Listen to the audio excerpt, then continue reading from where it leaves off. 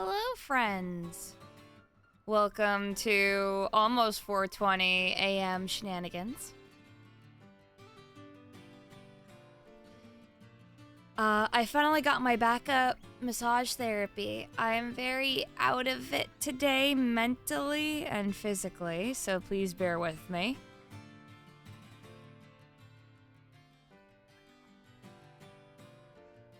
But I am here to stream again.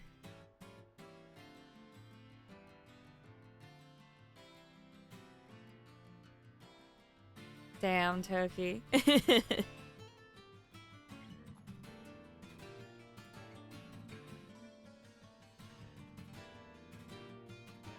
yeah, I've been doing a little bit off stream. No progression, of course. Nothing but dex progression. And I got decently far, and I found 2 shinies off stream. Just by pure luck.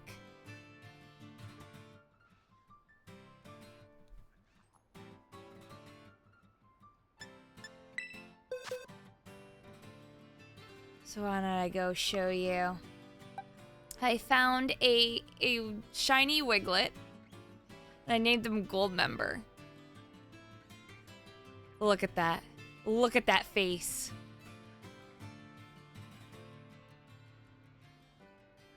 And then I got a shiny Rockruff, and I named it Bandit. After Bluey's dad from the hit children's show Bluey. I'm sad I couldn't get a female and name her Bluey, but Bandit will do.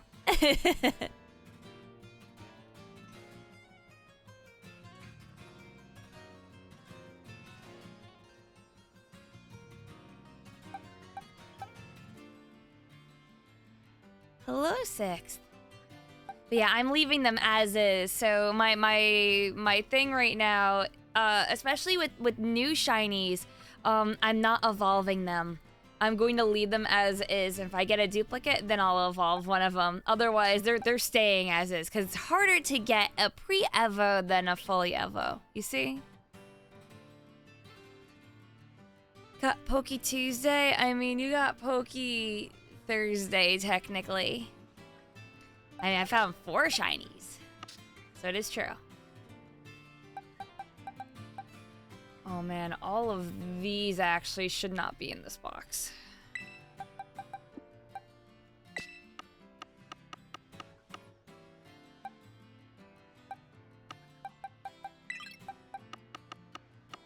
That was a mistake.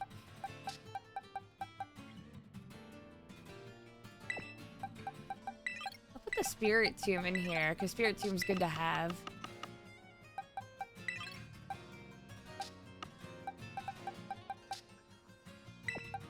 I got a Weavile. Kind of shiny rickety.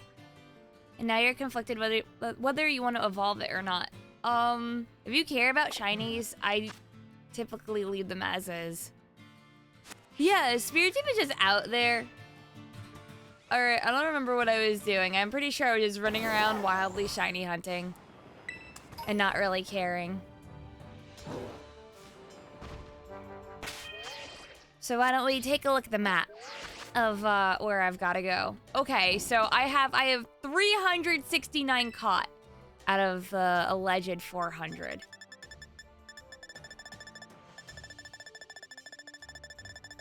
So pretty damn good.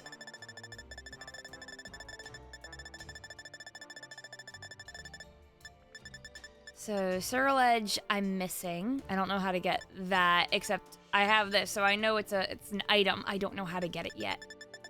How far are we in? Pokemon League is beaten. Herba Quest is done. 3 out of 5 of Team Star. Right, Poltegeist. I need the pot piece. I don't know where Indeedee is yet. I need Fomantis and Lurantis. I need a Heracross.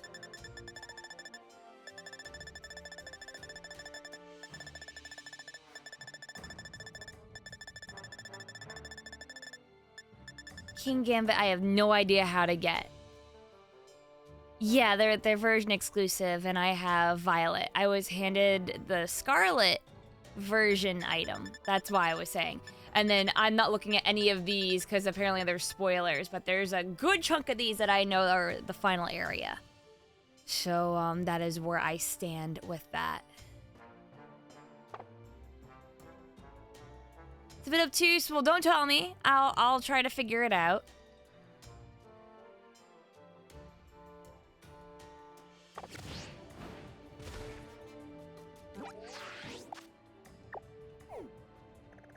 So let's do the first thing first. So Nimona challenged me to a battle because that's technically the end of the Victory Road line, and I didn't do it because when I beat the Elite Four and the Champion, and she did the "But thou must be my rival," she wore me out so mentally and physically at the same time that I just went, you know what?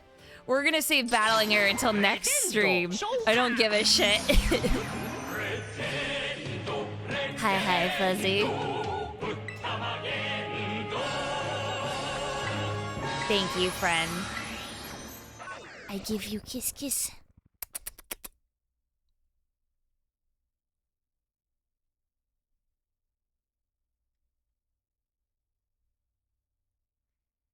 So yeah, why don't we go slap her shit in real quick?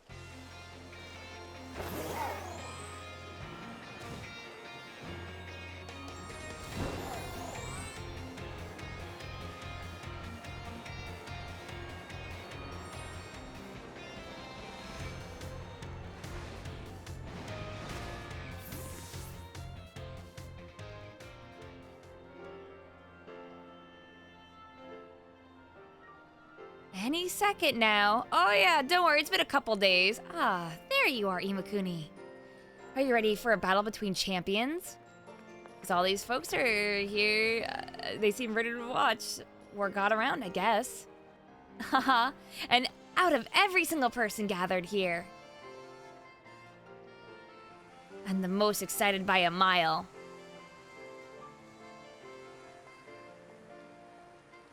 Larry's here!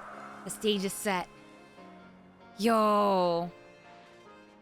It's my all-out power versus your strength in full fruition. Let's see who comes out on top.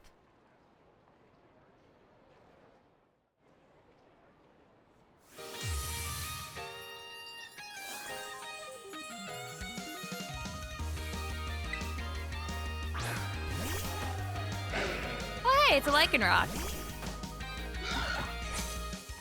Nah, my character is perfect now. Finally, the thing I've waited all this time for. Time to begin our greatest battle of all.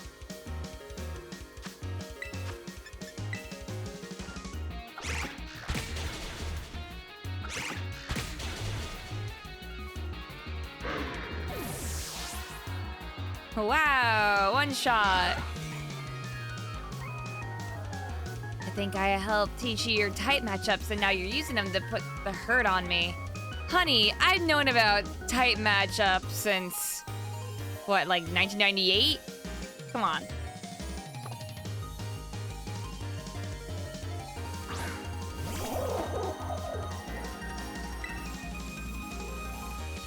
Yeah, so yeah, you didn't teach me shit. Don't lie.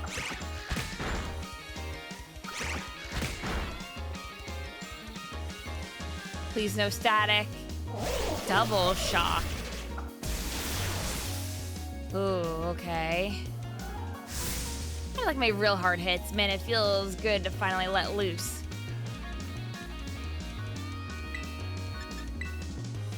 Use up all of its electricity? Oh, and then it just becomes fighting? What? That's a thing?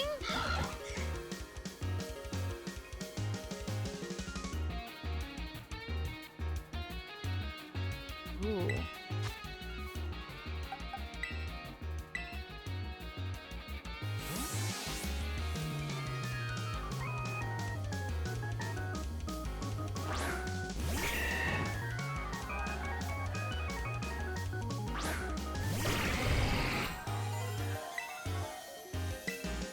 Alright, I'm doing Spore.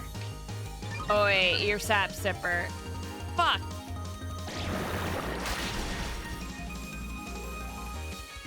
Alright. Do I have anything? I have Dragon.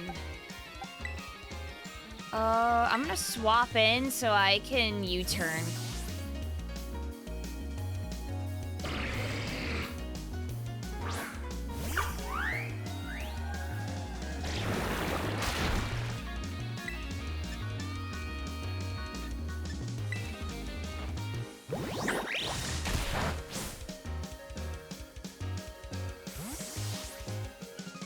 Hey, Evil King.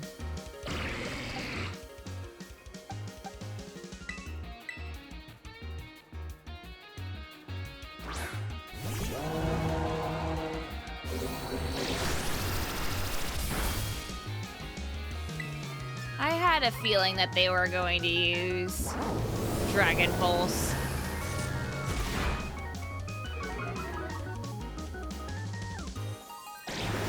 Muddy Water as well. Ooh.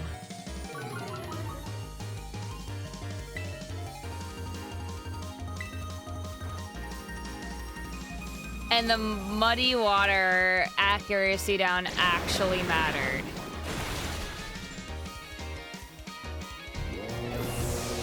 Every single time.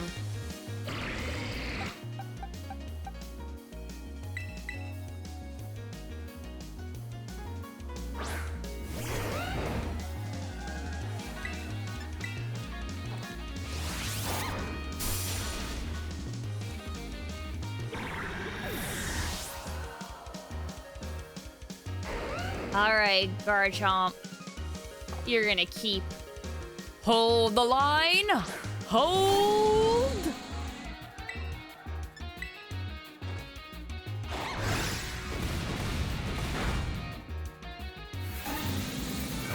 Oil?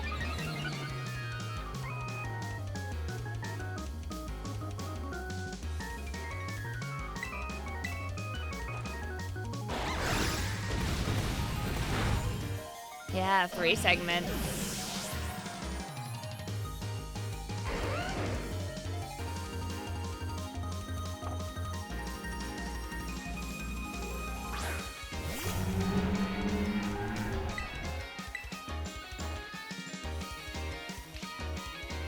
Earth Eater? What? That's a thing?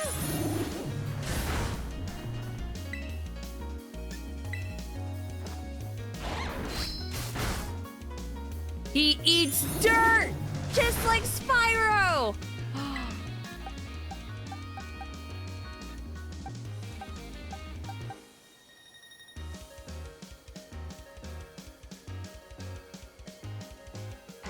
Oh, I really want to switch in. But I know it's gonna be Bad News Bears.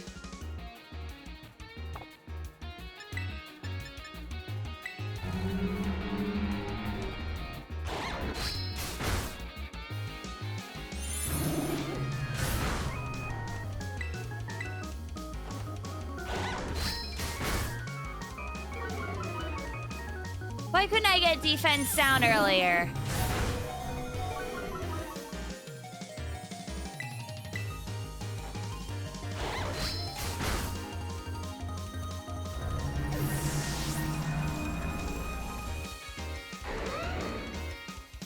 Meowscarada.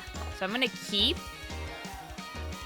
It's all down to this, my last Pokemon. We're gonna fight with everything we've got.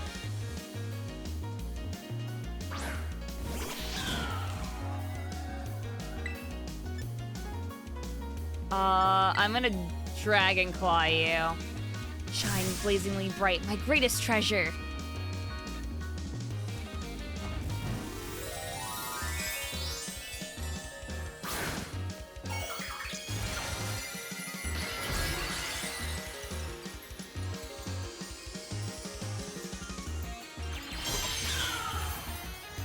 Yeah, go use Flower Trick. Get ready to see how strong Meowscarada has grown since the day we all met. Yeah, and you're faster. Of course you are.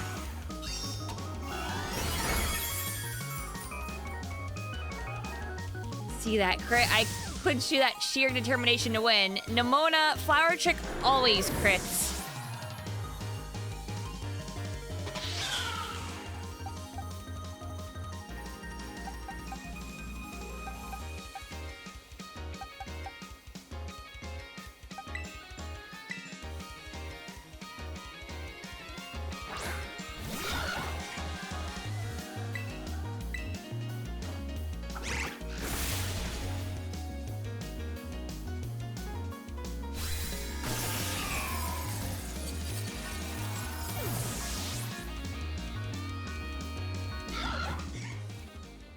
I don't need no stinking Terrastalize.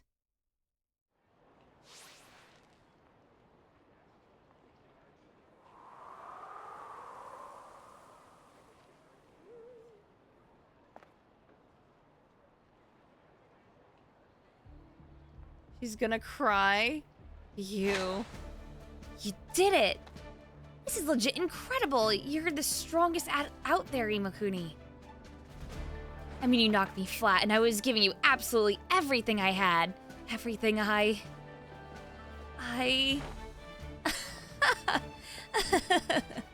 Oh man, Pokemon battling, am I right? So much better. So much more fun than I ever even knew. Thanks for that incredible match. You beat me for real this time. Yeah, I told you I'd kick your ass. We're not rivals, though. Stop stalking me.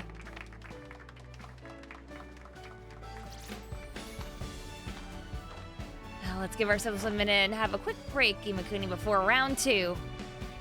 I don't know about that. Which Pokemon should I bring out this time? Decisions.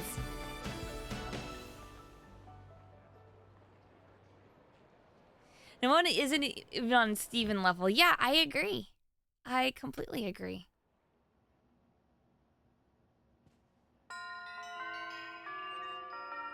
Victory Road complete. There we go. So that's officially complete now.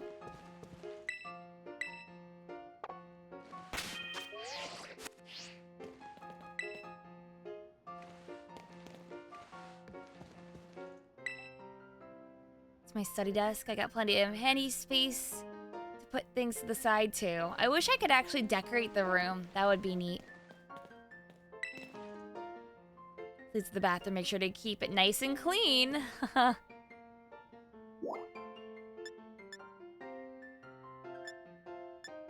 There's a school store. Biology lab. Oh my god, there's a ton.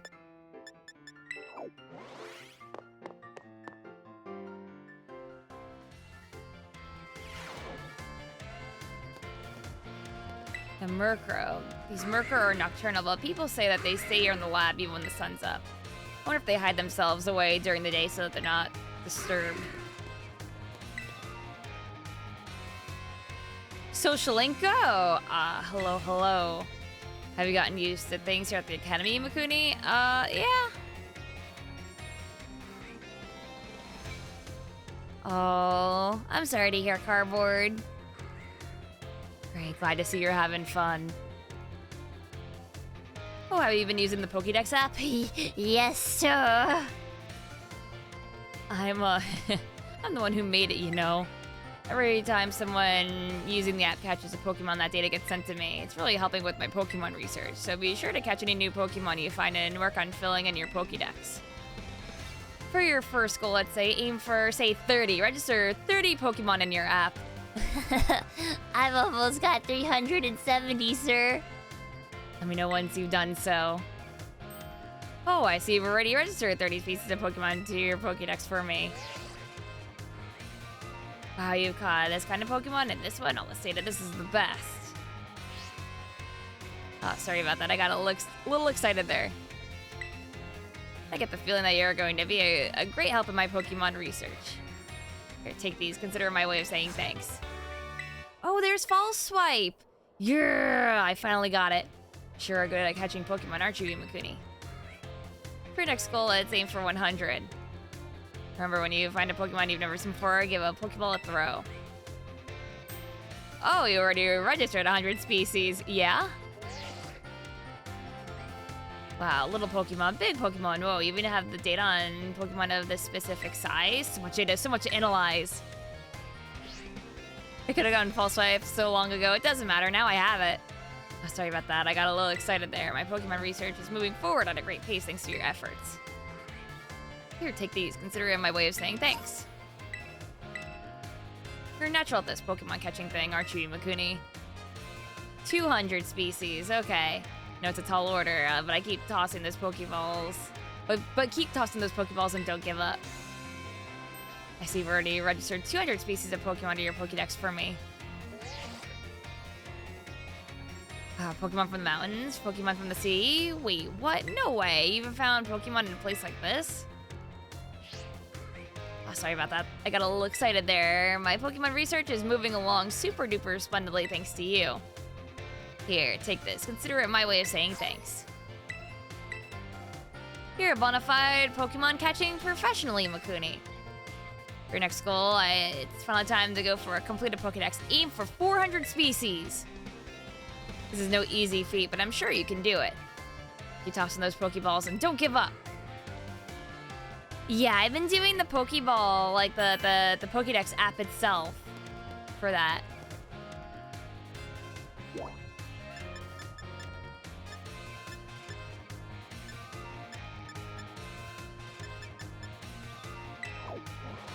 Now, what's the school store?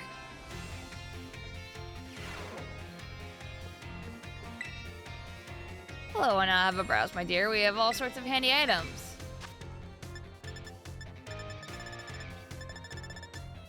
Oh, it's just a shop and it also has lemonade and like moo moo milk and stuff.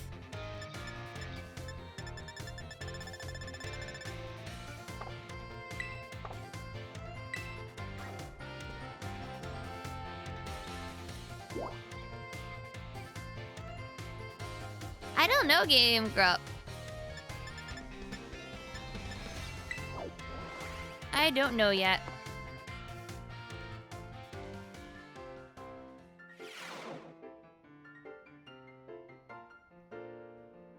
Oh god, I had school stores in elementary school.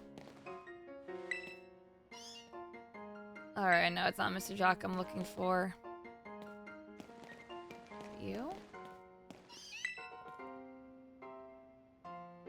Taking time out of your day to attempt to converse with me? You must be absolutely mad.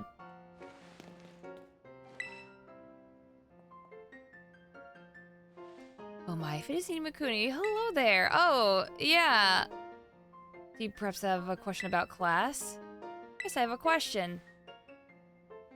What were you having trouble with? Let's have a little review, shall we?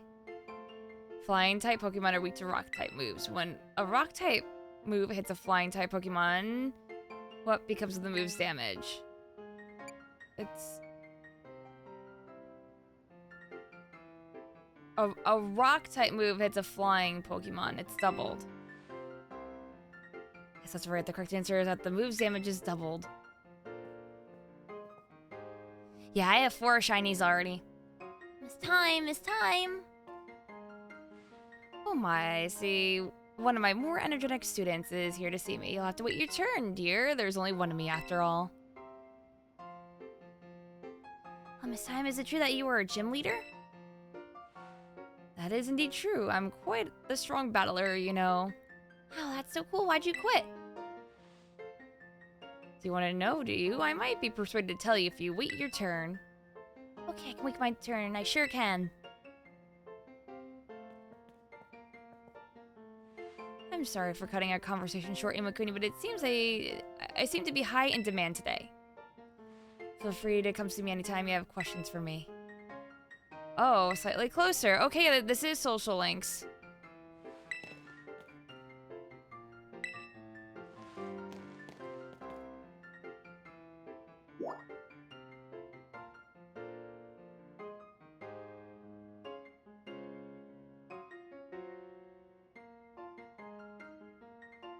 Do you mean Acme and Hoppip, Ninja Cat? I got a Wiglet, a shiny Wiglet, and a shiny Rockruff.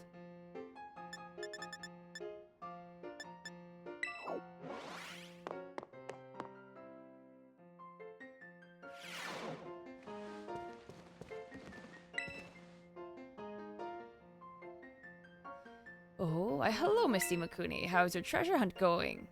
Or how is your treasure hunt coming along? Having all sorts of adventures, I hope? Yeah, it's been great. You know, you've been there. Wonderful, I'm glad to hear it. Do keep in mind that the treasure hunt has no set course or criteria you must follow. Simply go where your heart takes you, and you shall do splendidly. Speaking of such pursuits, there has been something on my mind of late. If I could ask for your expertise on the matter, I would be most grateful. You see, I had recently heard a word whose meaning escapes me. I believe it to be some sort of slang. Tell me, what does shugi mean? Oh my god. Is that a thing? I don't know what the fuck this means.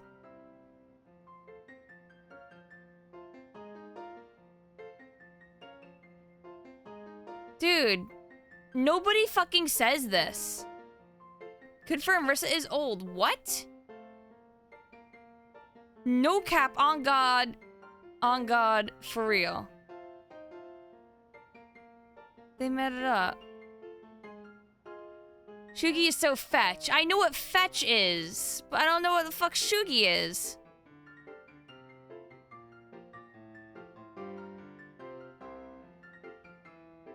Fetch was like 2000 slang. What the fuck is this?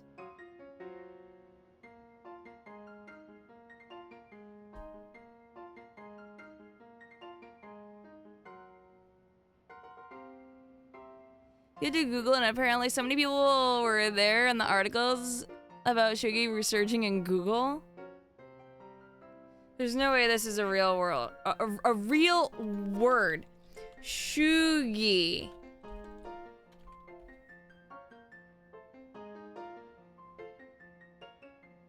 Opposite of trendy or trying too hard. Oh my fucking god. It means try hard.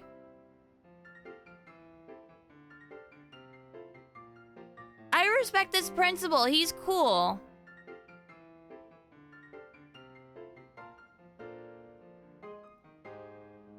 It's basically the word ugh. You mean cringe. Yeah. He's not cringe though. You don't know, Clive is way cooler. I mean, Clive is way cooler, but I respect this man.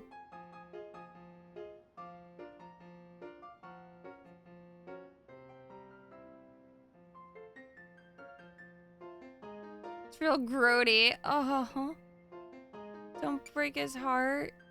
No, I gotta tell him. It's a really chewy gumball. It's gum. It's a chuggy bar.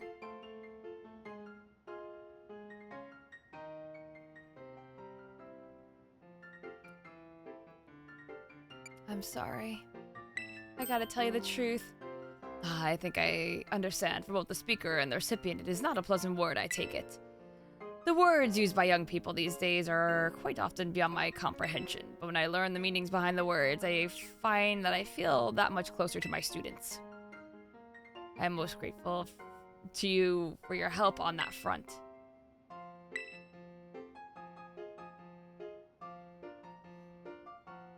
I had to be real with him. No cap, this guy's chuggy for real. Oh, Miss Imakuni, I am pleased that you stopped by again. That's right. Thank you. Travel and adventure certainly have their place, but it does one good to attend class as well, no? Speaking of which, there's something I would very much like to ask you. I understand that you have joined a variety of classes during your time here at the Academy, but if I ask, which of our faculty members has made the most favorable impression on you? I'll tell you, it ain't Miss Time. I like Mr. Jock because he made the Pokédex, and I'm obsessed with catching Pokemon, and he tasked me with catching 400 Pokemon, sir, so, I gotta say he's my favorite. He gave us an A.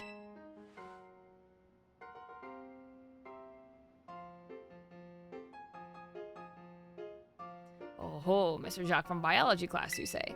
Yes, he's a fine teacher. A most earnest and hardworking fellow. We are truly blessed to have so many wonderful teachers and staff members at Uva Academy. I firmly believe that our faculty is second to none in their commitment to our students' ongoing education and well-being. Thank you very much for sharing your thoughts, Miss Imakuni. We became even closer. Is there anything else that we can do?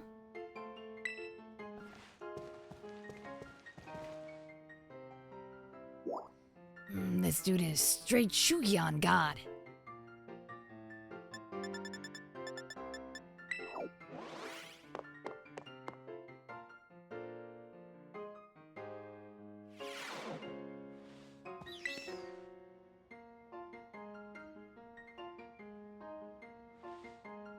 Hey there, come on in. Everyone's welcome in the nurse's office.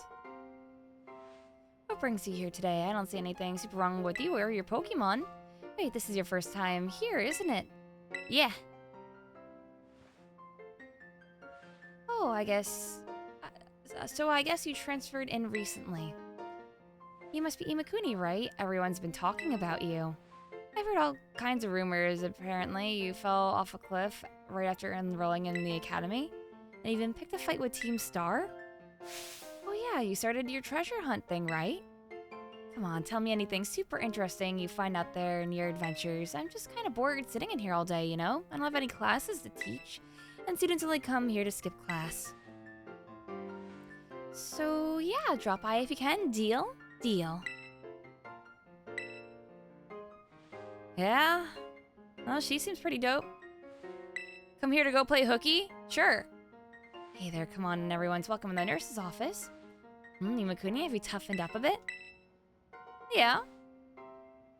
Oh, so you're tough stuff, huh? But seriously, look a bit different from 2 seconds ago, ma'am? I bet it's because of all the crazy experiences you're having on your treasure hunt. You can tell me all about what you've been up to.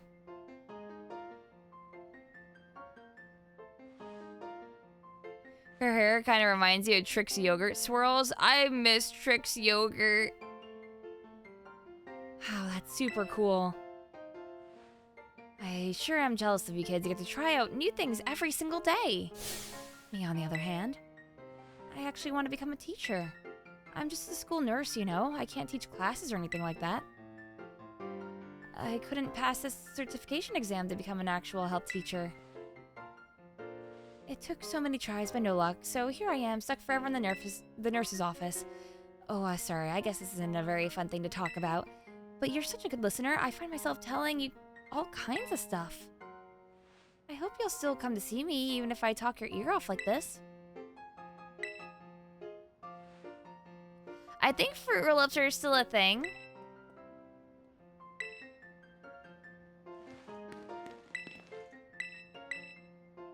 Yeah, lie down for a rest, why not?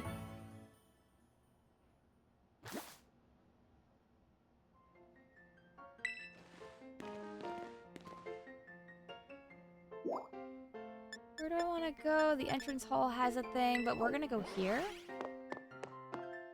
Yeah, gushers are, I mean, all of it just sugar shit, but you know.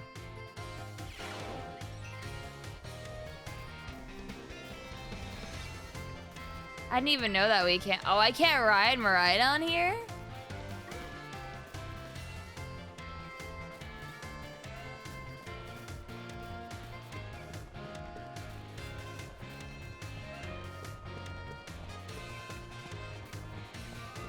Gym teacher. Oh, Snoo Kid. Have you come out here to the schoolyard for some training? I knew I could see a fighting spirit burning behind those eyes of yours. Why don't we do a bit of running together here to get to know each other a little better? Ready, let's go. Ma'am, I have a note that says I can't do running in gym. I ran 3 laps around the schoolyard with Miss Dendra. Whew, that really worked up a nice sweat. You got a good pair of legs on you, kid. A good bout of training sure does make a body hungry, doesn't it? I'll let you have one of my homemade sandwiches as my way of saying thanks for running with me today. Feed those muscles. Wow, Ima, you ran 3 laps and didn't even throw up. It's a Christmas miracle. This Sandra sandwich was dry and had an odd smell. The taste left much to be desired. How was it? I hope it was tasty. Yeah, tasty. Yep. Sorry, I shouldn't have asked you that. I'm athletic and all, but I don't know the first thing about making good food. As your honest reaction, you just reminded me. Well, see you later. Enjoy your sore muscles tomorrow.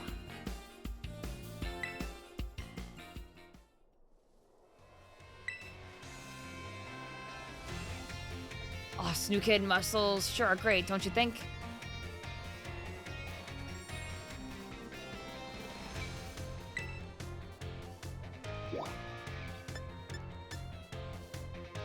There's something... You think there's an interesting books around the campus? I check both shelves sometimes. I'll look at them whenever. I'll be there. Did she drug me? She might have put steroids in my sandwich, but I don't know.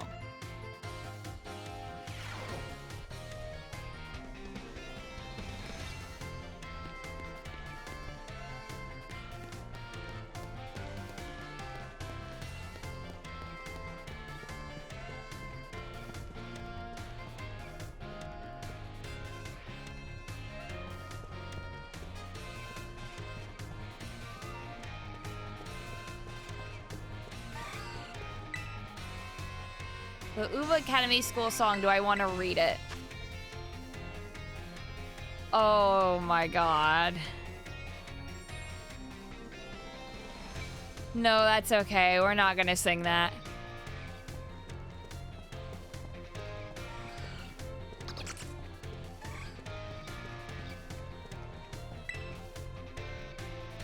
Types and moves 1. Yep.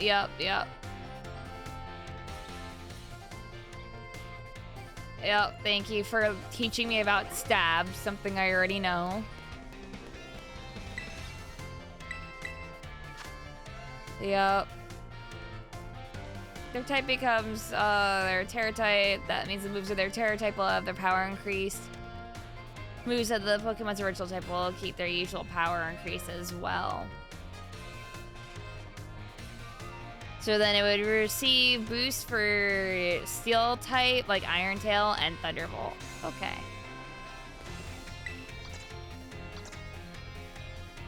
Oh, hey, Imakuni. Sorry, were you looking for me? I've been away from the nurse's office lately. Did you need something from me? Are your Pokemon hurt? Just a sec. They weren't, but, you know. Here you go, a little first aid. You must really be having an adventure out there, judging from those scrapes and cuts. Huh? Oh yeah, I guess it's pretty unusual for me to be out of the nurse's office like this. Well, I'm actually doing a bit of studying. I thought I'd try my best at the health teacher's certification exam one more time. You can do it! Just so you know, it's totally not because I'm inspired by a certain somebody working hard at their treasure hunt, okay? Well, maybe I am, just a little bit. So, you know, thanks, yeah, hehe. Uh-oh, my break time's almost over. I know you'll be cheering me on, Imakuni. I feel trusted by Nurse Miriam. Yeah, she does have the blaze hair color.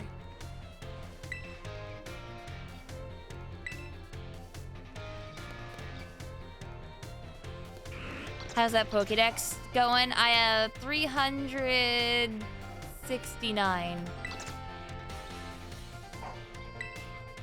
Oh, we've got a bunch more classes to do.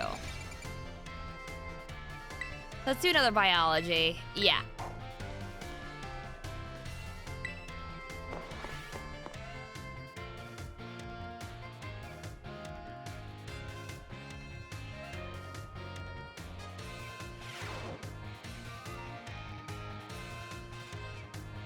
Oh, hello, I hope everyone's ready to learn some new things today. I seem to remember teaching you all about the importance of eggs in our last class together. On that note, is everyone using their Pokédex? It registers Pokemon born from eggs as well as those encountered via other methods, so don't you worry about that. And just so you know, I'm the one who developed the Pokédex app. It was way before I started teaching here at the academy, though. Back then, I was a researcher. In fact, Director Clavel wasn't working in the education at the time either. He was researching alongside me at the same facility. We got to research Pokemon together day in and day out. Those sure were fun times. I got yelled at all the time, though. Wait a second, how did I get into this? Pretty sure I was talking about the Pokédex. Anyway, today I'd like to teach you about catching Pokemon. As you all know, a great way to catch a Pokemon more easily is to first lower its HP. There's another way to up your chances of a successful catch. Can you guess what it is? So... I don't think that raspberries exist in this version, but giving a Pokemon a berry would be a legal way. But status condition is clearly it. Establish dominance over it. Keep throwing Pokeballs until you catch it. Oh, that's right. Imakuni, great job. The correct technique for making Pokemon easier to catch is to inflict them with a status condition. Sleep is an especially effective status condition. Makes the Pokemon drastically easier to catch. If you have a Pokemon that can use moves to put opponents to sleep, like Sleep Powder or Hypnosis, filling up your Pokedex would be a cinch. There are other ways to improve your catch rate as well, like using Pokeballs specifically designed to be effective against certain Pokemon. Eating food that gives you catching power works too, or sneaking up on Pokemon from behind and catch them by surprise when you start a battle. If you're having trouble, you may want to make the round to the gyms to get gym badges. Earning gym badges will make it easier to catch Pokemon of higher and higher levels. Please do come show me your Pokedexes once they start to fill up. Another day, another enjoyable class. Oh yeah, don't forget our next class will be a test. No, berries exist, but the raspberry in particular, I don't think is in this game. It's in, like, casual Pokemon games.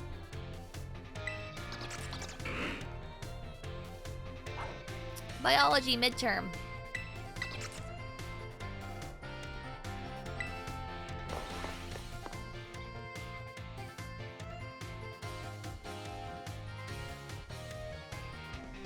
Yeah, there's math class. Hello everyone. Today's our midterm exam. It sure feels good to fill in all those empty spaces on the answer sheet, doesn't it? Take your time and contemplate each question carefully. What button would you use to let a Pokemon out of its ball so it can walk with you?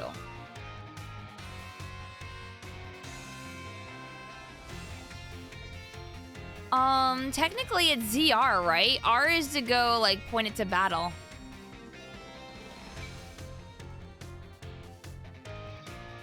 Depends on what you pick, Game Grub. I think it's ZR. Combine one letter and one number below to quickly say when and where eggs are found.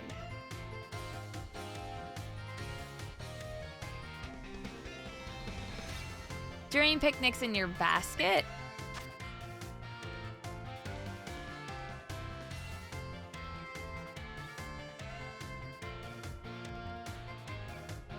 Warm up eggs. Walking around.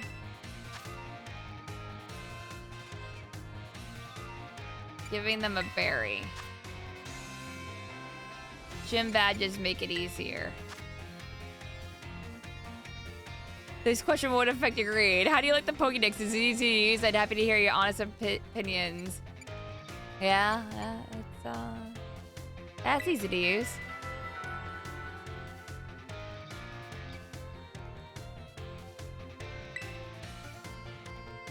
Last question was just something that you're personally curious to know. Don't tell the director about it, okay?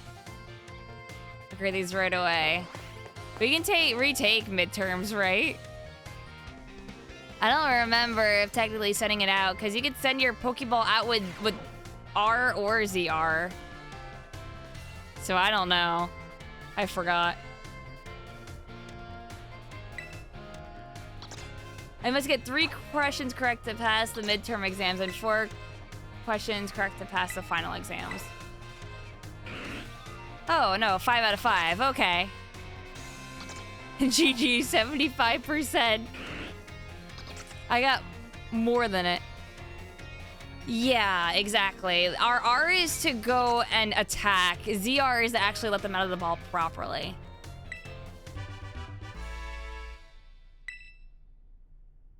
Mr. Jacques asked us to give this reward to any students who pass the exam. Keep doing your best. Yeah, I might as well just go in order so I don't. Vizier also auto-aims at Pokemon, starts Pokemon battles, exactly. Class will begin soon. Don't be tardy.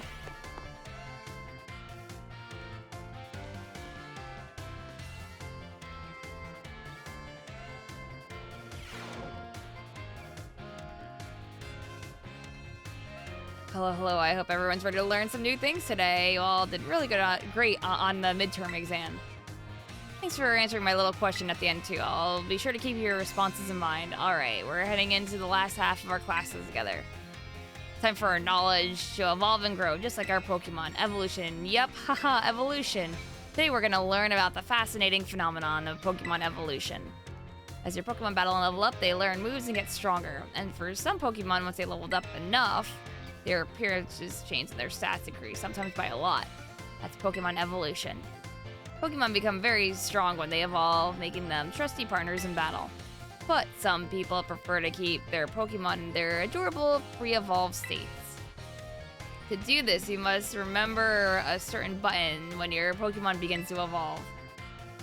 Say with me if you already know. To cancel the evolution, press the B button. That's right, everyone. B for best answer. The button you want when you want to stop a Pokemon from evolving is the B button. If you press this button soon after a Pokemon begins to evolve, you can stop it from changing. You can also let the Pokemon hold an item known as an Everstone to keep it from evolving. Keep that in mind that the requirements for evolution differ from Pokemon to Pokemon. Some may evolve from having a certain item, such as a Firestone or Thunderstone, used on them. Others may have to learn a specific move or defeat a specific Pokemon in battle to evolve. Oh! Defeat a specific Pokemon in battle. That's a requirement I can't really think of with a lot of Pokemon. So that has to be a clue for one of the new ones.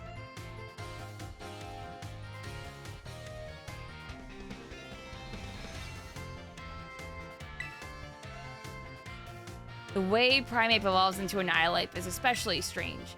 You see, there's a certain move that...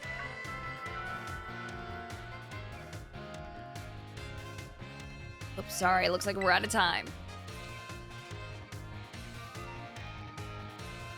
I guess we'll have to end class there for today. Thank you for your attention.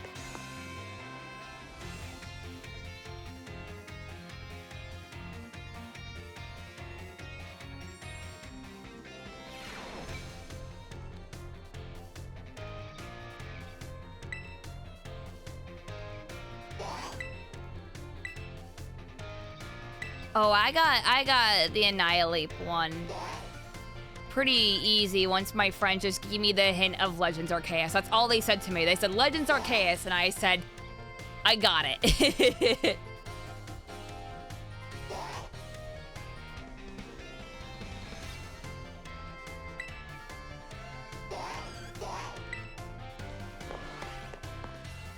I put all the pieces together.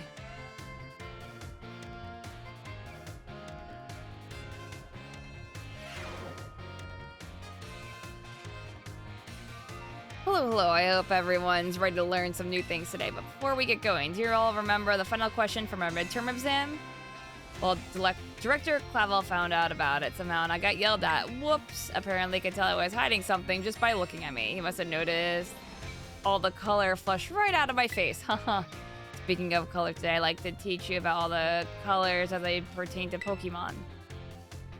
Some Pokemon have slightly different coloration or patterning on their bodies based on their gender or individual differences. In very rare cases, a Pokemon may have wildly different coloration compared to others of the same species. We call these specimens shiny Pokemon. It's quite rare to cross paths with one. Does anyone here know what the likelihood of finding a shiny Pokemon is? It has to be 1 in 4,000 in this game.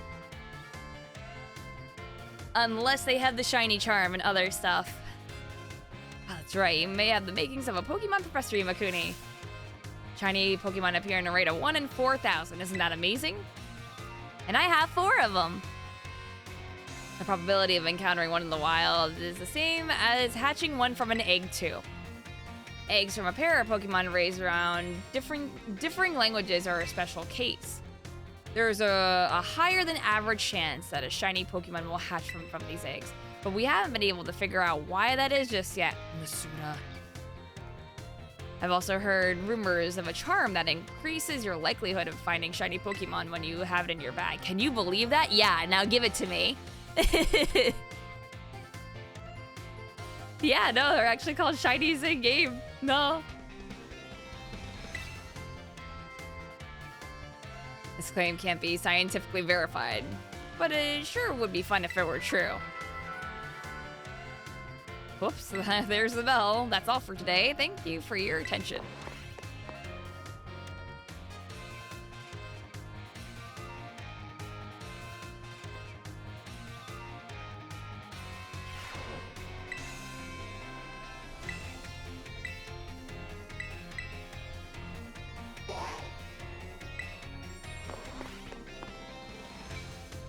Alrighty, Fuzzy. You take it easy.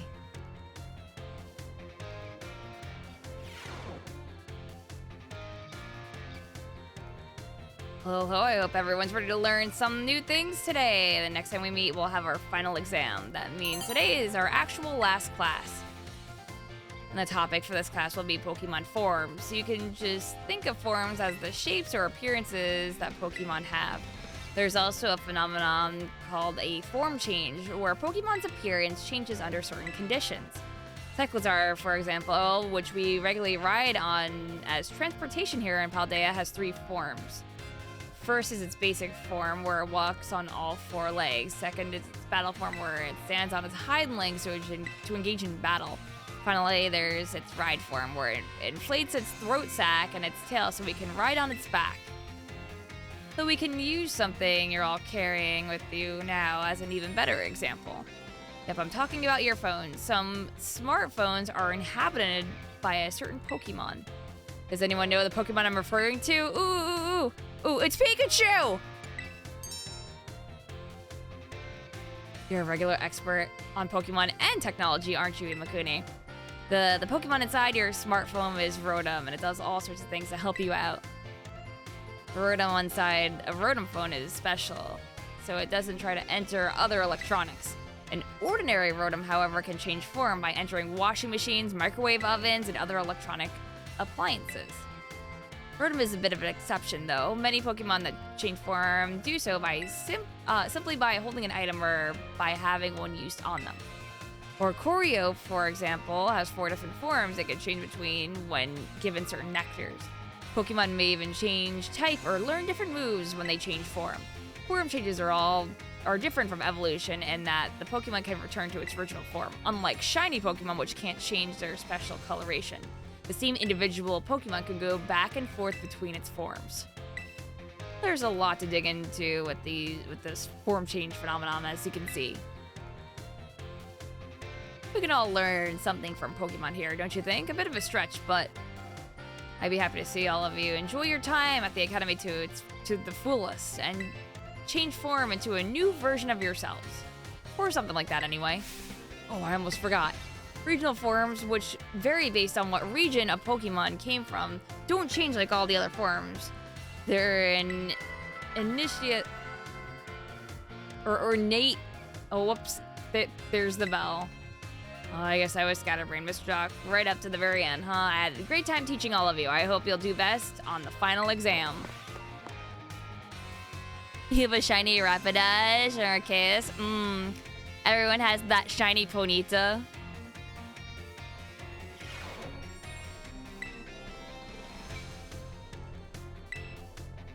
Biology final.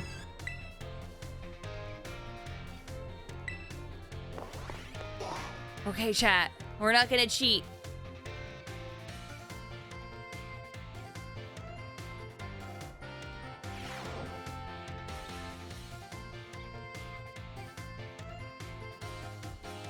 Hello everyone, today is our final exam. It will cover everything I've taught you so far, but I'm sure you will all do just fine. Take your time and contemplate each question carefully.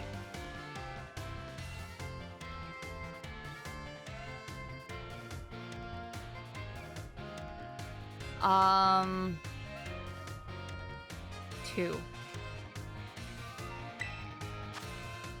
True or false, get new Pokemon only by catching them yourself or trading with other trainers.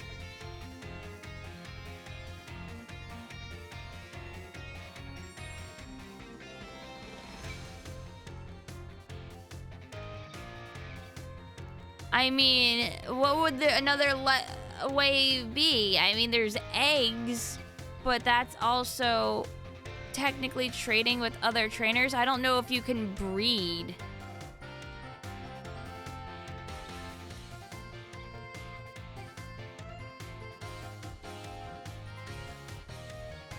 Shed Ninja?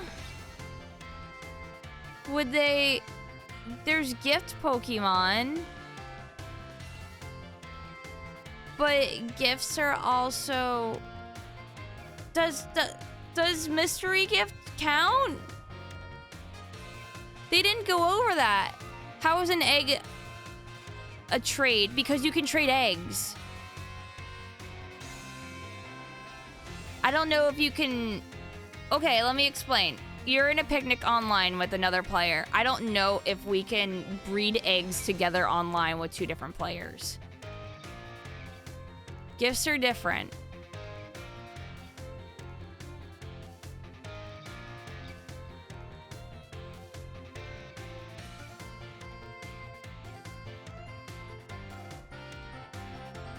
This is fucking me up. I'm just going to say true because you got to get them by catching themselves or trading with other trainers. Because, yeah. Wait a minute. Wait a minute. This is worded bad. But by catching them yourself, no. The answer is false because this is stones. Stones exist. They're not mentioning stones, so it has to be false. But it's saying only by. Yeah, evolution. Evolution stones are not mentioned. Well, yeah, they're not mentioning eggs or stones. Or evolutionary items.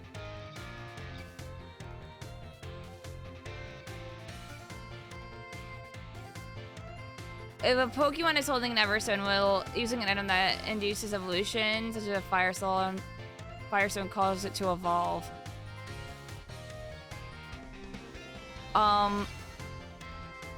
I don't know. I'd never tried to actually evolve a Pokemon if it's holding an Everstone. Because if it's holding an Everstone, I don't know. But I would assume no. No, this is hard. This is fucking existential Pokemon questions where I would never fucking think about ever. I know they just told me that an Everstone would stop it, but does that actually stop it? I would say that yes, it would. It's holding a fucking Everstone. I don't know if it would trigger the evolution at all. Can you even use a Firestone while it's holding an Everstone? I'm gonna say no. Okay, this is the easy one. False. It has 4. This won't affect your grade. Do you have anything you'd like to say about my class? I'm getting used to this teaching thing, but I sure had fun as your teacher. Thank you. Keep on teaching. Okay, time's up whether you like it or not. I hope everyone enjoyed tackling those questions. I stuck in a little bonus question there right at the end again. Shh, our little secret. Don't tell the director. I'll grade these right away. I hope you're all looking forward to seeing how you did. We're not in post-game, no. I'm gonna do all of the school classes, and then I'm gonna go beat up Team Star. And then we're gonna be technically in post-game. Doesn't it feel great to get a test out of the way? Let's look at your results. Okay, I did get it all correct.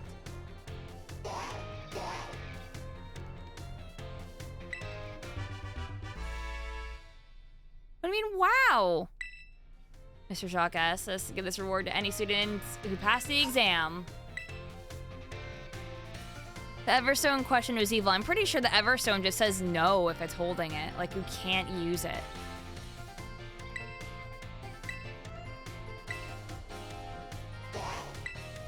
Right, so let's go take math, because math pisses me the fuck off and I have to remember these questions.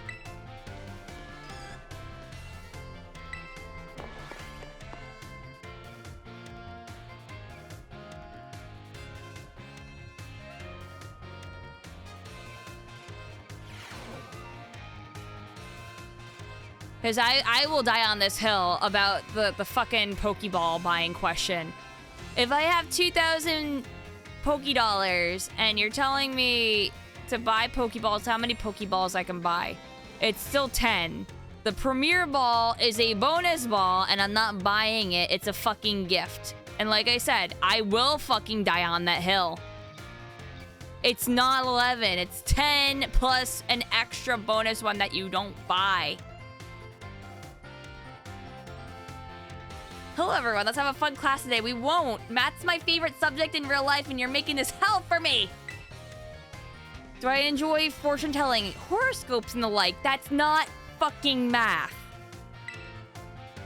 I think it feels great to read your horoscope and see that it says good luck is coming on your way. Okay, I'm a Taurus. What's my horoscope for today, teacher? Does it matter?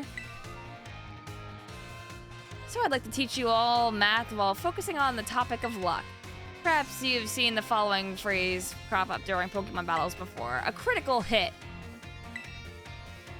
When a Pokemon's attack lands a critical hit, the damage it deals is increased by half. In other words, it does 1.5 times as much damage as it normally would. It is truly luck that determines whether your Pokemon lands a critical hit or has one landed on it. This can cause a great upset in battle. Does anyone know what the percent chance a Pokemon has of landing a critical hit? I actually don't know this one, but I want to say that it is 4 in 100? Because that makes the most sense, because 1 in 100 is too low. And 12 is too high. I feel like it's 12 if it has increased chance of hitting. Okay. It's 1 in 24. That makes sense to me. It figures roughly 4.17%. A side note for everyone, because I find this really interesting piece of trivia right now. Apparently, when it comes to VGC, like actual competitive for this game right now, everything is up in flames. Because online, the first turn of a battle is seeded that the first attack will always critically hit, no matter what. For especially for one-hit kill moves, so that, you know, like Vice Grip, what are the other ones? Horn Drill. The one-hit KO moves, because it's a critical hit, will always, Guillotine, thank you. Guillotine, Fissure, they will always turn one-hit KO. Because it's seeded. Yeah, every online match has the same RNG seed. I think, yeah, I think that they said that the new patch is gonna fix that. But right now, VGC's like, no, this is the worst thing.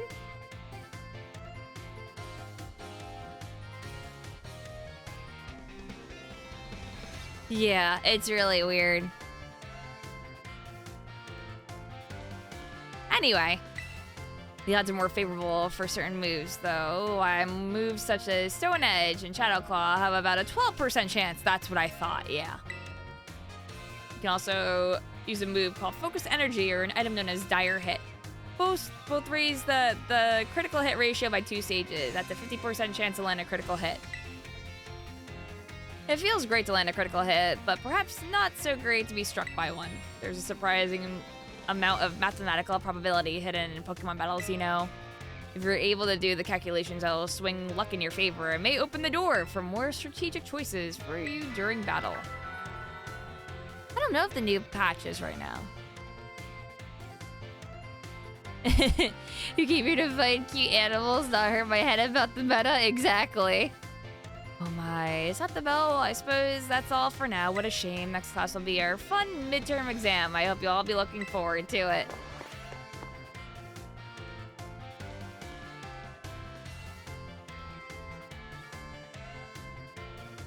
Should be today since rank mode starts tomorrow.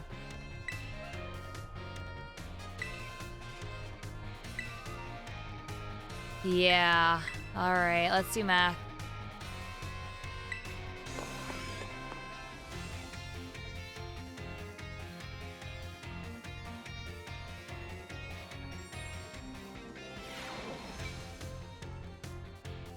Alright, everyone, it's time to begin our midterm exam. I'm sure the fun experiences you all had in my class will serve you well as you answer. Water gun. It does double damage. Razor leaf, when it hits fire, half. Fuck off, it's 10. Fuck you. Fuck this question. You get 10 and a bonus. The bonus doesn't count.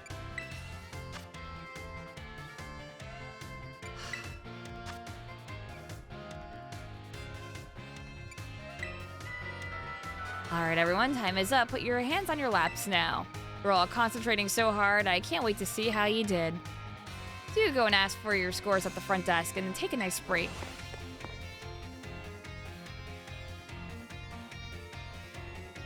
To be fair, ask how many you get, not how many you purchase, but yes, the question is kind of bull.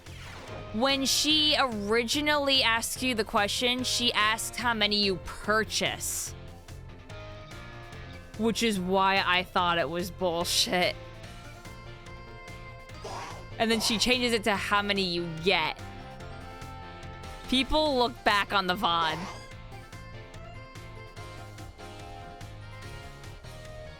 It feels great to get a test out of the way, doesn't it? Let's take a look at your results. You must get 3 questions correct to pass the midterm exams. Yep.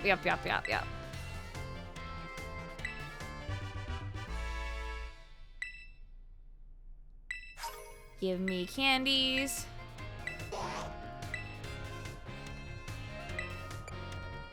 I have all of these other ones to do too.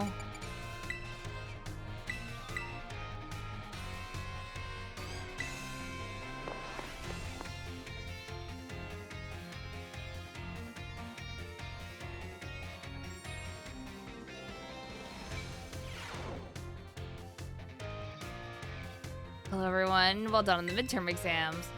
Some of you earned perfect scores and others seem to have a bit of trouble, but I can tell that you all tried your best. I'm quite pleased to say that every last one of you passed. I can only assume this means you have all come to love numbers. Already have, ma'am. It's a Pokemon game. Stay sharp and try your best. And try your best for the rest of my classes too. Speaking of sharp, do you know how that word applies to Pokemon battles? That's right, it has to do with stat boosts. A Pokemon's stats can rise and fall throughout the course of battle, right? For example, if a Pokemon uses the move Work Up, its special attack and special attack stats will raise by 1 stage each.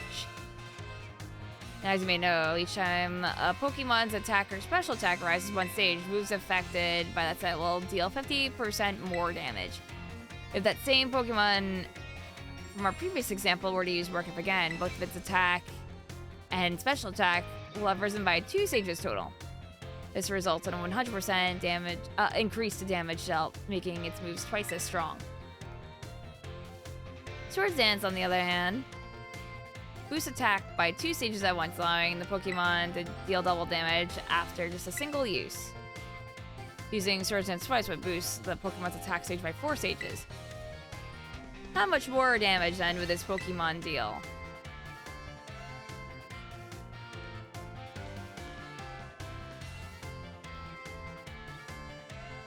Triple?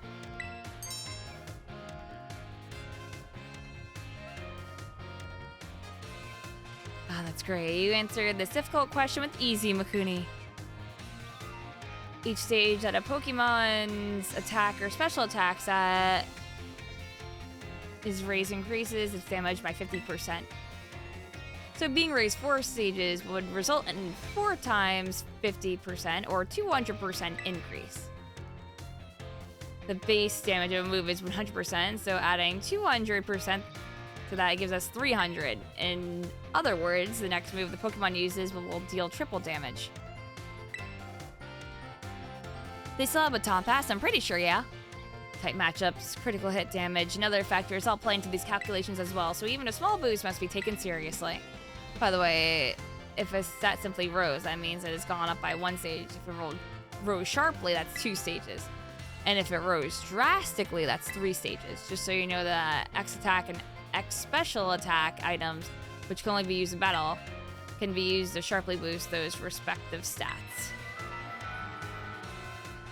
Oh my, is that the bell? I suppose that's all for now. What a shame. Today's lesson was a little difficult, so be sure to review what you learned in order to stay sharp. I'll see you all again next class.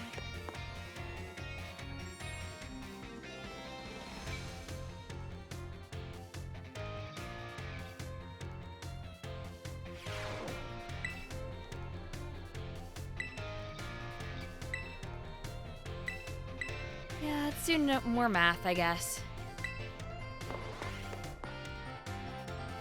What's a move that raises stats drastically? Ooh, I'm trying to think. I'm not sure.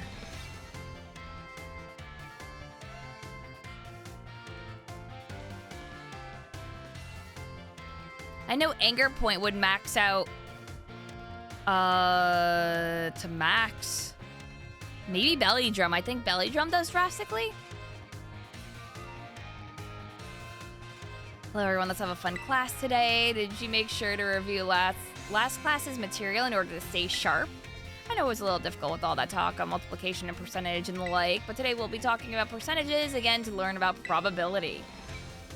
That may sound like we're gonna have another difficult class, but did you know that all of you already dealt with the probability on a regular basis? Pokemon moves generally have a property called accuracy, which determines the probability that they will hit. The accuracy of tackle is 100 or 100%, so if you were to use tackle 100 times, you could expect it to hit all 100 times. The move Hypnosis, which puts opponents to sleep, has an accuracy of 60 or 60%. That means you could expect it to hit 60 times in 100 uses. Put that another way, out of 100 uses, you could expect it to miss 40 times. Many of the truly powerful moves often tend to have lower accuracies, so when you're dealing whether to go slow or steady with moves that are sure to hit, or hard and fast with stronger but less accurate moves, you're already studying probability. Let's hear. Perhaps Surf and Hydro Pump would be good examples for this discussion. Surf has a power of 90 and its accuracy is 100, meaning you can expect it to hit every time. Hydro Pump's accuracy is only 80, but when it hits, its power is 110. So between Surf and Hydro Pump, which move would you want to use for yourself? And I would personally say that it depends on the situation. I would personally use Surf, but it really depends on the situation. However, I like Surf. I am a Surf girl.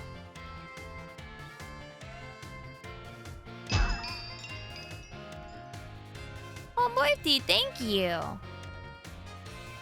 Sensu, congrats and kiss, kiss.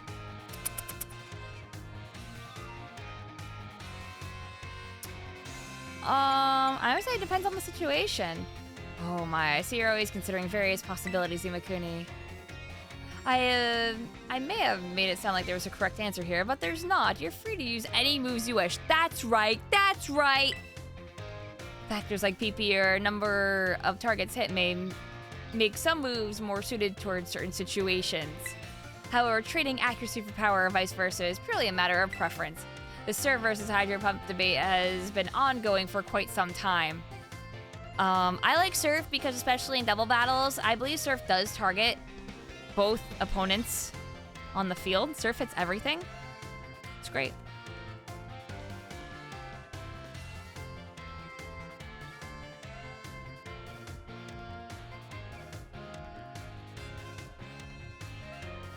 Hydro Pump has 80 accuracy. Hydro Pump has at least 85. Maybe, with luck.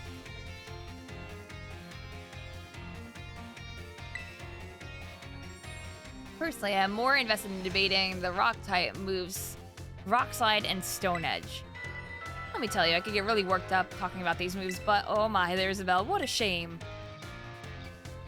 Next class will be the last of our time together, so show up 100% ready to go.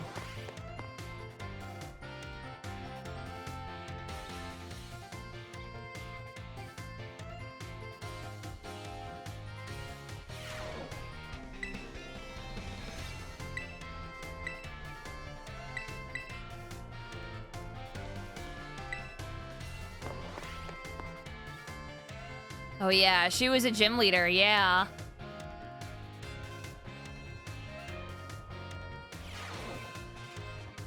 Hello everyone.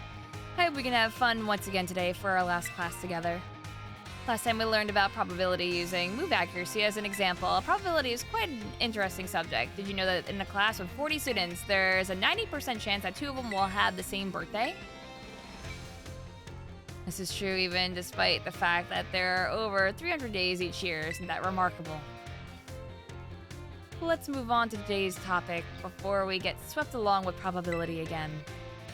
I've been teaching you all how to calculate damage in this class using examples like tight matchups, critical hit, stat boosts, and the like.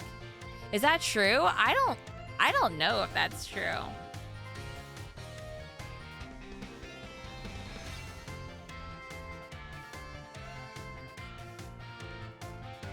Birthday paradox is real. I don't know. Everyone start just posting your birthdays in chat and we'll see if it's real. I mean, we have a bigger pool of people in here, but, you know.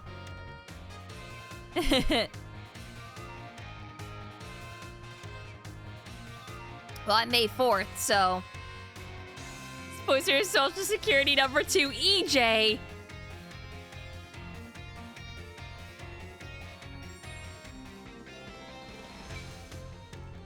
So far,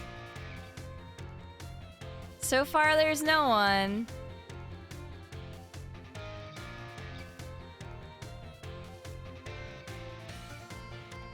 I know.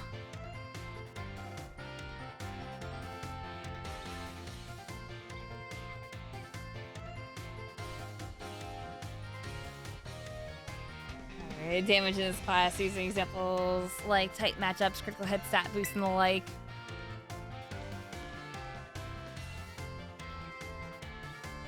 All these variables are multiplied together to calculate damage dealt to an opponent. However, did you know that there is an even simpler way to increase the damage of your Pokemon's moves? All you have to do is have your Pokemon use a move it shares a type with. If a Rock-type Pokemon uses the Rock-type move Stone Edge, the move's base power of 100 is multiplied by 1.5 to become 150. Ground and Rock may seem like similar types, but if a Ground-type Pokemon uses Stone Edge, the power will remain 100.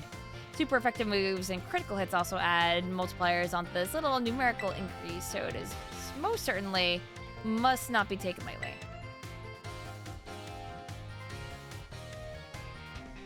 Let me ask you a question to see if you understand what I'm talking about here. Say you have a move with the power of 100. If a Pokemon that shares a type with this move uses it and hits a Pokemon that is weak to that type, what happens to that move's power? It becomes 300 because it's stab and then double.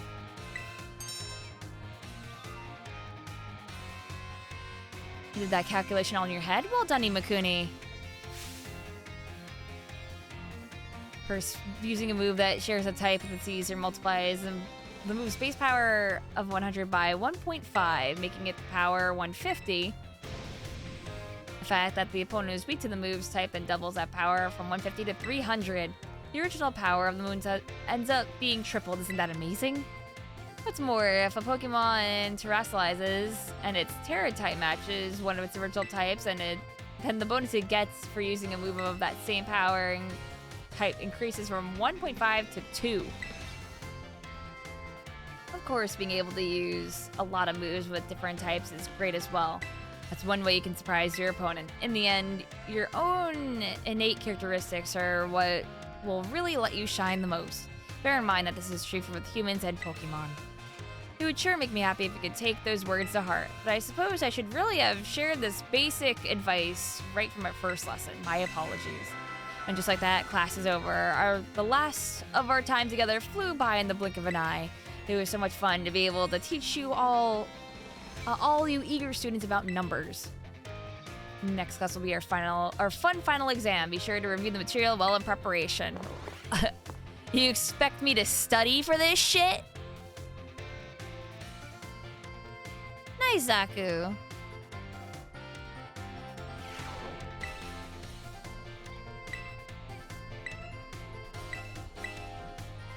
I'm hoping to get there.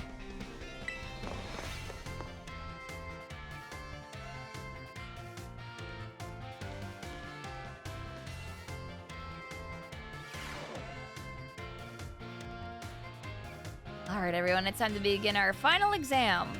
I'm sure the fun experiences you all had in class will serve you well as you answer.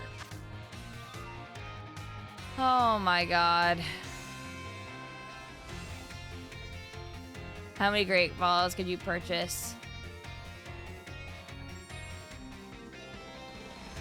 5. If a water type move with a power 100 lands a critical hit on a grass type Pokemon, what will the move's power be? So it is a stab and then divided. So 75. Under normal conditions, what % chance does Stone Edge have to land a critical hit?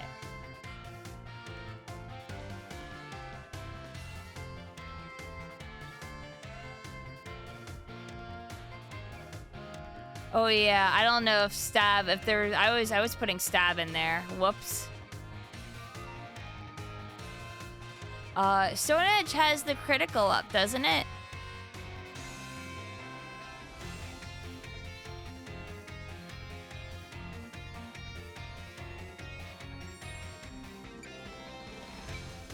Didn't she say that Stone Edge has a higher chance to crit? Oh yeah, it didn't say a water Pokemon used it. It's true. I assumed it was water. Yeah, so 12. It does Sword Dance twice to boost it by 4 stages. Triple the damage. Power of Rock, Terra with Rock. So I'm probably at 4 out of 5 there. The test was accumulation of all I taught you. I'm sure you did all just fine. Yeah. Dude, and go ask for your scores at the front desk. Yeah, I misread that one because I'm like, oh, it's a water. Whoops, it's just a 50. It didn't say anything about it.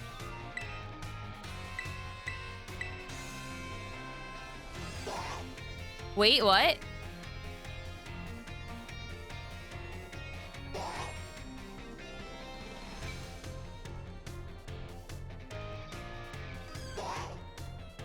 Wait, did I assume and get it right because I assumed? Accidental correct answer. What? Are you guys literally gaslighting me?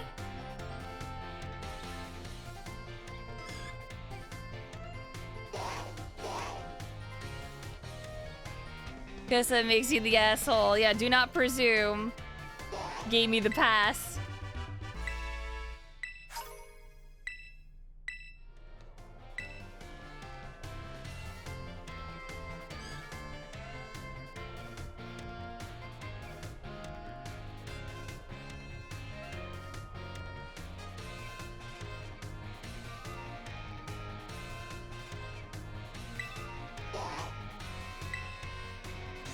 Alright, what am I gonna do next? I might as well finish up battle studies next, and then we'll go into the new ones.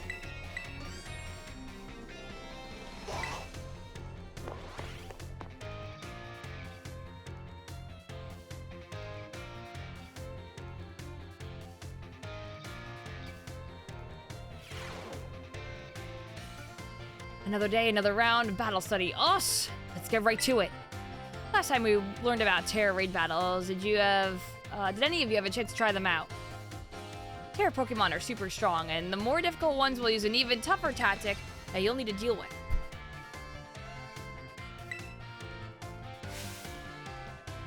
I'm talking about their Terra Shield. What happens while a Pokemon has its Terra Shield up, you ask? Well, it'll take way less damage, for one. It has a big effect on morale, too. When trainers see that shield go up, they feel doomed, like there's no way to win the battle. So here's a question for you. If the Pokemon you're battling puts up its Terra Shield, what should you do? Terastallize and attack it. That's right, you're a regular Terra Raid battle master, aren't you, new kid? Regular attacks don't work so well up against the Pokemon that have their Terra Shield up, but having your Pokemon Terastallize is an effective method to overcome that issue. A Terastallized Pokemon will do more damage to shielded Pokemon, especially if it uses moves that matches its Terra type. Dealing enough damage to a Pokemon with its Terra Shield can destroy the shield and break the Pokemon's stance. That means it's important to properly time your Terastallizing and Terra Raid battles. In conclusion, as I say, fight fire with fire, and Terra Pokemon with Terra Pokemon. You should work together with your teammates to smash through your opponent's Terra Shield. Aw, man.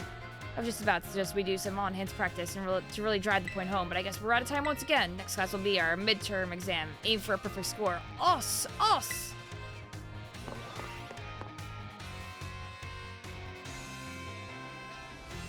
Yeah, I don't know why Namona's even in the class. That's a little weird, personally.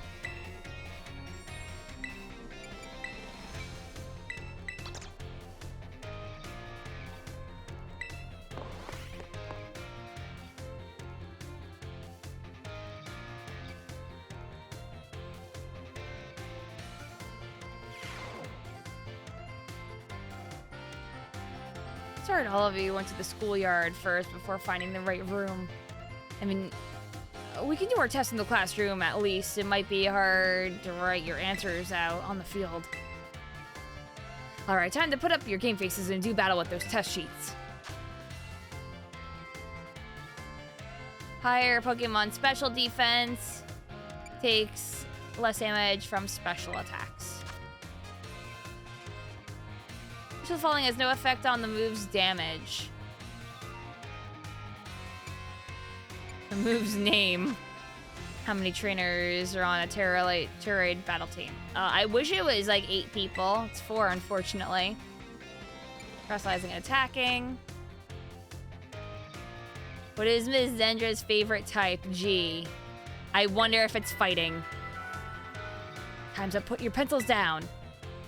I saw you giving everything you got. I'm sure you'll all get perfect scores. Hold on, everyone. You can ask for your scores at the front desk.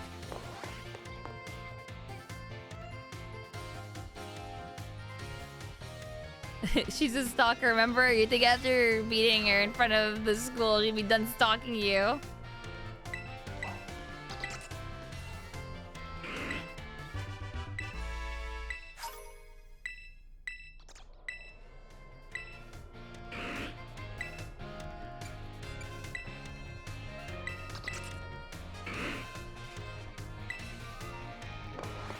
Question number 6. What is Metachan's nickname? Oh, I don't fucking know.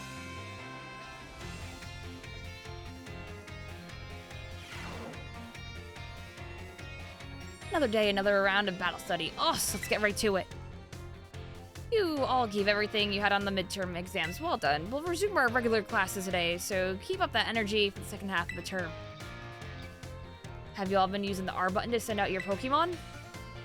If you do, your Pokemon will run off in the direction you're facing. It's a super useful tactic that lets your Pokemon pick up faraway items for you, and that's not all. There's a wild Pokemon near where you send your Pokemon, they'll start battling each other. We call those battles auto battles. Just as the name implies, your Pokemon will act on its own during auto battles, meaning you won't have to give it any commands, and if your Pokemon wins, it'll get EXP points just like it would in a regular battle. If you make good use of these battles, they can be a really efficient way to train your party. But you'll want to remember that Pokemon won't evolve or learn new moves right away if they level up from an auto battle.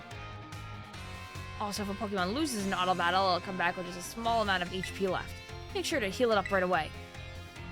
Oops, I just did the whole class as a one-sided lecture. Does anyone have any questions so far? Nope. Great. You're all really good at this. I can't wait to see where you go from here.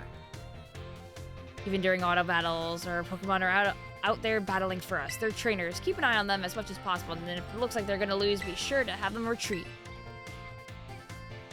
This also goes without saying, but Pokemon with low HP are already worn out. You probably won't enjoy auto battles as much, so don't work them too hard, okay? In conclusion, auto battles only work if a trainer and their Pokemon have a relationship of mutual trust. Be smart with how you use auto battles so you don't lose the trust of your Pokemon. Oh man, I was about to suggest we do some hands-on practice to really drive the point home, but I guess we've run out of time as usual. Class is over for now. Take care, you little rascals.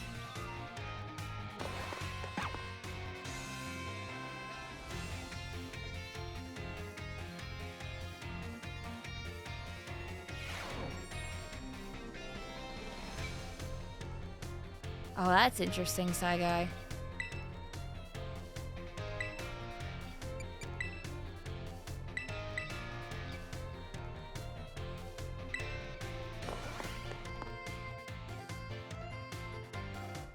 Yes, I know that auto battles don't kill shiny Pokemon. People have told me that.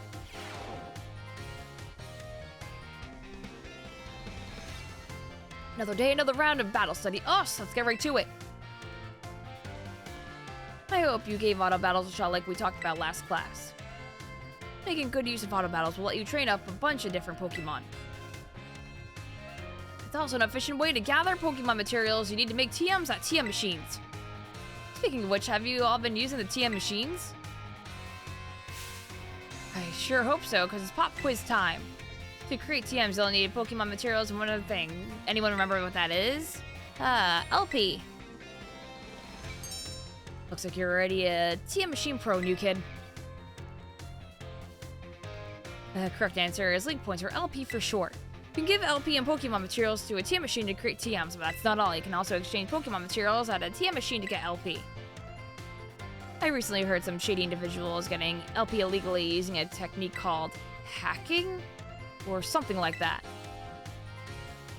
I don't want any of you getting involved in bad stuff like that. Got it? Ooh.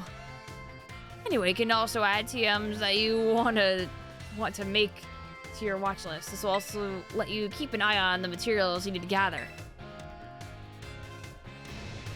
In conclusion, in order to make TMs, you need Pokemon materials. If you want to get hold of lots of materials, you have to battle all kinds of Pokemon. Oh man, I was just about to suggest we do some hands-on practice to really drive the point home, but I guess we're never gonna have the time. Class is over for now. Take care, you little rascals.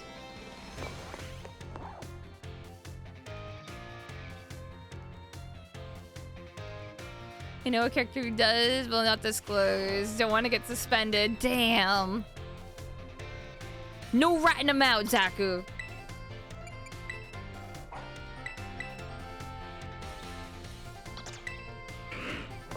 Oh, Slowpoke Tails isn't the material this time around. It's Slowpoke Claws instead.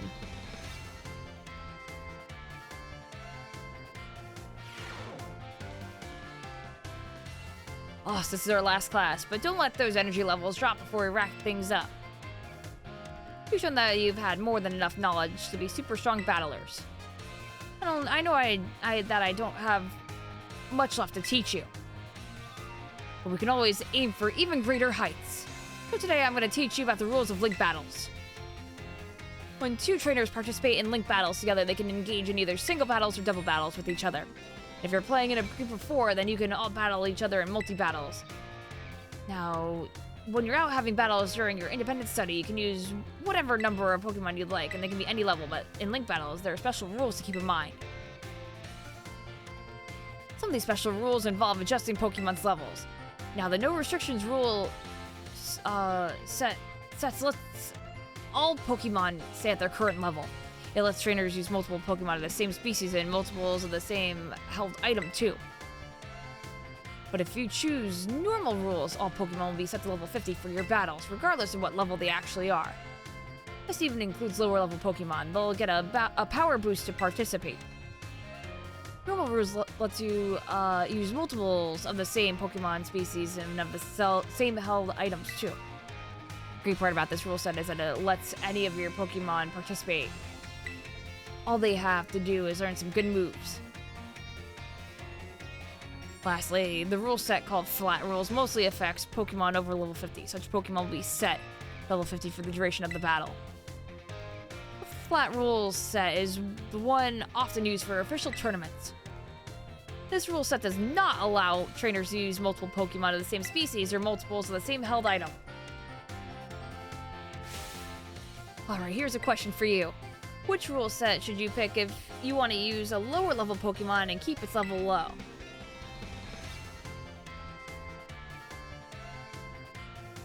I was listening.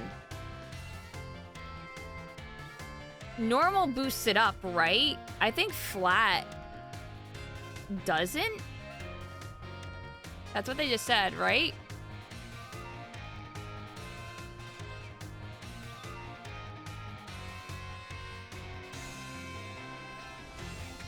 Because they just went over no restrictions.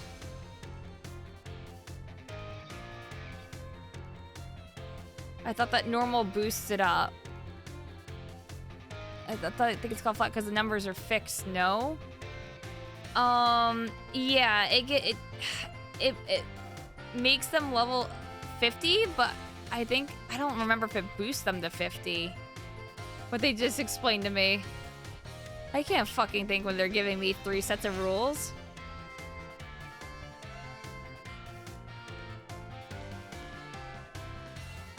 Yeah, I think it's all scaled to 50, so I'm just gonna say normal.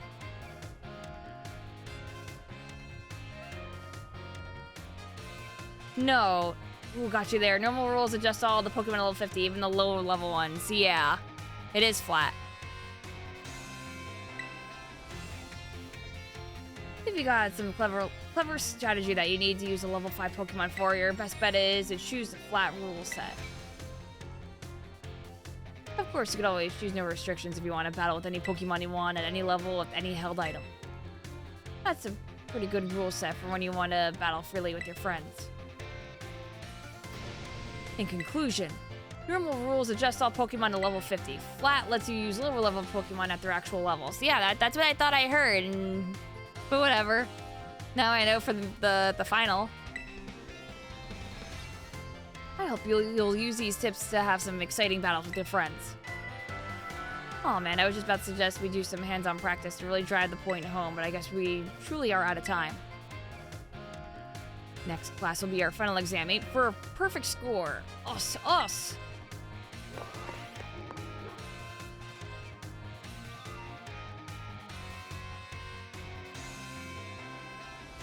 I love how these don't even matter. Do I even get more social links? Oh, I totally do get more social links now. Can I check 226? I guess?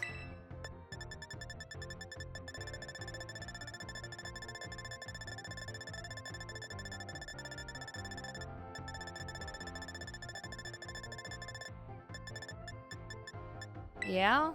What about Stunky?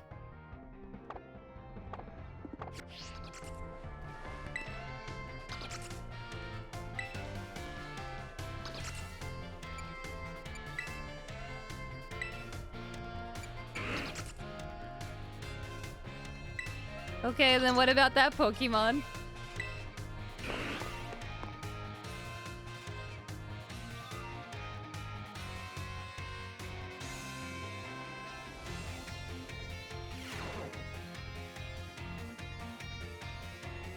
It's finally game day. Today's our final exam. and put your game faces and do battle with those test sheets.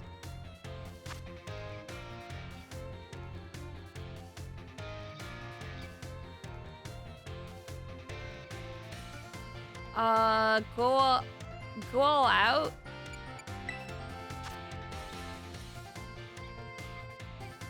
Auto battles.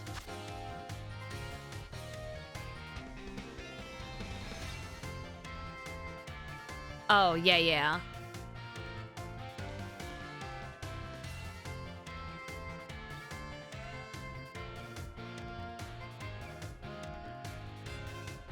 I mean, you just get LP from playing the game, hack the system, you can exchange materials.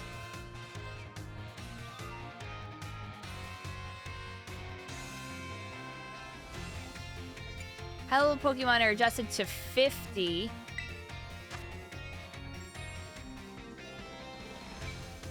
Using normal rules and link battles, you can use multiple...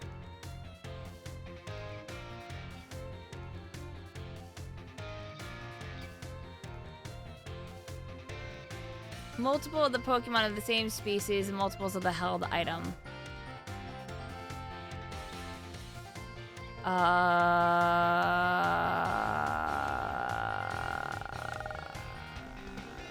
They just explained this to me.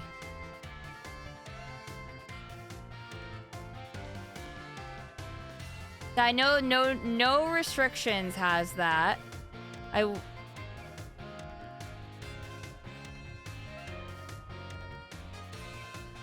Flat you can't, but I think you can in normal.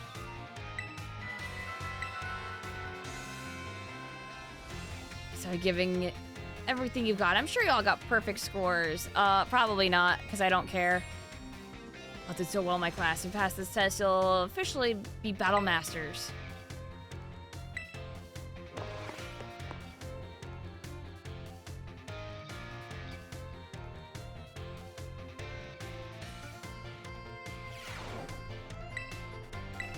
Alright. Oh, I got it!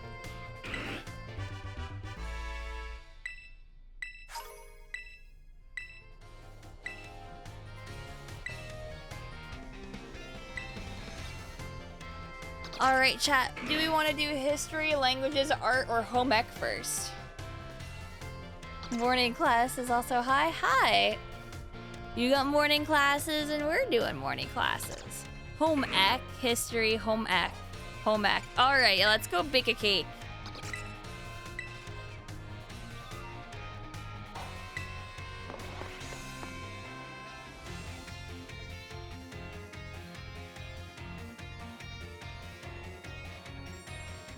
Seem to teach me sandwiches? Oh my god, he's ripped. I see we have some energetic young ones in our class this time around. You may call me Mr. Saguaro. Saguaro? Your time here with me will be spent obtaining knowledge and skills indispensable for daily life. Many of you have left the care of your parents to live here on your own in the academy dormitory. I pray that knowledge that I impart to you will improve the quality of your lives and the necessities thereof. Food, clothing, and shelter.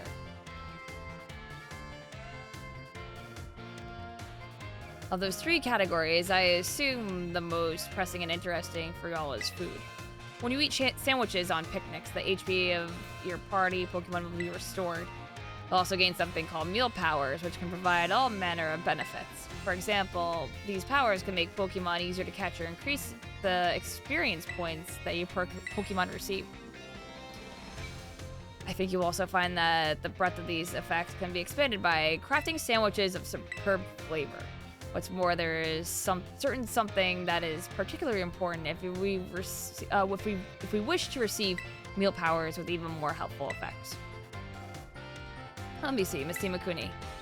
Tell me, what must you keep in mind to receive even more helpful meal powers?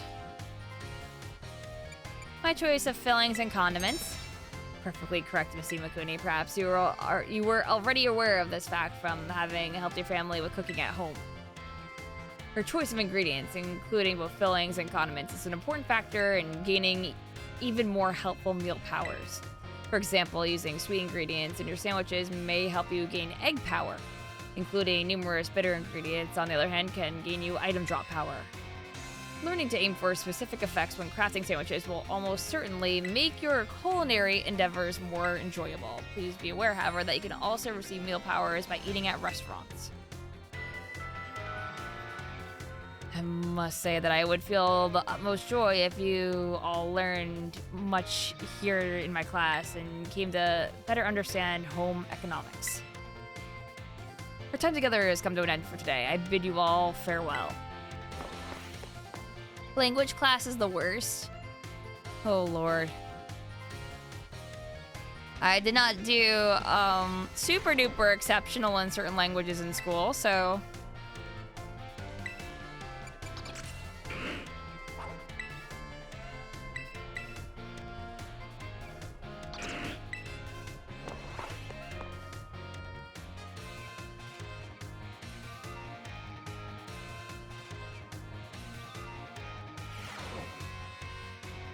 Put away your phones, it's time to begin class. In our last class, I believe we talked about the effects that you can get from food on your picnics. You can receive meal powers and even restore HP for all the Pokemon in your party.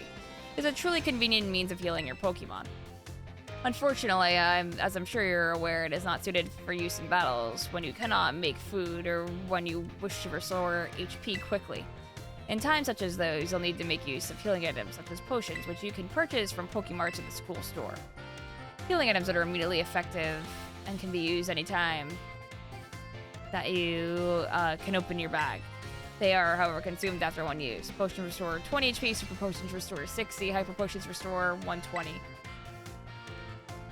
The pricier the item, the more HP it will restore. Keep in mind how much money you have when you're stocking up on these items. However, unforeseen happenings are an inextricable part of traveling from place to place. Imagine, if you will, the following scenario. You have found yourself with an injured Pokemon, but you have no potions and you're out of sandwich ingredients, and there are no Pokemon centers nearby.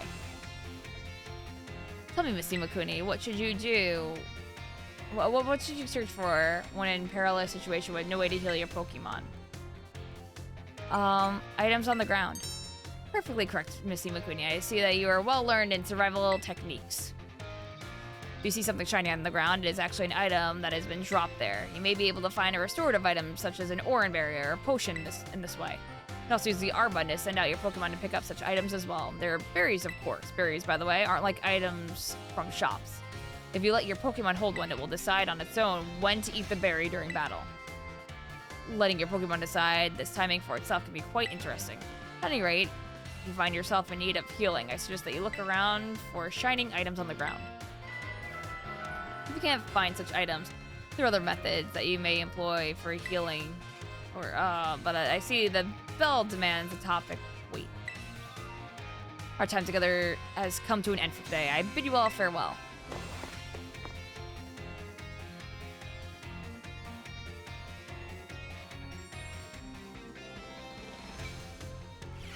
You got the blanket. Ooh, heck yeah, John.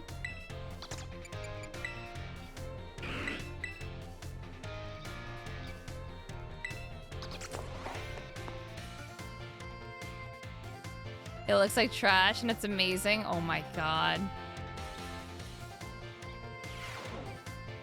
Put away your phones, it's time to begin class.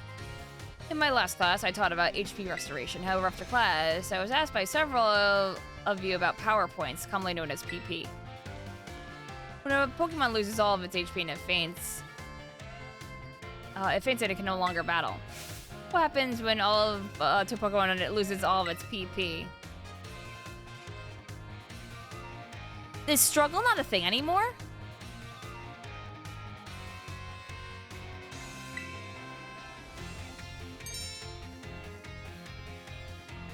Perfectly correct, Miss Imakuni. Perhaps you know this from first-hand experience. When a Pokemon runs out of PP, it can no longer use its moves. However, each move has its own sort of PP, so you can negate PP loss by using a variety of moves rather than just one move repeatedly. Oh, okay. If a Pokemon loses all PP for all of its moves, it will only be able to use Struggle, an action that also damages the Pokemon that uses it. In order to avoid this this predicament, PP can be restored at Pokemon centers along with HP.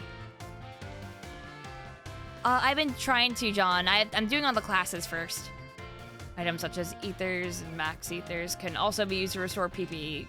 Be careful not to confuse potions with Ethers in the heat of battle. However, Ethers are not sold at shops, so you should be able to use them judiciously if you find them. The stronger the move, the lower the maximum PP. Do not waste moves. Oh, do not waste uses of these moves unless you wish to quickly run out of PP. And it's important that you find a balance in a Pokemon set of moves. As you can see, HP isn't the only thing you must keep an eye on while adventuring with Pokemon. I hope that you will all take care to ensure that your partner Pokemon can perform at their best as you engage in the treasure hunt. Our time together has come for an end today. Our next meeting will be an examination day. Be sure to review well in preparation.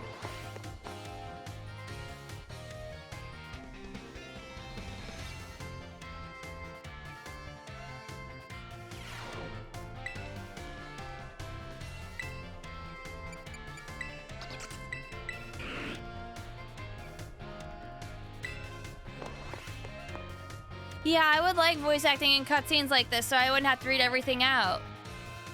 It would be nice. You know? The time has come to test how well you all have learned here in my class. Let's begin before the information simmering in your brains from a last-minute cram session fades.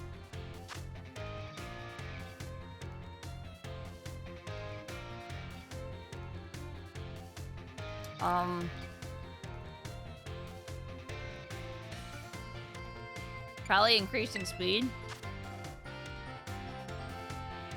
The following effects have the kinds of meal powers received from a particular meal.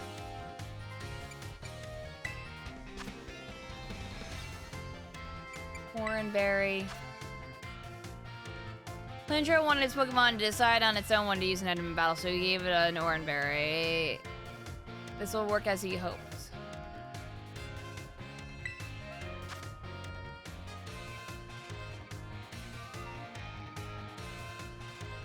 If a move runs out of PP, it can no longer be used. You can only sit there in frustration. False.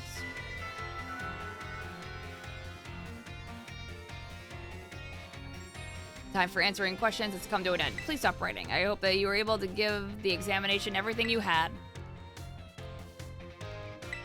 Alright, go to the desk.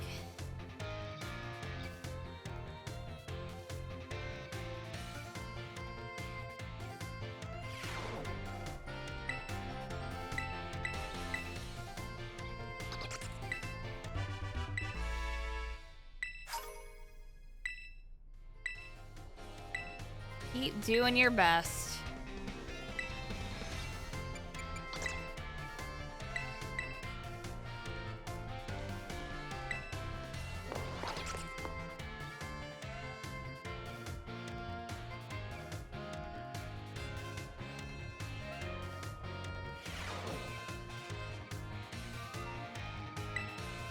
Time to begin class. Though some of you had to retake the midterm exam multiple times, I'm glad to say that the majority of the class passed without issue.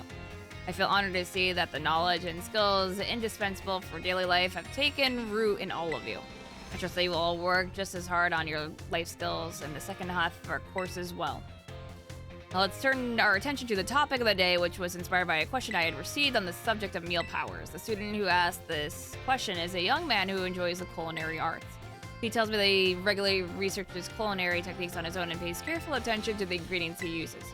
He also spends day and night studying all aspects of the culinary arts. At this, he is baffled by his inability to increase the effectiveness of his meal powers. Well, so tell me, Miss Imakuni, since you did quite well on your midterm exam, what should what this young man to do to increase the effectiveness of his meal powers? Man, called out. Arvin, you're sitting right there. Come on. Outed in class. Arvin? Oh no. I know the answer, but do I Do I wanna? Do I wanna out this nerd in class? Do I wanna bully him?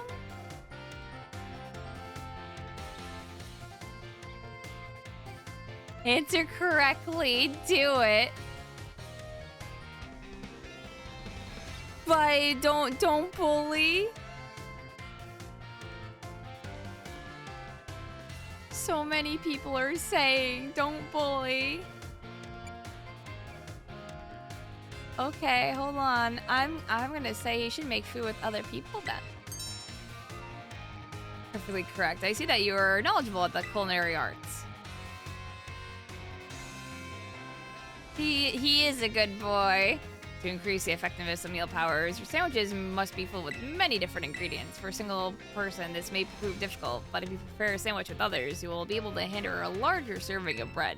The larger base to start with, it becomes quite simple to add more ingredients to the sandwich, which in turn makes it possible to receive meal powers of increased effectiveness. This applies more broadly as well. When dealing with a difficult issue, working with others to solve that issue may be the best course of action. I am sure that Arvin will... I'm sure that Arvin will likewise work with friends to craft their sandwiches in the future. Oh, fuck. The identity of the male student is a matter of privacy, so I would ask that you do not pry too deeply. Our time together has come to an end for today. I bid you all farewell. No, I like Arvin. No, Arvin's probably the favorite out of the bunch so far. I just like to bully him.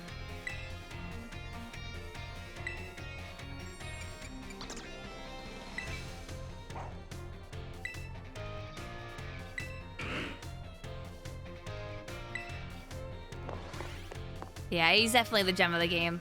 Absolutely.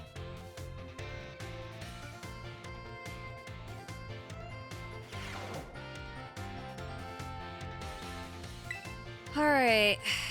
While you're out performing field work with one of your Pokemon walking alongside you, have you ever noticed changes in its coloration?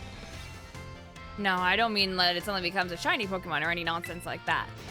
I'm speaking of it becoming filthy. Pokemon battle, they get hurt by moves used against them. They get battered by wind and rain. They get covered in sand and mud. They get, in a word, filthy. I've seen many a trainer walking about with their adorable little Pokemon without addressing this issue. It is deplorable. Let me ask this question of someone who I am sure would not tolerate such shameful conduct. Ah yes, Miss Imakuni. What should you do if your Pokemon is dirty? I haven't run into any dirty Pokemon so far. Is this a fucking mechanic? Clearly we would have to clean it up. I don't fucking know. I just thought the Pokemon were self-cleaning. I imagine we clean it up. I just don't know how. Perfectly correct. I knew I could count on you to provide me with such an answer. When your Pokemon are dirty, clean them. This is, of course, simply common sense. While you're having a picnic, you can approach the Pokemon on your team and perform a variety of actions. One such action is putting them through what I like to call the Pokemon wash. In other words, you're able to clean them up. Oh, you are? No, thank you. You start by getting your sponge lathered up with soapy bubbles as you gently and carefully scrub your Pokemon. And once your Pokemon is nice and covered in soapy bubbles, the bubbles will encapsulate the filth. Then you simply wash it away with a spray of water. This will get your Pokemon clean and shining, as bright as a Terra Jewel. There's also quite a bit of work, but this will also restore HP and cure status conditions.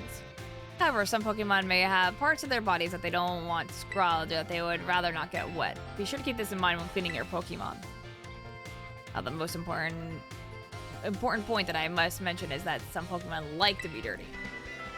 But I will contradict myself by saying this, but please do remember that cleaning your Pokemon is not always the kind thing to do. Our time together has come for an end today. Bid you all farewell. Yeah, I wouldn't want to wash my ground or rock type Pokemon with water. That's kind of fucked up.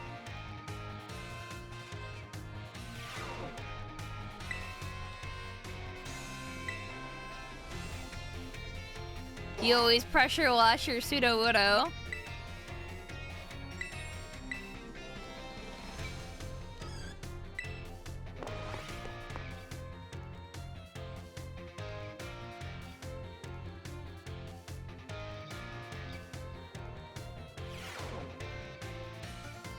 Put away your phones. It is time to begin our last class together. Home economics is a study of life's necessities, but looking back on our time together, I realized that I focus almost entirely on food. I hope it's not too late to shift to a discussion of clothing, another necessity in our last class. As I'm sure you were, Academy has an air of freedom about it. We provide uniforms for each season to accommodate the diverse climate of Paldea. However, students are free to wear whichever style they wish whenever they please. You'll all receive 4 sets of tops and bottoms, one each for spring, summer, fall, and winter when the Academy accepted you. If by chance you were not aware of this, you may wish to peruse your wardrobe. As long as you wear a school uniform, the rest of your ensemble need not be school issued. That includes your bag or your hat. If you choose to wear one, you're even free to style your hair however you wish. Mr. Salvatore's hairstyle, for example, would almost certainly have been against school rules when I was a boy. That reminds me. There's one more thing you all like to decorate, which I must say I find quite charming. Our Rotom phones? Perfectly correct. That's the adorable little thing I was speaking of. Oh, it interests me so. I must admit that I am fascinated by Rotom phones and how to customize them. What's that? How very intriguing. So there's a shop called Delibird Presents where you can purchase cases for your Rotom phones. I thank you for that useful bit of information. I shall have to go myself first thing tomorrow to get an adorable case of my own liking. Forgive me, I seem to have gotten a little carried away with the small talk.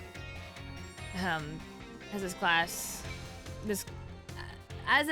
known for as home economics nears its end, I offer these final words to you who have been honing everyday life skills with me.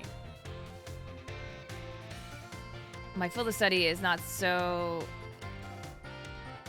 decisive as the likes of mathematics, for instance, where test scores might play a part in deciding your future. However, as you're going to cook for yourselves and take care of your Pokémon to decide what to wear in the morning when you awaken, I would be honored if what I had taught you serves to smoothen out and enrich your lives, if even only a little. The sentiment was imparted to me by Mr. Hassel and his particular outlook on such matters. I thank you all from the bottom of my heart for seeing this class through to the end. Time together has come to a close for the day. Prepare to do your best on our final exam. Oh yeah, I like the winter clothing. I just haven't really been customizing a whole lot.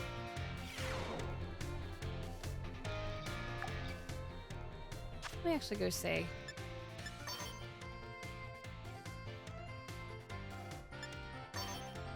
Because I like the shorts.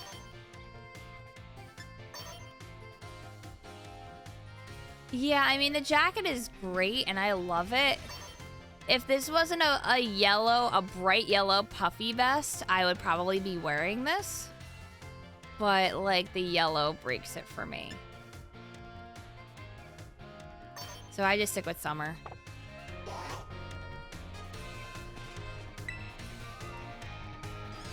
I like my socks. Yeah, I want whole mech. Give me that final.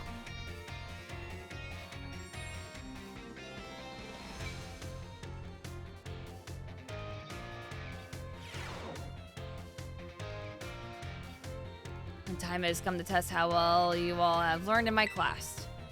Let's begin before the information simmering in your brains from a last-minute cram session fades.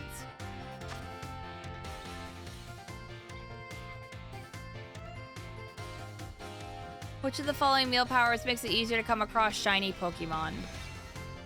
So it's not catching or encounter. I assume it's sparkling. I don't think he really went over this.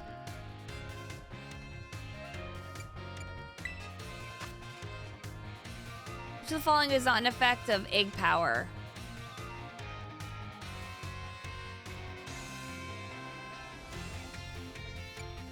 I don't think it helps hatch strong Pokemon necessarily. Egg power is probably, it makes eggs hatch faster and easier to find. Make food with others.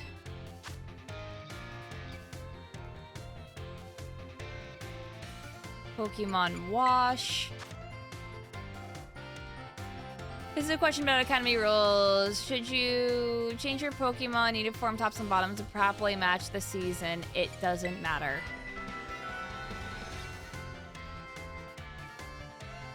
Time for answering questions has come to an end. Please stop writing.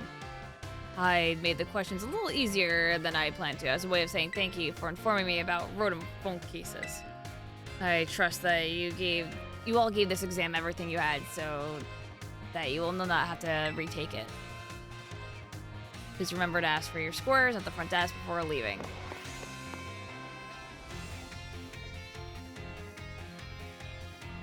Yeah, I talked about that earlier, John. I mean, you can, like, guillotine turn one and it'll hit.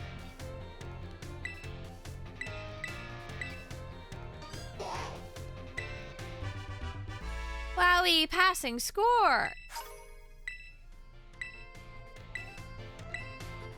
I'm such a good student, chat. Alright, are we doing history, languages, or art now?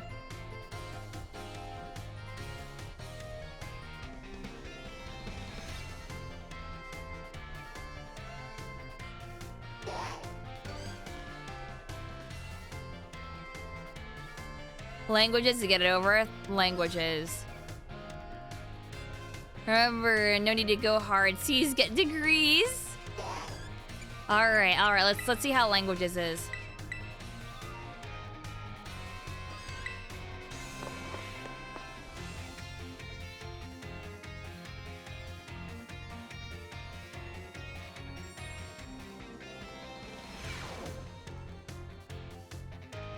My dear students, how are you all today? Feeling good, I hope. Je m'appelle Salvatore. My name is Salvatore. Okay, he's French. Okay, merci beaucoup. That is, thank you very much for your attention here in my class. I'm so happy for this chance to re-experience my younger days with you all. You know what Salvatore means? It means saviors. So just imagine I'm here to save you from spooky new languages. Haha, funny, no? That's right, my class will teach you about various languages from different regions. You may say good morning or hello as a greeting, but people from elsewhere might say bonjour, salut. I even heard there's a popular streamer out there who smashes several languages together and says, oh, hello, hola, ciao, and bonjour. There's so many regions out there in the world that should have their own unique languages. Gracias, merci, sheshe, arigato, danke.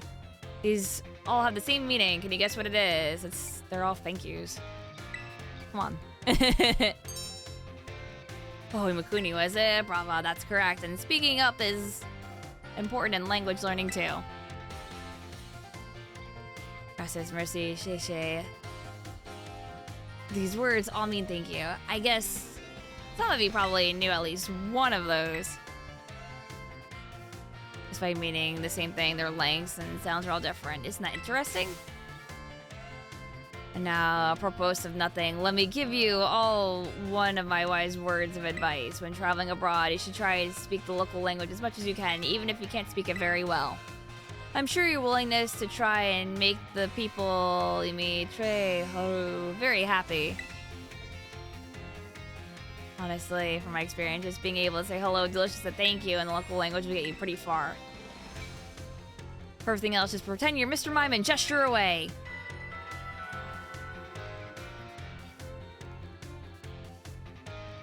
Oh, there's that pesky bell. I guess that's all the time we have for today. Adios, matinee. A la prochaine. See you later, everyone.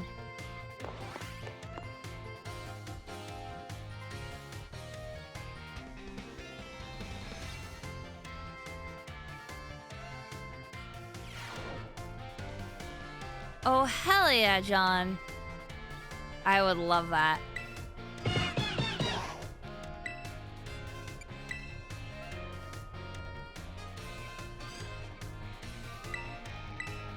Oh, yeah.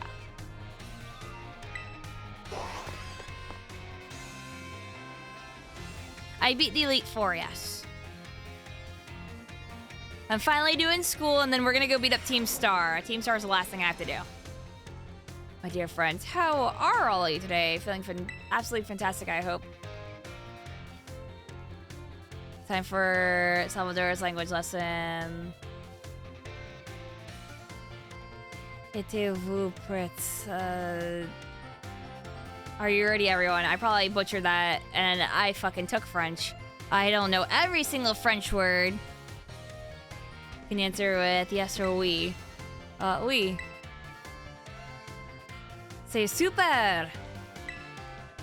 Our last class, I believe I taught you how to say thank you in other languages, right? And le cours du jour, oui. Today's class, we will learn about a certain word sure to make people happy when you use it in your travels abroad. What word do you ask? Well, you have to guess. Sushio, Hachi, Bueno. Anyone tell me what these words mean? Help. Oh, correct. Say super. I knew I can count on you, Imakuni. Sushio, Hachi, Bueno. All these words mean delicious. Using the local word for delicious at markets or restaurants is sure to get a big a smile. That is from whoever you're talking to. They'll make communication go more smoothly, I guarantee it. I love it when someone says the cuisine of their homeland is delicious. Who wouldn't be happy to receive such a compliment? And now, apropos of nothing, let me give you all one of my wise words of advice. First step to smooth communication is to compliment the person you're talking to. After all, it's not very likely that a compliment would put someone in a bad mood. This doesn't apply to people in other regions either. It's the same for all of you. You can put this tip to use with your classmates. How about you all try complimenting each other after class? I bet it will make for an ambiance plus sympathique, a more friendly atmosphere.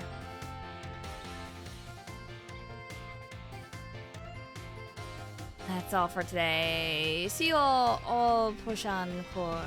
Next lesson, that is. Adios, matinee.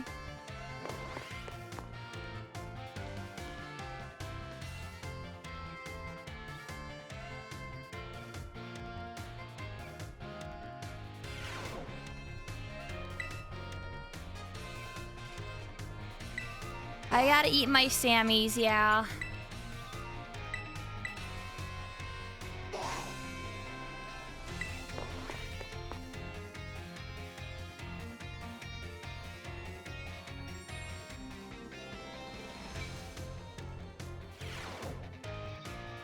My dear friends, how are you all today? You certainly look fantastic. It's another one of Salvatore's language lessons.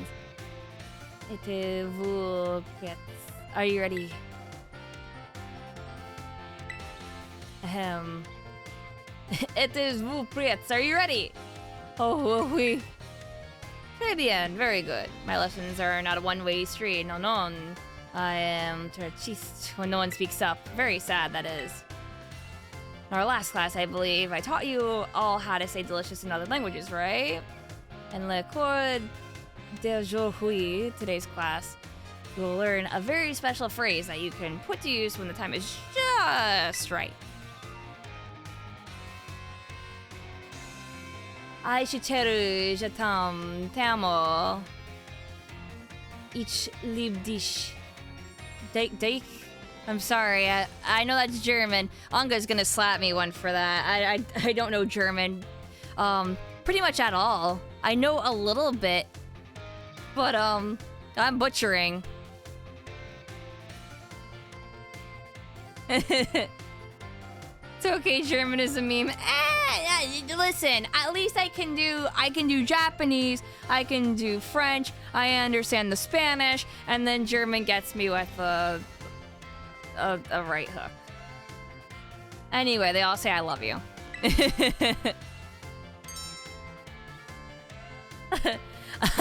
I shit Eru. I love dick. Thank you. Fantastic, Imakuni. Correct. You deserve a medal d'or. A gold medal. Je t'aime. Te amo.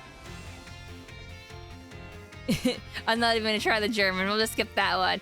These three phrases you may know, I think. Why? Because they're all quite famous ways to say I love you. Oh my, have I embarrassed you all, my friends? What with this little garçon, please? Shy boys and girls, that is. It's so very important to express your feelings about things to others, you know. This is especially true for positive emotions. If you get married someday and argue with your spouse over some silly little thing, all you have to do is apologize and say, I love you. Irá bien. And all will be well, that is. I should know. Just last week, I had a big argument with my dear wife, that is. I was quick to say I'm sorry, and all was well. Oh, that's nice, dude. I don't think you need to tell us about your love life, though. No, apropos of nothing. Let me give you all one of my wise words of advice. It's best to quick apologize when you have an argument with someone. That goes for your families, friends, and your crushes. I know you can do it. I believe in you. Nah, I'm sorry. This guy fucking sucks with this advice. If there's someone being really shitty and toxic towards you, and that's friends, families, or crushes, you don't need that shit, chat. Don't fucking listen to this man. Hold grudges, cut them off. You don't fucking need them. And that's facts. You don't need to apologize if they did something towards you. I'm a poopy head? I'm sorry.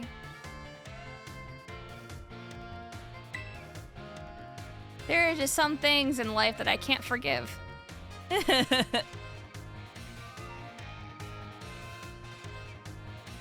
Our prochain pour our next class will be the midterm exam. Be sure to review what we learned in all our lessons so far. Adios, matinee.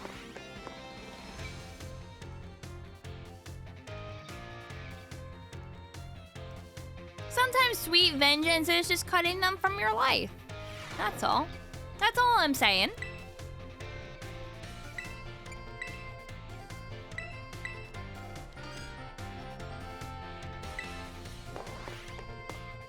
Just a little bit of vengeance and spite. Just as a treat.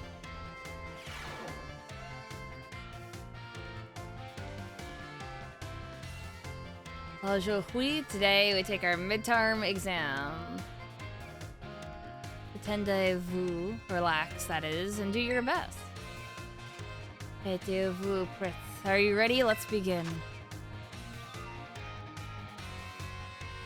Thank you. Delicious.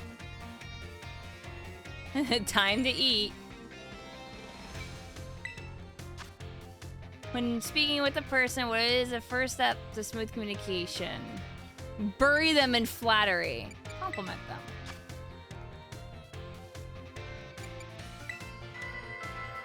C'est fini. Time is up. Put down your pens, that is. I hope that was easy enough for you, especially the tourney.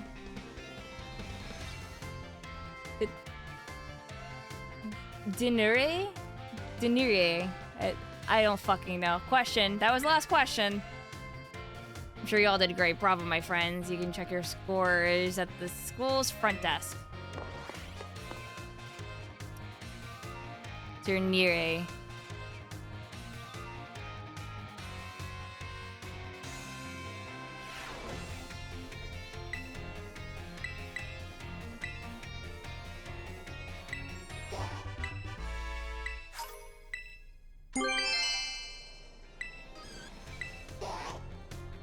Thank you, Metal Mario. Alright, continuing languages.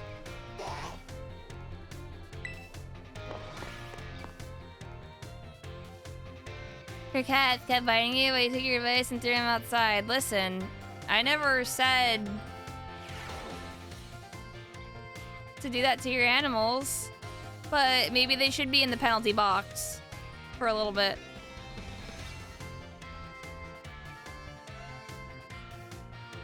How'd you like the midterm exam? You all did really great. We're halfway there right now, and now time for another lesson. Êtes-vous prêts? Are you ready? Oui. Très bon response. Great answer. Merci, my friends. I knew I could count on you stars. Leading up to the midterm, we learned all sorts of words from different regions. Starting today, I'll be throwing a curveball before we begin listening comprehension. Voici go for my assistant Pikachu. What? Oh. I just heard Pokemon can use words to communicate. It's not always easy for us to understand them, but their words have meaning just as ours do. Pokemon can use language to share all kinds of information with each other, like the location of food or whether there may be predators nearby. Seeing Pokemon's cries may sound different depending on what it wants to say. I'm sure you're all curious, so aujourd'hui today that is, let's learn some Pokemon language.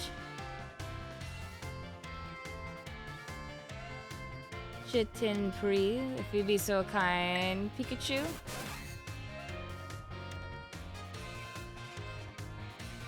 Piga. What emotion do you suppose Pikachu is just trying to convey right now? Say it again, Pikachu! Piga! But it seemed like it's happy. Sorry, Imakuni, that's not right. Pokemon language is hard, isn't it? When Pikachu says, Piga, it's using an angry voice. Oh, sorry. Piga is angry. Sorry. Jesus fucking Christ. I mean, you look fucking cuddly and cute when you were saying that. You didn't have anger in your eyes. I can't fucking tell from voice because there's no fucking inflection. Well, yeah, Piga you too, bitch. That's right, my little Pikachu friend here pretend to be angry for us. Don't you think you did a great job? Give Pikachu a round of applause, everyone. Sure, I guess. The same Pokemon can even communicate its feelings in many different ways. Their voices change depending on their mood and their physical condition. Try listening more carefully to Pokemon, you might gain a deeper understanding of them. That being said, Pokemon are quite mysterious creatures. Some actually don't communicate with words at all, but instead use things like electromagnetic or ultrasonic waves, and some even use telepathy. And now, for purpose of nothing, let me give you all one of my wise words of advice. If you poke at your Pokemon too many times while watching them during picnics, they'll get mad at you, just like Pikachu just demonstrated. Well, adios, matinee. A la prochaine. See you later, everyone.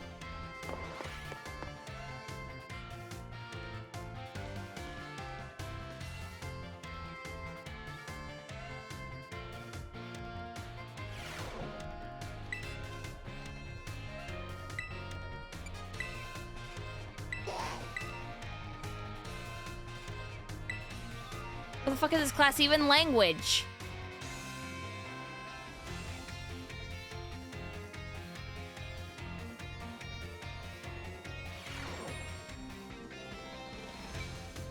My dear friends, how are you all today? I hope you're doing marvelously well. It's time for another Salvatore's language lessons. Êtes-vous prêts? Are you ready? Yeah, oui.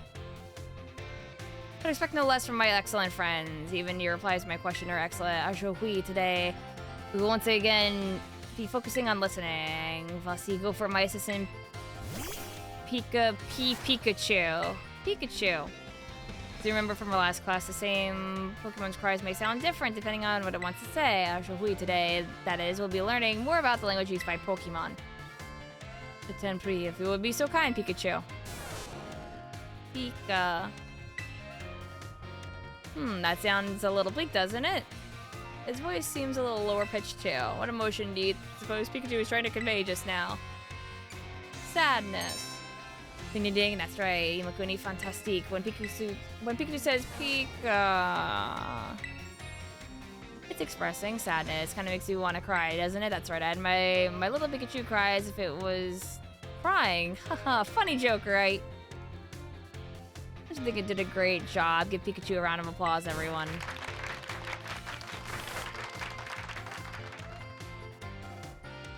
And now, apropos of nothing, let me give you all one of my wise words of advice. If you're one of your Pokemon making sad noises like this one, you could treat them with even more kindness than usual. We probably already knew that, though. A piece of cake for you all, I'm sure. Of course, this goes for your classmates and others as well. Friends should support each other in times of sadness. I truly hope that you all can have smiles on your faces all the time, my friends. I'm doing classes right now, Nom. I didn't beat the game yet or anything. Our pushing core final lesson, will be our final lesson together. I hope you're ready for the climactic finale. Adios, matane!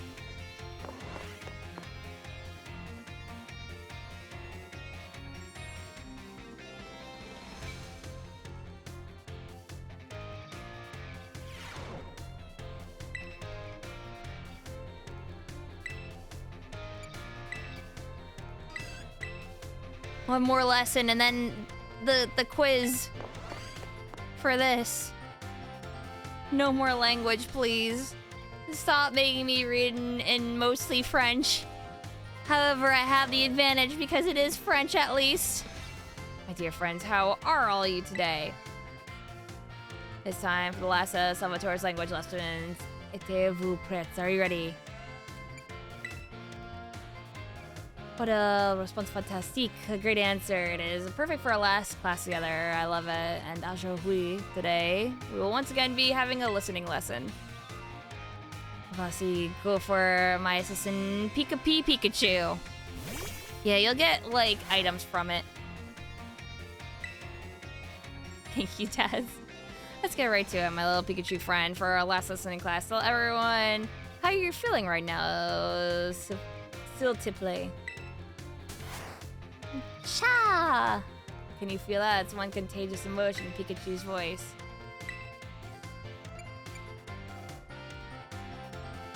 Probably surprise. Oh my, did Pikachu sound surprised to you, Imakuni? When Pikachu says, Cha! Expressing happiness. I don't fucking know. That seemed like a surprise to me. It put his hands up. What? Whatever. Doesn't just make you want to break out into a happy dance, but I didn't have to ask Pikachu to put on an act today. Oh no, I just simply asked to show you all how it felt about getting to have class with you. You meet so many new friends and study together in this class with you. It's made me and my little Pikachu so very happy. And now, apropos of nothing, let me give you all one last word of advice. As you live your lives, I'm sure you will all have times when you get mad or sad, or maybe even more than you would like. Everything has its ups and downs. Life is a veritable roller coaster. But à la fin, in the end, there is surely happiness waiting for you. So, gardez le sourire. Keep a smile on your face, even in the hardest of times. When you're faced with a problem that you can't handle alone, find someone to rely on, be it a teacher, your family, your friends, anyone. Our prochain cours, next lesson will be our final exam. Be sure to review what we learned in our lessons so far. Adios, matinee. All right. Yeah, streamer doesn't know Pikachu language. Sorry, I didn't fucking study Pikachu.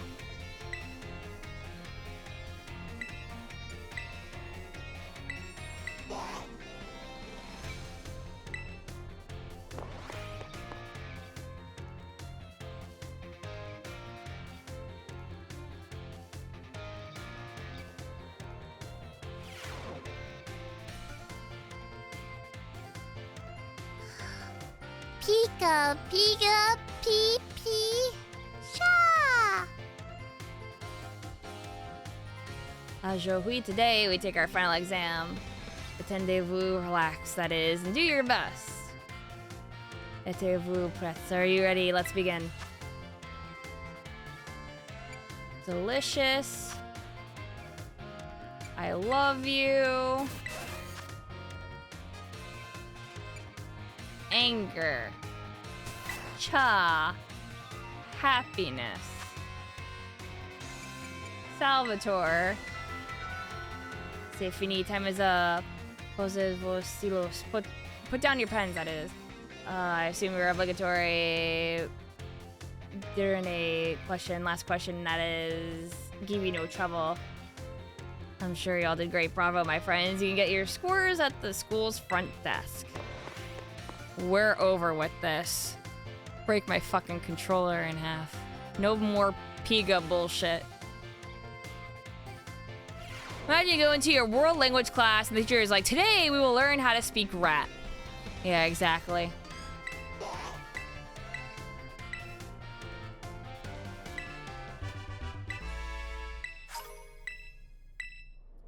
Two more classes to go. Let's take history, because I don't want history to be the last one. I fucking hate history class. History was probably my least favorite subject in school. I did not care for history. It's just remembering numbers, and I can't fucking remember numbers. Am I gonna graduate? I might fail history class. Mad respect for reading all the French bullshit. Like I said, I took French in school, in middle and high school, so I understand it. I just can't. I'm bad at pronunciation. I can read it very decently, as well as watch something in French. But I don't like having a conversation in French just because it's so nasally airy. Like, you have to speak with like the guttural noises of the back of your throat and your nose.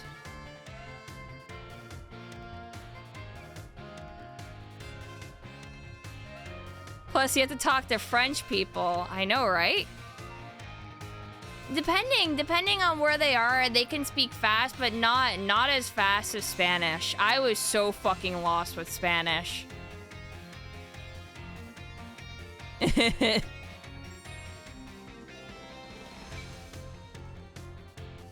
Omelette du fromage. Is this history? Yeah. Anyway, oh, I see we have some new students here with us today. My name is Ryfort. I will be the one to impart knowledge of the past to your little minds. History is a wonderful thing, truly splendid. The lives of our ancestors throughout history forged the path to the present in which we live. Today you shall learn about the most mysterious location of all Paldea, the Great Crater. As you're aware, a massive crater known as the Great Crater of Paldea exists in the heart of our region. Inside this crater is an area, it's called Area Zero, and its research of its geological strata and material composition has shown that the crater is in fact over 1 million years old. It was long believed that a certain something rests at the bottom of this mysterious crater. Perfect timing to make eye contact. Young Imakuni, answer me this. What exactly was believed to rest in the depths of the Great Crater inside Area Zero? Treasure? That's correct. You're a surprisingly clever one, aren't you? I see you did your homework prior to coming to class. That's right. Some believe that a treasure more valuable than anything else in the world rested in the depths of the Great Crater. It's One Piece. The One Piece is real, right? Too much for dreams of treasure hunting, though, as a lab has been built in those very same depths. Oh, and before I forget, we'd all do well to remember that Great Crater and Area Zero are both off limits to all but those who have official business there. Do not entertain the foolish notion of gallivanting off to Area Zero in search of riches. It is no place for children dreaming of treasure and adventure. Besides, if it were at all possible to investigate the area, I surely would be the first to do so. Most of the time already, I must have gotten swept up in filling your minds with knowledge. This ends today's lesson. We will unravel more of history's enigmas together next time.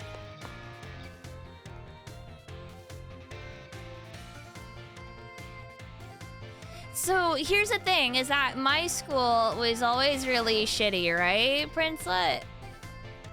We didn't even have the choice of Latin, actually. Latin got cut the year I got to high school, I believe.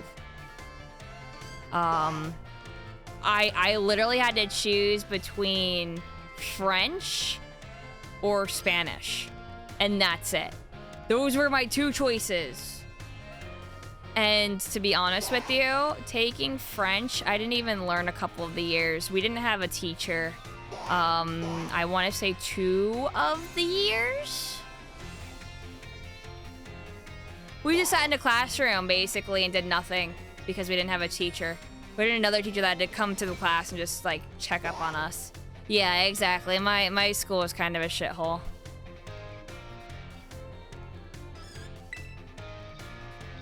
But I should also mention that my class year was so bad that we never had any school trips from middle school to senior year.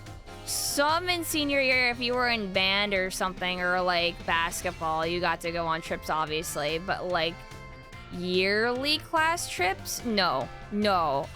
We usually got banned because my school was very much the definition of if one bad egg fucked something over, you all get punished. And every year they did something bad. Like, they did a food fight multiple times in one year. So they're just like, all right, you guys are cut off from any school trips. Everyone, enjoy. But there's like 4, 5, 6 different lunch periods, I think, that was in high school. Maybe like 4. So everyone got punished. So if it was period 1 that did it, periods 2, 3, and 4 all got fucking fucked over from it too. Yeah, exactly. I don't understand it. My entire class year sucked. We all got punished for a couple people.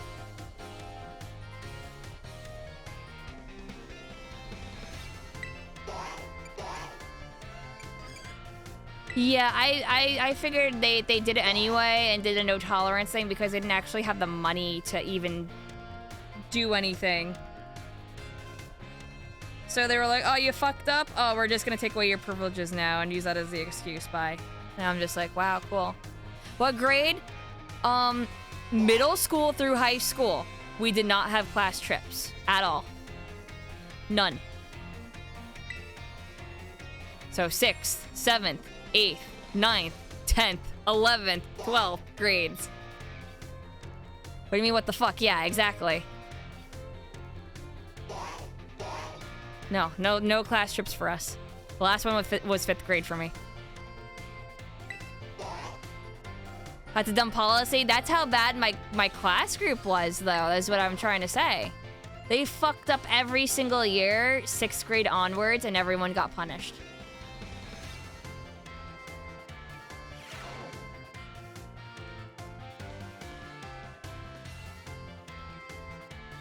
Greetings, my little students. Whatever you did yesterday is now a part of history. We'll now continue to unravel the marvels that history has presented to us.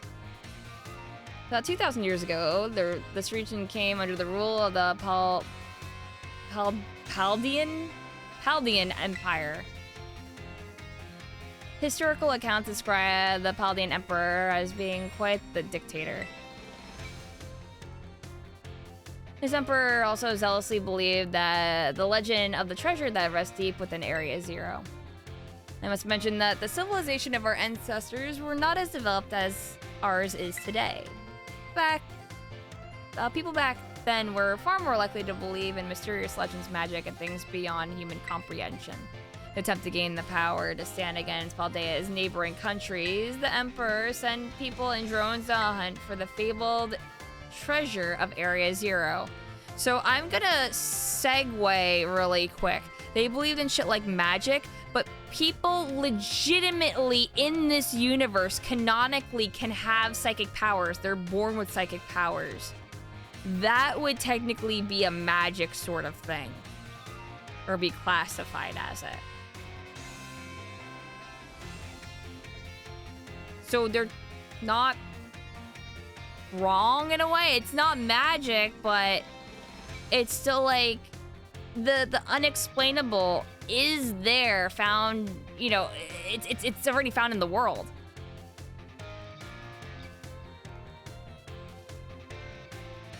Shut up before we turn you into a Kadabra. Okay. Can you remember the last time a psychic trainer class was in a game? Were psychics in 4th gen?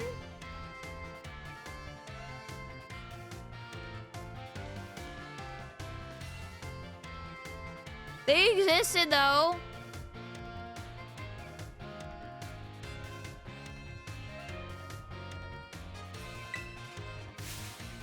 Omega Ruby with the twins at least. Yeah, I know 3rd gen was X and Y. Were they in X and Y? Did Black and White have them too? Does that count? It is Sword and Shield that had psychics. Oh, interesting. See? Perfect timing to make eye contact. Young Imakuni, answer me this. Approximately how many years ago was it that the Paldean Empire began to rule this region? 2,000 years ago? Oh, that's correct. You're a surprisingly clever one, aren't you? I see that you're listening intently to my lecture. The answer is about 2,000 years ago. That is when the great era of exploration began. However, it is said that not a single adventurer sent out by the Emperor even reached the depths of Area Zero. Was it the punishing journey itself that barred their way, or perhaps some unknown creature? The resounding failure of this great era of exploration almost certainly heightened the air of mystery surrounding the crater. Oh, what I wouldn't give to explore Area Zero in its untouched state at that time. I suppose I can only hope for the swift invention of a time machine. Oh, is that time already? I must have gotten swept up in the feeling of your minds with knowledge. This ends today's lesson. We will unravel more of history's enigmas together next time. Oh yeah, Avery. Avery technically is a psychic, right? That counts. Yeah. X and Y was the last new game to have the psychic trainer class, but I think Avery himself counts as a psychic. So they still exist.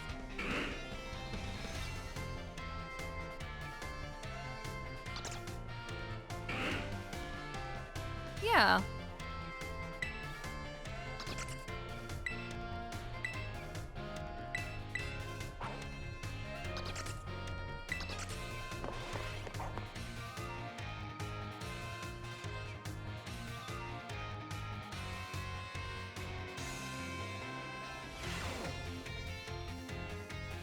Greetings, my little students. Whatever you did yesterday is now a part of history today. We will continue to unravel the marvels that history has presented to us. As you should remember from the last class, Area Zero's great era of exploration began about 2,000 years ago. The era lasted for approximately 1,000 years, but not a single soul was able to venture all the way to the deepest depths of Area Zero, having poured much of its human and financial resources into the exploration of Area Zero for so long, and the Paldean Empire fell into a decline. 200 years later, or 800 years ago, the Empire and its surrounding nations united into one entity. That was the formation of Paldea as we know it today. Oh yes, the very academy where you're now filling your young minds with knowledge was also apparently established at that time. In fact, the school building, though certainly having undergone repairs throughout the years, is just as it was when it built so long ago. This very structure is a piece of history. The things of old are truly splendid. I wonder if there's asbestos in the walls. I wonder if they can sue. I would certainly prefer it to not have the Pokeball portion, though, a relatively new addition. Naturally. It's all asbestos. Perfect timing to make eye contact. Young Imakuni. Let's see if you've been listening to my lecture. It was about 800 years ago. I see. The look of concentration on your face was indeed just that. Eat the popcorn ceiling. Delicious.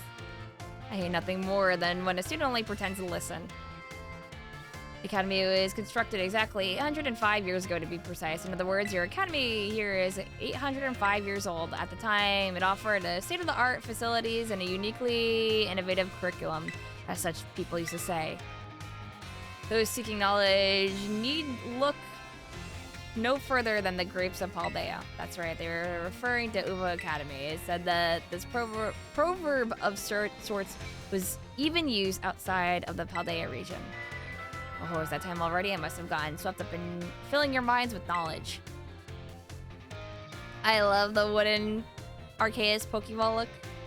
This ends lessons today. Our next class will be our midterm exam. Bring the wonders of history to the forefront of your minds in preparation.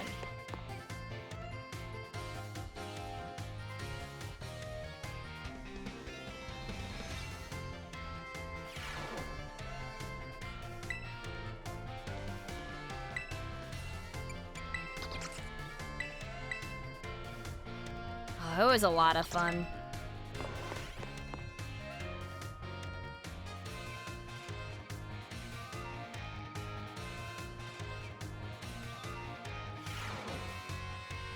Greetings, my little students. It's time for our midterm examination. Summon your historical knowledge on the dark recesses of your minds and answer the questions.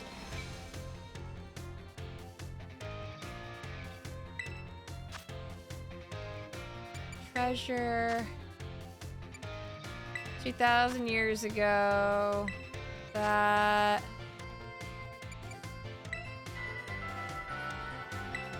Easy. That last question was a freebie. Even the least capable of you surely padded your score there.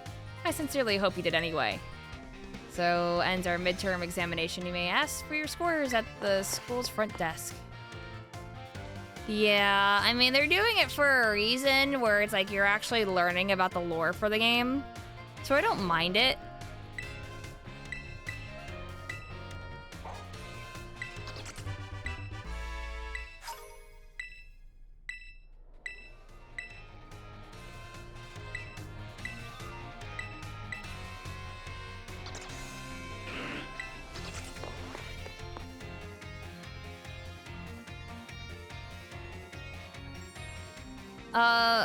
I had the Elite Four battle music, so that didn't affect me at all.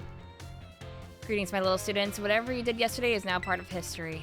I was hoping to continue unraveling the marvels that history has presented to us today. However, I imagine your ability to concentrate has been spectacularly derailed by my midterm.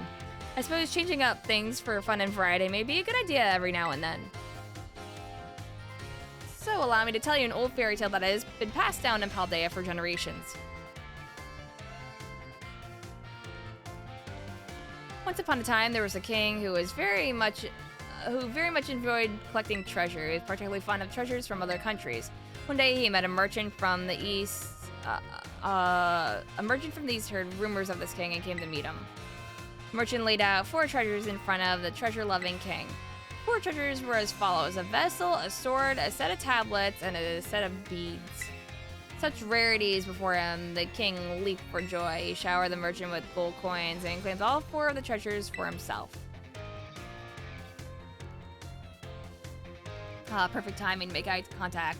Imakuni, let me answer this.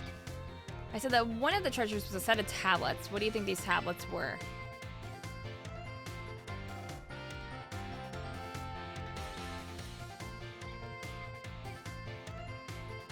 I don't think that they were electronic handheld devices.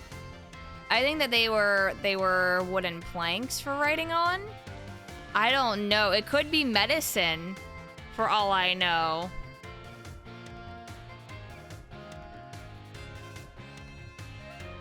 The word tablet has different meanings.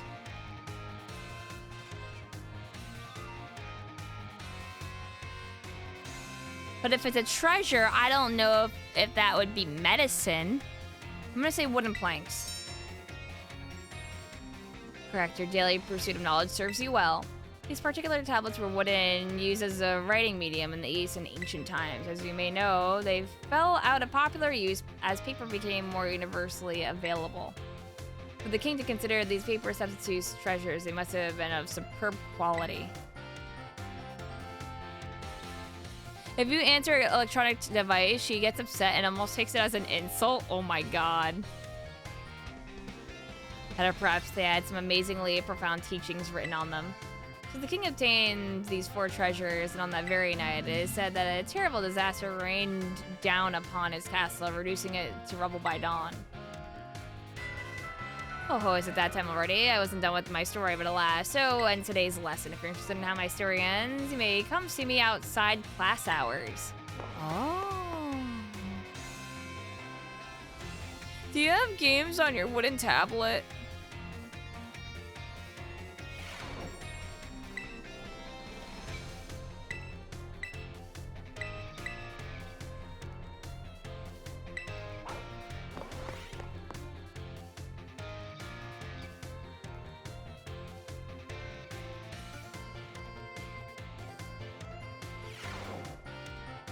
Greetings, my little students. Whatever you did yesterday is now a part of history.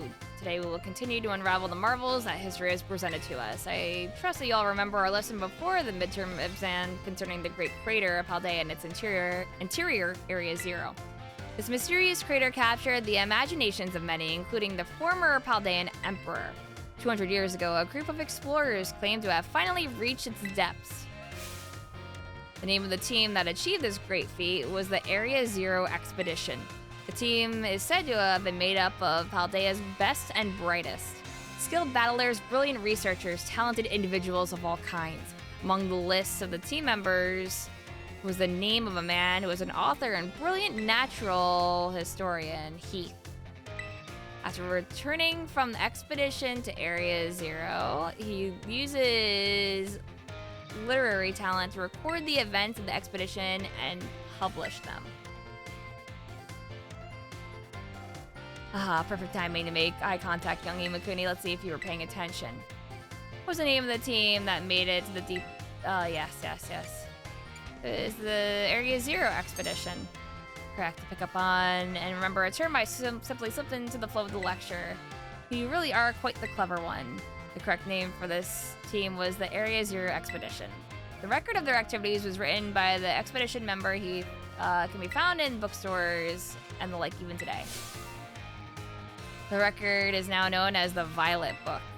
At the same time, the entire region of Paldea was absolutely buzzing about Area Zero. The Violet Book was so popular that practically everyone had a copy. However, the book itself was full of fantastical descriptions and illustration of things that could never be thought of as real. Masses began to call Heath a liar. Even the truth of the expedition making it to the bottom of the crater was called into question. The Violet Book was condemned to the shelves of used bookstores. It's just another book of wild paranormal stories. There's a copy on one of the bookshelves on the ground floor of the entrance hall. Feel free to have a read if you're interested. Oh, is it that time already? I must have gotten swept up in filling your minds with knowledge. This ends today's lesson. We'll unravel more of history's enigmas together next time. Nolan the liar, literally.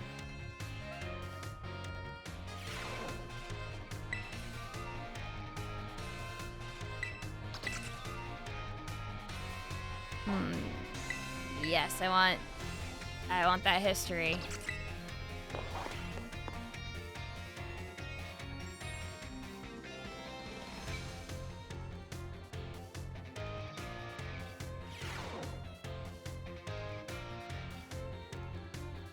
Greetings, my little students. Whatever you did yesterday is now part of history. Today's our last class, so I'd like to unravel the marvels that history has presented to us one last time. In our last class, I taught you about Area Zero expedition of 200 years ago, correct? The last 200 years is not that long ago at all. How unfortunate that our history lessons must march so inexorably toward the future. Would it not be more of an adventure to march toward the past instead? To start our present and study history in reverse? That might be hard to follow. Indeed, it may be difficult to understand the flow of events, how one thing leads to another, if we were to trace history in reverse. I suppose I have no choice but to let the flow of time carry us toward the future. In this last class of ours, I shall fill your minds with the history of terrestrial phenomenon. The technology behind the terror orbs has its origins in Area Zero. Even after Area Zero expedition supposedly reached the crater's deepest depths, others continued to explore that area. And around 140 years ago, Pokémon cloaked in mysterious light were discovered there. As you may have guessed, these were in fact terrestrialized Pokemon. However, when those who discovered these Pokemon brought them out of Area Zero, the light faded and the terrestrial phenomenon remained a mystery for quite some time. However, 10 years ago, that might be well present day, a certain someone you have definitely heard of unraveled this mystery. Perfect timing to make eye contact. Young Imakuni, answer me this. What's the name of the famous professor who unraveled the terrestrial phenomenon mystery? Was it actually Churro?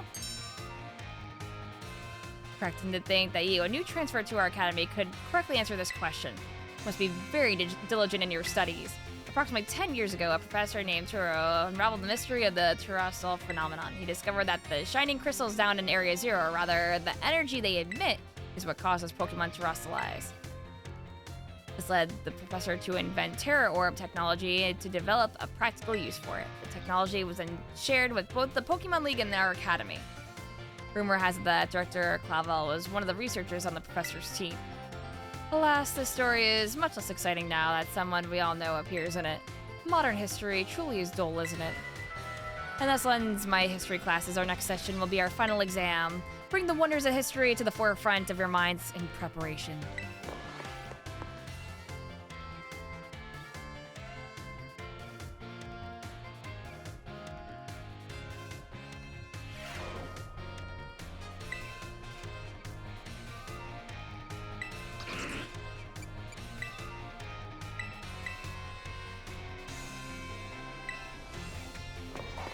Alright, this will be the easy part, and then we'll just have one more class to finish. And then I can social link.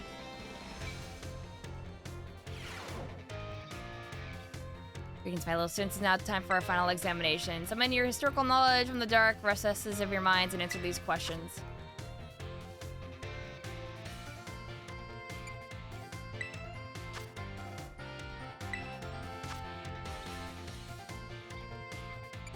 A folding fan. It was Heath. It was 10 years ago for the orbs. Your time is up. Put your writing utensils down. You must excuse the last question. It is too shallow and ridiculous to be on a history test, but alas, the director forced me to include it. So ends our final examination. You may ask for your scores at the school's front desk.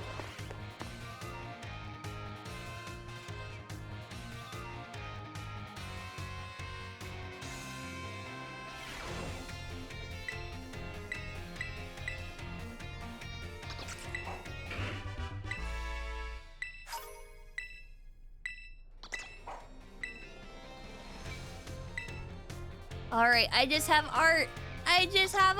I'm getting A pluses across the board.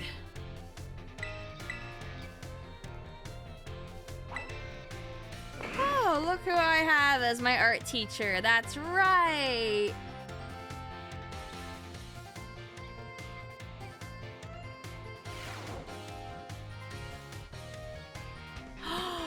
I love the classroom! Oh my god! Greetings, I am Estelle. I'll be teaching this art class. It is a pleasure to meet you all. Now, let me be candid for one moment. I imagine that many of you will forget all you learned in this class once you graduate. After all, you don't need even a basic understanding of artwork, much less a refined appreciation of beauty for most exams or jobs. So, is my class a waste of time for you then? I think not. At least, I certainly hope it isn't. Think for a moment, all of you. What is beauty anyway? What makes something beautiful? It's the eye of the beholder. Interesting. Thank you, Imakuni. Oh, I don't mean to suggest there's a correct answer to my query. The important thing is that you all take the time to think of it. Think about why we might find beauty in a flower blooming on the side of the road, for example. Why the sky is a different shade of blue than the ocean, or why the leaves change color. Ponder the windmills of Artisan and how they move. Contemplate the chilling bite of the waters of Cascarafa.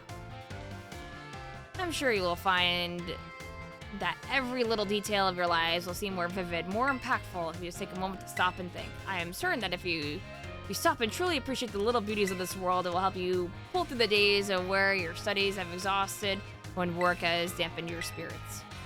Do pardon me for waxing philosophical. You don't need to understand all of that now. To put it simply, it's true that one doesn't need art to survive, but it certainly makes surviving much more enjoyable.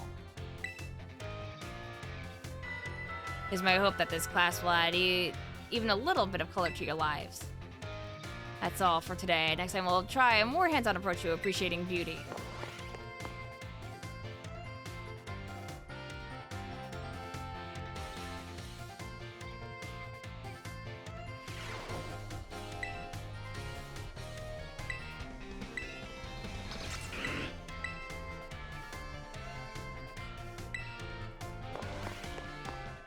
I mean, it's basically like a college, Evil King. Anyone can attend.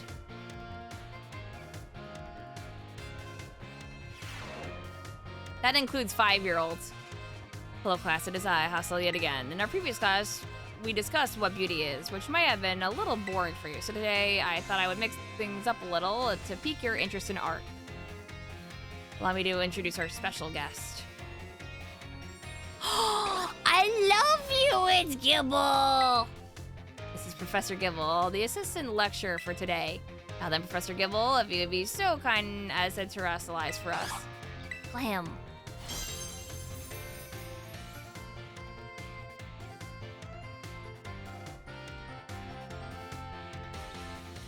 Oh, you have a grass, Terra. As some of you may already know, a Pokemon can terrestrialize views of Terra Aura. Normally, Professor Gibble would be of the Dragon type, but by terrestrializing, it's succeeding in changing its type. So, class, what type do these lovely glistening flowers above Professor Gibble's head represent? The grass. Excellent, Imakuni. Full marks for you. These beautiful flowers blooming above Professor Gibble's head show that it has now become a grass type. The shape of the Terra Jewel above a Pokemon's head depends on the Pokemon's Terra type. Summarize, if an opponent's Pokemon terrestrializes during battle, observe a Pokemon's Terra Jewel closely to see what type it has become, and choose effective moves accordingly. It's my sincere hope that today's lecture will help you achieve beautiful victories. The terrestrial phenomenon is indeed a fascinating and deep subject to discuss. That is it for today, class. Thank you, Professor Gibble, for your help. Aww. That Gibble's got a degree!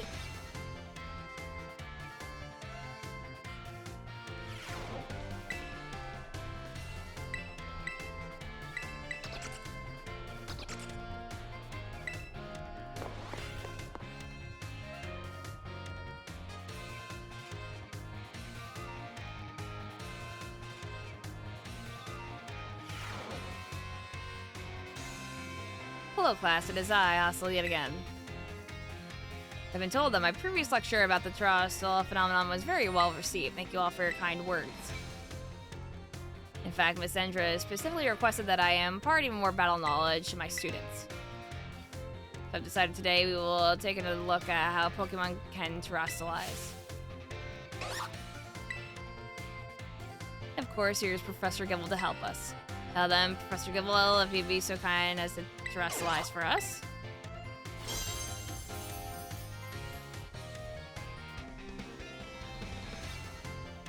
So what do we have here? Last class we saw grass type terrestrializing, but this time we have something of a different shape. Observe a Terra Jewel resembling a snowflake. Its dendritic shape is stunning to behold. It's a little chilly standing so close to it. So class, what Terra type do you imagine this jewel might represent? Ice. I almost chose Ghost because my controller was just like glitching out. Excellent, Imakuni, full marks for you. The reason here there's a snowflake shining above Professor Gibble's head is simple. It is now an ice type. And because Professor Gibble is currently the ice type moves would not be very effective against it. Keep that in mind. Usually they would deal quadruple damage to Gibble. Now here's some trivia about snowflakes. While snowflakes come in many different shapes and sizes, most are classified as hexagons. Just think of it. Snowflakes fall from the sky, taking similar shapes without anyone saying they must. Do not feel the great mystery of nature, the beautiful enigma we live in. This is a bit of a tangent, but Mr. Jock's glasses are also hexagonal, aren't they? I almost forgot to mention that you can change a Pokemon stereotype at the Treasure Eatery located in Medali. Though I must say the cook there is a little prickly. You'll need to get on our good side if you want her help. Hi, Hino. Now come prepared for the next class because it's time for your midterm examination. Thank you for today, Professor Gibble.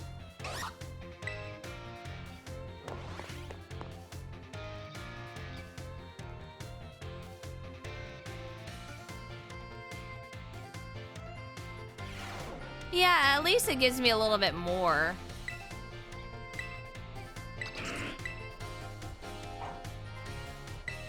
Because I've barely been using terrestrializing.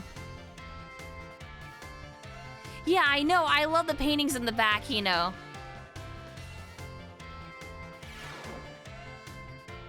I do hope you're all ready because it's time for your midterm exam. Focus and do your best. And begin. Terajewel.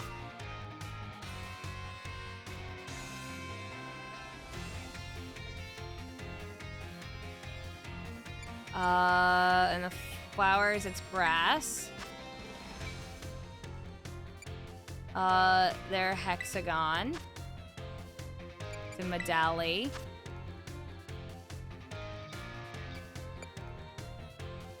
We'll make something beautiful. There's no correct answer.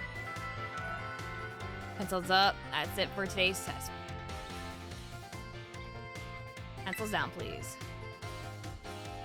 I would rather not have students worry about passing or failing in my art class, but tests are tests after all. Anyway, good work, everyone. You can check your results at the front desk. I want that ditto painting on my wall.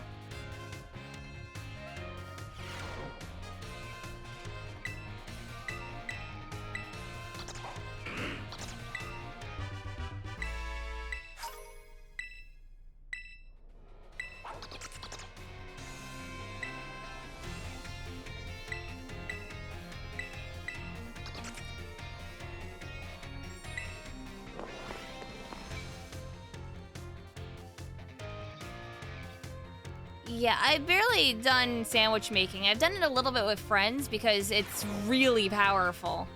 Low class it is I, hustle yet again. And please say that everyone did very well on the midterm exams. As a reward for all of your hard work, we have a special guest visiting us today. Now then, Brassy, please come in. Greetings. Oh no, it's you.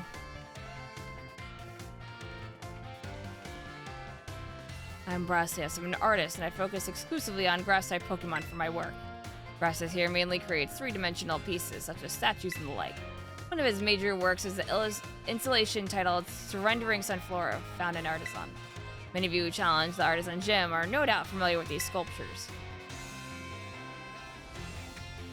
Yes, I do recognize some faces among your students. I hope you all understand how fortunate you are to be able to attend Haas's classes. Well, Haas is the man who saved me when I had lost all hope and given up on myself. But he never gave up on me. I do not exaggerate when I say that he is a mentor in my life. It is precisely thanks to Haas that I was able to establish my current art style. Ah, dear Brassy. I have nothing against reminiscing about old times, but today I hope you will guide this class in a way only you can. Of course. Well, let's see, why don't we discuss what Haas mentioned? Surrendering Sunflora. Can anyone tell me what my mood is when I crafted its attached expression?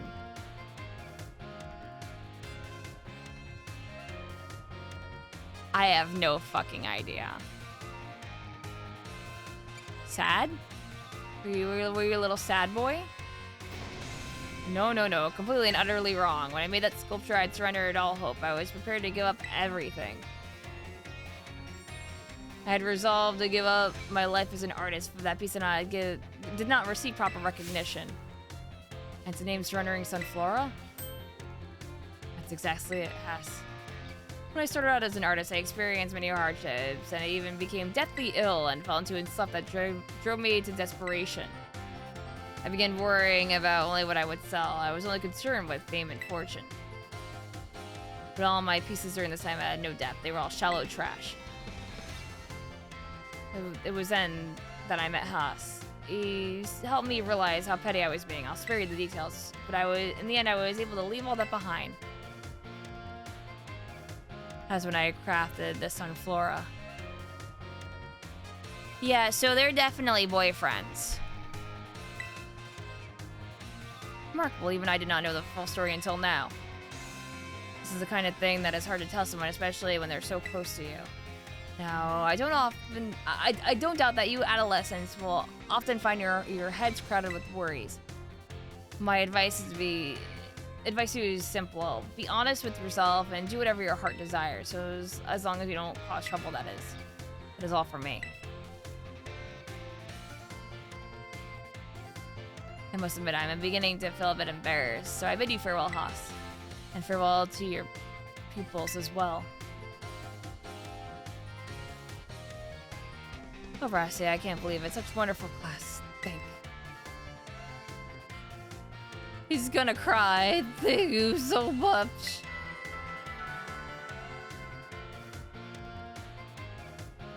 Damn.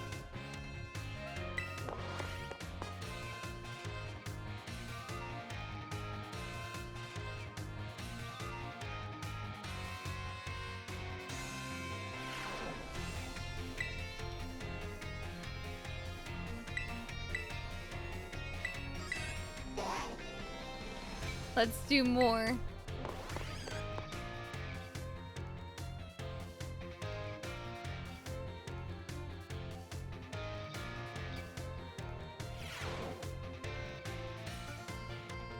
Hello, class. It is I, Hassel, yet again. First, allow me to apologize for losing my composure during our last class.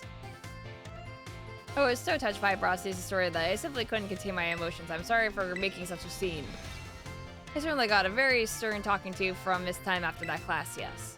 Anyway, let's shift gears and dive into the material for today's class. Have any of you heard of the 10 sites of Paldea? As the name would imply, there are 10 sites in Paldea that are considered particularly beautiful. Among them, I would say that the Grand Olive Orchard is likely the most accessible. You can see the field after field of olive trees from the hill on the way to Cortondo. 2 waterfalls are also counted among these 10 sites, Fury Falls and Castoria Falls. There's also the peak of Glacedo Mountain, known as Paldea's highest peak. There's another cliff on Glacedo Mountain that's named after a rather unique shape.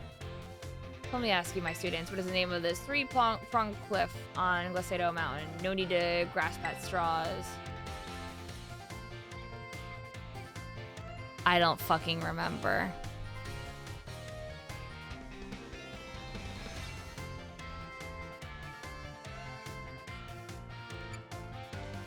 Grasp, reach, run.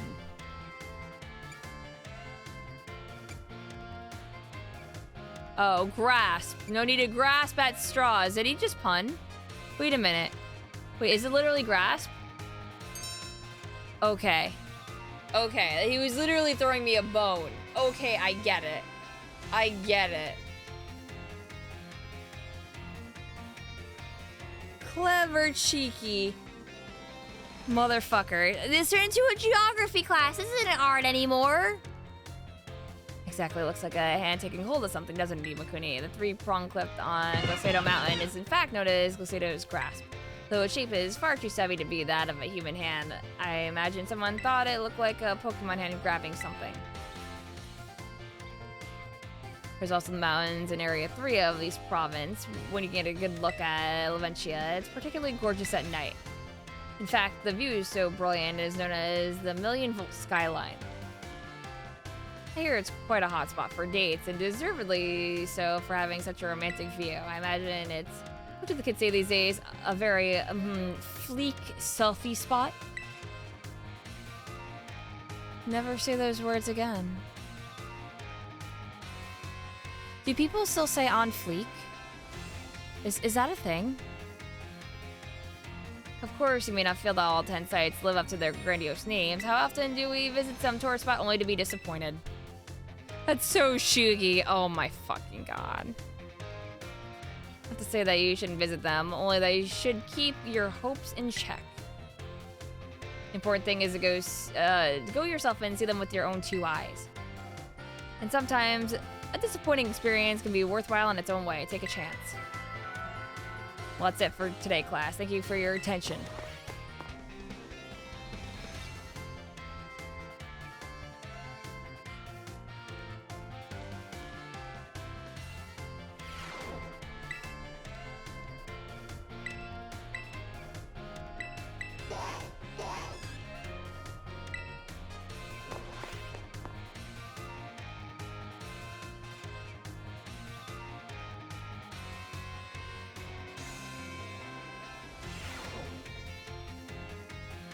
Well, class it is. I hustle yet again. My, how time flies, as they say. Indeed, our time together is certainly flown by. It's hard to believe that this is our last class. Now, our topics for today may feel somewhat unrelated to art. There's absolutely no set definition as to what art should be. Therefore, let us carry on with the discussion and see where it takes us. There are 2 things I wish to focus on today: ribbons and marks. Both ribbons and marks are special honors that capture a Pokemon's qualities. There will be times when your Pokemon gives maximum effort as a noteworthy experience. In its recognition of its feats and accomplishments, it can be given a ribbon. To give an example, if you manage to become incredibly close to a Pokemon, it may be granted the Best Friends ribbon. Incidentally, there is a person in Kaskarafa who can give your Pokemon a Best Friends ribbon. Marks, on the other hand, are mostly found on wild Pokemon when you meet them for the first time. It can symbolize the character of a Pokemon, such as with the Rowdy mark and the Vigor mark. It's completely up to luck whether you run into a Pokemon with these marks. If you're able to catch a Pokemon with a mark, rejoice at your outstanding fortune. Does anyone know what special things you can do with the Pokemon that have ribbons or marks? I don't know. Obviously, I don't think it's exchanging ribbons. That's not a thing. It's either you can show them off or you can change their title. I don't know what their title is.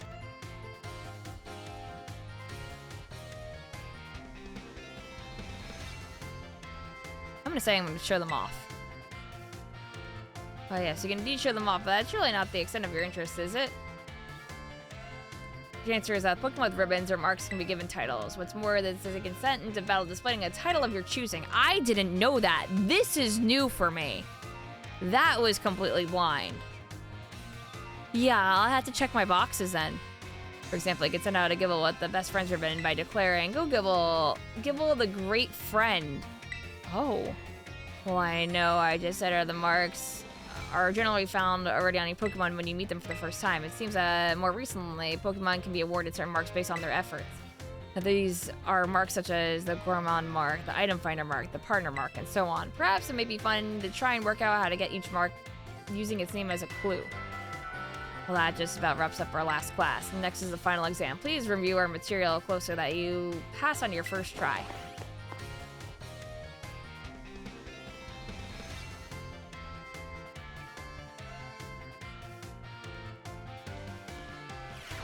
Interesting. Alright, art final. This Psyduck is so happy that I'm going to class.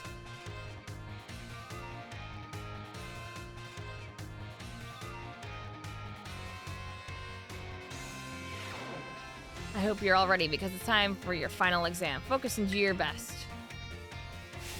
And begin. The Treasure Eatery. It's surrendering Sunflora. I saw 2 waterfalls. Laventia. The marks of Pokemon has are present when you first meet and none can be added later. That is false. I believe. Time's up. That's it for today's test. Pencils down, please. Thank you all so much for learning about art with me. time we shared has left a mark that I will treasure, I promise you. And it's my sincere wish that all of you go on to even greater, more prosperous futures. And that's that. Good work, everyone. You can receive your results from the front desk. I've been doing school.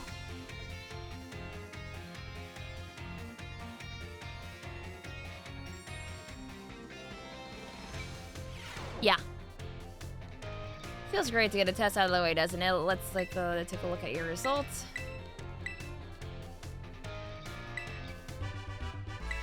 That's a passing score. You have now finished all of your classes and passed all of their exams. I have this for you from Director Clavel. You now focus on all of your efforts on this year's treasure hunt. Be careful out there. I am an ace now. I told you. Well, now I can do social links.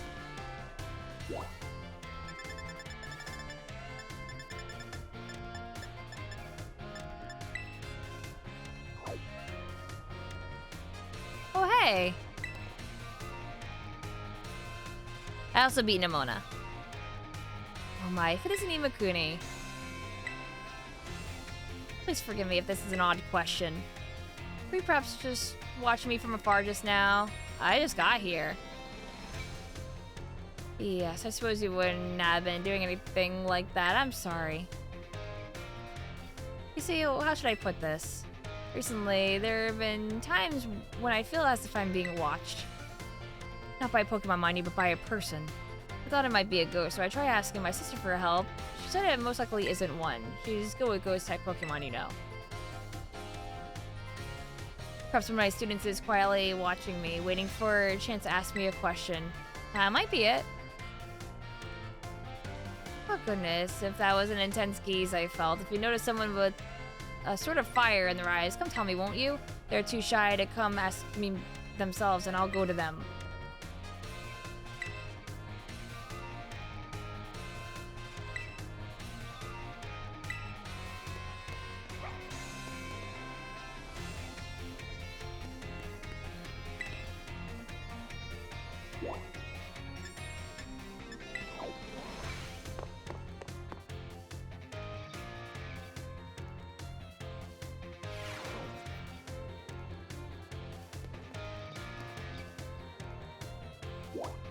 Oh, hold on.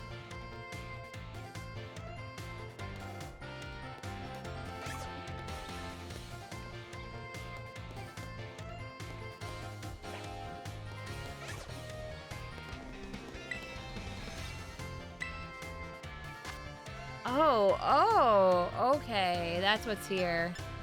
Pickle sandwich. Pickles are the only thing in this sandwich.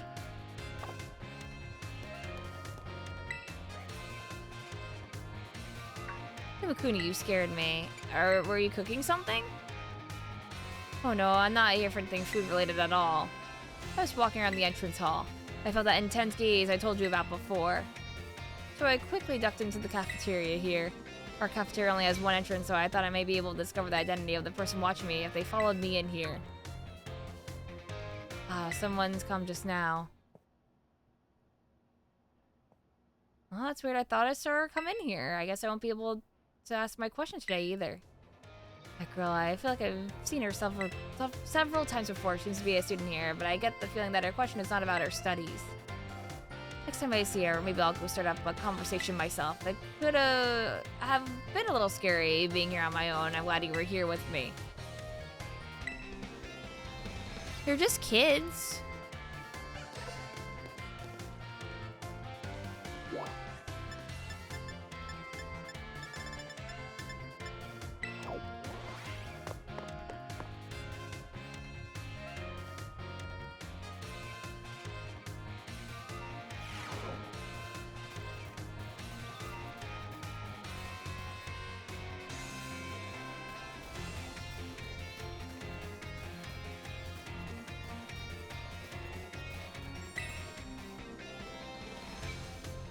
It just hit you time and rhyme. Yeah. No, they're totally related.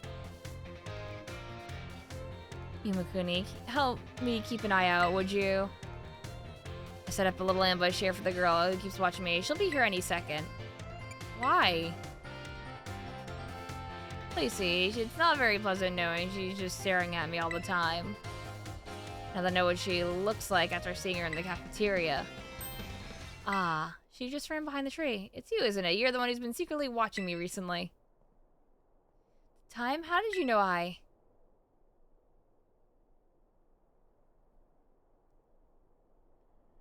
guess you must have noticed me. I'm so sorry. Well, of course I noticed. You were watching me practically all day, every day after all. I assume that there's something you want to ask me? Yes, I do. I've been a huge fan of yours since your time as a gym leader, and I love rock type moves so very much. Oh my. But you just suddenly retired from your post as a gym leader a year and a half ago. Why did you quit? My goodness, is that all you wanted to ask? Yes, your reason for retiring was never made public, but it's well known amongst the students here that you just avoid the question anytime it's asked. I thought it would be rude to ask you a question that you didn't want answered, so I just couldn't find the courage to ask. So that's why your gaze felt so very intense, I see. Forgive me. So very intense? Ah, never mind that. As the reason I quit my job as gym leader, I simply wanted to focus more on my job as a teacher. It's not like I dislike being a gym leader or anything of that sort. Quite the contrary, talking about the gym fills me with feelings of nostalgia and sadness. That's why I always avoid answering the question when a student asks. Oh, I see. Do you have any plans of becoming a gym leader again? No, I'm afraid I don't plan to do so. My sister's doing a splendid job as gym leader in my stead. I personally find being a teacher most enjoyable these days, but since I am in fact your teacher, I would appreciate it if you would call me Miss Time, as my students do, not just Time. Okay, I'm sad to hear that, but I understand. Thank you so much, Miss Time. Well, I suppose that solves that mystery. That made me so nervous. I said so many things to try and sound cool. I was certainly a little scared when I felt that girl's intense gaze on me, but having you here with me allowed me to do what needed to be done to face what turned out to be one of my biggest fans. I must thank you for always showing up at just the right time, Imakuni. Let me show you my appreciation a little. I hope these help you out on your adventure. Rock Terra Shards, yo!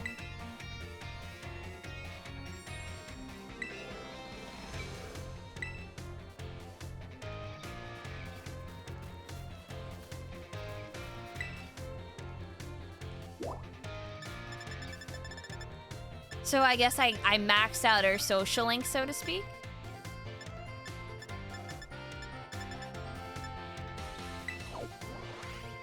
All right, let's go after,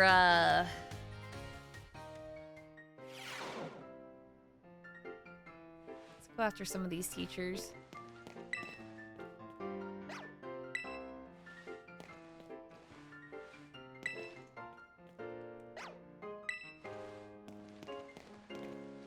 You. Oh, Imakuni. Did you come all the way here to the staff room just to see me? I sure did. Seems I finally made it into the hearts of my students. That makes me very happy. After all, like I said in class, communication is very important. If there's anything you're confused about in class, or if you're having trouble here at the academy, you can always come to me. Come here and tell me, Tonami Salvatore. Your friend Salvatore, that is. Oi. Sir, I already, like, kicked ass at your classes.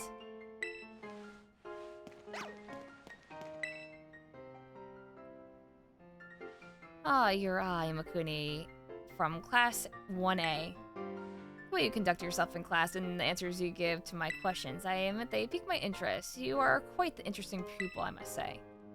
Tell me, Imakuni, given a choice, which do you prefer? Things of old or things that are new? It depends. I'm gonna say I like new stuff. You would answer new stuff to me, your history teacher? Ha, you really are a curious one. Yeah, I will. did choose Violet after all. Foxy, thank you. I give kiss kiss. Yes, this one may indeed be of good use to me someday. Her hair's going crazy. I can disregard that. I was simply thinking out loud. I enjoyed our little conversation today. My thanks, Imakuni.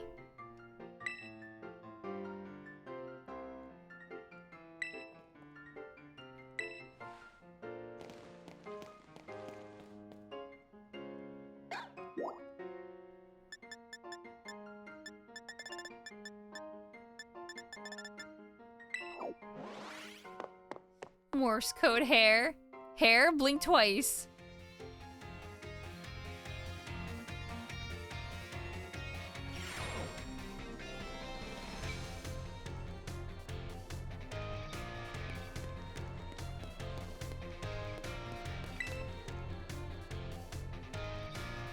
Bumby.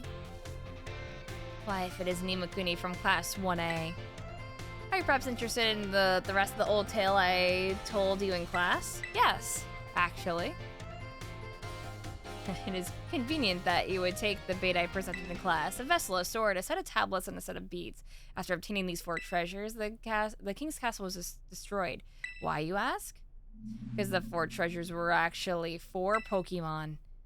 As these Pokemon were passed from human hand to human hand as treasures, they slowly became tainted by hubris and greed. Finally, after coming in contact with the rapacity of the king of that time, they awakened as disasters and began to rampage out of control. The king called for renowned Pokemon builders to defend the country, and after a fierce battle, these incarnations of disaster were quelled. It said that these 4 Pokemon were then sealed away somewhere in Paldea. Legendaries? So what do you think? Would you say the story is just make-believe? No. Very astute of you. I have read many historical disaster reports, personal journals, and the like. There is much to support the truth of the story.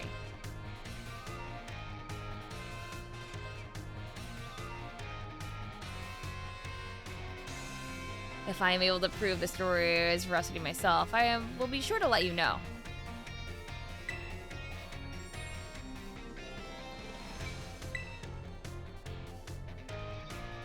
Imakuni, the time has come.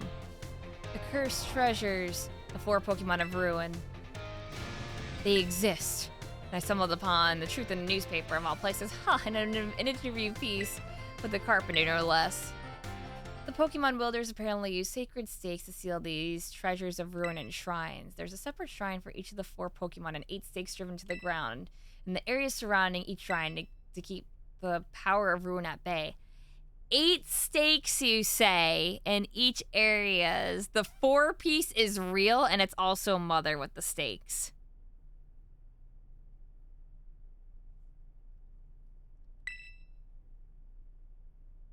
Yeah, I've gotten some of those. In other words, if all the stakes for a given shrine were to be removed, it would release the Pokemon held inside. Don't you think it would be nice to free those Pokemon from the confines of their tiny little shrines, Imakuni? Yes. A kind soul, I see. You're proving truly useful. According to a descendant of the Pokemon wielders in the story, you must have a bond with Pokemon in order to remove the stakes. I'm sure someone as Pokemon savvy as yourself would have no trouble with that at all. You can choose for yourself whether to believe me or not, but I will mark the locations of these shrines on your map. I've seen some of them. I'd rather go myself, but of course, skipping out on my classes to go adventuring seems to have made the director a little suspicious of me. You can think of it as part of your treasure hunt. Treasures of ruin are still treasures after all. Hope you will investigate these shrines if you are at all inclined to do so.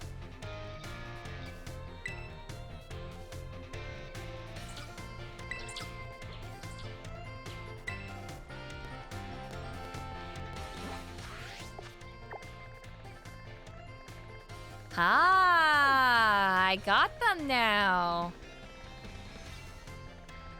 Here's another. And another. And there's the last one.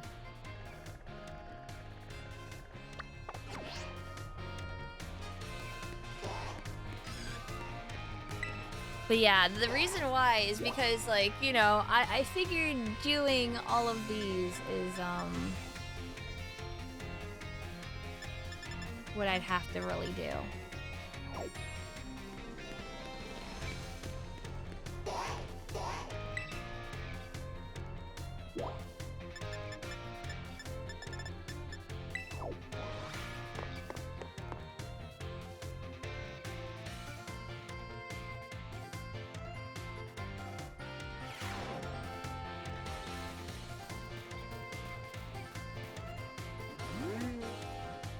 Alright, where's our Frenchy teacher?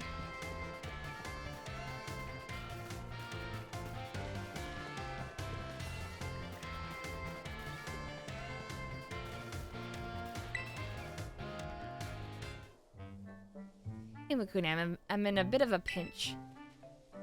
Take a look at this. This Tommy really doesn't seem to be feeling well. I don't know if the poor thing can even stand up. What should I do? What should I do? Use a potion on it. Alright, I could use a potion. Do you have any on you? Yeah, here. This'll fix you right up, my friend. Potion power, go! Ooh, that seems to have done the trick, and just in the nick of time. This Palmy doesn't appear to belong to a trainer. Could a wild Pokemon have wandered onto the academy grounds? Still, I just can't leave it here alone without anyone to make sure it's okay. It's decided then. I, Salvatore, will just have to lend all of the helping hands I have to take care of this Palmy in this touch-and-go situation. Merci very much for your advice, Imakuni. Adios, au revoir, farewell. How does a teacher not have a potion? Fuck if I know, dude.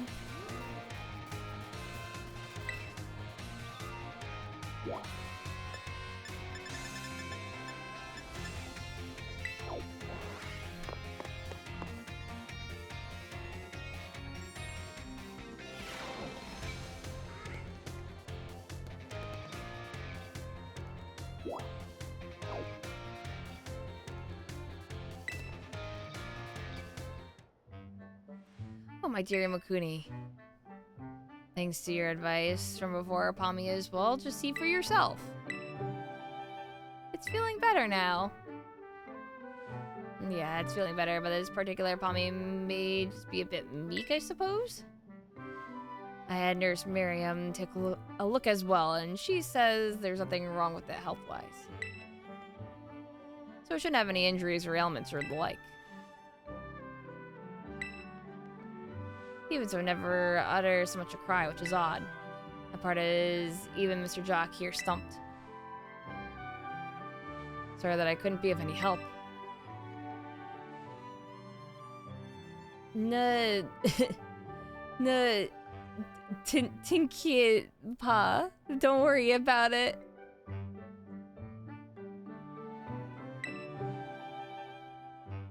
Yeah, his cut is a little like someone just kind of did the jackass shaving prank on him.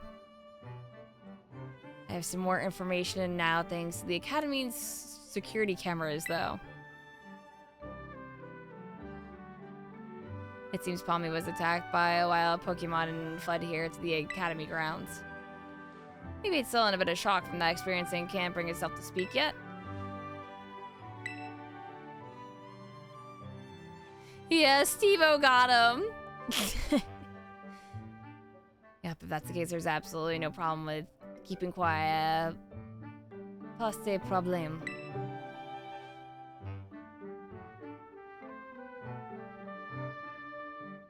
We can just wait, that is until it feels like talking. That's all we can do, really. Even if you can speak all sorts of languages, there's no guarantee that you can understand what's going on in someone's heart. Have no fear, I won't give up. No, I'll keep on trying until we've figured each other out.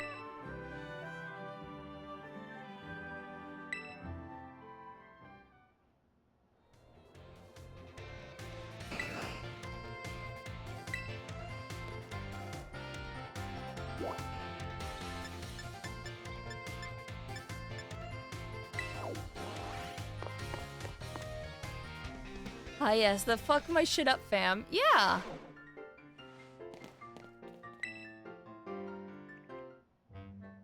My dear Imakuni, Palmy here is as healthy as he can be.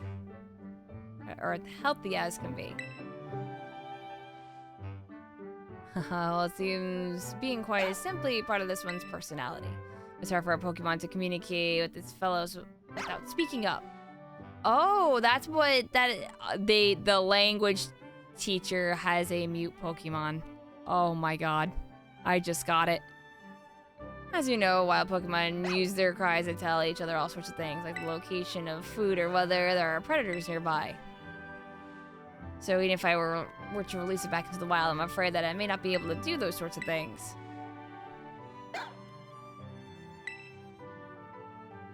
What do you think, Imakuni? Where does Palmy belong?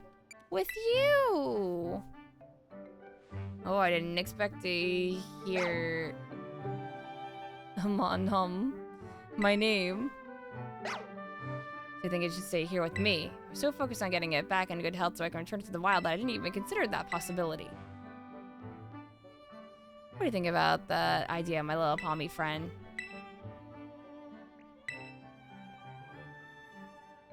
Palmy had spoke at last. And without speaking Pokemon language myself, I know that the reply means yes. Oh, my dear Imakuni, mercy so very, very much for all your help with Palmy. All the more reason you should have this. Here, a rare Pokemon for you to raise. A Meowth? I'm so happy, yes. I, Salvatore, will take it upon myself to look after Palmy for good. I will indeed. Meow. Hey.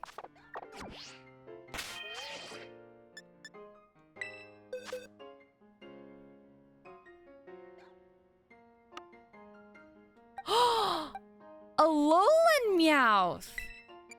Oh!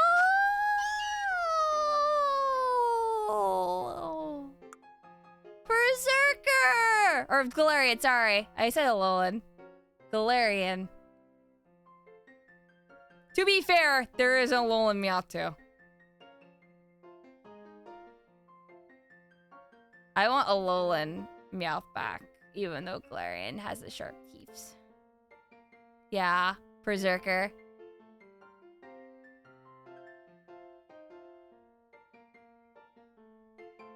It's implied that Salvatore hails from Galar? It seems so, yeah. This Meowth is great for raids, turns out? Oh, shit.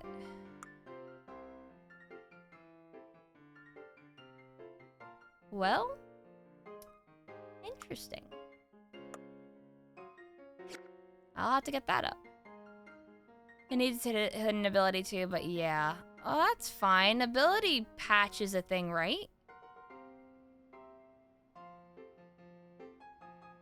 It's a steel boosting ability that stacks with itself on your team. Oh, that's fucking rad. Yeah, exactly. So ability patches aren't gonna be an issue. All right, we'll get Capsule. Yeah, no. Capsule is for regular ability. Patch is for hidden.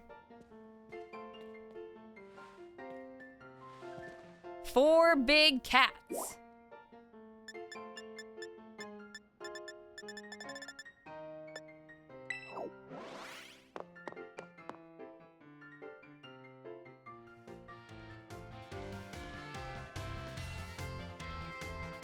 Yeah, patch is endgame.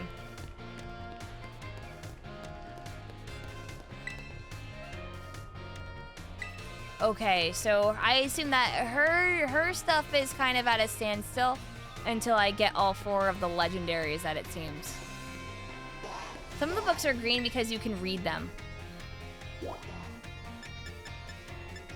that means I have 2 more. Let's go for gym teacher. Oh, I did all of the classes. I aced my classes. Stop! I'm not even towards the entrance.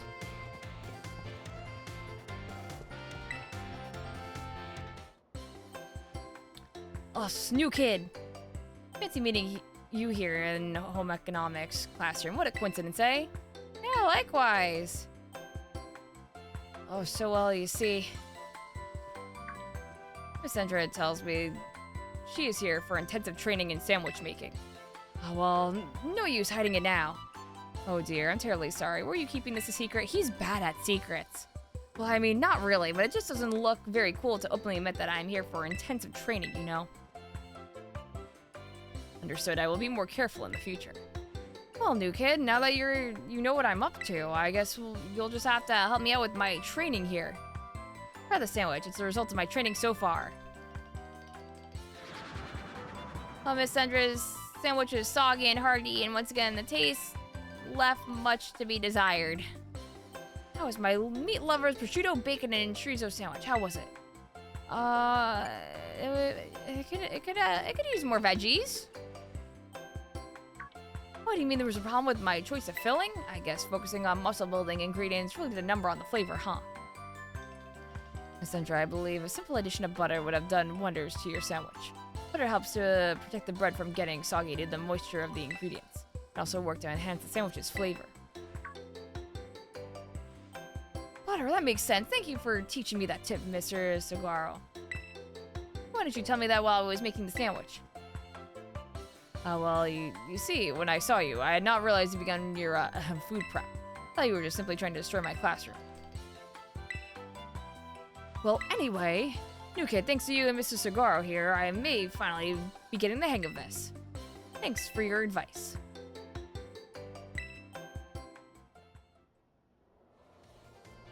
What shinies do I have? You can go look for a second. Here.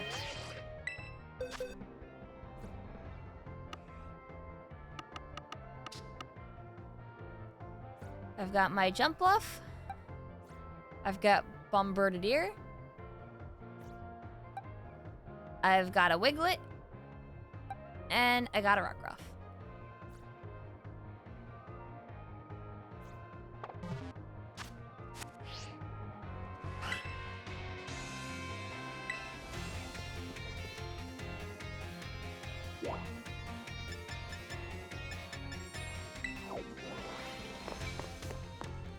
The gold Wiglet's really good. Cool, remember, it's the best name, it really is.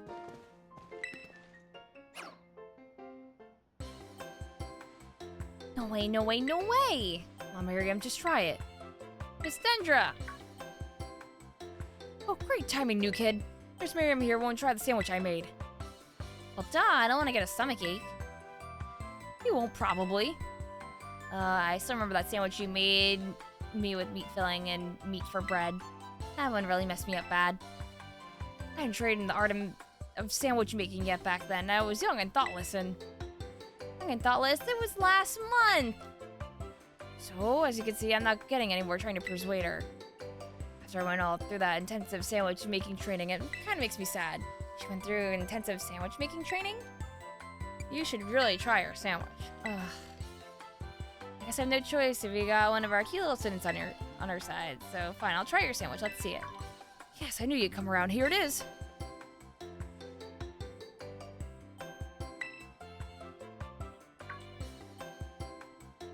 It's a little strongly flavored, but I guess it's not bad. Woohoo, my training paid off. I'm so glad my sandwich pleases the great Nurse Miriam. I look up to you, you know. Thank you for trying, and thanks to you too, new kid.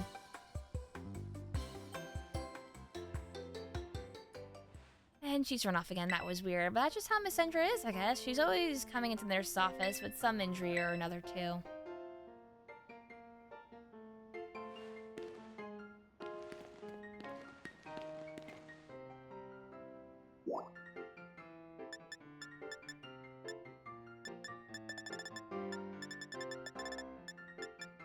I see that started his social link.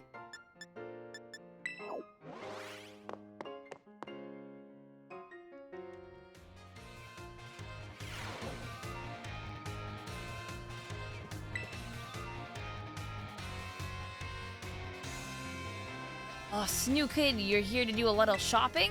No, I came here to see you. Haha, so you came to see me, did you? I'm here to check out the sandwiches they've got for sale. This The school store sandwiches taste great and they have excellent nutritional balance too. Hop into your intensive training.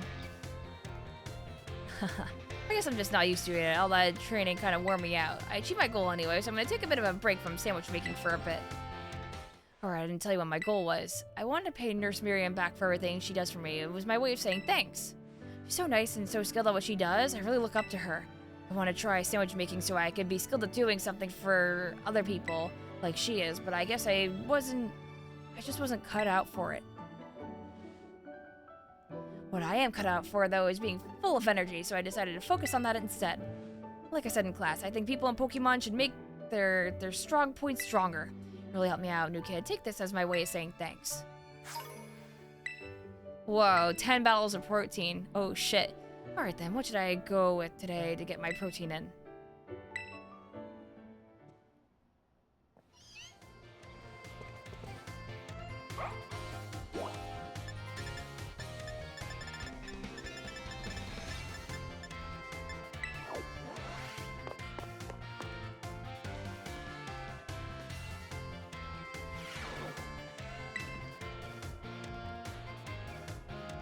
Welcome to the home economics classroom. I consider this to be my very own castle of sorts. Miss Imakuni from class 1A. Rumors of your activities always seem to be bombarding me from all sides. My activities? Indeed, people from all over have been talking about how strong of a battle you are and the amazing Pokemon you take along with you. You're quite the object of everyone's interest, though I imagine that may be a bother for you. The home economics classroom is something of a place of rest for the academy students you see. Here they delight in sharing the latest gossip and the like while enjoying a light snack. You come up quite often in those talks recently, Miss Imakuni, so much that I find myself intrigued. If it was not a burden for you, I would very much enjoy having you come see me, sometime and again. I accidentally hit the A button too fast. Good enough. Same sentiment.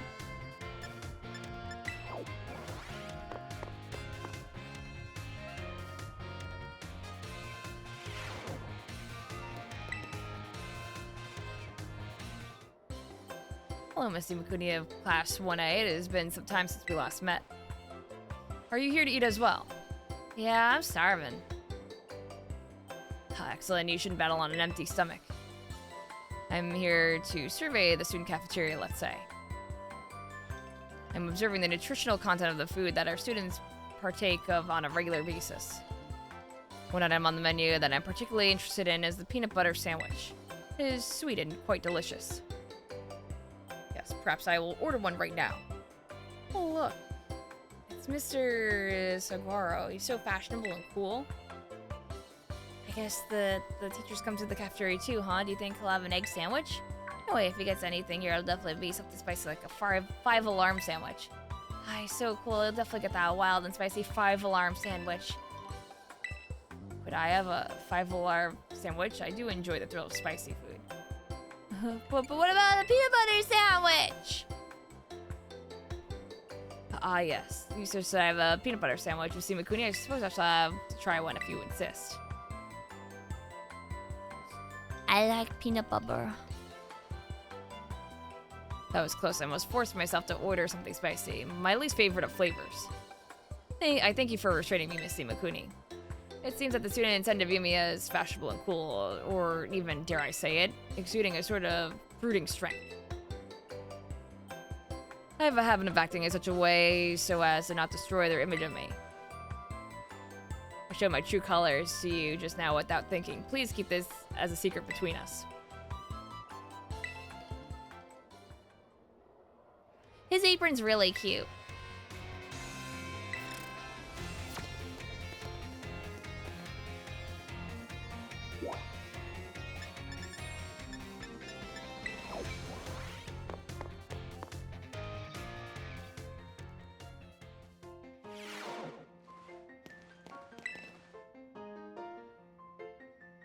Ah, Miss Imakuni.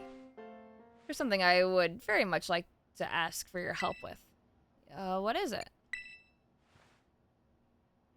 Well, you see, I do not want anyone to overhear this, but I hear rumors of an incredibly sweet condiment that exists somewhere in the Paldea region. I absolutely must experience that ambrosial sweetness for myself. You're the only one who knows my insatiable sweet tooth, thus I have no one else I can turn to for my help in this matter. I cannot go looking for this condiment myself, lest I destroy the image students have of me. I will repay you for your troubles, of course. Give it some thought if this piques your interest. In the meantime, I will gather what information I can about this incredibly sweet condiment. I will share what I find with you as soon as I have more detailed information. Hi, Anga.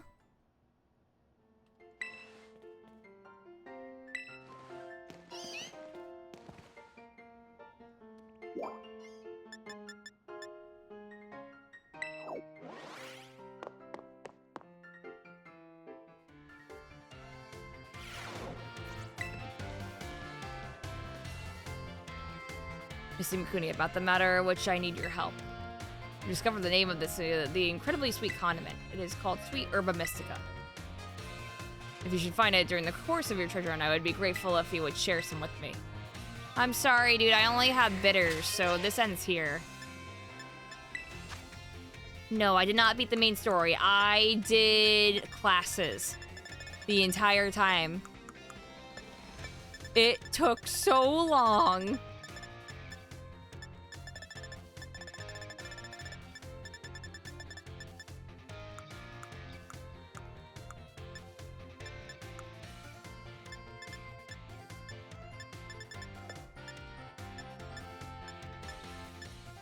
The responsible student. I figured I beat the Pokemon League and then did classes, and then I aced all my classes.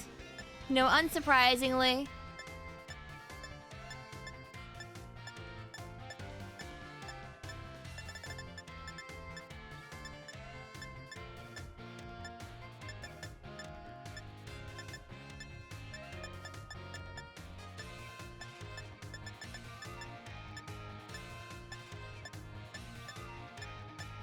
So many different types. Yeah, I only have bitter. I have 4 bitters.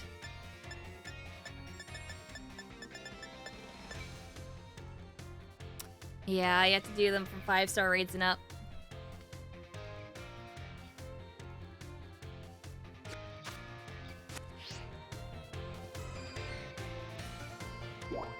Took us at school and we had to learn. We did. So this is done, and now we're on our last one, question mark?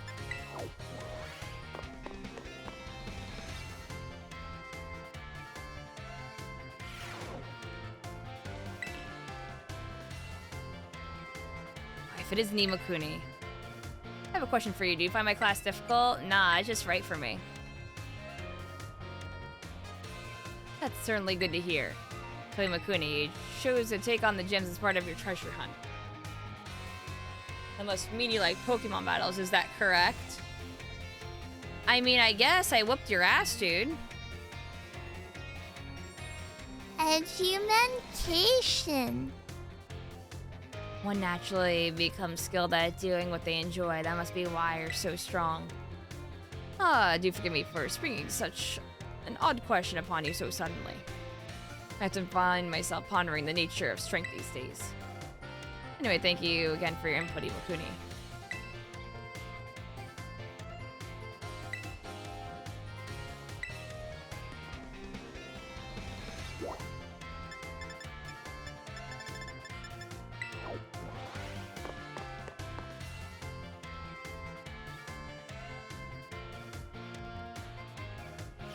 Acing all your classes before tackling the school delinquents, an intentional flex. Yeah. Hello there, Imakuni. I try to visit the schoolyard from time to time. It's good to see young ones with so much energy and vigor. I know what you mean. To you, it's a bit of a surprise to hear you say you're one of the young ones too, you know. Mr. Hassel, might I have a word? You, what are you doing here? I told you many times not to bother me here at the academy. Yet I am bound to come. Our family's future is of paramount importance. It was good speaking with you, Imakuni. Something important has come up, so I must excuse myself now. Let us discuss this matter elsewhere. Come.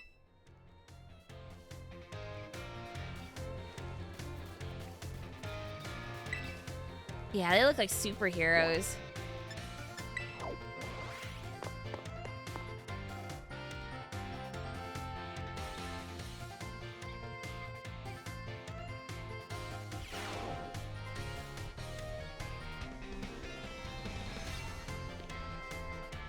Ah, here you are.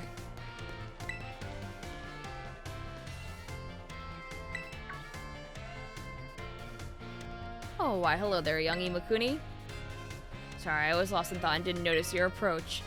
I feel I must apologize for what transpired in the courtyard. Oh, it didn't bother me. Huh. That is very magnanimous of you. A woman who showed up is a dragon tamer, and a relative of mine, I might add. You see, I come from a very long line of trainers who specialize in dragon-type Pokémon. There was a child in our family who was expected to stand at its head and lead it to greatness. The young lad, rebellious little fellow that he was, ran away from home one day. He made quite the show of it too, swearing that he'd make a living with music. A lot has happened since then, and now he's the art teacher and Elite Four member before you. So after I so rudely took my leave during our last conversation, my dear relative encouraged me to give up teaching and return home at last. I've been turned the current leader of my family, that is to say my father, is in poor health. Oh, but I do apologize. Perhaps I am not cut out for teaching after all. What sort of teacher grumbles on and on at his own student? You're a great teacher. You gotta do what you gotta do, dude. If you want to give up teaching, that's fine. If you want to go back to your family, that's fine. Ah, my dear Makuni, you have no idea how much your words mean to me. Thank you so very much. Ultimately, at the end of the day, it's his own decision.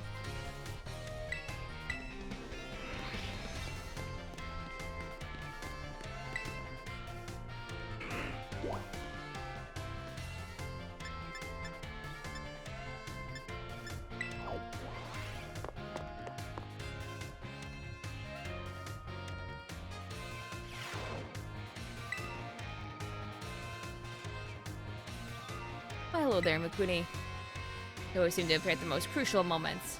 Something going on? Well, you see. Mr. Russell, I'm here to collect you. So I see. I'm glad that you finally made up your mind about taking your place as leader of the family. Well, it is indeed true that I have made up my mind. I made up my mind to continue teaching here at the academy. How could you? Are you saying that you don't care what happens to our proud lineage? I'm saying that I have priorities.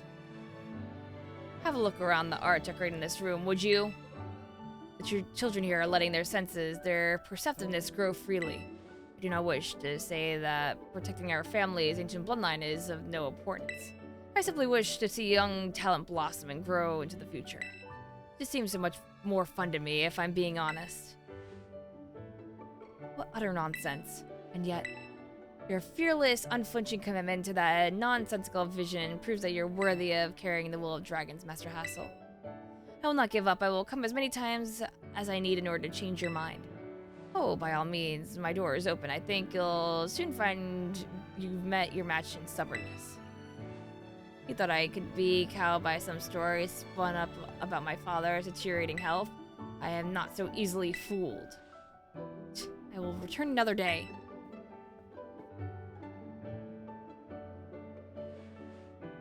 I'm sorry I had to see all that. I was so very close to resigning my post as a teacher and returning my home. But the students here gave me the courage to say no. That includes you, Imakuni. Your words truly brought me strength. I cannot think of a way I can possibly repay my debt to you young ones. Take this, if you will, insufficient as it may be in expressing the full breadth of my gratitude. Now then, let it be clear to all. I, Hassel, will continue on my chosen path as instructor to the youth of our world. Yeah, fuck you, Dad. I'm gonna be an art teacher.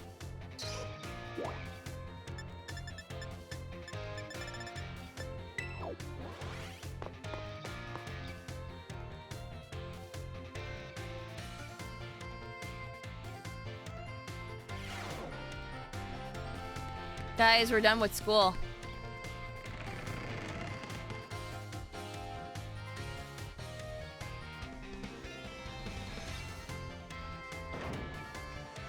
I'm gonna save now because I don't know if it's been saving.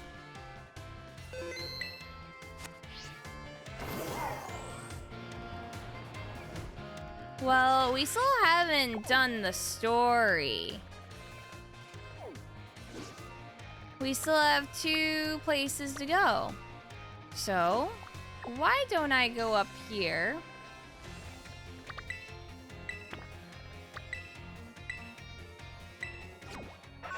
And go see. I'll check my Pokemon for titles later.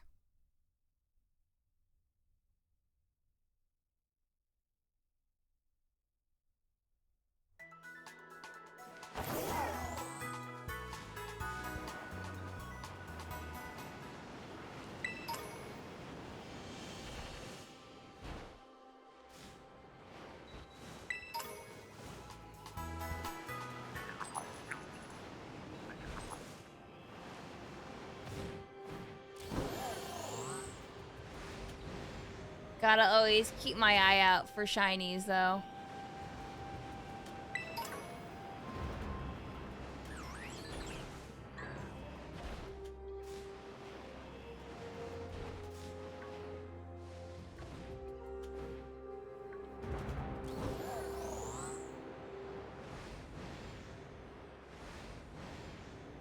That's fair, Anga.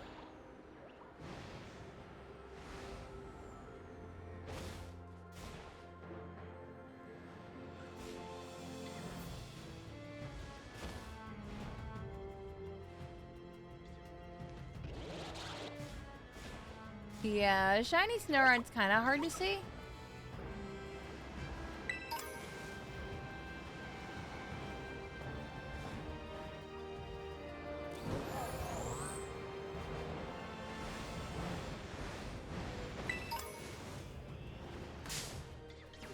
Oh, there's Doggo.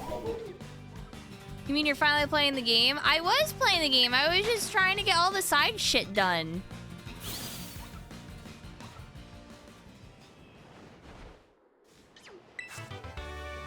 I had to get the lore.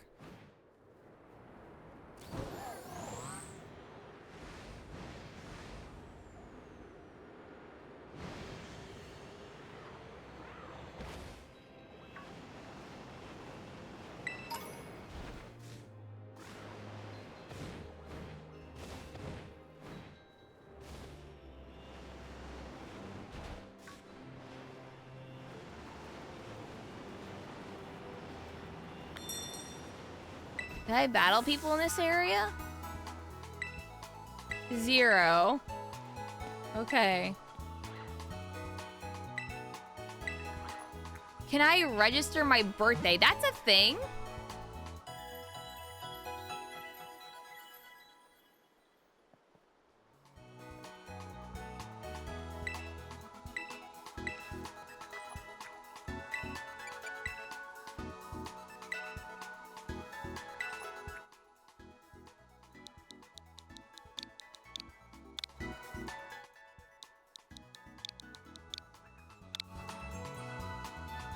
Yes.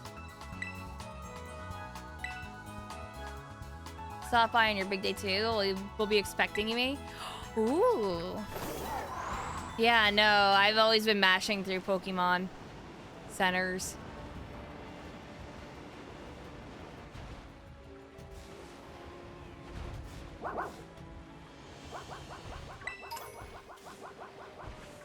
One to you too. God damn.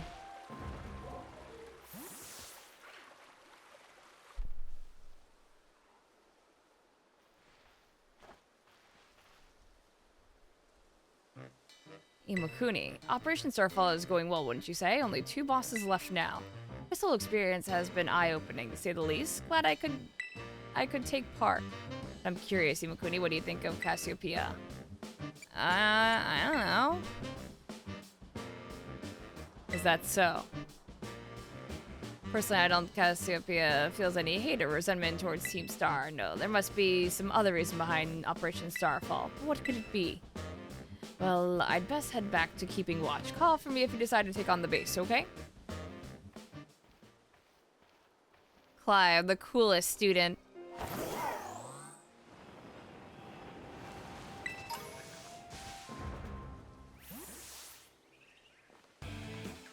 I'll return later when it is time for the young master's piano lesson. Until then, please give him my regards. Yes, Mr. Harrington.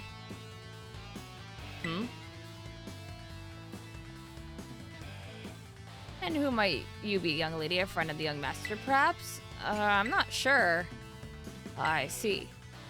Since you are unaware, I must inform you that this is the base of Team Star's ferry crew.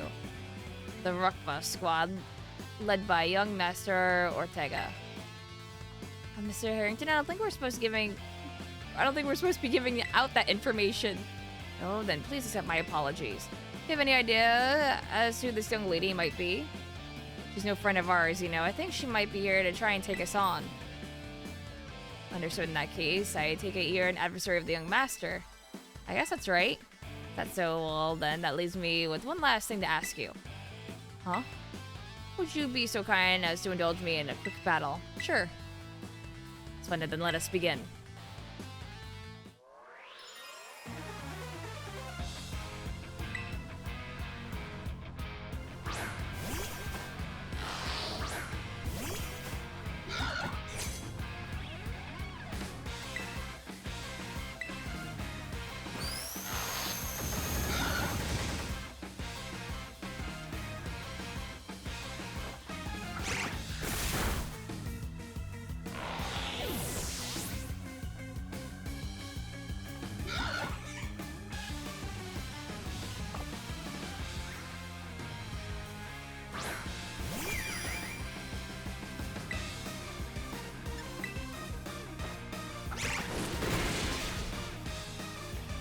Infinite is great.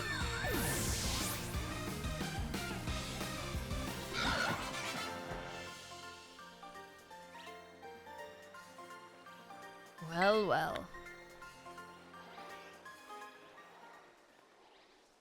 An outstanding performance. However, be aware that young Master Ortega's battle prowess far surpasses my paltry skills.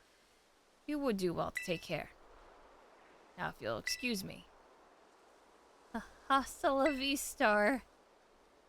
That gentlemanly guy used to be the director of the academy, I think. At least that's what I've heard. Now he's like tutoring the boss or something. He shows up here sometimes to take the boss to his lessons.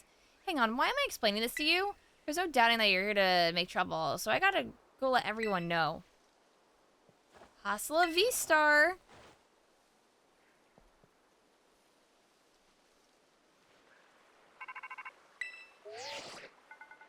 I see the guard has been dealt with. Good job. That base belongs to Team Star's ferry crew, the Ruckbus squad. Their boss, Ortega, is the mechanic of the team. Maybe the youngest of the bosses, but his battle skills are no joke. Underestimate him and things will go south for you quickly. He's also a real lead from the back type. He gets his grunts to do all the dirty work for him. But his weak point is his short fuse. Get him good and angry and he'll march out to the front lines to deal with you himself. In terms of tactics, there's nothing else for it but to take them all, take down all the lackeys he sends your way. Just stuff it on until Ortega shows up and go from there. Ring the bell on the gates once you're ready to kick off this phase of the operation. Time to wipe the Ruckbus squad off the map.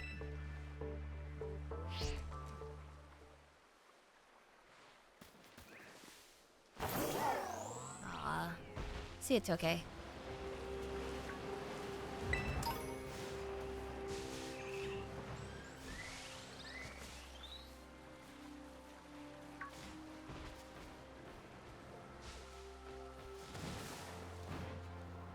Oh, that's Chansey.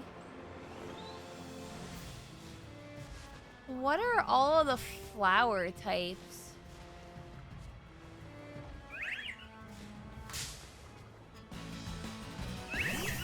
I actually have no idea.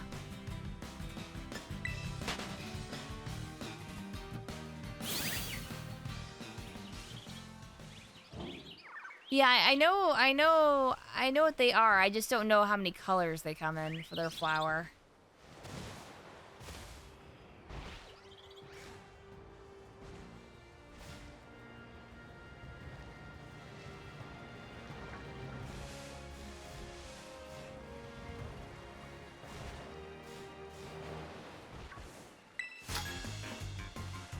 Uh, red, blue, orange, purple, and white.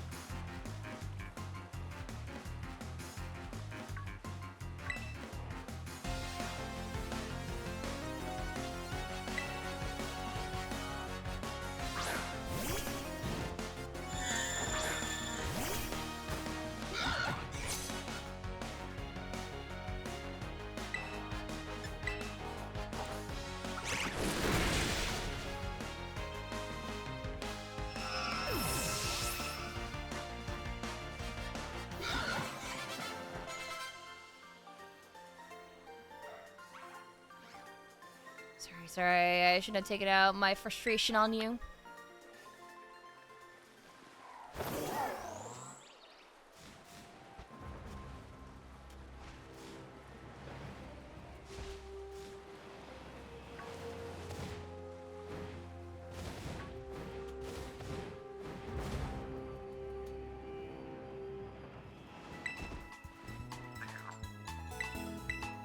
I should do? I should probably just put like the amulet coin on Amigo, just so I get more money.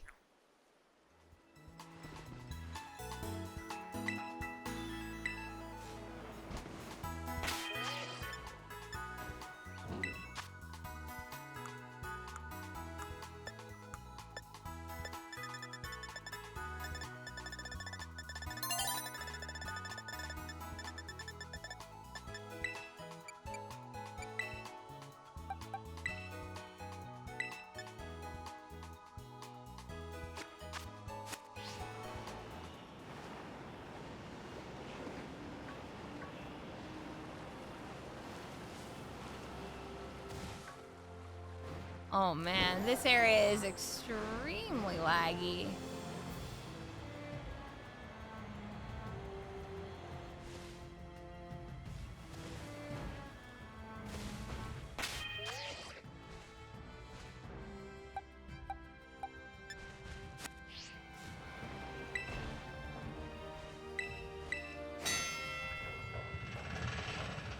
Too many flowers. That's fine though. Code red, Operation Starfall alert. Everyone get into position and defend the boss with all you got. Rest assured, Intruder will deal with you without the boss's help. Unless you manage to beat 30 of our Pokemon in 10 minutes, that is. Good luck with that. Alright.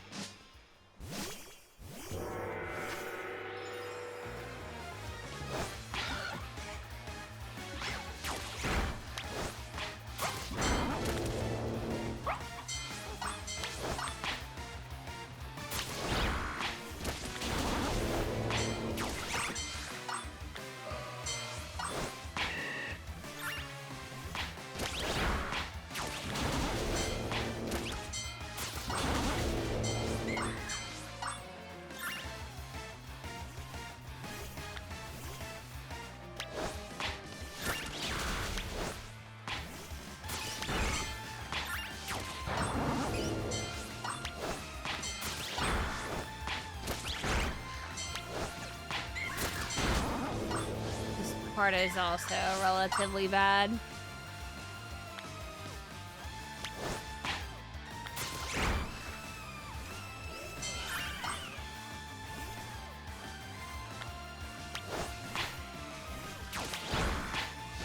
When hitting Mimikyu, it's impossible.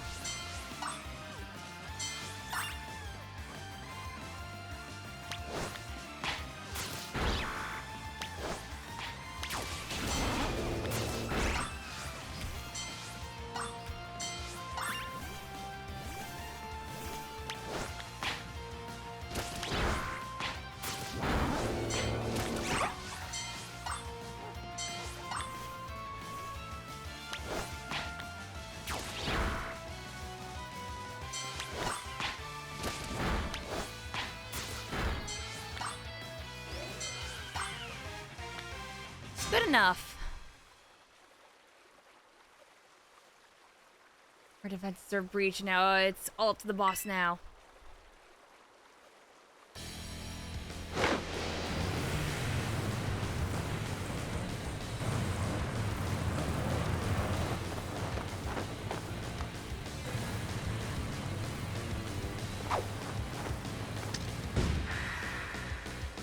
Ortega.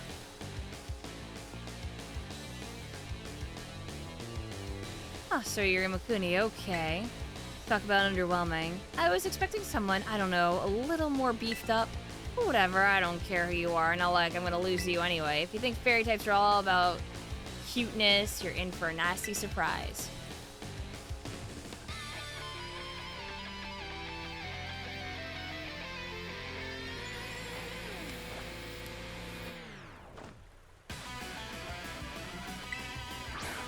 Sending out those luxury balls, huh?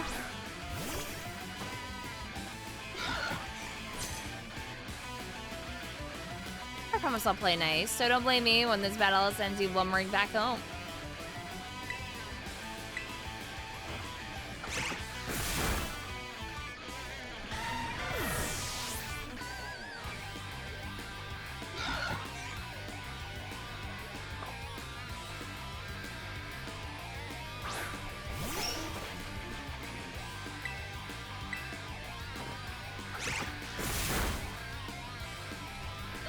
Sorry, I love wigs.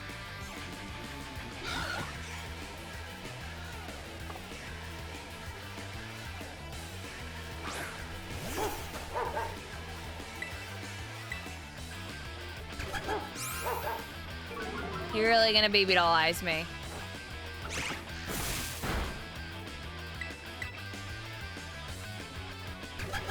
You're gonna do it again.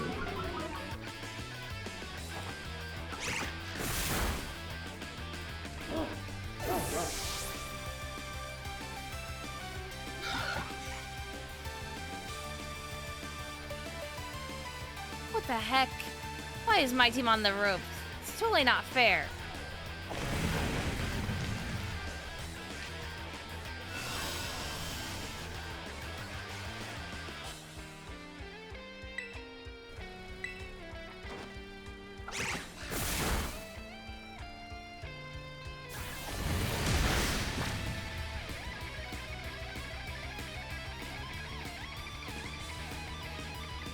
Oopsie, did you realize how you're outmatched you are? If you want to give up, now's the time.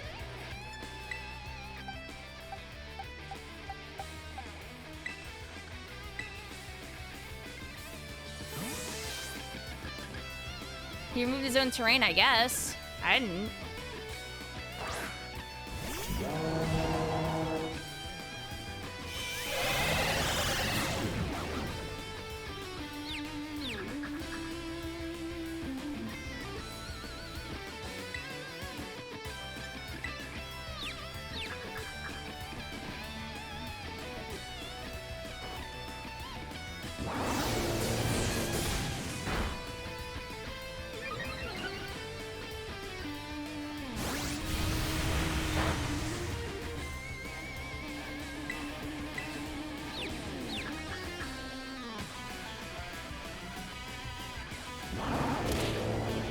Aww.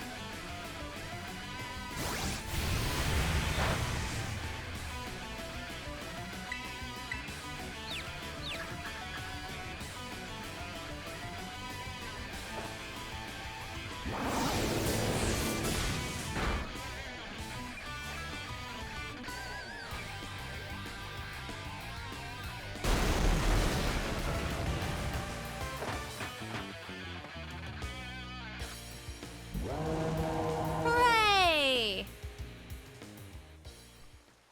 Easy peasy. How could I lose? What the heck?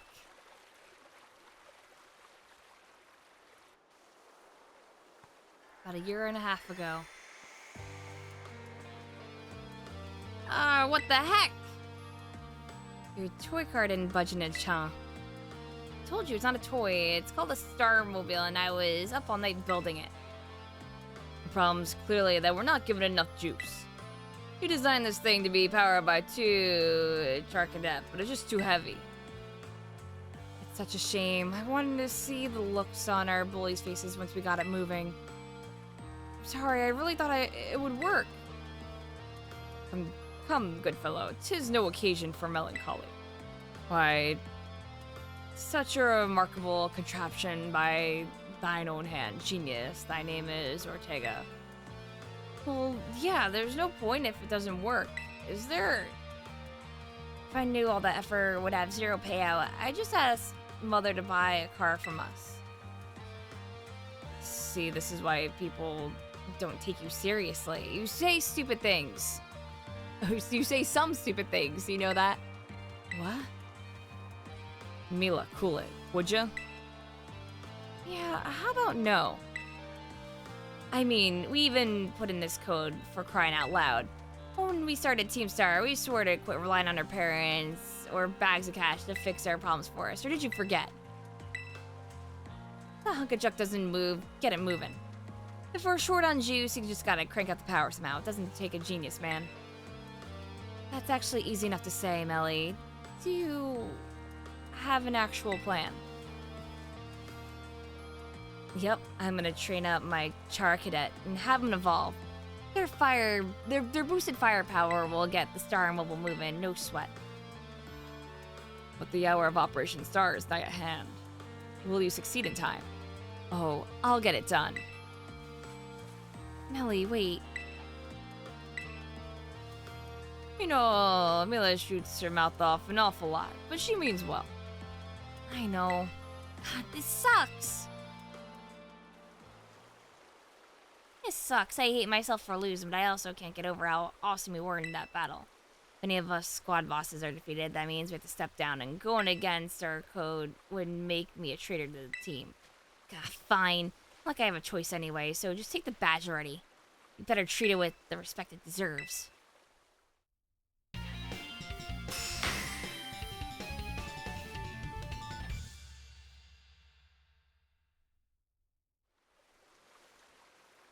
I'm not done yet. Here's my favorite TM2. Feel free to marvel at how awesome it is. Oh, Dazzling Gleam's really good. Okay. And just so you know, you are the worst. Like, you are the most annoying person ever. I get it, you're super strong, I'll admit that much. You even busted my Starmobile. Young Master Ortega. Mr. Harrington.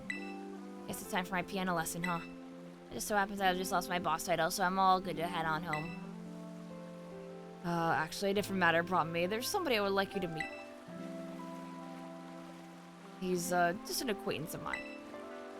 The name's Clive. Okay, what's your business here? I want to tell you something. Or I want you to tell me something. You're the son of a wealthy family and an heir to a major apparel company, so why join a group like Team Star? What a question to ask someone you've just met. The answer's the same as everyone else in the team. It's because I was being bullied. So the Academy really did used to have an issue with bullying. Well, guess right. School is all rainbows and butterflies these days. The boys from back then don't even go to the academy anymore. Why? What happened to them? Spot Tulip, thank you so much. I've kiss to war.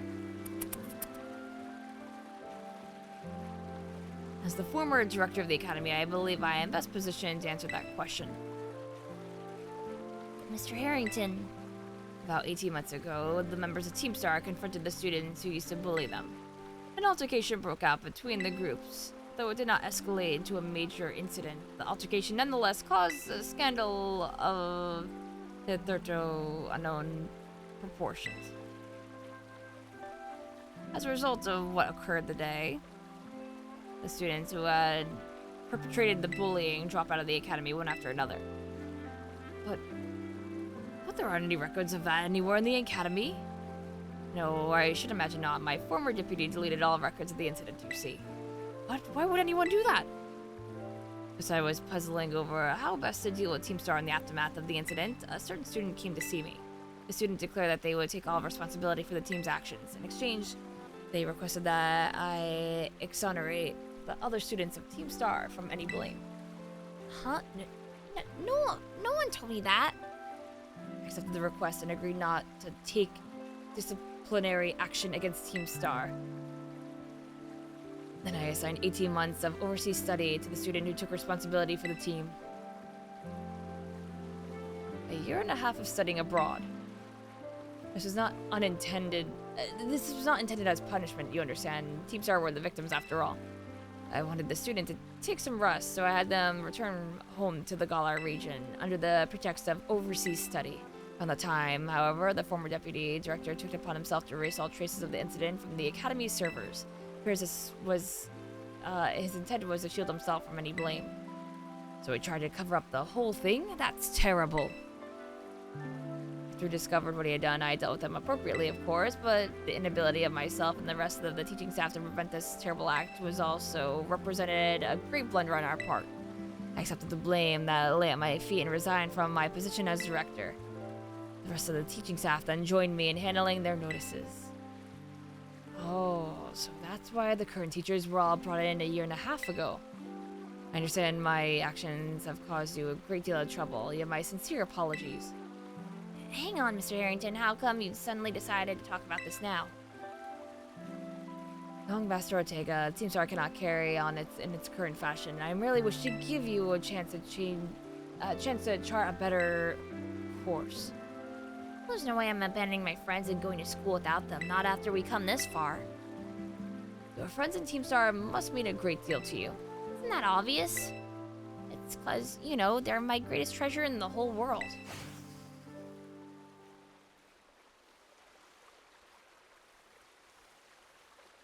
Hello, welcome.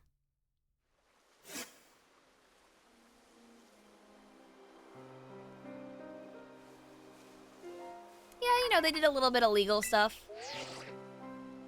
Imakuni, it's me. I take it that Ortega handed over his star badge to you then. I see. With its boss no longer around, the Rock Bus squad is as good as finished. Even Ortega. I'm sorry, we're almost there now, just one boss left. The operation's been a huge success thanks to you, Imakuni. And Clive has also performed admirably as your support. I remember him saying that you're acquaintances. Have you known each other long? Yeah, for a while now. Well, he's clearly a reliable friend. He almost reminds me of the gang back in the day. Back in the day? As you know, Team Star was formed by a group of students who were being bullied at school. Shortly after forming the team, these students, none other than the squad bosses themselves, confronted their bullies head-on. The outcome was a resounding victory for Team Star. Though you could hardly call it a contest. The bullies didn't even put up a fight. They bolted from battle the first chance they got. Scared spitless of Team Star, the bullies then dropped out of school, one after another, and Team Star ended up the villains of the story. That's neither here nor there. Afraid I mentioned it. Now here's your reward. I'll transfer some LP over to your phone as promised.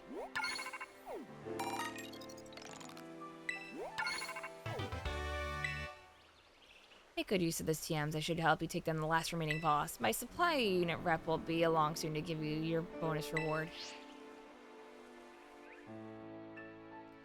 Yeah, Gullible, I'm doing alright. Here I am. Stay in your Pokeball for once, will you?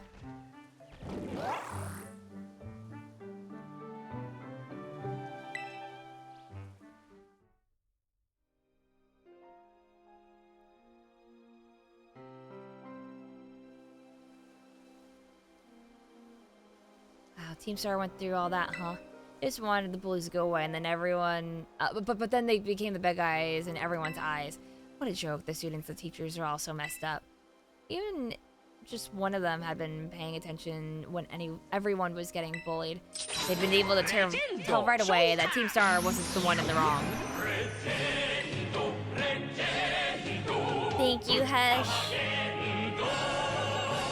Always very much appreciated. Kiss, kiss.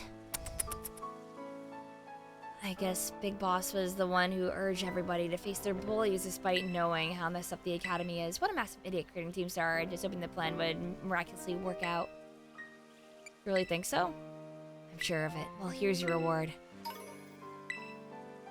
Next boss is the very last one. We're counting on you, Imakuni.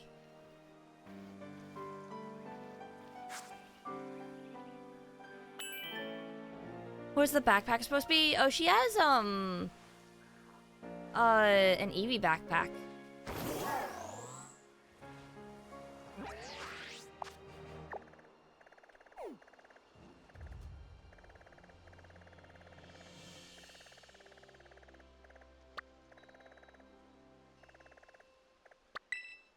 Alright, setting this as my destination, and then this, and then we're going right here.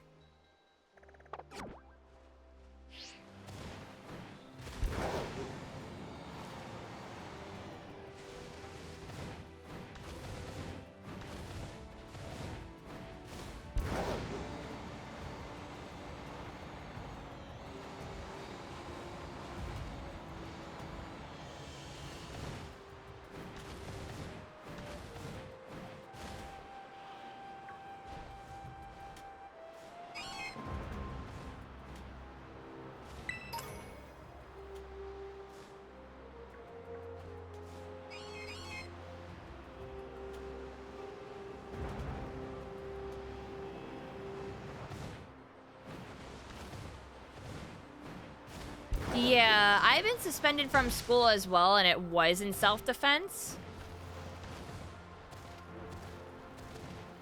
It always sucks when that happens.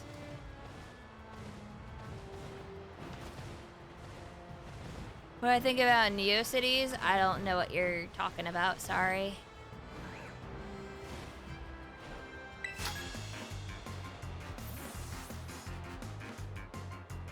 Understand here in this freezing land, I finally come to understand a great truth.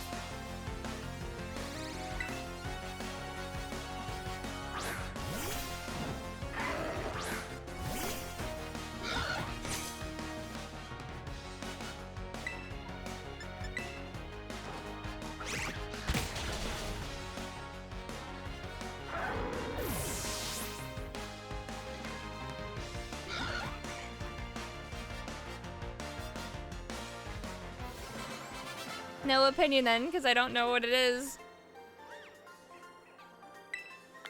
You made me understand it all too well.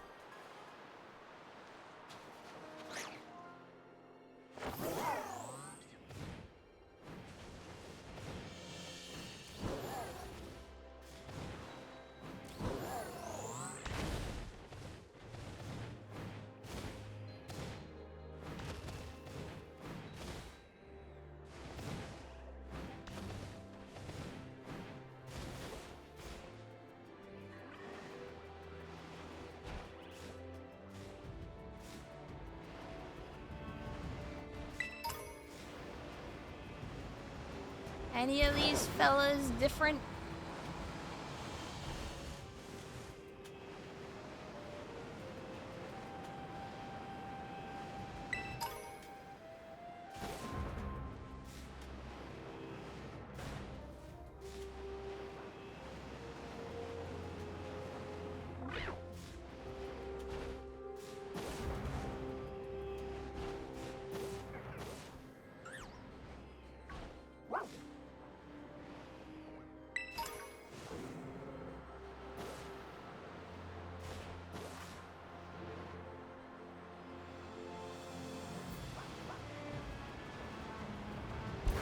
After school detention I have been given,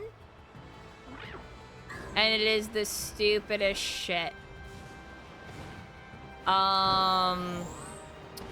It was middle school, and around 6th grade is when I started to really develop fibromyalgia, but we didn't exactly know what it was yet. And the school system was trying to say like, oh, I'm lazy, I'm this, I'm that, and I'm like, no, I'm legitimately struggling trying to get to my classes. And I remember one of my classes was all the way up on the top floor on the far side of the school, and my French class was at basically the front of the school on the bottom floor. So directly opposite. And I would be late for school every day for that class, my French class, because of it. My French teacher was a fucking cock in middle school. And he was just like, you were like a minute late too many times. I'm giving you after school detention. And I basically called him the cocksucker and then did it. And I'm like, I don't care. It's not phasing me. I'll just shut up and draw or something. I was a minute late every single day because I kept telling him, this is where my class is, and you expect me to, I have 4 minutes to get to my class. And I couldn't go down a flight of stairs and run to the other side of the school in that amount of time. 4 minutes. That's it.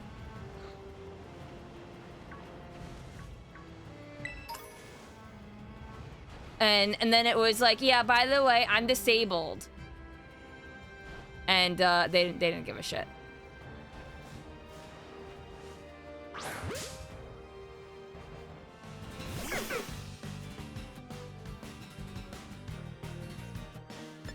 I can't tell what color that is because of the shadows. Yeah. So, oh, trust me, after that, my mom went on a fucking tirade. And for 8th grade, when I was officially disabled, they made sure that I had the pass so that if I'm ever late for any class, I have an extra 5 minutes to get to my class, so they can't shove me for anything. And I was just like, all right, eat a dick. Sorry that I physically can't move fast enough to get to my class, and I'm not going to pull my back out for it.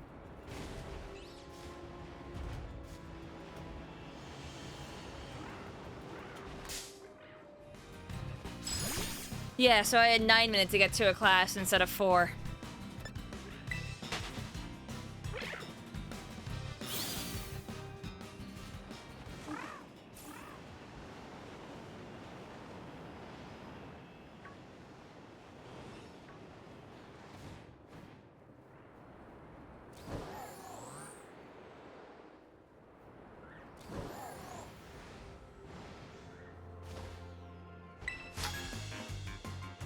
That's insane. Yeah. Welcome to North American school systems. If you needed to drop something off at your locker, it was like, go fuck yourself because you're not gonna have enough time.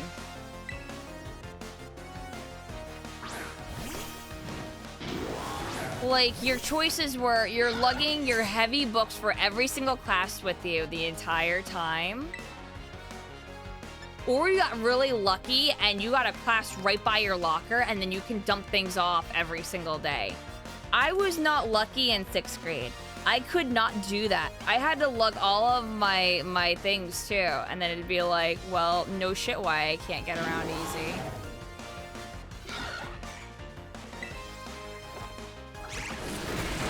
Yeah, but thankfully they realized that having the string bags was allowed, so you could put them all, but that's still on my back. And it's still heavy. It's still equivalent to carrying around your actual book bag with you the entire day. Like, what's the fucking difference?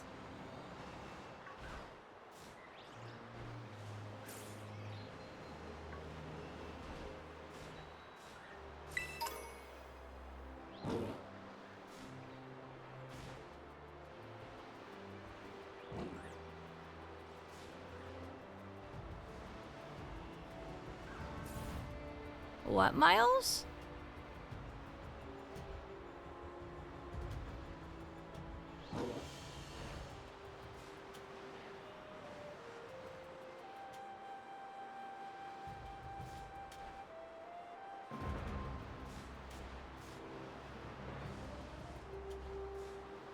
Level 91 on Amigo. That's just called training my Pokemon.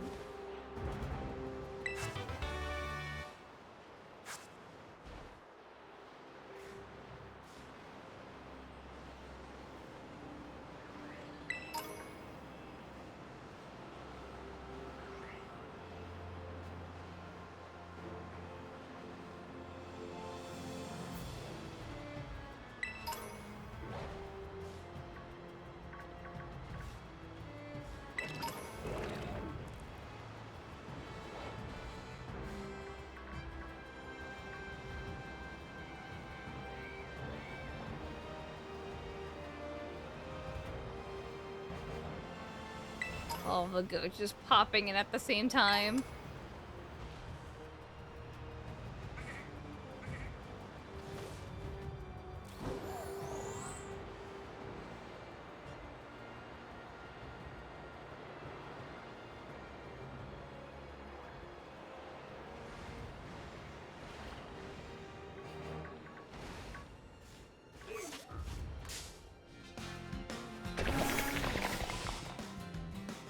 I just went to go see.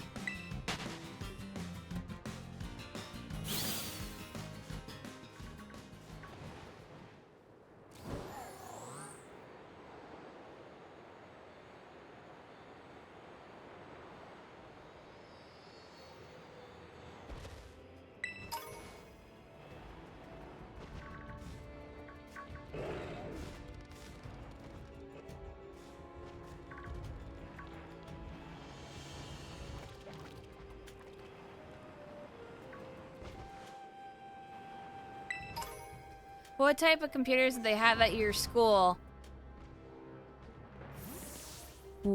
We didn't have computers. That's right. We maybe had laptops sometimes. We didn't have computers at the school. No. Maybe the library, and that's about it. No, Miles.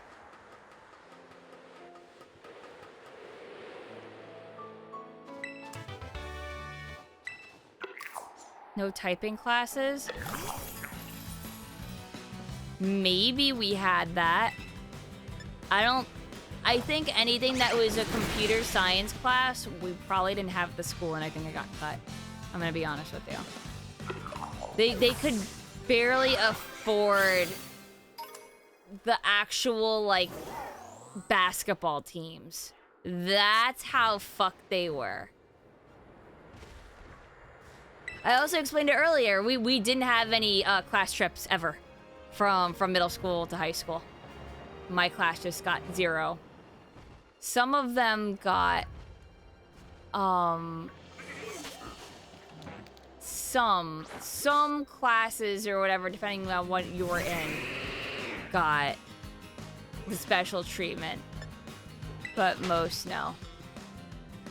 Public school, yep.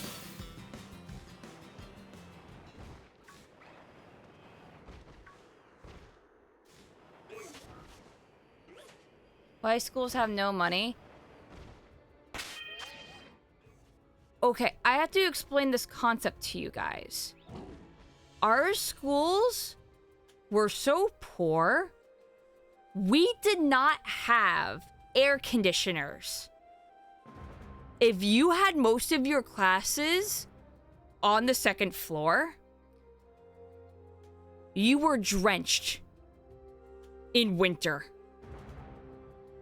You're lucky if your classroom had a fan. Yeah. Yeah, it's NJ. Of course it is. Yeah.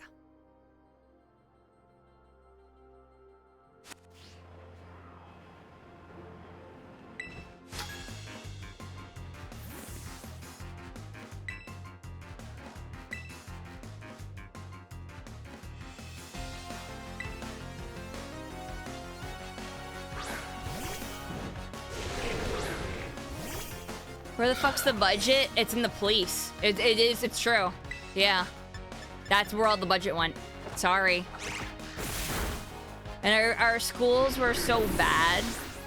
I know, especially for my middle school and my high school, we had police officers stationed roaming the halls at all times.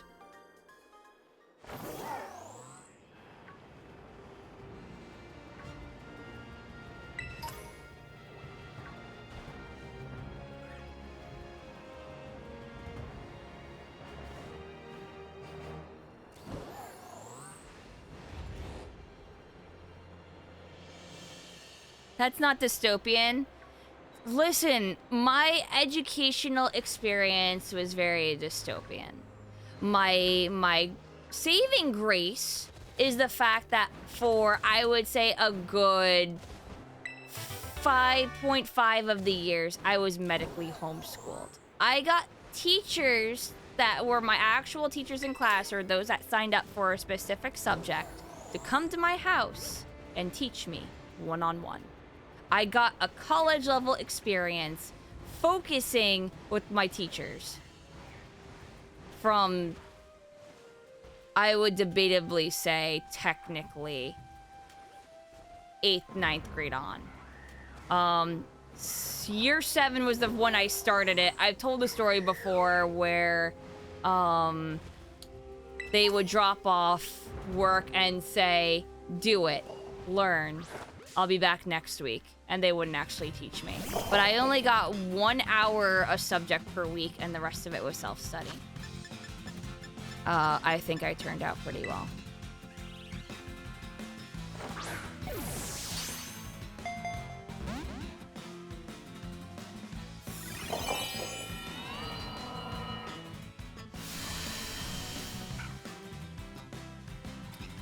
It was really weird because a lot of it got...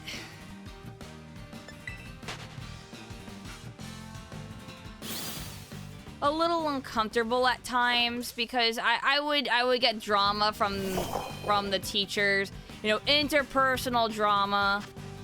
I had a dude that I think was, I forgot he was my gym teacher, my history, but he was dating someone that was another prior teacher for me that I didn't particularly like.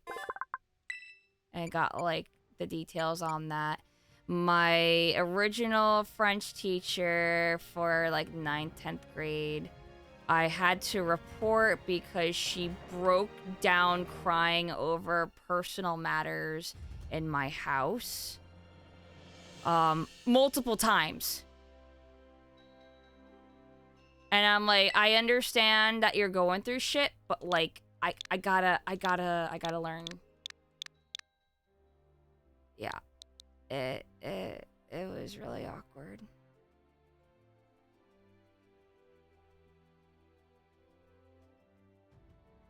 Oh, it made matters worse because that French teacher, when I would go to school, I would go to school when I did feel well, and I attempted at times. Senior year, I was basically always in school. My senior year classroom was that French teacher's main room. So she would come in every day and, like, evil-eye death stare me. Every single day after I reported her. Oh yeah, it was really fucking awkward.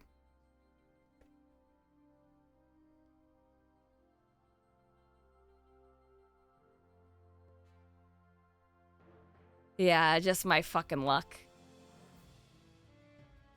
What kind of teacher is that? She was very unprofessional, unhinged, distraught.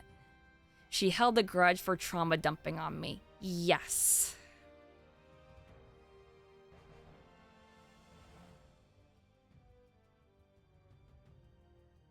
Anyway, what is Indeedy's name?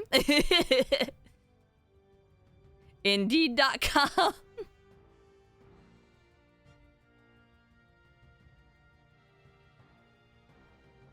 Croissant, sorrow, Sebas, Indy's nuts, Deedly, Alfred, trauma dump, Double D. Oh yeah. That's the name.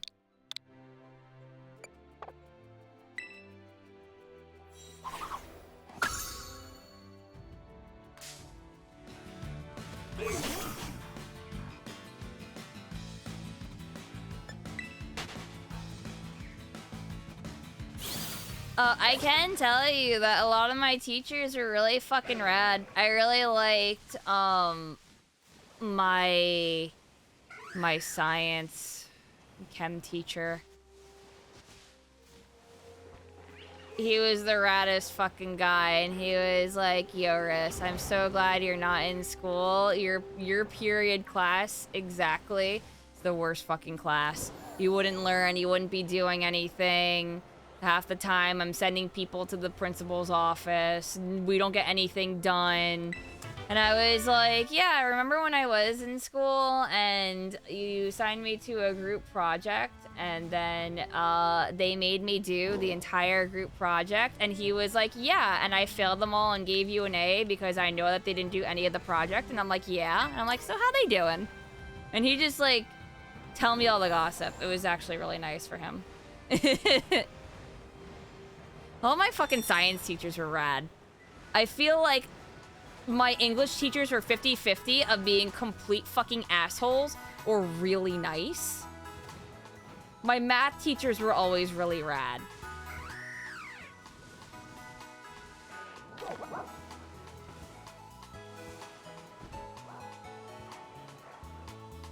My school library? Fuck if I know. I never went into that shit.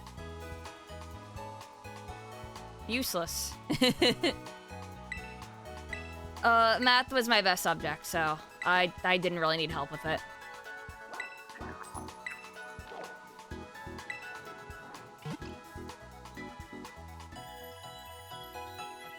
Art teachers? My art teacher was rad. I think my favorite thing that I pulled off is that we had to do, a character designing thing project. And I literally, they were like, all right, you can't do any copyrighted characters. And I literally just drew Homestuck characters. And they were like, wow, this is really good. And I just kind of like internally went, just to see if I could get away with it. And I totally did.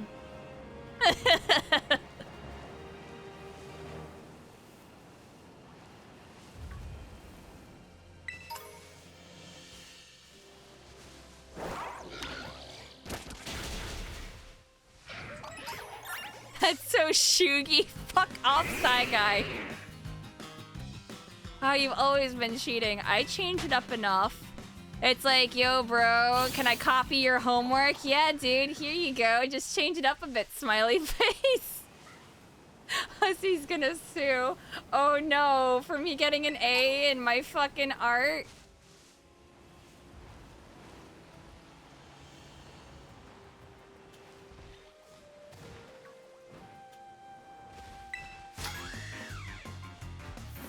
You can't draw copyrighted characters that we know about. Is Homestuck copyrighted anyway? Yeah. They sell products.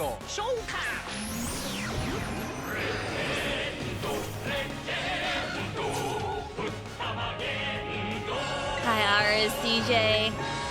Hey, you kiss friend. Cheat dad.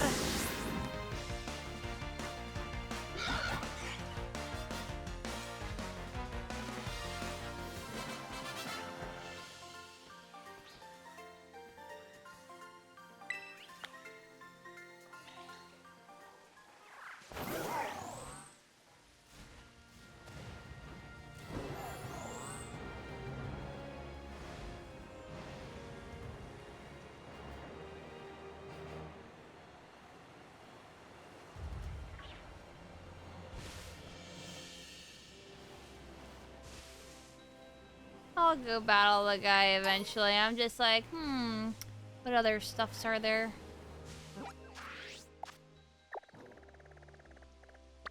I gotta go here.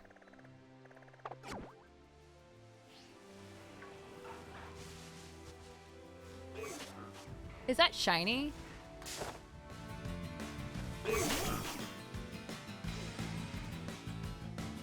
No, it's not, right? No, I don't think it is. I'm just like, I don't know, in DD's.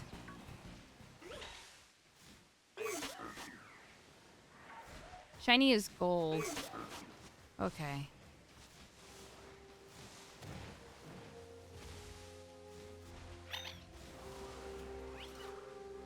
I will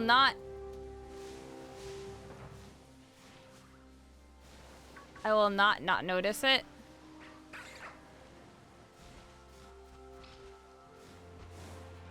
Yeah, sometimes with the how dark it is, I can't tell.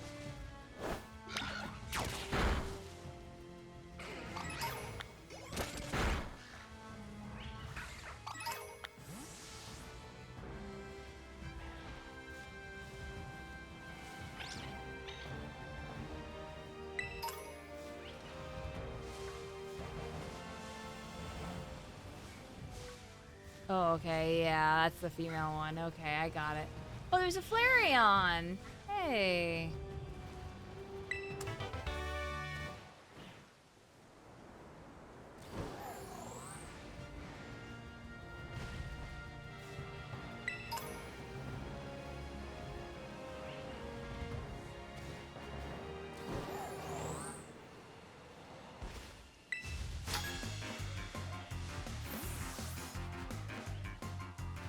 Hey there, on your mind. Once I defeat you, you'll be another feather in my cap. What does it even mean?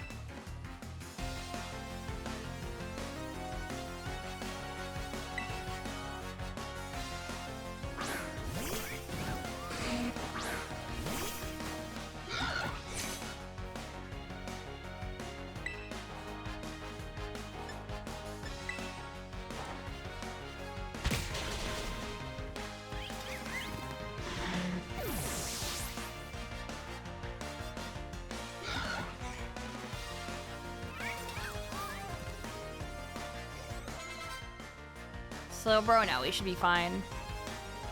Did I have a cell phone in high school? Yes. You were allowed a cell phone, but if you had it out in class, you would have it taken away.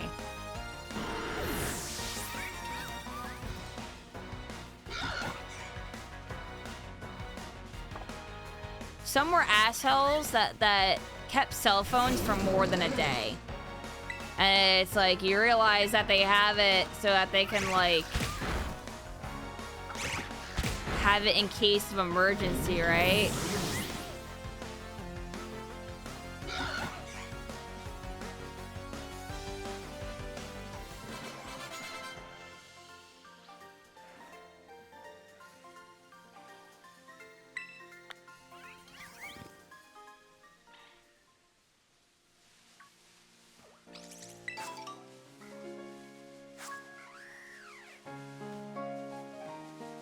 What was my cell phone? I had a flip phone. Nothing fancy. I don't remember what brand it was. It was literally just a red flip phone. Probably Verizon branded. Shrug. Did I have games on it? No.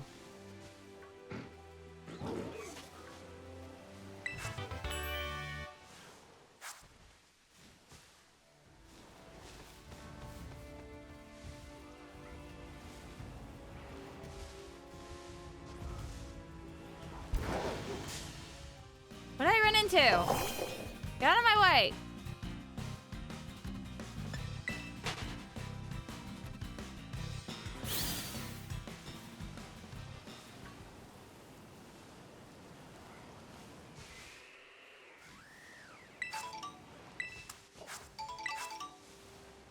Oh, I see we got more berries over here.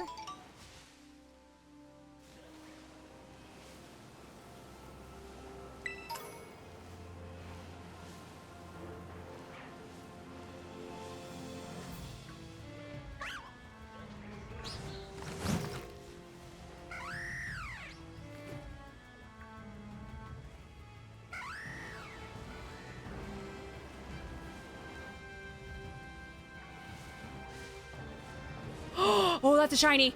Oh, fuck, guys. No, no, no, no, no, no, no, no, no, no, no, no, no, no.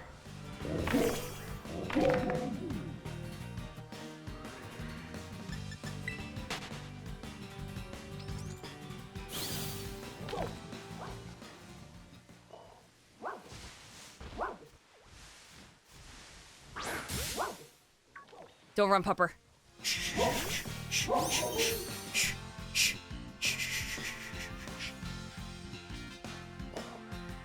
Pokemon.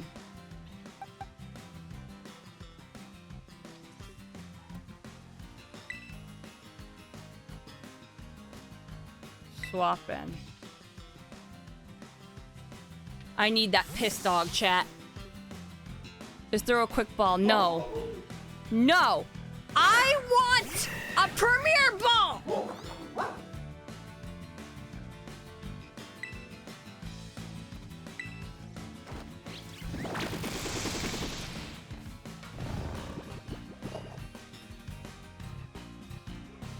Remember, you can save.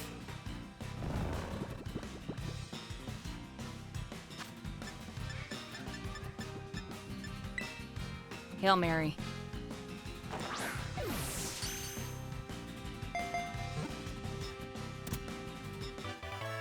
Fuck off, chat. I know what I'm doing.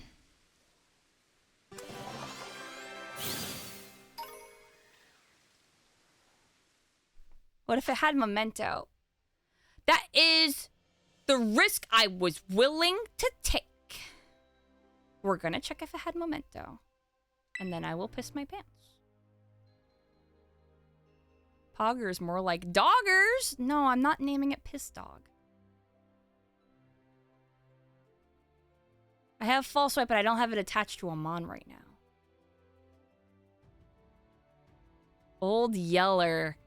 That's a good name! Oh.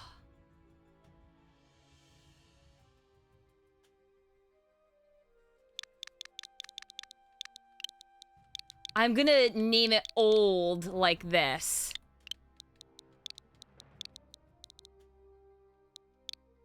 We can always rename it, but I want like the ye old Yeller.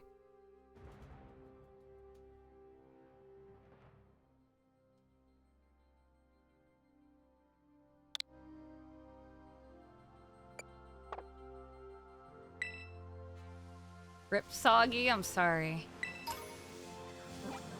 That is 5 shinies, full odds.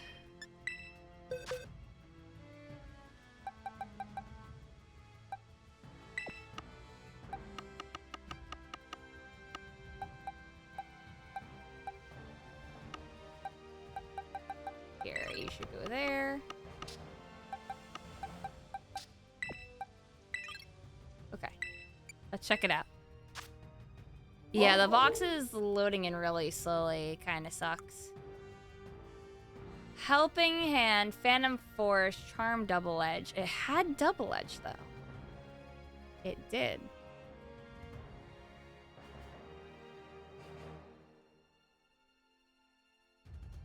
Was that a shiny Bombardier? Yeah. Is a shiny encounter really more common than ever? No, it's still 1 in 4,000.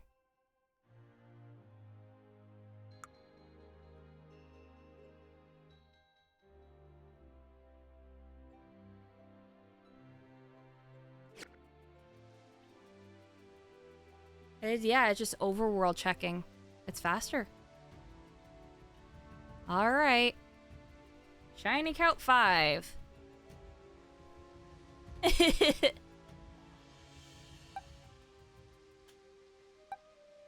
Got a lot of dogs.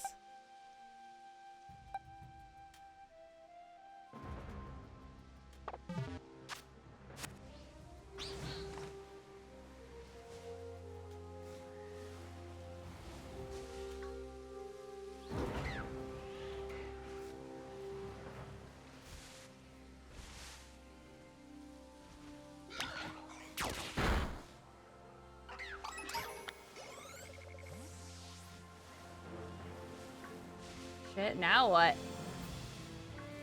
Now I've got to go more in this direction just to see what else is over here. You feel me? One more and I have a team.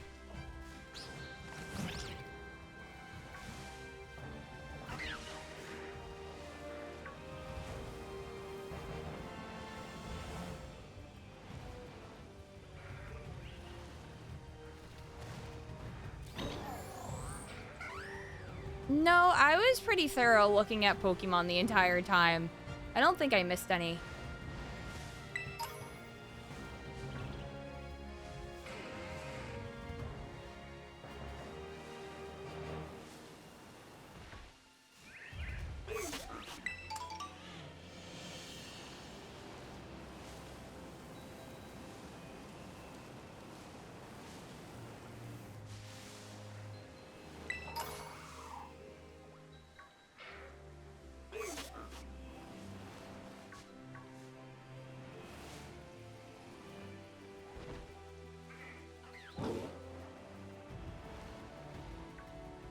Oh god.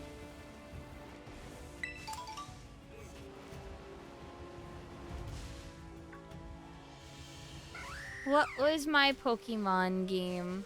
I don't know how to answer that. Are you asking what my first Pokemon game was? Oh, Pokemon Red. I had red and then blue. And then yellow. And then I went and got silver and gold together and then crystal.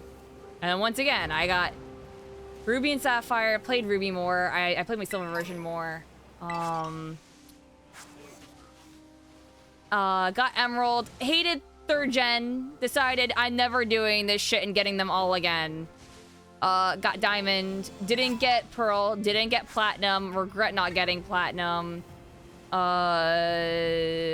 Skipped on Pokemon Black for a while. Or rather, I bought it and then didn't play it. Or was it Pokemon White? I might have been Pokemon White. I don't remember. One of them. Got that. Skipped it. Played through a lot of Black 2 or White 2. I don't remember. I always get confused with what version I got because they reversed the legendaries. I think it was White 2. Then I got Y, I got Moon, I skipped Ultra Sun, Ultra Moon. But I'm actually picking up a copy of Ultra Sun soon. Yeah, then I had White, I'm pretty sure.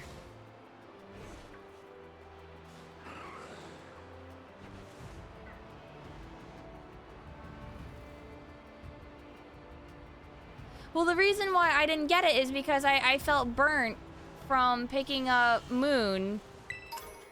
And then they were like, not even a year later, be like, here we go, we have a more updated version of the game, eat shit. And I was just like, really? Really? This just came out, though.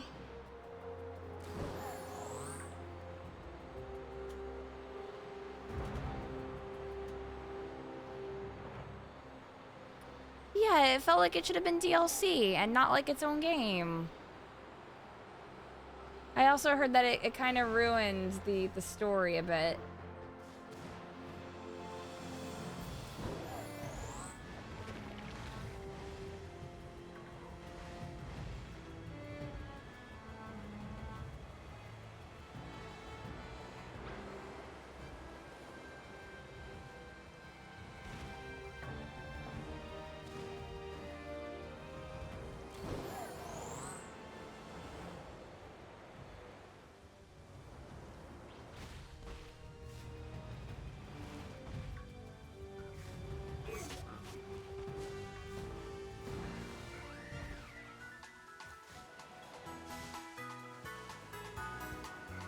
How many people did I battle in here? I didn't even play Omega Ruby Alpha Sapphire. I bought it, and I'm pretty sure it's still in its shrink wrap. But one of the factors is because I have an actual 3DS capture card, right? And my problem is that Pokemon games, their sound chip frequencies are typically different from the standard. And I can't play it on stream because it crackles very, very badly. So I was just like, okay, the best thing that I could do is literally take my game, dump it, or at least up the save, and then, you know, play it on Citra, and then dump it back to the cart. It's a really specific issue that I have with my capture card, and I got my capture card from Katsukitty, a Japanese modder at the time. And Katsukitty literally went under in Japan.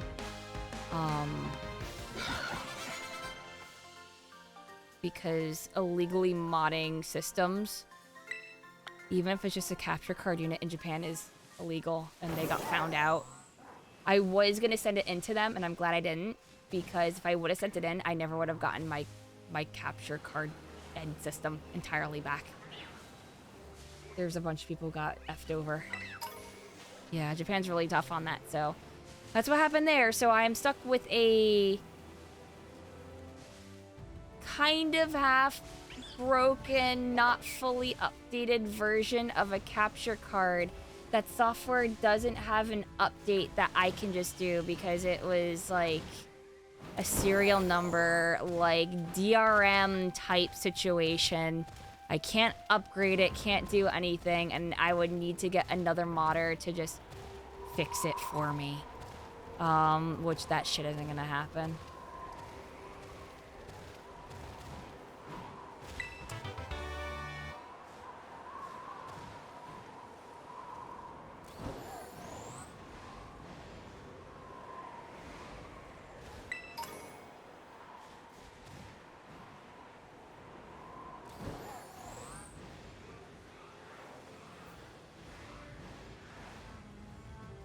I know that Nintendo 3DS custom firmware does have capture, but it's 30 FPS, not 60. It's not perfect. It's a super low frame rate. It might be lower than 30, actually. Yeah, it will look jittery and disgusting. So it's like, wow, it's actually better for me to actually physically emulate the game and then just dump the save back to my actual cart to then transfer it to Pokebank, which is fucking weird.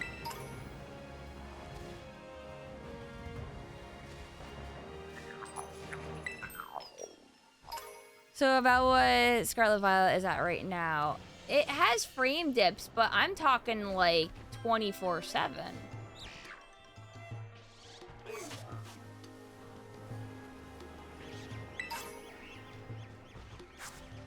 Bamboo shoots.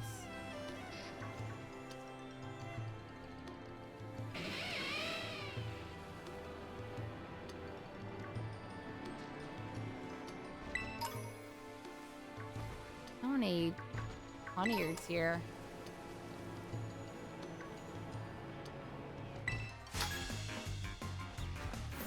.3DS capture is really expensive and it won't fit the new 3DS. Oh, I misspoke. I have a new 3DS capture card.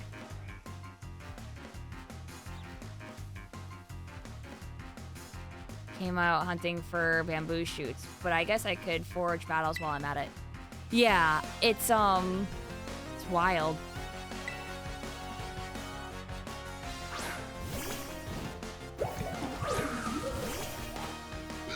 Yeah, because I got them when they first came out. I was on top of it. But she's looking for bamboo shoots.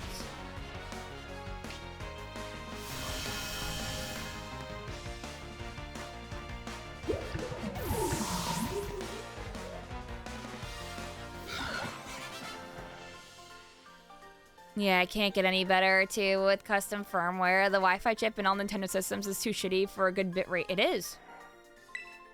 That's why I'm constantly like, hey, yo, oh, you plan on playing, like, online together? Haha. alright, do you have a LAN adapter? And most people go, no. And I'm just like, good luck ever playing a game on a Nintendo console then. I don't know what to tell you. You in my Pokédex. Now.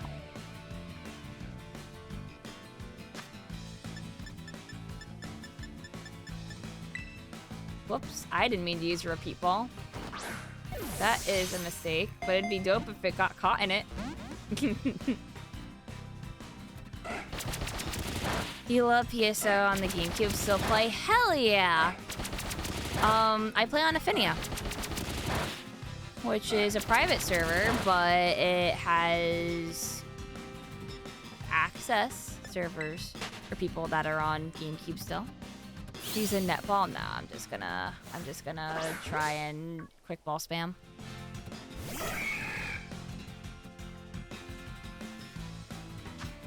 That's what I was trying to do. Yeah, they have crossplay, but it's a little hard to do everything because how do I describe this? PSO episode 1 and 2 discs when connecting to private servers is a little for the people playing on console because you're missing out on the Blueburst content, which is literally PC only. And whatever the drops are, let's say, you know, there's a red ring at whatever rate, or if it's impossible to get, the drop charts are on the disc itself and not on the server. So those playing on console are on disadvantages because they can't change that.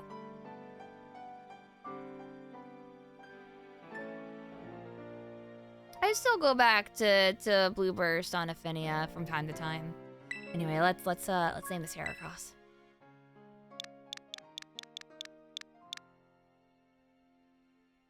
Kabuterimon.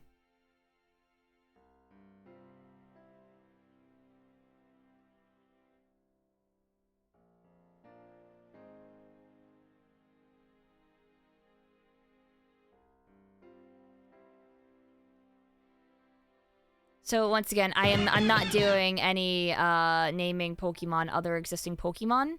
I will just literally ignore you and probably your comments for the rest of the stream. So just as a tip. Beetleborg.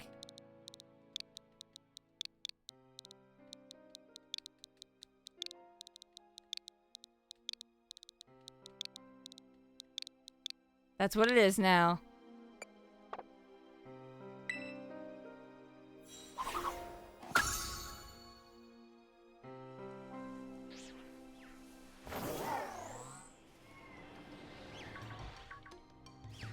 There's so many little guys here.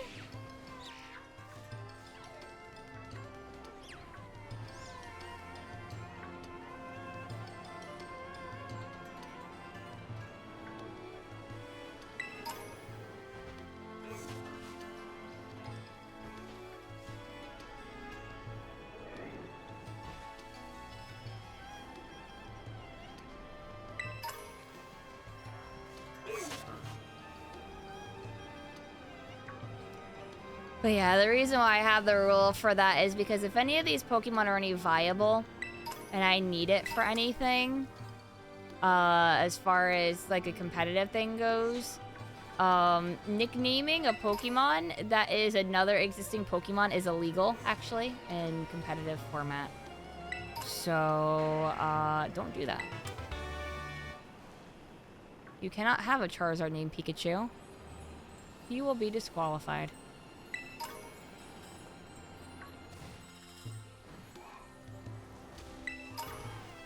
Because he can't.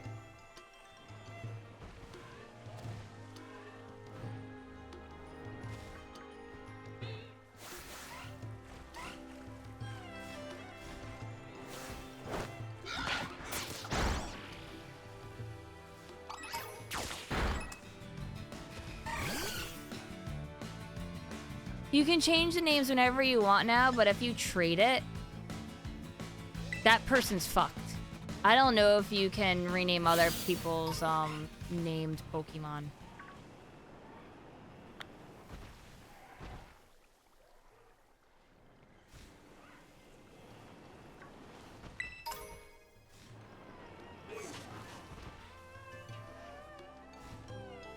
You can renamed a traded Pokemon once.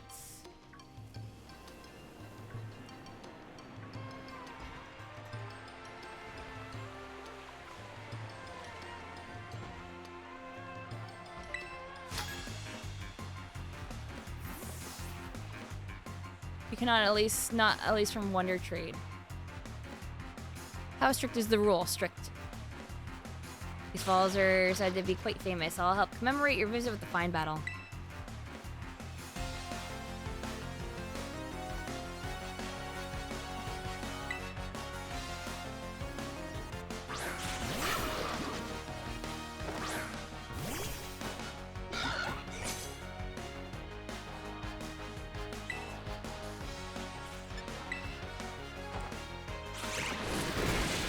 Yeah, I found that the name Jody, Gody, is censored.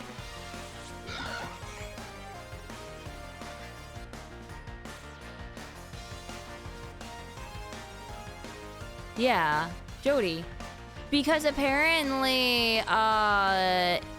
it's part of a slur. We don't know why. We think it's part of a Spanish.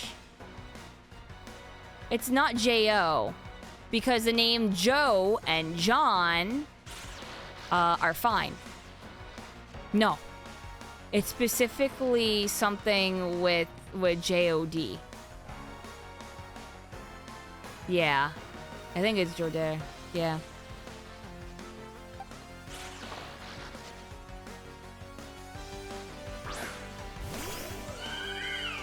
That might be it.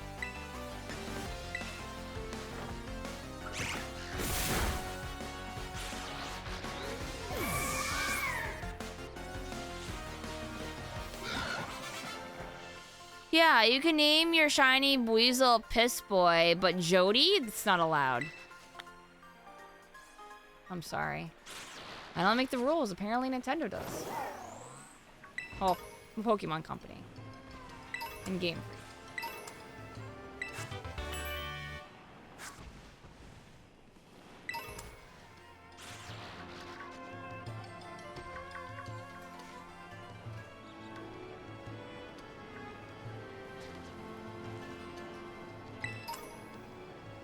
Wow, thanks, Miyamoto. That's right.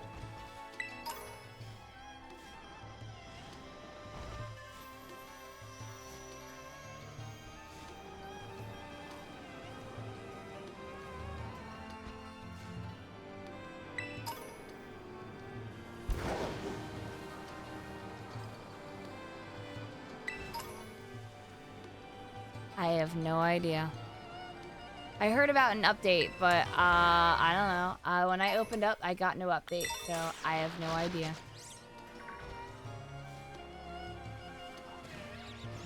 I think it's either later today or something.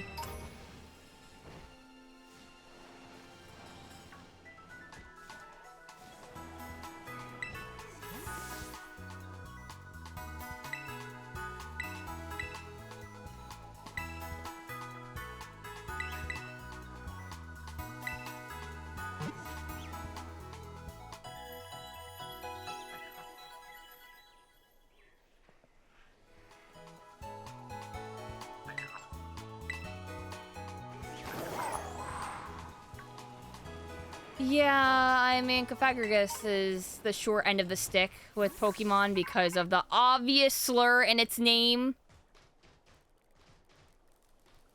That is 100% Game Freak's fault.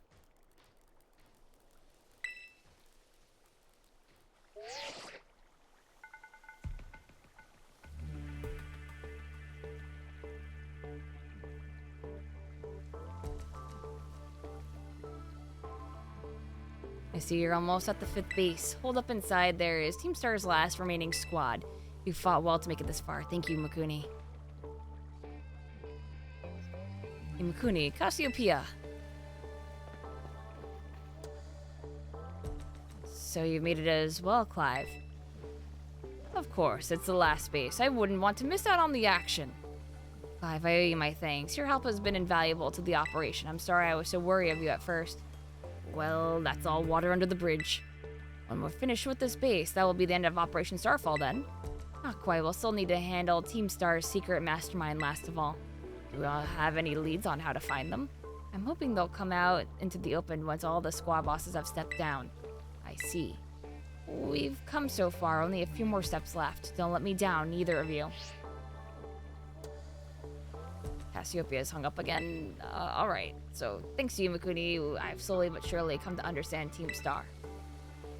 I know what I need to do, and I know what my final decision will be. For that, I can't thank you enough. Take care in that base, Miss Imakuni. Sorry for getting all polite there. Don't know what came over me.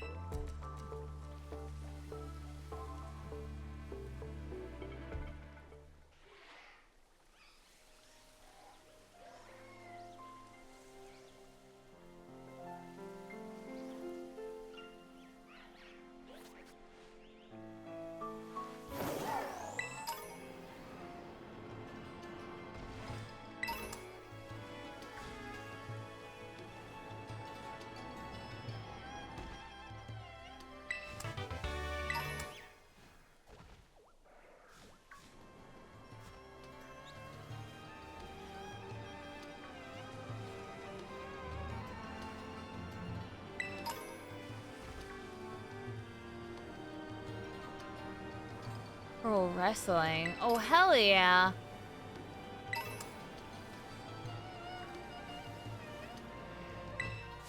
I'm gonna fight you. You youngins call that flashy sport pro wrestling, right? Is it popular among your set these days?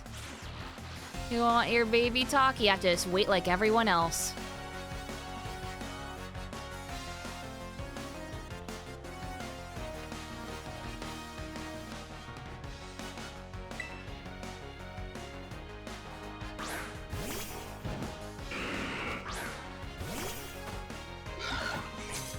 Yeah, they can be a student. I wanna be the very best.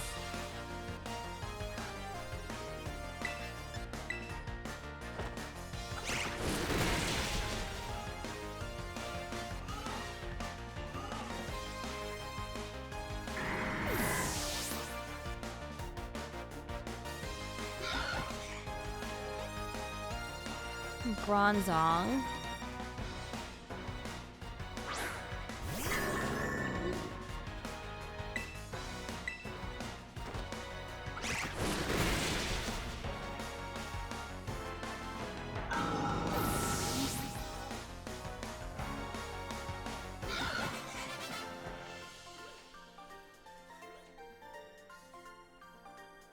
Seems you are a pro at Pokemon battles.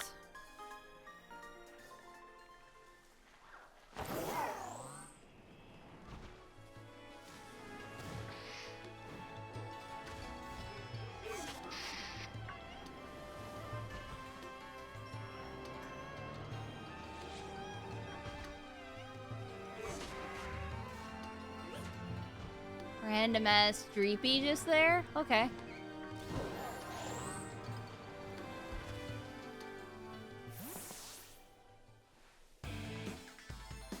You're pretty skilled.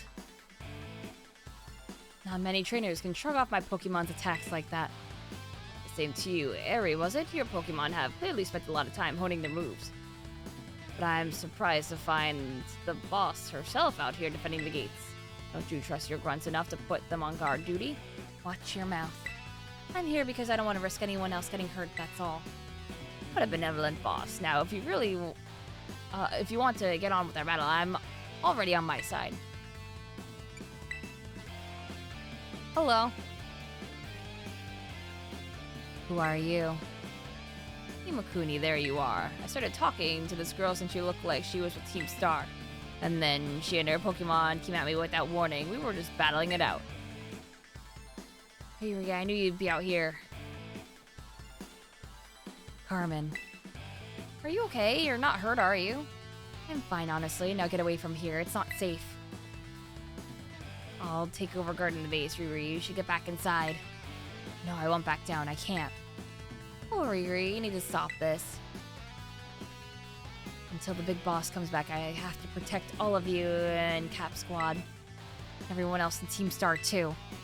That's why you should get back to the base and rest up, even if just for a little bit. As the boss of the squad, I just can't. Hurry, please, I'm your friend. Listen to what I'm saying. Fine, I'll go. I'm sorry, Carmen. Hey, that's no way to start off. Let me hear a hasta la vista from you, nice and loud. Hasta la vista.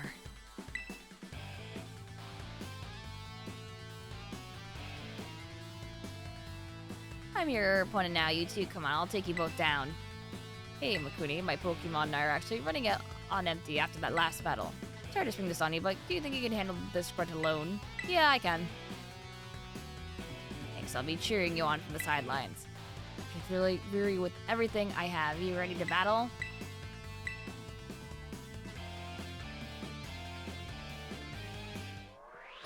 No, I don't know if Team Star has any benefits right now. There is a bunch of people playing hooky now.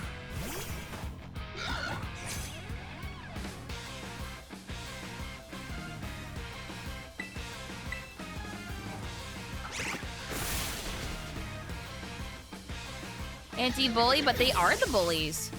The thing is that they were an anti-bully team that turned out to be bullies.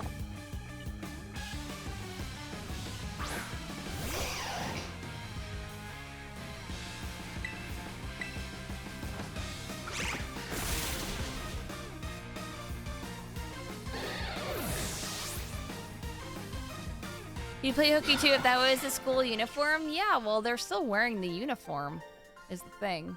Kind of. I lost, but my defeat's not the one that matters.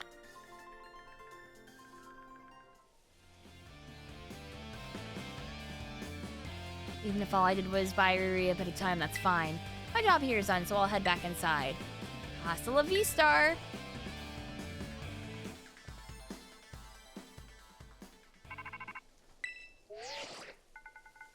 I take it you defeated the guard out up front. That base is run by Team Star's fighting crew, the Cap Squad. Their boss area is a skilled wrestler and coaches the whole of Team Star in Pokemon battling. While the boss is, she'll likely be the most alert to hostilities after our declaration of war. She might try to stop this raid in its tracks by challenging you to a battle before anyone else. Yeah, we already met. I knew it. Tell me what happened. She retreated? We're talking about the same area, right? Well, it seems like there's nothing for it now but to attack the base head-on. Ring the bell on the gates once you're ready to kick off this phase of the operation. Time to wipe the Cap Squad off the map.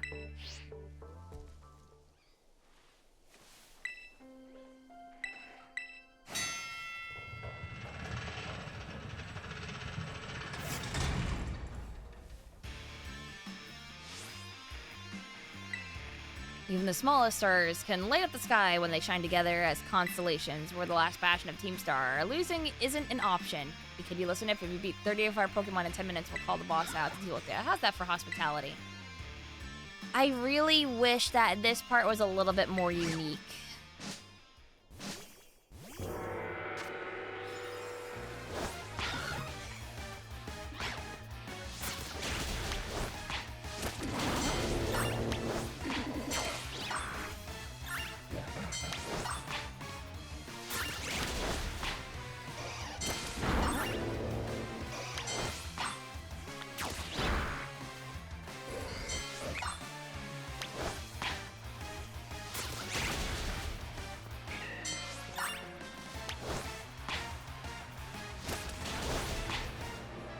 Versus Breloom!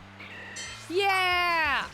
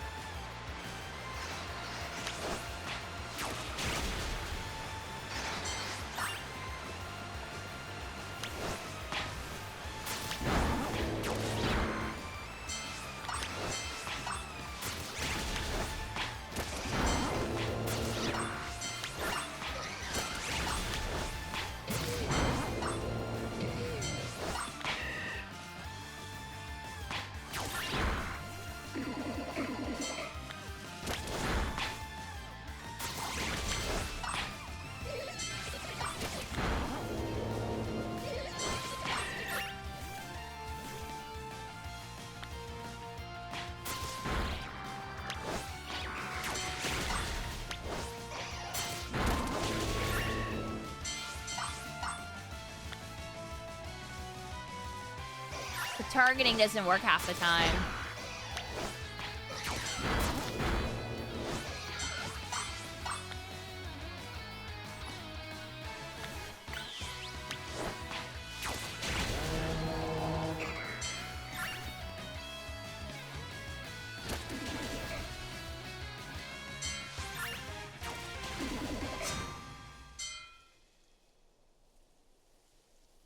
I don't think we can hold her off much longer, boss.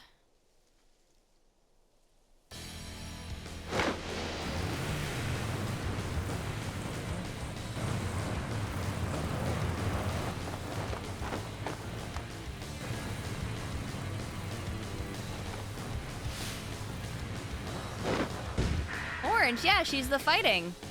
Of course it's gonna be orange.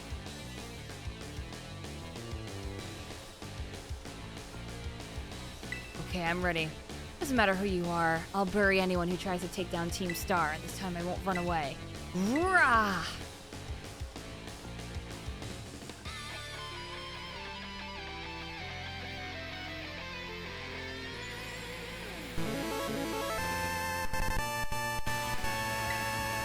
Thank you, Anakin. Kiss, kiss.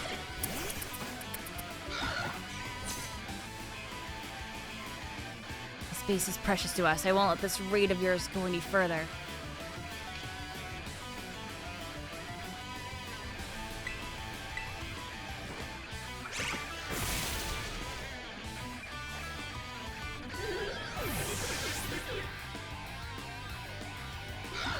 Yeah. He's just doing the rad for wrestler.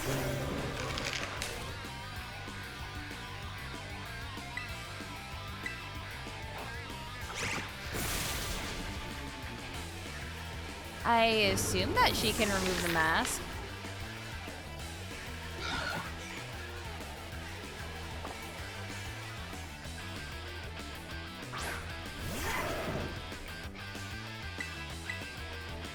Oh, I should have used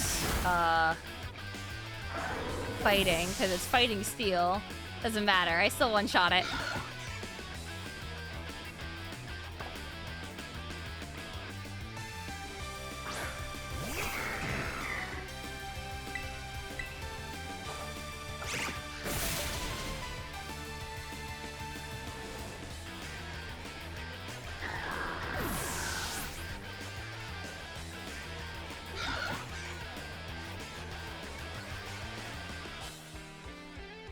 I refuse to lose, so please lend me your strength.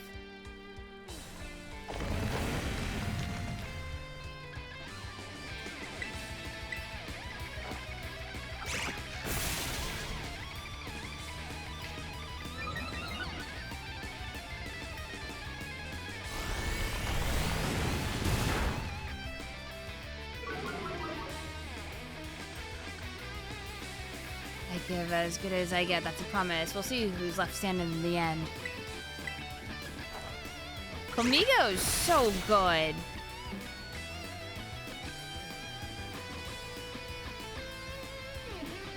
Nah, I don't need to use Drastoise.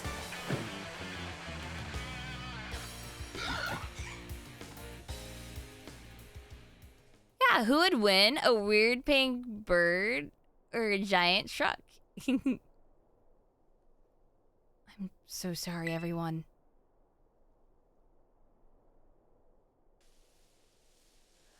About a year and a half ago. I'm so sorry, I think I went a little too far. Nah, don't worry about it. We're the ones who has to put you through some tough battle practice so we can train up. Yeah, but truly, you need not apologize, my lady. Thanks to thy sage instruction, I am making swift strides towards mastering the art of battle. And I could never have evolved my Pokemon without you, Aerie. Even the big boss said it's thanks to you that we have a fighting chance against our bullies. Say nothing but gratitude. To us, you're the brightest star in the whole team. Come on, quit being silly. Just one thing. We've been training for 4 whole hours now. I'm totally pooped. I'm sorry, you should all really take a break. I'll go run while you rest up. My lady, we four be trained in turn, but you, our steadfast mentor, have rested not once. I cannot help but worry for thy health. Thank you for your concern, Atticus. But lately, I feel like I could take anything, even if I'm really tired or feel like crying. Remember that time we all got together and riffed on gym badge designs to create our own very star badges? Oh, I don't know what it is, but just looking at my star badge makes me feel so strong. Like I want to give it my all. I gave it my all, but it wasn't enough. I wasn't enough. You showed amazing strength. Even if the code didn't require me to give it to you, I'd want you to have this.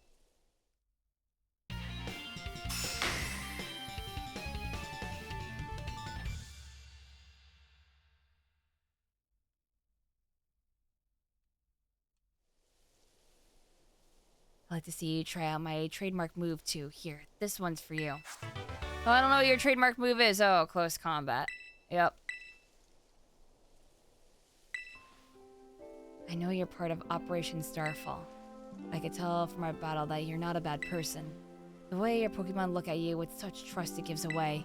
Do me a favor and look away for a moment. This is a bit much for me to take. I just... really... Rah! It looks like it's all over. Oh, Riri. This is the Team Star member you battled at the gates earlier. I asked her to come along for a talk. So what did you want to ask me? You seem to be on much friendlier terms with Aerie compared to the other grunts. Why is that? Oh, you spotted that? Well, alright, I don't mind telling you. Truth is, I used to hate Riri. She's an amazing trainer and athlete. She's really pretty, too. It took her no time at all to become popular at the academy. I was queen of the class before she came along, and then everyone liked her more than me. So let me guess, you started to pick on her. Pretty much. I got her classmates to join in, too. We were all so stupid. But in the end, kids are always fickle, and once one thrill wears off, they look for something new. Before long, the class chose me as her next target, started bullying me instead. I guess I deserved it. But then Riri, she chose to help me even though I'd been so horrible to her. She told me that she understood how hard it is to have no one on your side. She invited me into Team Star. Even after you bullied her like that, what a kind girl. She really is, and joining the team has worked out great for us. It's been so much fun. There are rumors that Team Star likewise engages in bullying. After hearing my story, do you really think that's true? No, I merely... Riri and the rest of Team Star made me who I am today. Please, don't take away our greatest treasure.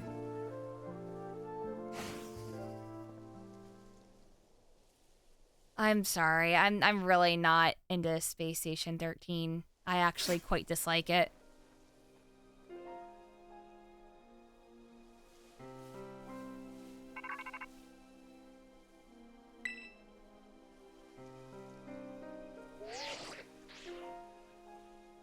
Imakuni, it's me. Did you do it? Did you claim Aries Star Badge? Without its boss, the Cap Squad should be a hair's breadth from disbanding. So Aerie was the last. All 5 squad bosses have now been toppled from their pedestals. I imagine they'll leave Team Star before long now that they've lost their special positions. After that, they should soon be back attending classes at the academy.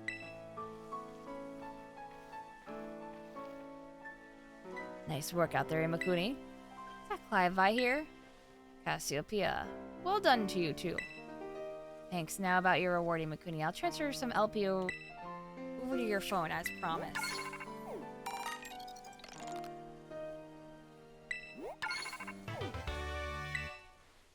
Well, that reminds me, I'm doing the whole supply unit rep thing this time, right?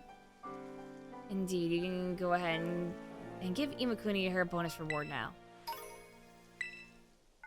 At long last, Operation Starfall has entered its final stage. There's only one thing left on the agenda. You must defeat the big boss and have Team Star disband for good. Where's the big boss, though?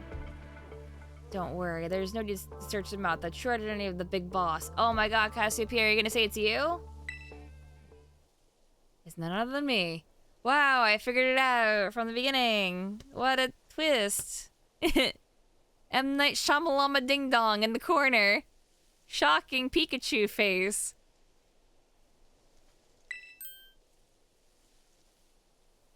I'm sorry. I didn't mean to keep it from you for so long, but the right moment never came. I'm the one who formed Team Star back then. The members of the team were my closest friends, and I treasure them more than anything. If they go on like this, Team Star won't do any good for anyone. They gotta give it up. So I'm using the code we made together to force them to disband. Imakuni, I'll be waiting for you in the schoolyard after dark. You should come as well, Clive. Understood. I'll see you both there.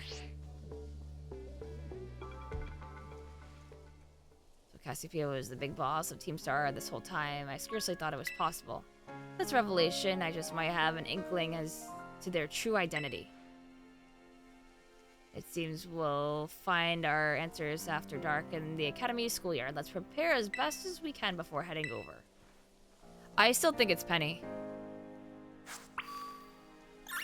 Which would be the obvious thing.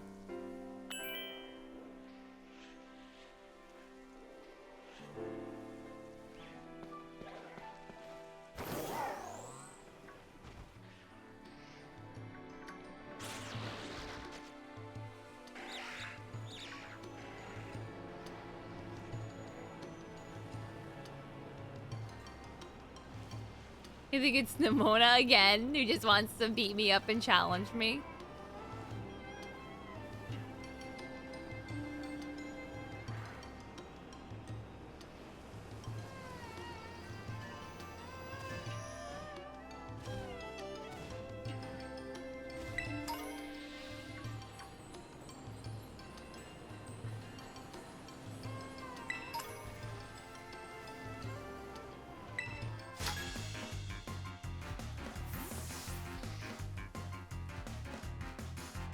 Gosh, I feel like a buffoon. I thought the thing I saw was just a mushroom, but it was alive.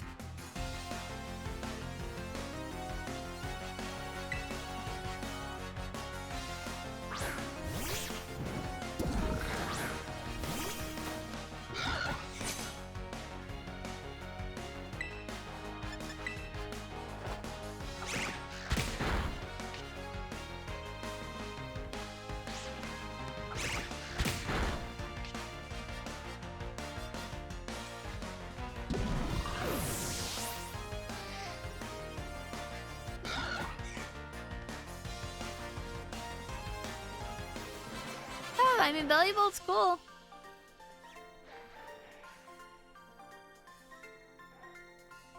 No, no, no, no, no, no, no, no, no, no, no, no, no, chat. Don't look, don't look, don't look. Don't think, don't say. Don't think, don't say. No, no, no, no, no, no, no, no, no.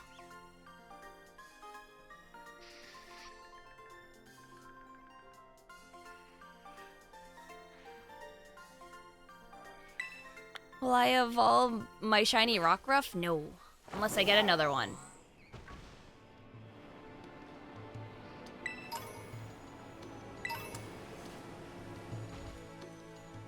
I guess there really are fungus among us. Oh, wait, no. You got the entire thing. You scammed me. That would say a word. I will write your username down, and if you ever do anything, I will scam you back. Among us.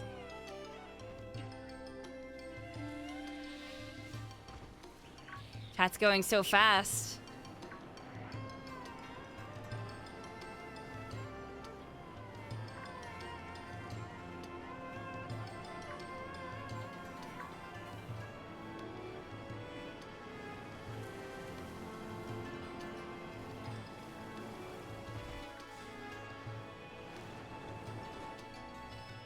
If they never redeem a reward again, then I have one. Sus.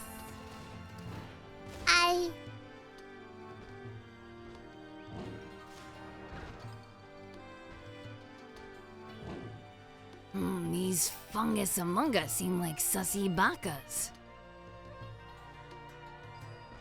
Yes. Ooh, there's a thingy over here.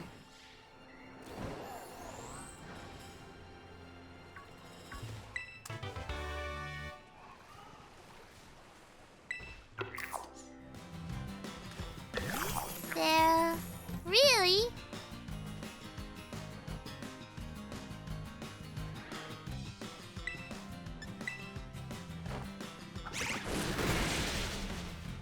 R.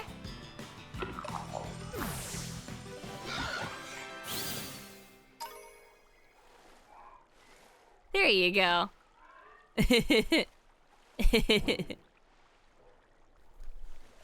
Fungus.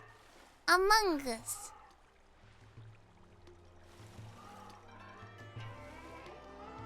And a toos for good measure.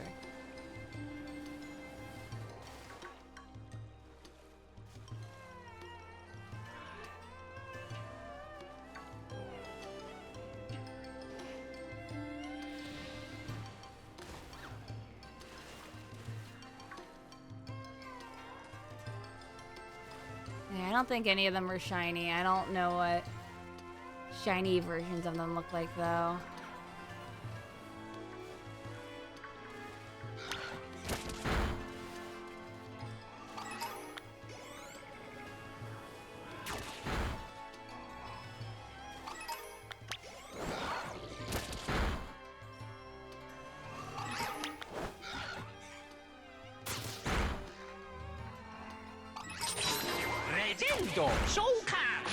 Huge spoiler, I will get more shinies.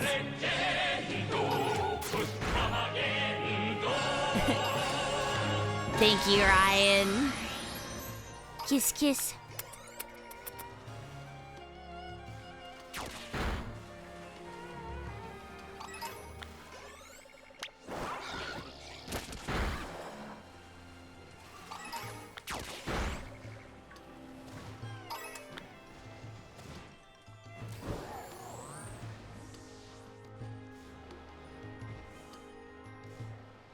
Oh gosh, which way do I want to go now? Does it matter?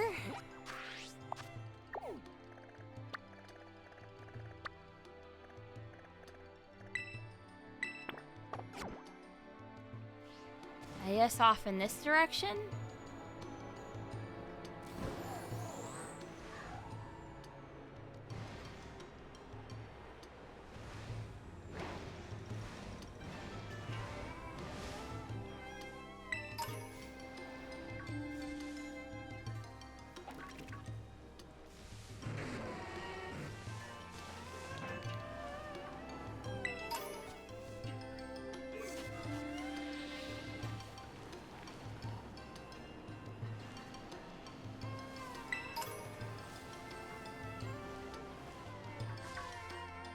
Lots of bats.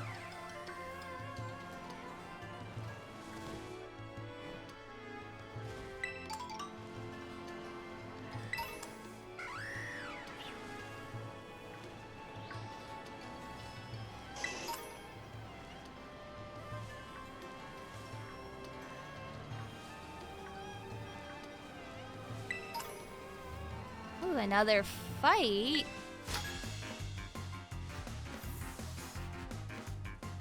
I got my black belt through an online course.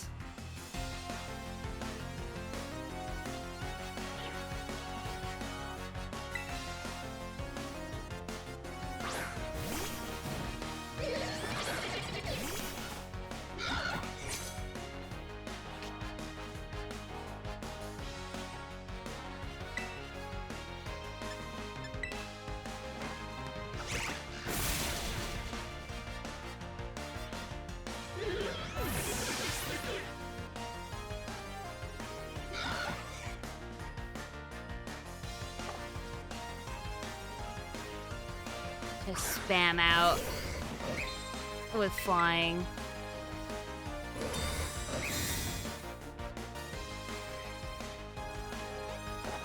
You are delaying the inevitable, Gallade. Just give it up. Stop protecting. It's time for wing attack.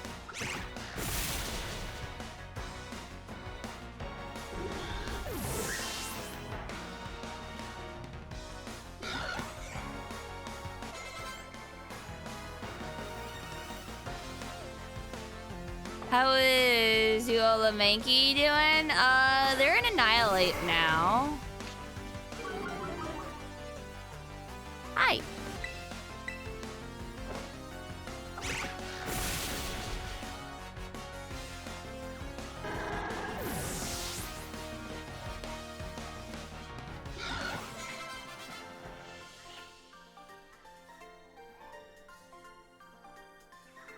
This stuff is way harder in real life.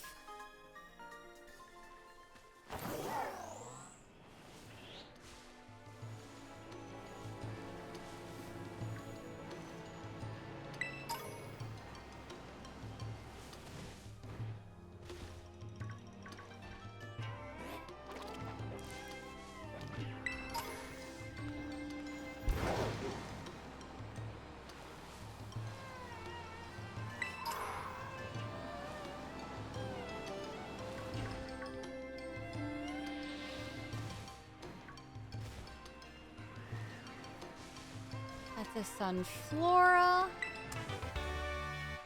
Liquidation isn't bad.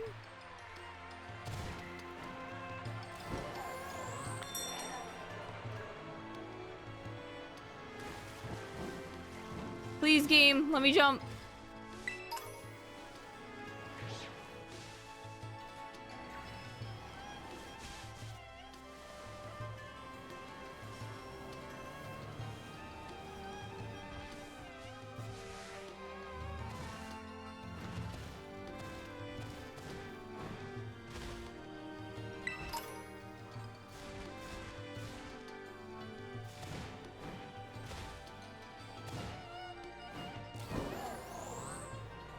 Was there a cave entrance there? No, it's like a rock.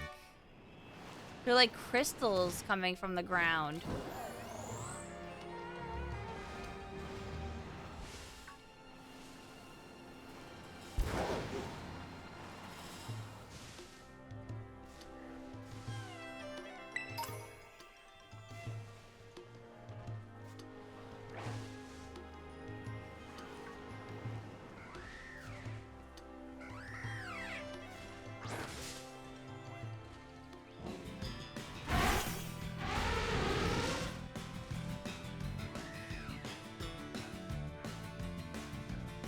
I didn't know the color scheme of the Copperage exactly. I was like, just making sure. Yeah, they're super tiny, so I got really confused because I thought that they were the Pre-Evo, not a Copperage. No,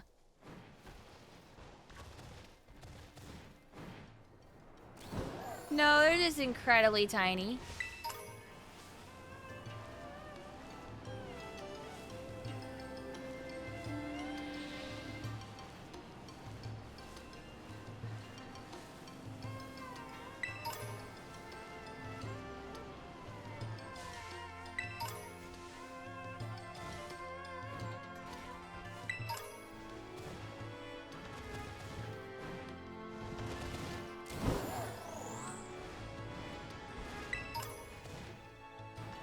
Yeah, they're supposed to be like 9'10". Tropius is another one that's like incredibly tiny in this game.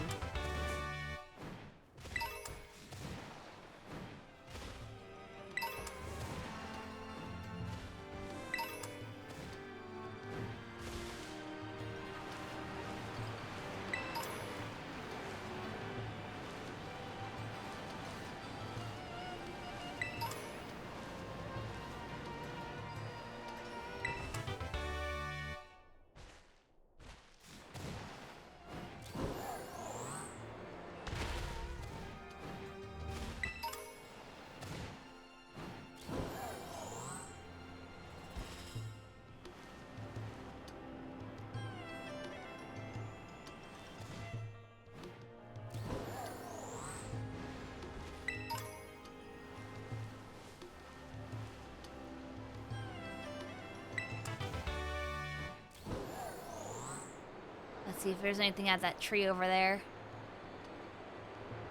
There is. Will-o-wisp. Yeah, that was worth it.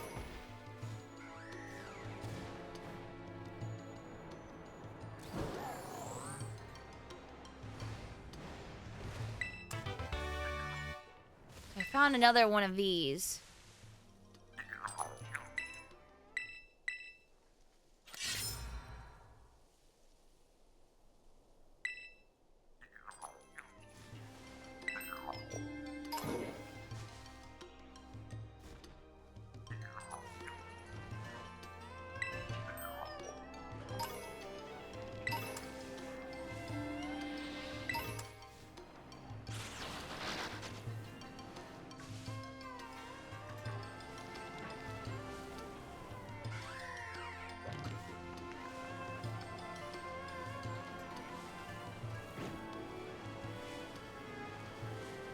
a steak, a gimmickle. I just like exploring the land, you know?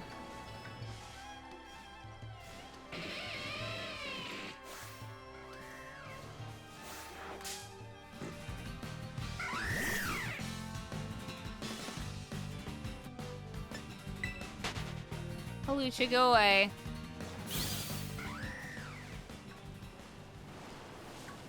Is that what color scheme it is? It seems darker.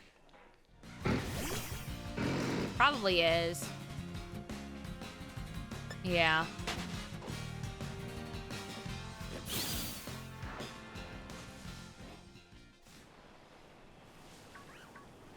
What's my favorite Pokemon in Violet? I don't know. I don't know all of the Pokemon in this game yet, so.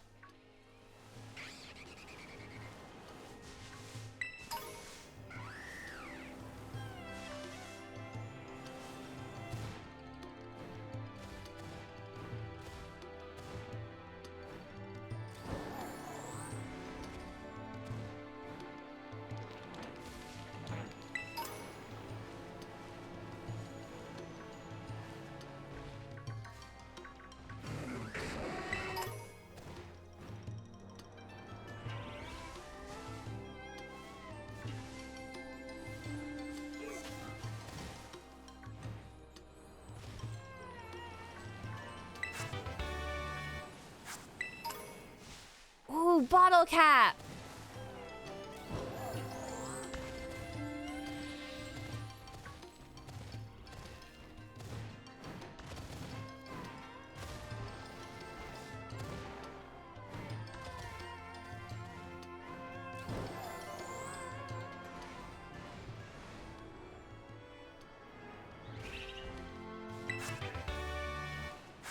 Rock slide.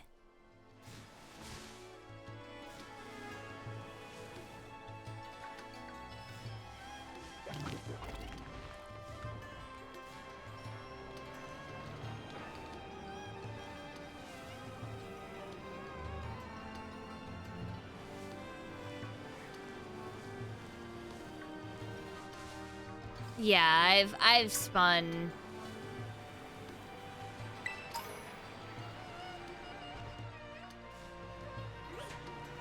But you said Koraidon, and I'm like, well, I can't spin Koraidon 6th. This is Miraidon, smiley face. Oh wow, there's a Dragonite just flying around.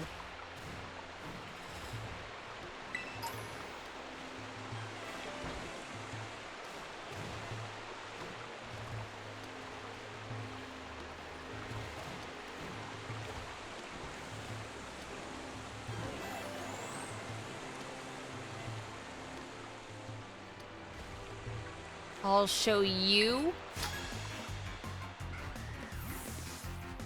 I'm super strong. I'll show you. Okay.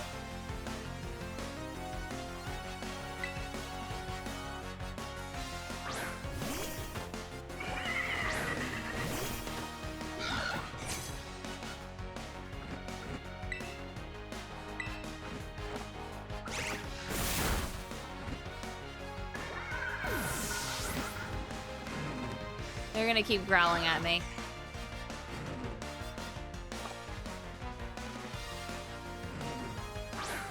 Yeah, they're just watching.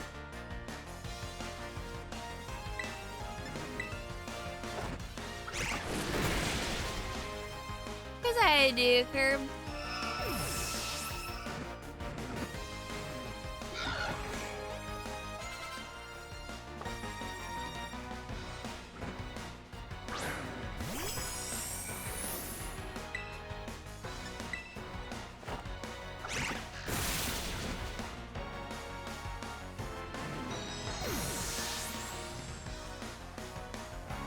Listen, I just went a little bit too hard on going out and trying to catch all the Pokemon. That's all I'm getting at, okay?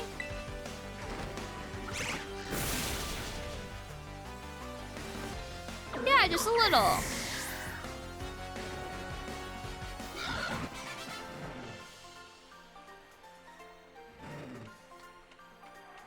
You beat me.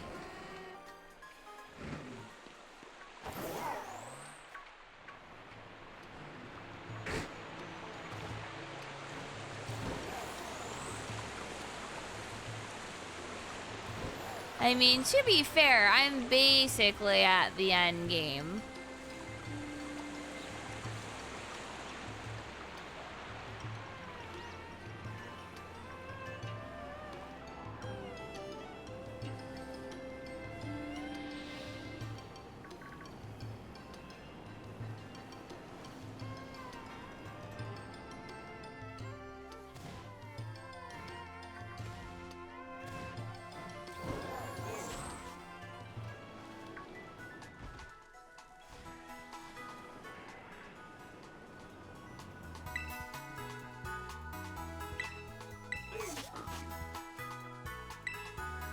So here was the 18th badge for me? Yeah.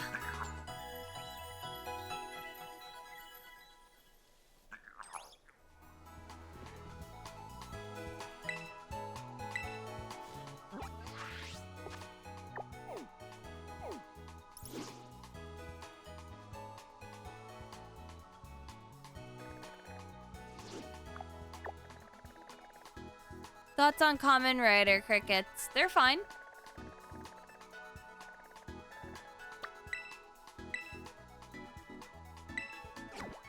Yeah, I have all the badges, but I have to make sure it's nighttime.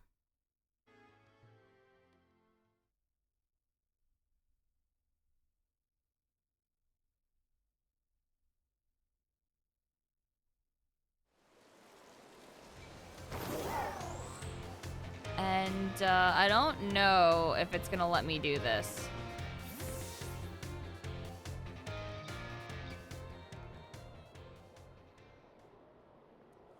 What's up, Imakuni?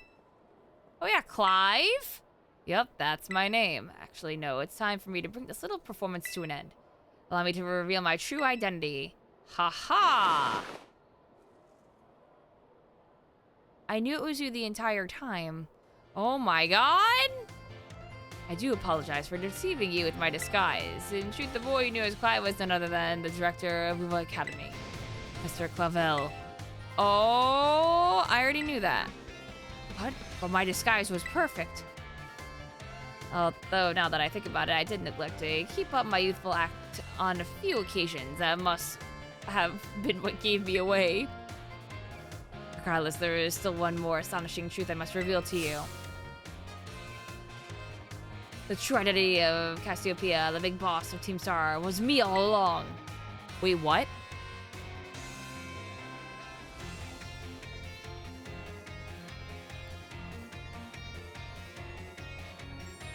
What? No, it's impossible. Honest to goodness.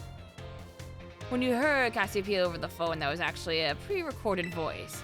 I pulled it off using, you know, one of those high-tech gizmos. Oh yes, it was very clever. Miss Imakuni, so now you know I'm the big boss. That just means that there's one thing left to do. Face me in one final showdown to decide it all.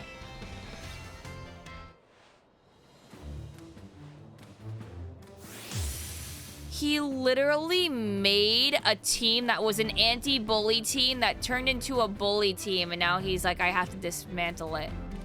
Oh my god. He's fucking serious.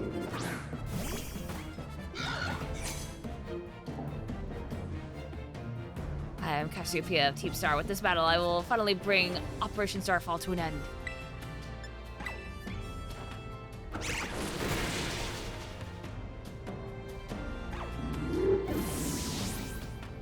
He's not crazy. He cared about its students.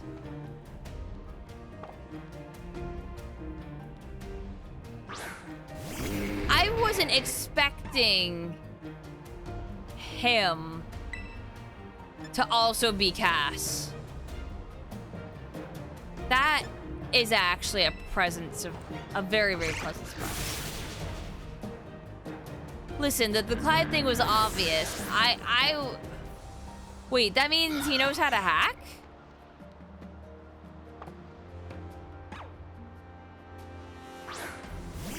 He's a fucking super hacker?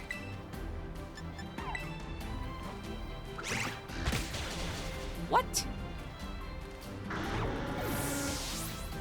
He should with technology. How the hell is that possible? I don't know! What the fuck is going on? Did he fucking install an app on my phone that was a fucking takeover thing? Or did he hire Penny to hack for him? He must have hired Penny.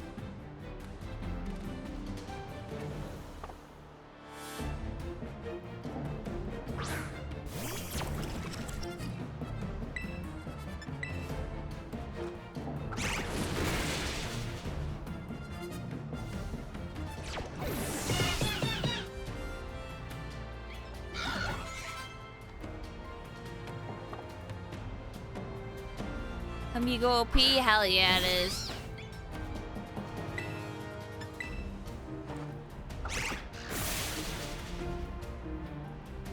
Amigo just wiping his poor team. Of course he would have Among Us.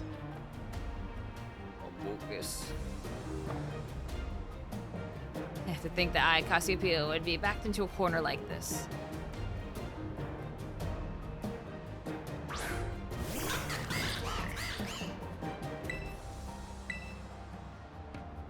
Very well, it seems I shall have to terrestrialize my Pokemon.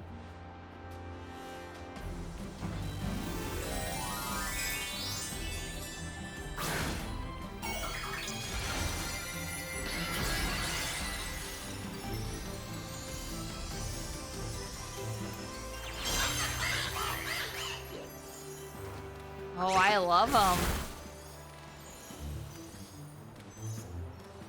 If you take a step back, please, this may get dangerous.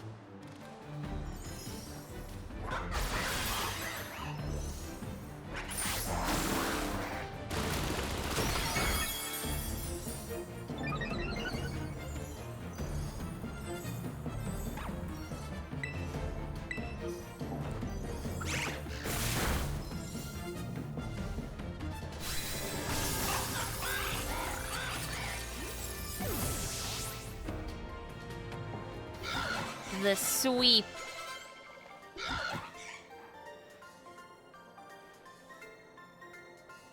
How strong you have grown.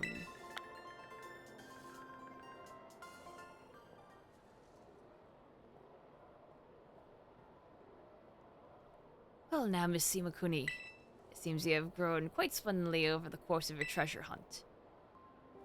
And here, once again, I must apologize. I am not actually Cassiopeia. Well, okay. Yeah, I'm like, you had to be bullshitting me. Okay. Though Clive and myself being the same person was no lie, mind you. Yeah, I'm not an idiot. Cassiopeia's true identity remains hidden. But I believe I can hazard a guess as to who they may be. That's why I sought to spare you from having to confront them in battle. Their sorrow should not be yours to bear. However, Cassiopeia settled on a course of action and is determined to see it through. Do not imagine any ordinary student could hope to stand against them and win. So I challenge you to a battle to test your skill, and if you had lost, it would have fallen me to bring down Cassiopeia. Such was my resolve. It turns out you are strong as you are kind. If anyone has a chance at saving that poor child, it is surely you. As an educator, it shames me to burden one of my students with such a task. Please defeat Cassiopeia, take on the big boss of Team Star and win. Yes, sir. Thank you from the bottom of my heart. I leave this in your hands. Hey there, what do you think you're doing? Miss Time, it's a pleasure to see you. It's no pleasure at all, Mr. Clavel. I come here to investigate reports of an illicit battle on school grounds, and what do I find? Why, the director of the academy himself facing off against one of our students, no less. What were you thinking? No, if I could just explain. You see, it's a rather sad tale. Oh, spare me. Your excuses reek worse than a stunky's behind. Stunky's behind? Remember, the big boss asked us to meet them in the schoolyard after dark. I'm counting on you, Miss Imakuni. You'll write a letter of apology to the students and faculty at once, and I'll be reporting this to the chairwoman of the school board. Make no mistake. Good gracious, no anything about that, I implore you. Ooh, he's in trouble. Can time pass inside towns?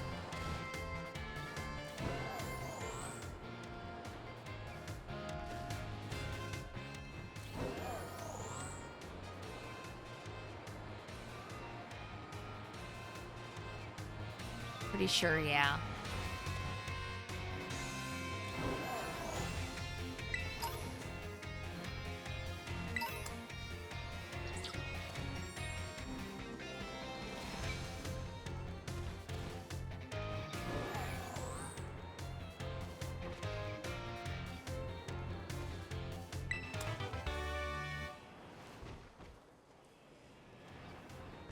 They time skip you when you go up? Okay. I'm gonna go to a Poke Center then. Just in case. Oh, never mind. They healed me.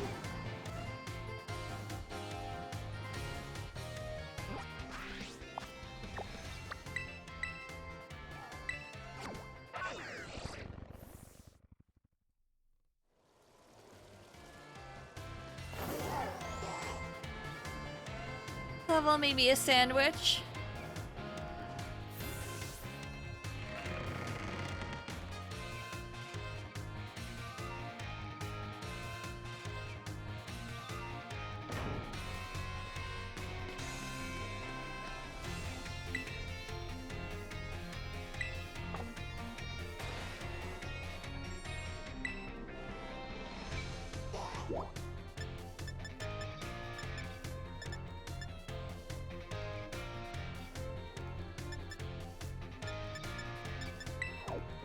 Oh, I can do social links.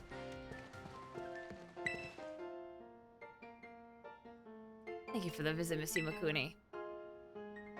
A good friend of mine has been telling me of your recent exploits. Oh, you mean Clive? Haha, I'll leave their identity to your imagination. You literally just told me, my guy! But now, lest I forget, there's another matter I would very much like your opinion on. Do you know what manner of gentleman's hairstyle is considered cool, as it were, among the youth these days?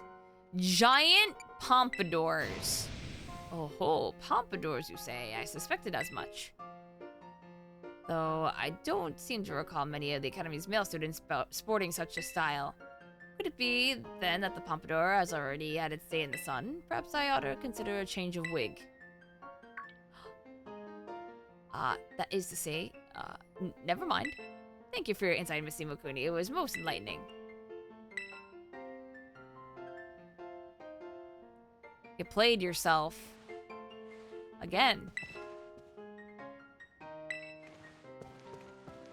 What is Shugi? Man, you're so Shugi.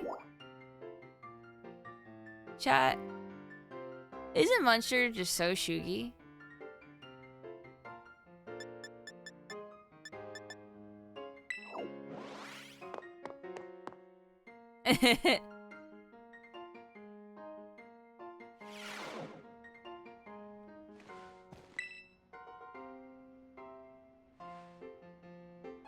Hey there, come on in. Everyone's welcome in the nurse's office.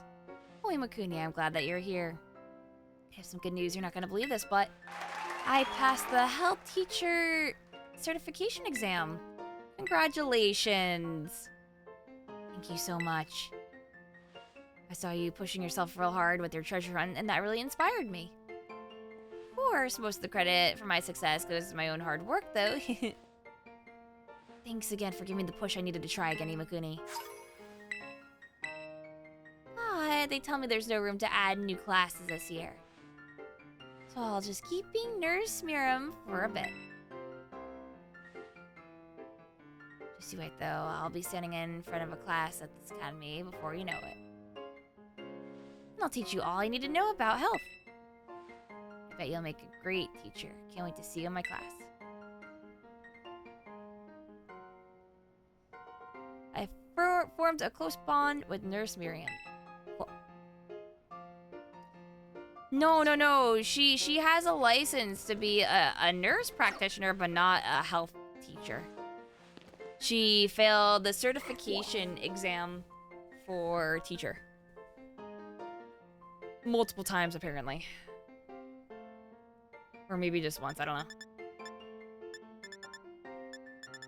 One or the other.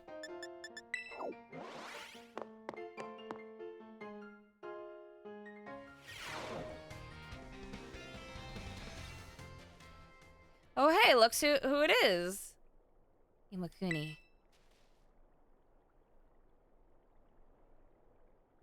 Thanks for coming.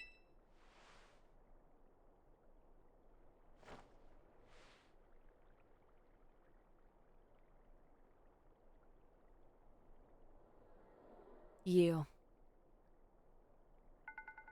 Huh. This must be quite a shock for you. The big boss, Cassiopeia, they were both me all along. When I saw you make quick work of those Team Star lackeys outside the school that time, the idea for Operation Starfall suddenly came to me. My skills let me get a hold of much LP as I want, so I decided to use it to tempt you into helping me out. She's the hacker! The operation started, I kept an eye on you as a member of the supply unit. I had you battle the bosses on my behalf, all for the goal of defeating me and putting an end to Team Star once and for all. But there's still a part of me that wants Team Star to live on, so I can't just roll over and let you win without putting up a fight. This is the final showdown. Are you ready? Yes, and when I win, I'm gonna steal your backpack and bully you and push you down. And I might actually steal your lunch money. But I'm ready. Thanks.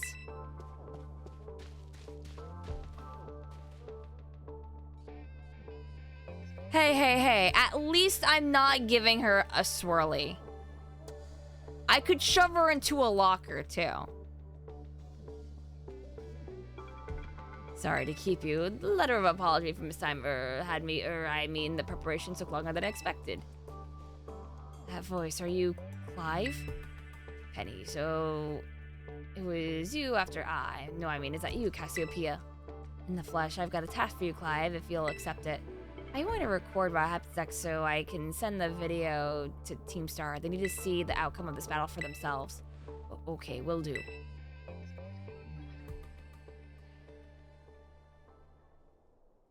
And allow me to introduce myself properly. I'm the big boss of Team Star. The name's Cassiopeia. No, Penny. Now bow down before the overwhelming might of Team Star's founder.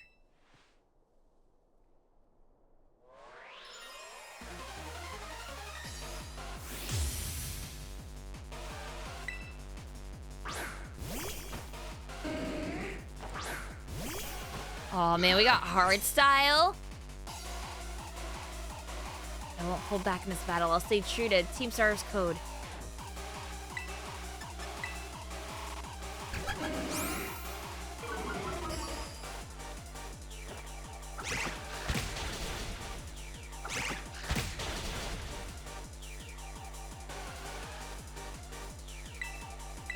She didn't want to give herself away. She didn't want to cause trouble, even if she had level 60 Pokemon. I understand it. She's a good student.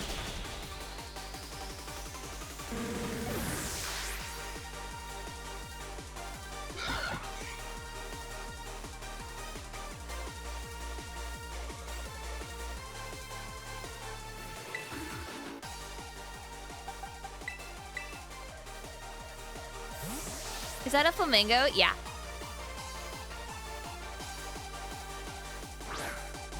The event of the bullying were also a year and a half ago, right? Yeah.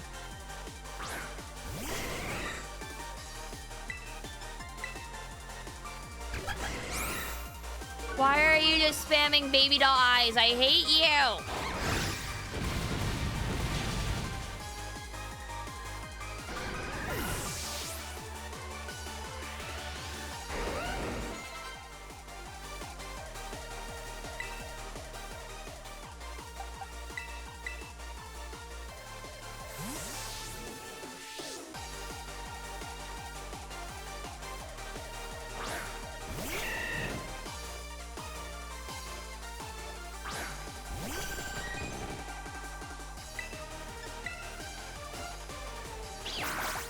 Is that her gimmick? She's not actually fighting. She's just like debuffing you and not actually fighting.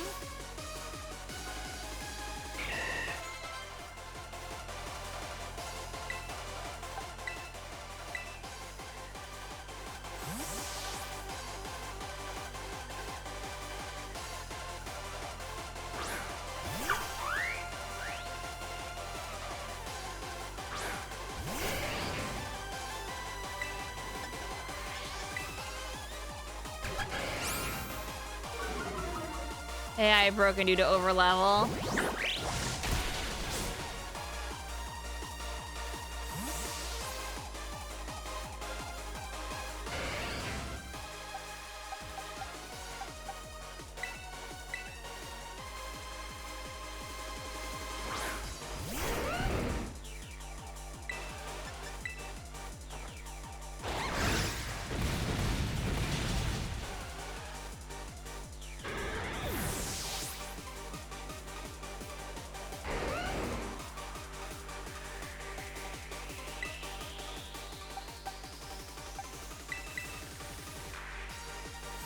Echo change? Yeah, that's the point of it. Its ability 0 to hero.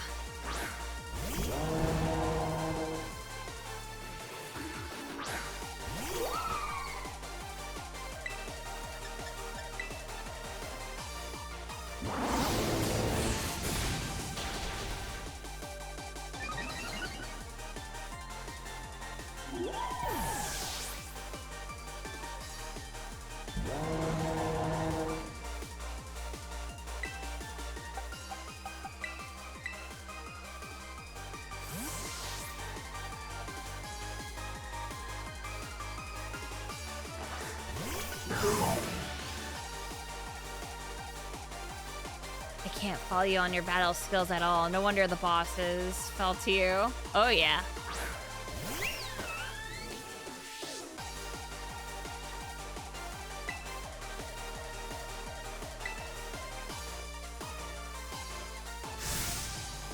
And the Terrasilize, shine bright like the star sky you want to be.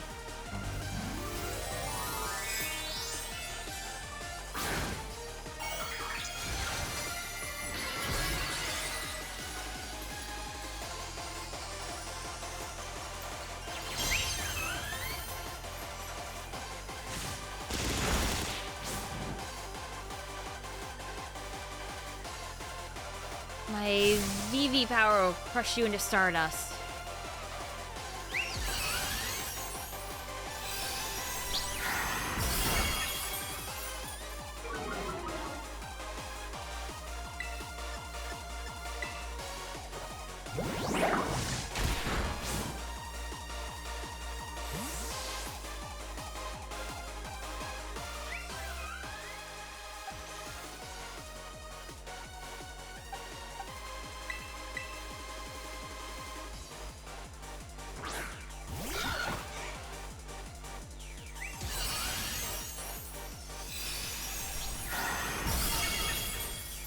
I'm gonna tank it. Yep. That's fine.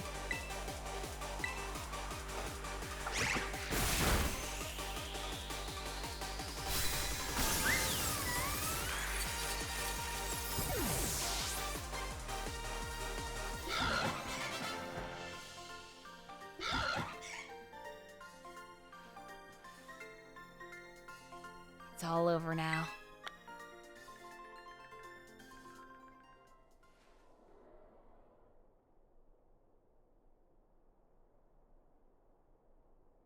It's finally over, guys. It's done.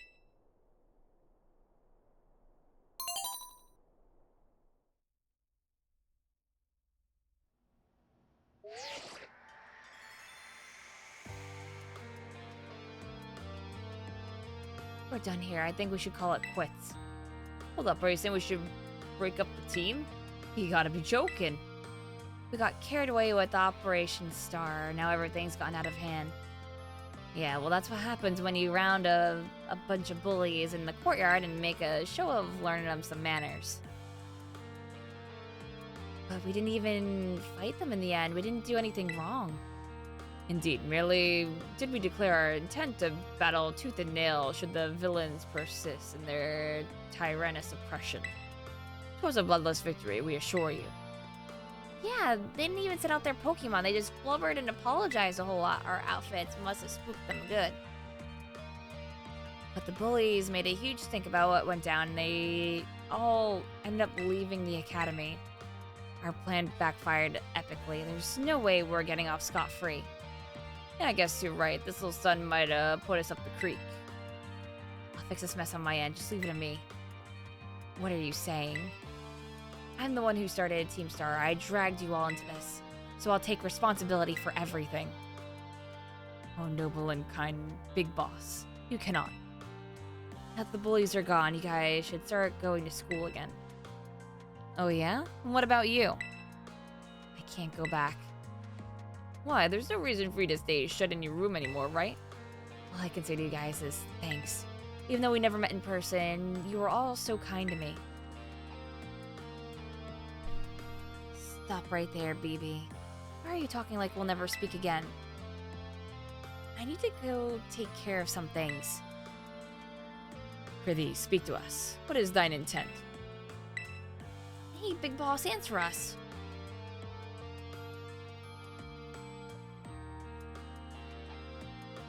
Bye-bye, guys. Thanks for everything.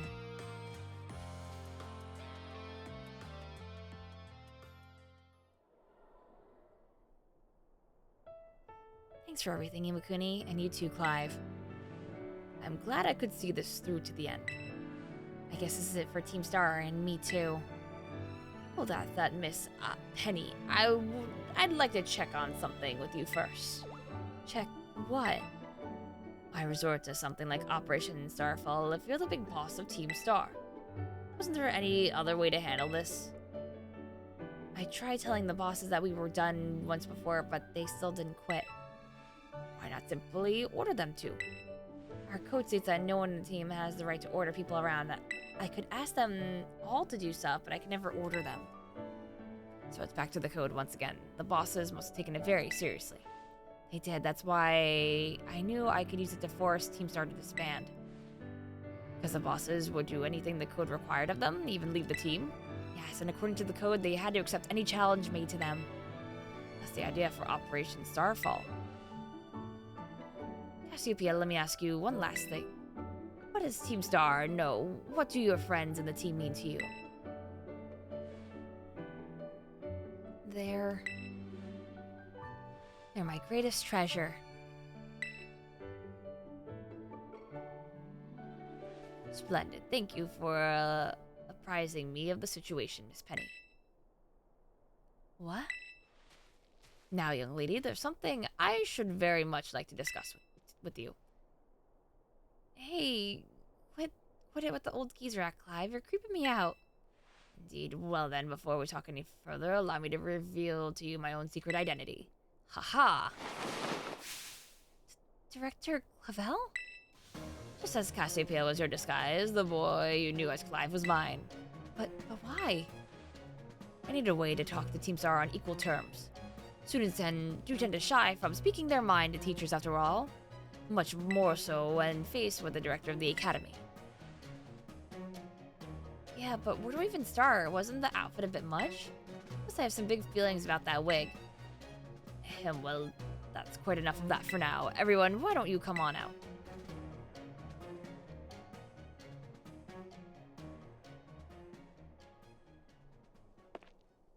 Huh? Yeah. Oh, big boss. Long time no see. Momo. More long time no meet, right? I mean, we all just found out your real name just now. Melly. Verily is thy long-hidden encounter as a sight for sore eyes, my lady. Atticus. So, I heard your real name's Penny? How have you been this whole time? 40. We found you at last. You have no idea how worried we've been. Harry.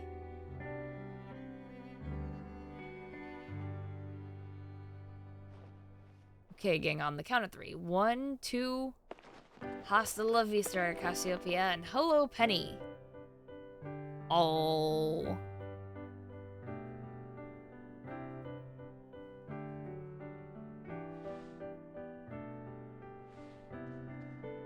Now then, Miss Penny, and each of you young bosses as well. On behalf of the Academy, I have something I would like to say to Team Star. You all have my sincerest apologies. Come again? As director of the Academy, I let you down. My handling of your situation was a dismal failure. What? I still don't... I mean, why? You all told me your reasons for forming Team Star and about your subsequent actions. Ever since my first days as director, all I've ever experienced of the academy is an environment blessed from bullying. But now I know this piece was built on the backs of your hurt and anger, and of course your immense courage for putting things to right. And so I'll get straight to the conclusion. The Academy's order for Team Star to disband and my threat to expel those who do not obey are hereby revoked. Does that mean what I think it means? Indeed, Team Star can continue to exist. Should that be your wish? Woohoo, Penny, isn't this great? Now we can all stay together. Oh, mine heart is giddy with glee. But I betrayed all of you. You mean Operation Starfall? Director Clavel told us all about it. As far as we heard, you only went through with it to save us from getting expelled. You're just worried about us, right? Not like we'd ever check the team just because someone told us to, after all. Ain't our style. I cannot even begin to imagine how much you have feared for us, Lady Penny. Sorry for making you worry, BB. We're all okay now. But even so... Hold on, everyone. I have more to say. As previously stated, the requirement for a Team Star to disband has been revoked. However, there are still some unsettled matters to discuss. Allow me to provide a few examples. Your protracted truancy, your brazen customization of school uniforms, your unauthorized usage of academy equipment, your reckless modification and jeopardous driving of Pokemon-powered vehicles. Need I go on? Your flagrant disregard for the school rules cannot simply be overlooked. And here's the bill. Plus, as punishment, you will all be required to engage in community service. Community service? Yes, specifically, I will be asking you to manage the STCs. And that stands for Star Training Centers. They will be faculties for cultivating Pokemon trainers' talent. I plan for the Academy to found them in collaboration with the Pokemon League. The idea came to me when I saw Miss Imakuni battling her way through your bases.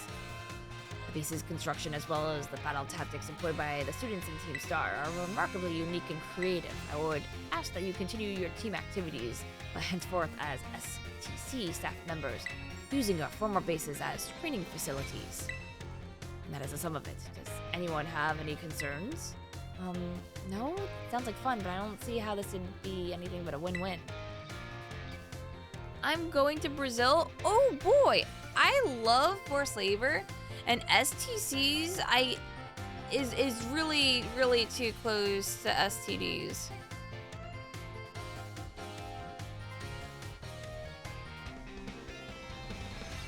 This might be a weird thing to say since the STCs are supposed to be a punishment and all, but you should totally join in too, Penny. Oh boy, I love Sonic the Comic.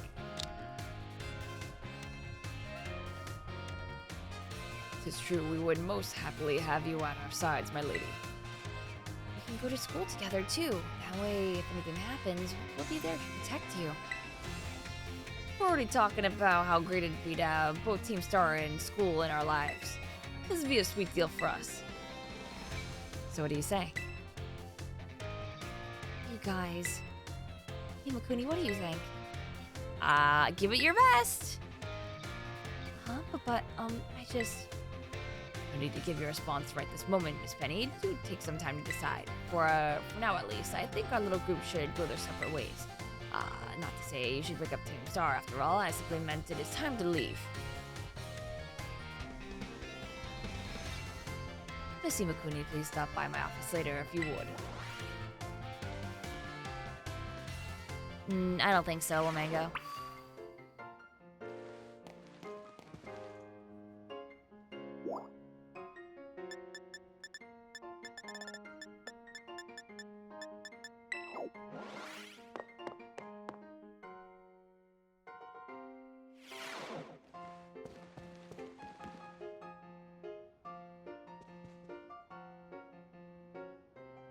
Here you are, Miss Imakuni. I wanted to thank you for all your hard work in resolving the situation with Team Star. If not for you, I suspect I would have done the team a grievous injustice in my choice of punishment for their actions. You have my sincere gratitude. Who is it? It's Penny. Ah, Miss Penny, do come in. Hello, Director.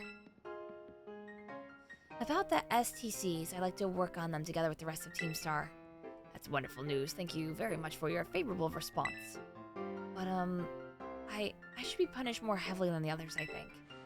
Why so? Because of Operation Starfall? No, not that. Because of the other really bad thing I did. And what would that be? You know that LP I gave you both in exchange for helping me with that Operation Starfall? I got hold of it sort of illegally by hacking the Pokemon League's LP management system. Ah, I see. That is quite the revelation. I did not think such a thing was even possible in the first place. It wasn't all that hard. I mean, I'm really sorry and I won't do it again. This matter is rather out of my jurisdiction, I'm afraid. I will have to consult Miss Kita, the Pokemon League chairwoman, on how best to proceed. I figured as much. I do apologize, Miss Imakuni, but I will have to ask you to give us some privacy. She broke the law.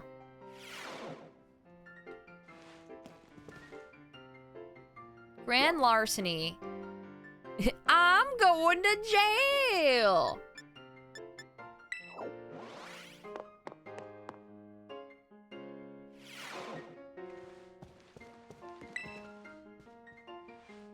If you ever need help with any school-related matters, I shall be happy to lend an ear.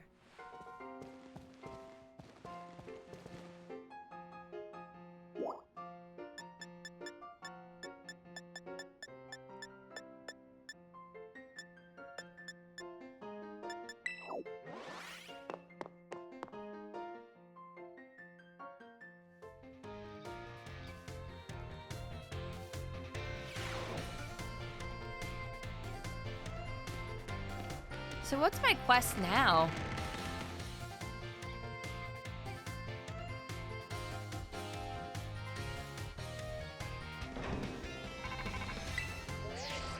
Imakuni?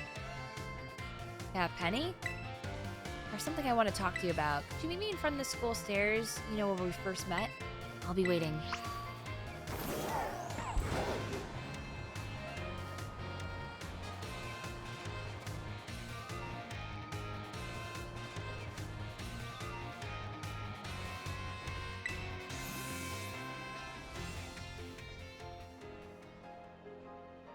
Give me your backpack, nerd. Hasta la vista. The six of us thought up of that catchphrase back when we created the team. It's so cringy. It's perfect, you know? She is cringe, but she is free. Anyway, about the LP thing. I thought I was going down big time for hacking the league point system, but they're letting me off easy. Oh, well, what happened? Pokemon League said that they'll waive my debt if I do some volunteer engineering for them. They even asked me to come work for them after I graduate, if you can believe that. Director Clavel and the Akita lady kept complimenting me like a weird amount. Apparently I have an outstanding talent or something. Sorry for calling you out here to meet like this. I'm still not so great with people face to face. I never seem to find the right words, but, thank you so much. You saved Team Star and my friends along with it. I know words won't ever be enough to properly thank you for all you've done, so here. Draco Meteor.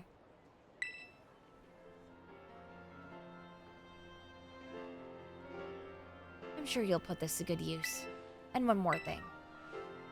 I want to repay the debt I owe you. If you ever think of a way I can do that, just let me know. I'm great with machines and hacking and stuff. The next time I'll be the one helping you, Imakuni. Be seeing you then. Hasta la vista.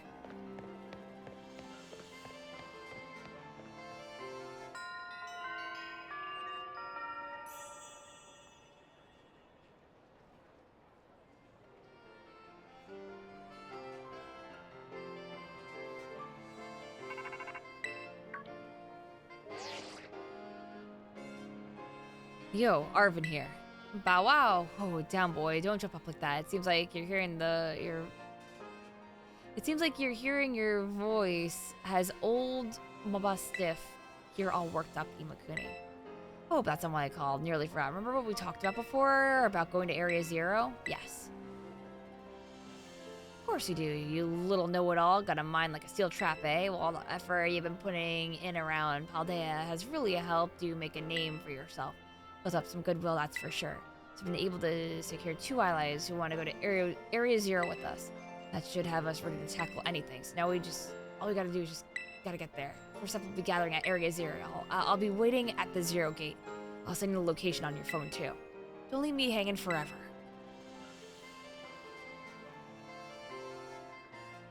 We'll be waiting. Bow wow wow.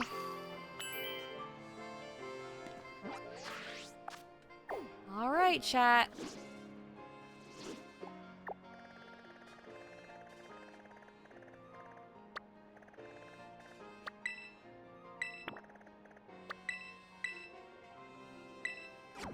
It's endgame time.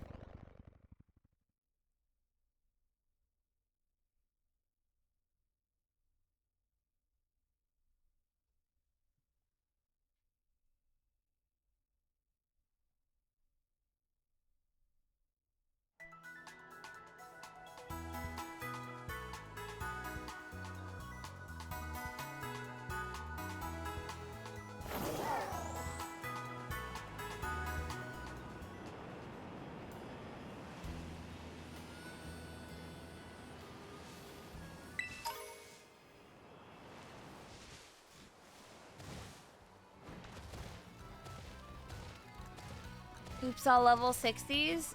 Yeah? I mean, I have a ton of level 60s.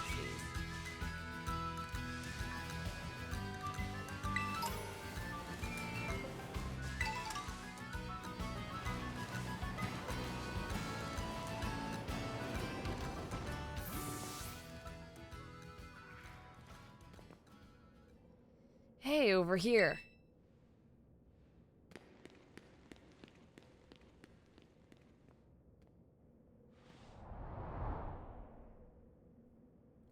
This is the 0 gate. It was made so researchers could try to observe the inside of the great crater of Paldea, what folks call Area 0. It's our ticket down into the crater. Oh, and speaking of the crater, you know that Pokemon of yours, the one I gave you? Area 0 is apparently where Miraidon was born or something like that. Maybe it'll be happy that it can finally come back home. Not that I really care or anything. Anyway, our 2 new teammates should be waiting for us inside the 0 gate. Guess we should head in.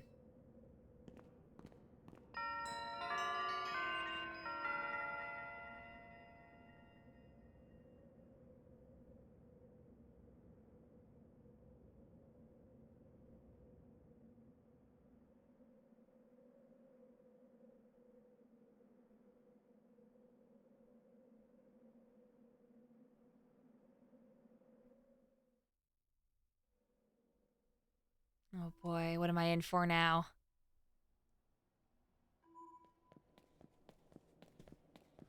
So we're probably gonna have Nemona, right? Oh, kind of dark in here.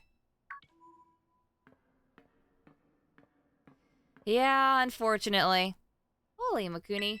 Arwen said there'd be tons of strong Pokemon, so here I am. When she heard she get to battle awesome Pokemon, she was here in a second. You're an annoying little pest at the academy, but I guess you could come in handy for this. Spoken like a guy who wants to get beaten in a battle. More importantly, why is it so dark, and where's the awesome Pokemon? Yeah, it is weird that the lights are off. Last time I was here, the electricity was up and running, but now... Well, now the lights are on. But why? I turned them on. Seems like they were on power saving mode. I hacked into the system controls and overrode the settings. Oh, it's you, the kid with the fluffy Eevee bag. I guess. My name's Penny. Well, hey, we never actually got to talk. I'm Nemona from Class 1A. You must be some kind of tech whiz. You like Pokemon battling too? You talk like way too much. That's right, Penny. Yes, she does. The director introduced us. When you need someone with good tech, she's a no-brainer. Anyway, Penny here also agreed in a second when she heard it was to help Imakuni. I'm not really the adventuring type, but I owe you, Imakuni, and I pay my debts. She's surprisingly old-fashioned like that. And of course, everyone knows me, Arvin.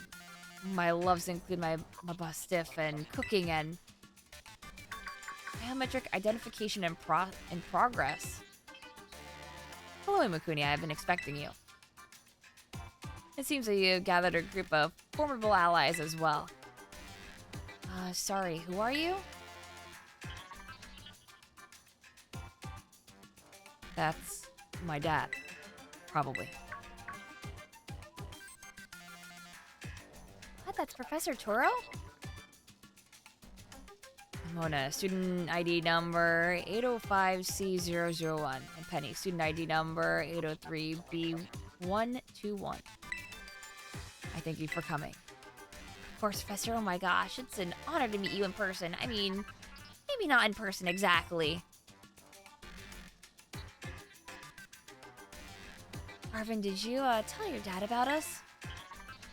When would I have done that? To begin with, I'd like you to ask you all to make your way down into the great crater of Paldea. You can reach the lower chamber using the elevator. You can see to your right.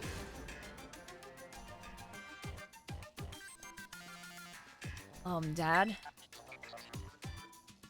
Please proceed below. Damn. Are they not on good terms?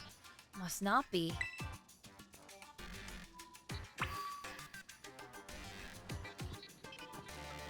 Also, my mother's a version exclusive. What a suffering man.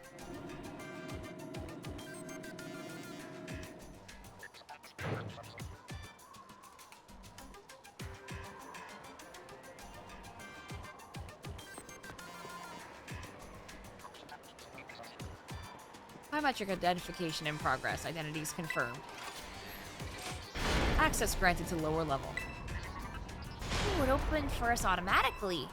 Not quite. It looks like to me someone's controlling this thing remotely. Once you step through, you'll be above Area 0. Imakuni brought Maridon with you. Yes. I thank you for bringing it with you on your many adventures. If you utilize Maridon's gliding capabilities, you should be able to descend into the depths to reach Area 0. What? Isn't there like an elevator or something? And wait, did you say that Maridon can fly? When you reach the bottom, I will get in touch once again. I hope your trip is uneventful. Railroading people into this stuff just like always. I can't wait to see what Pokemon live down in Area 0. Let's go. That girl, is she like incapable of fear or what? I guess we better go too.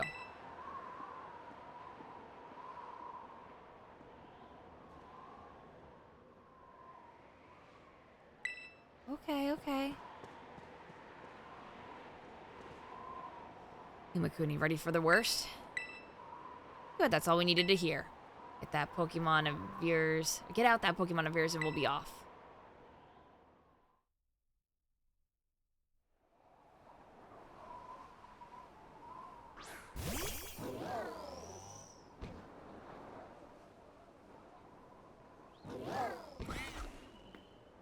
What's the matter with it? Scared of heights? That's what I'd say. Oh, no wonder. And no need to be scared if we go together. How does that logic work? Get on.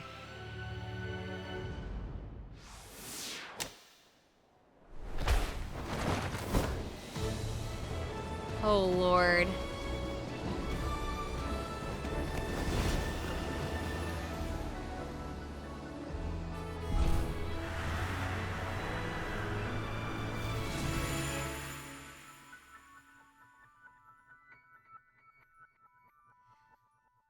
Yeah, Arvin has to be really strong to actually whip someone up like that.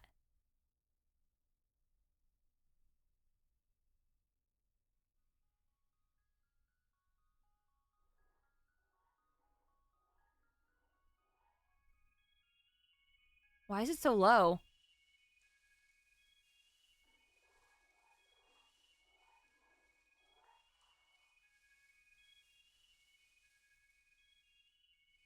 And now I'm back here again. I think I might have died once or twice there. Oh, it's okay, bud.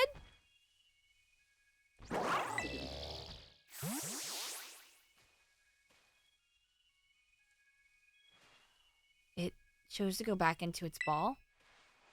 It's probably just hungry or something. Wait a second. Where's the student council girl?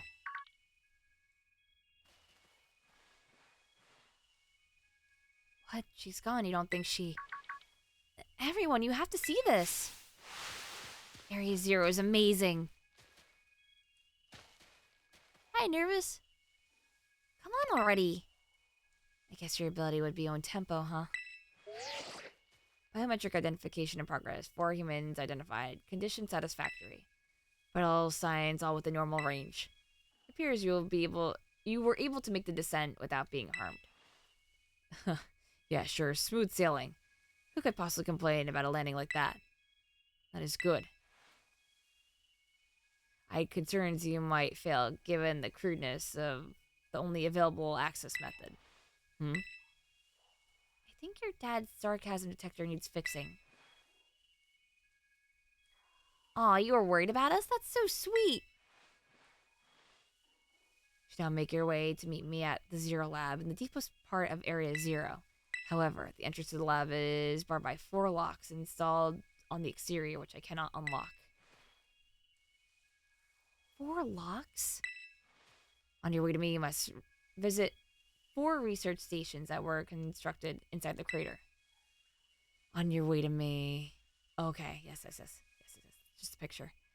Each station, you will be able to disable one of the locks. Do so as you make your way down. I hope you succeed. Yes, let's disable the 4 locks and get into that lab. Sounds kind of video gamey when you say it out loud, huh? Come on, it's time to find our way into the deepest part of Area Zero.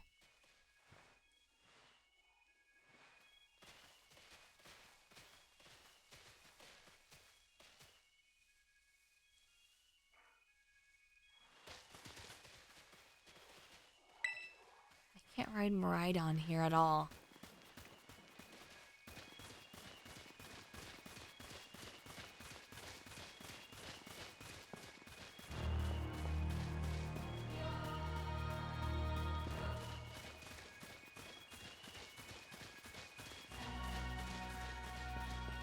Yeah, map gone too.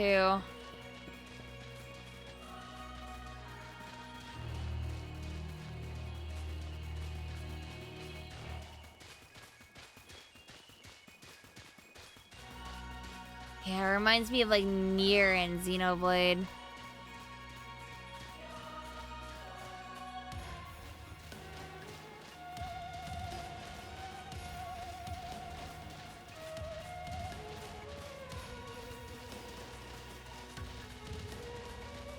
This is inside the Great Crater, yeah?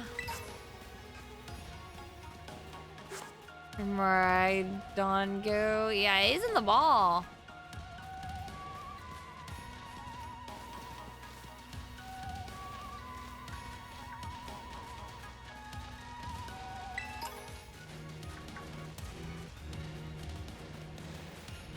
Man, this text is going way too fast. I'll just have to read it on your own.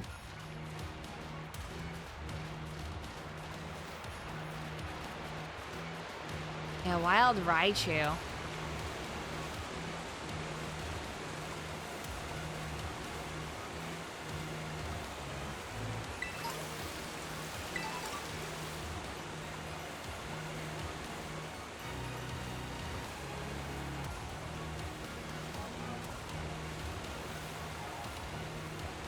It's so deep, the water, please.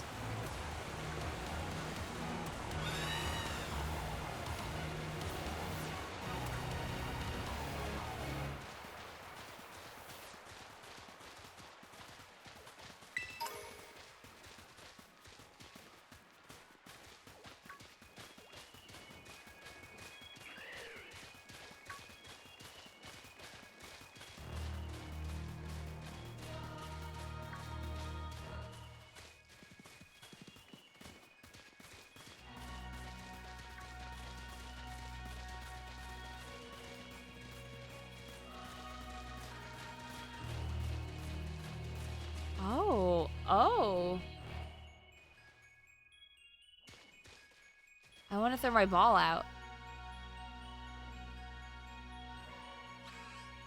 It ain't letting me, though.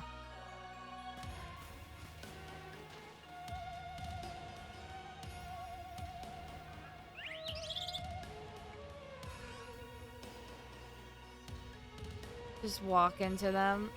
Oh, can I not? Oh, yeah, I can't.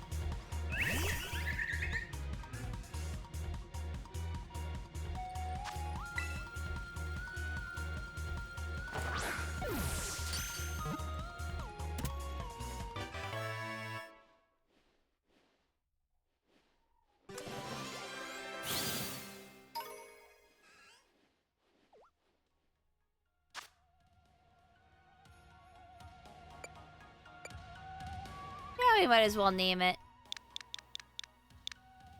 This flat white flower. What's their name? Petals, Floam, Flowey. We already have a Flowey actually. With the yellow flower.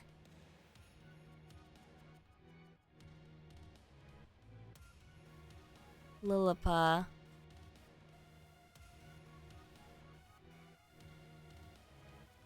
Hamburger.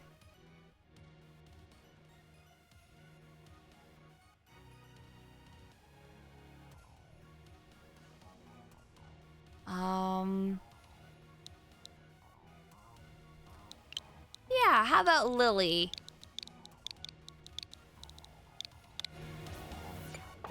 That seems like a good name. Here is a double Lily.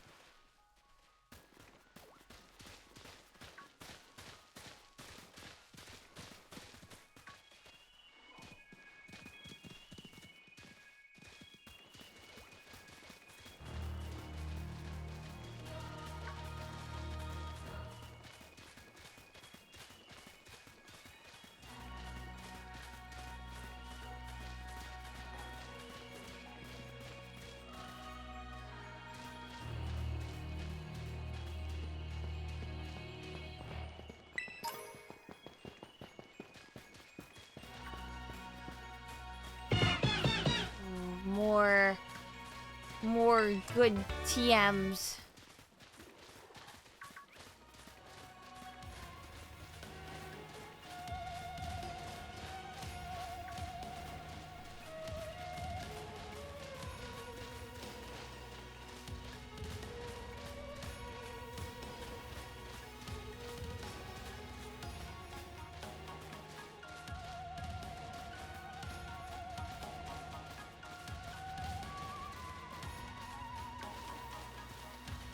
Everything is so glittery and sparkly.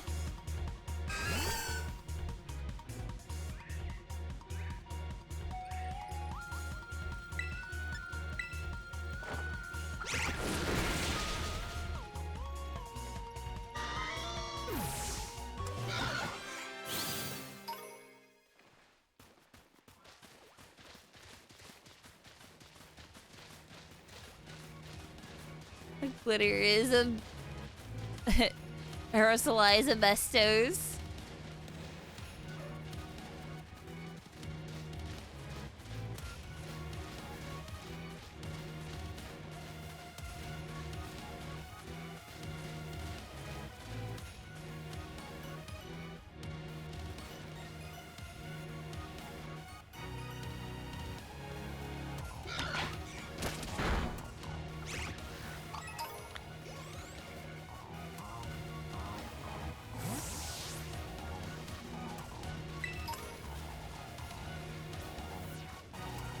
Yeah, it's stuck in a rock here.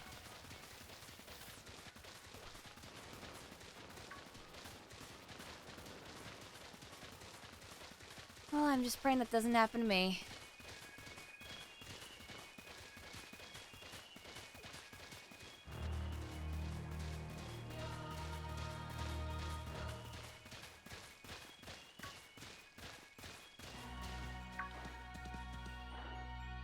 Oh, I bet that's what we're looking for.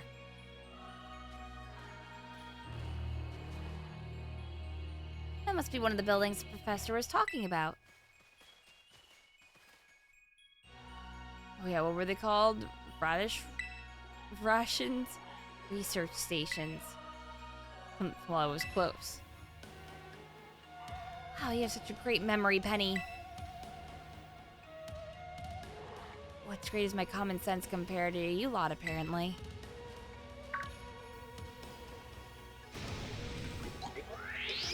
Yeah, what the heck is that? Oh, I have one of those already, yeah. That's a Pokemon La Primera uses. I didn't know that species could be found in the Great Crater. Come on, Imakuni, let's take it on together.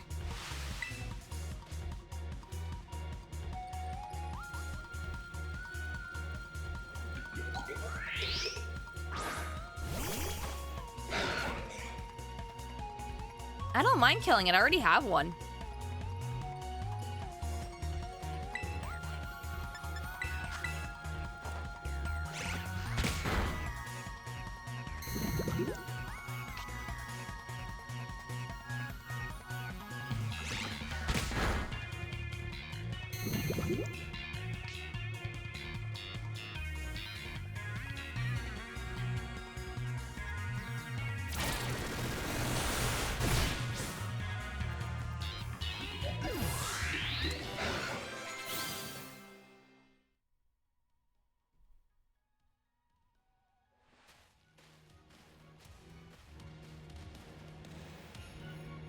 Are there gonna be a lot more of these rare Pokemon down here, you think?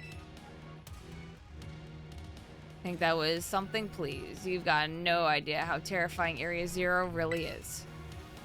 Wow, patronizing much? Easy, too. Let's just head inside the research station.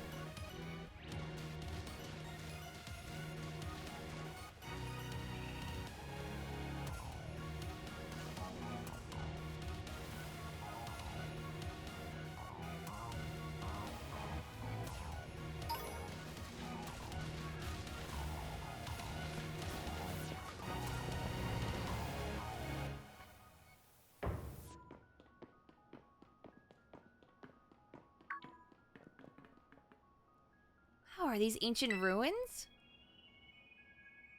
They look far too recent for that. It appears you reached your first research station without incident. Faculty was constructed 87 years ago as a way station for those surveying Area Zero. So that's why there's a bed. Looks like we can use this place to rest up if we need to. Imakuni, if you would be so kind as to disable the first lock on the lab using that central panel.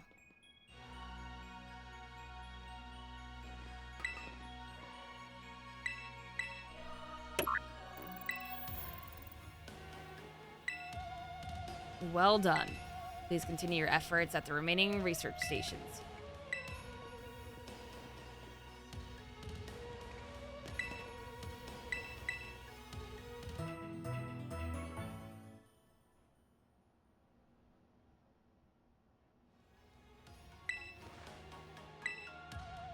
Thanks to my prototype to Herb, I secured corporate funding from my research and made a laboratory in the lighthouse near Cabo Poco.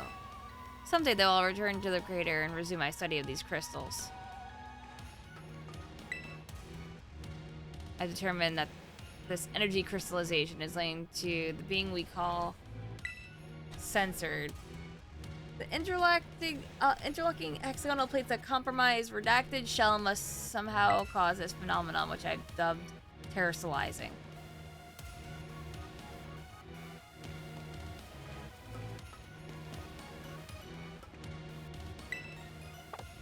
Oh, and there's warps too.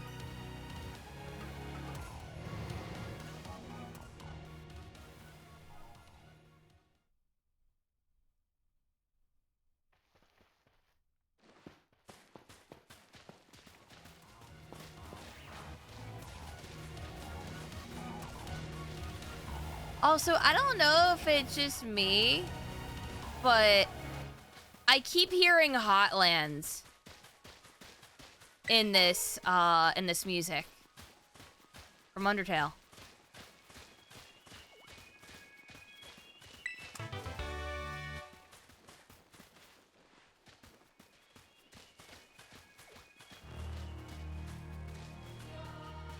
Yeah, I know it's from Toby, but I'm saying more especially I keep hearing that track.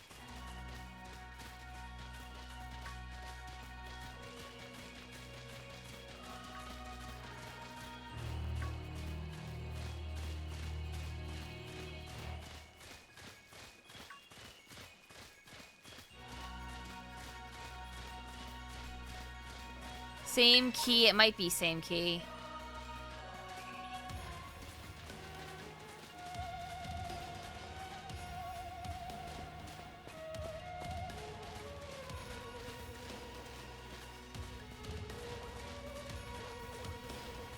Can we throw Arvin off a bridge? No, Arvin's the best one.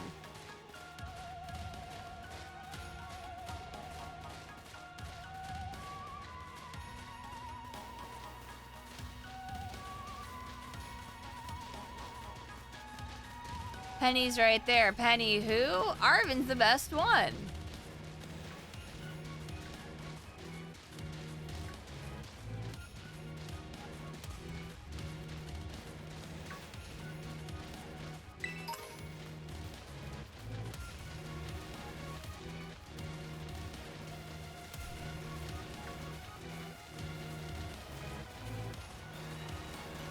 I just wish I could actually use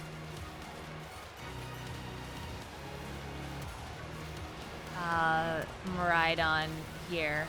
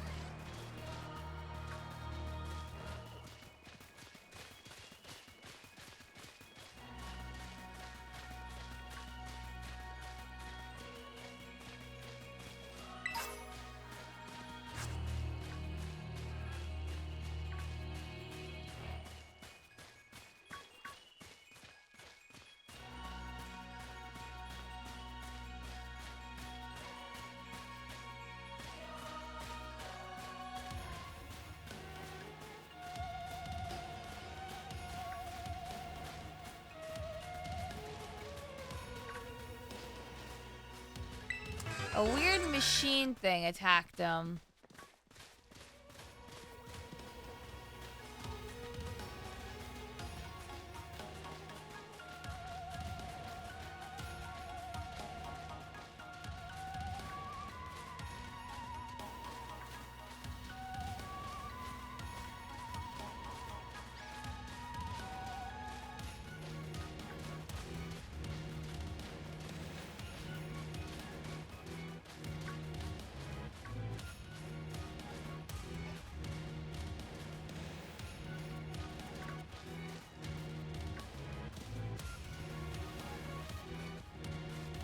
Yeah, I don't know why they even bother displaying the map here.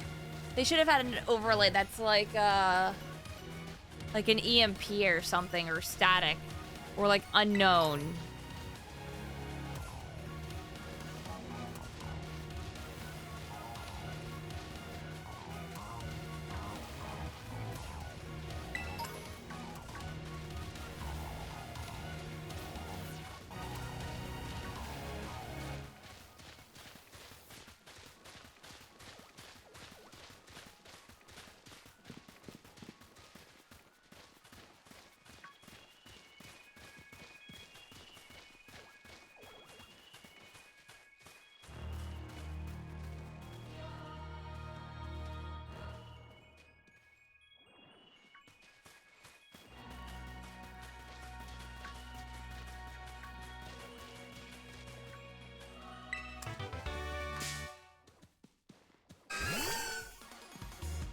Oopsie, accidentally got in a battle.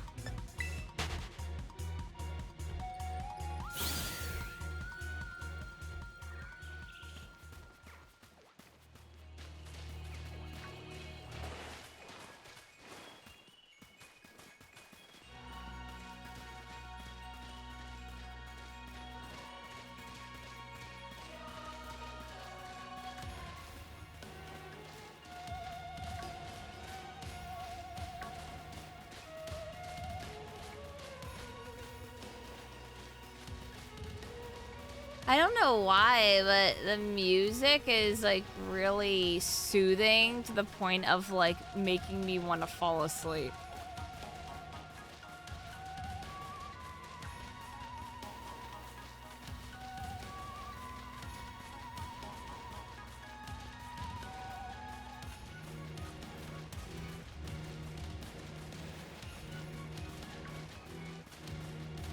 It's the asbestos in the air again. Damn it.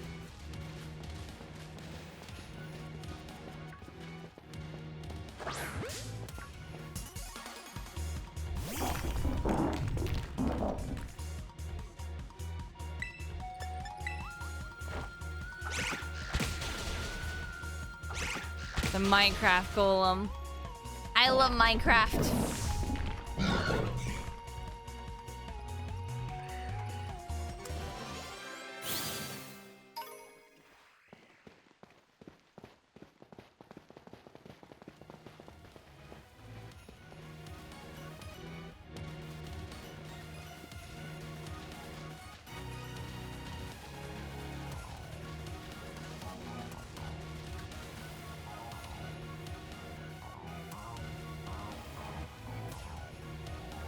Second research station. About time too.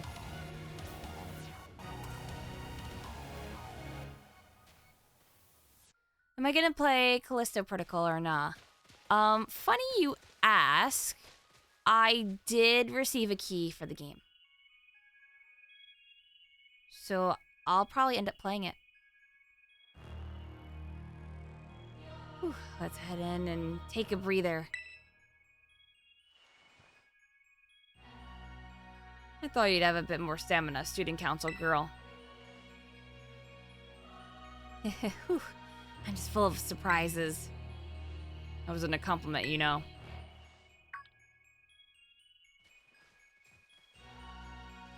Whoa. Whoa, whoa, whoa, whoa, whoa, whoa, whoa, whoa, whoa, whoa, whoa, whoa. It's Delibird, but robot. What? Hey, look at Delibird. It's good to see some nice familiar Pokemon down here too. Oh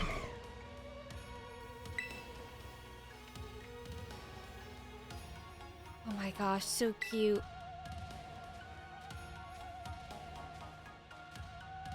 Metal Delibird?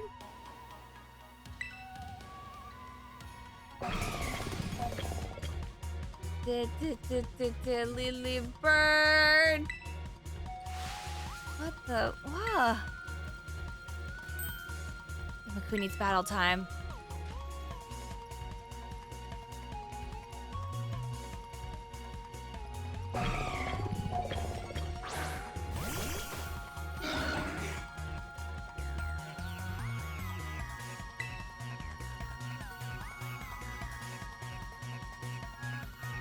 Iron Bundle.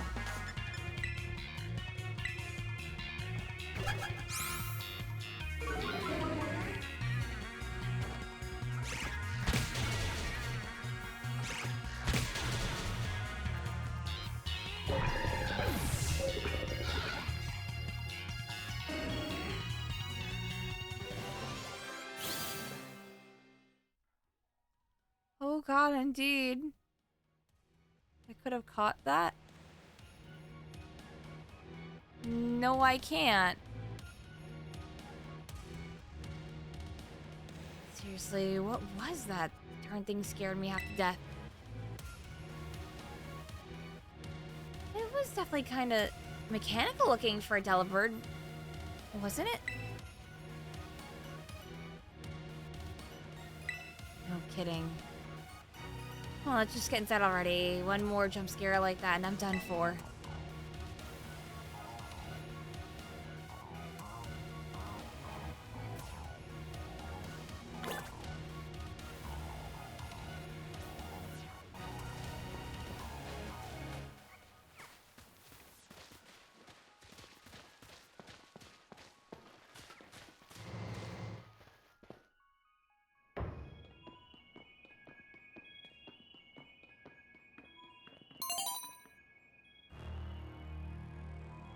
Oh, this looks pretty much the same as the first research station. like wild Pokemon don't come in here. We should be safe to catch our breath.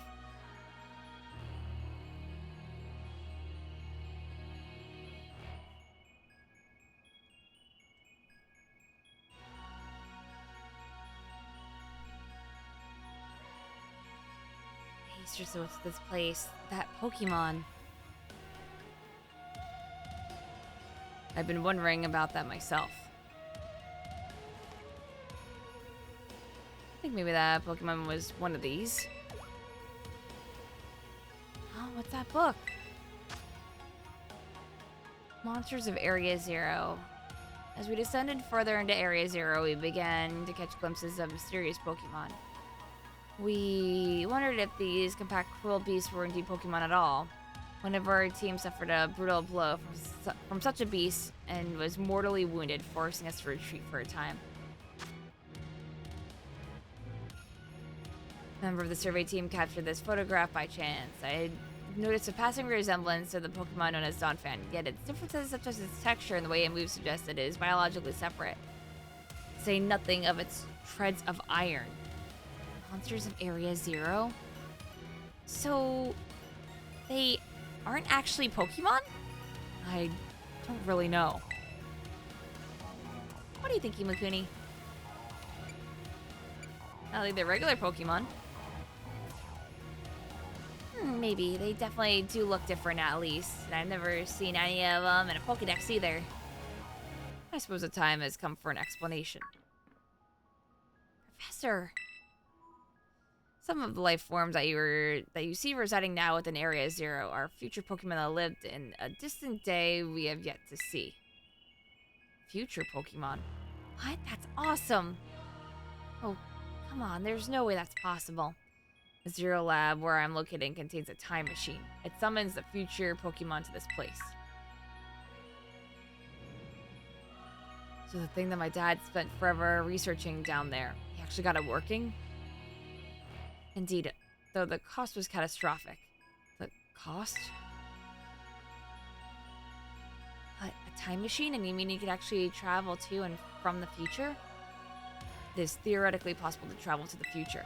However, for a being such as a human, it would not be possible to return to the present. Well, that's horrifying. Dad, why did you call us here to Area Zero?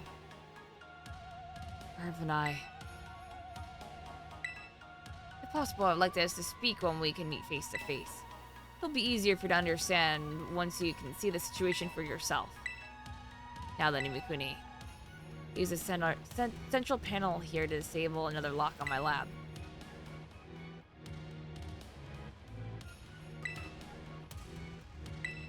Yeah, a lot of them evolved into robots. Well done. Please continue your efforts at the remaining research stations. Hey, Imakuni. You know that book he told me to bring? I think it's got something to do with this place. More like everything to do with this place. I'm not the one he expects to fix or whatever all this is. You are. I think you should be the one to carry it. I got the Violet book.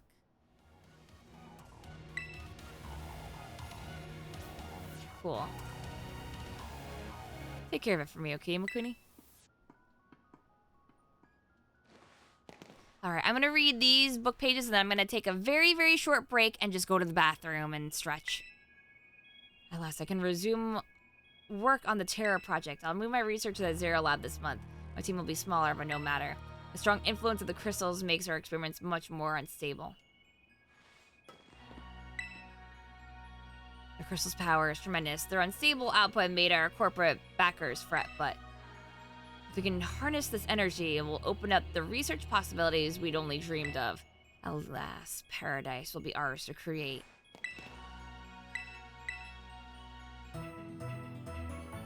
Read the Violet book, not this second. I'll read it eventually. If I can read it.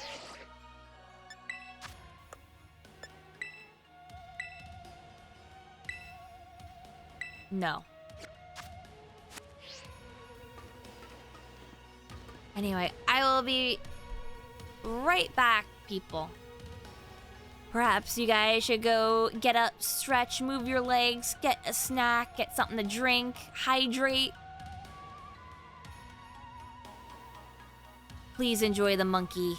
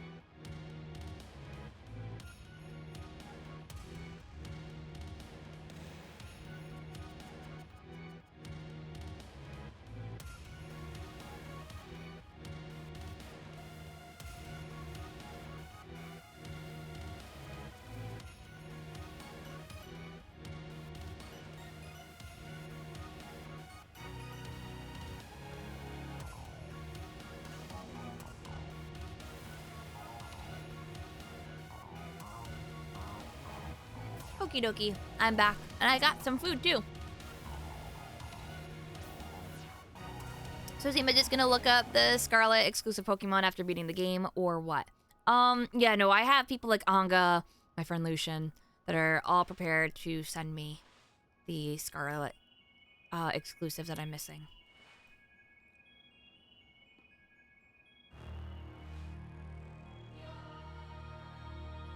What food did I get? I got chicken rice. Chicken and rice.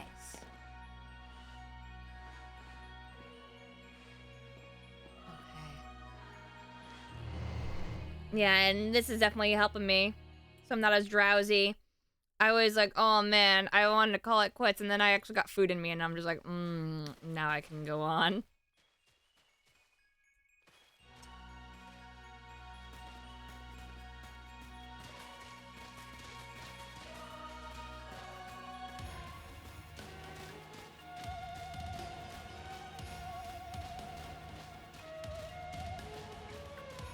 Oh wow, look what it is.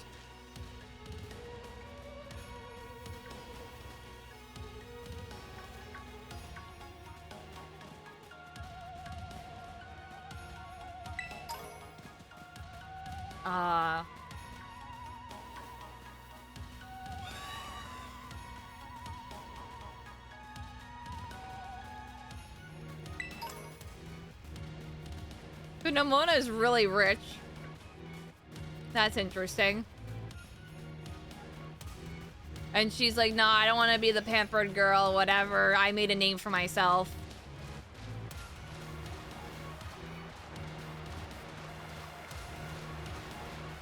Even though she's kind of turbo stalker, that's commendable. Yeah. No, I don't think I've actually been inside of her house.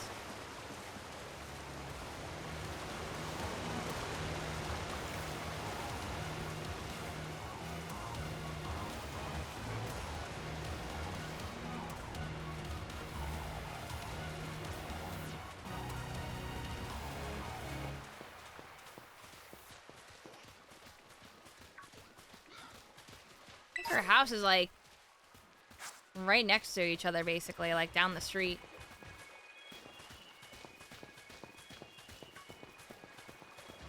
Which makes sense, because she has a private beach with a gym on it. And she's like, that's like my backyard. And I was just like, oh, yeah.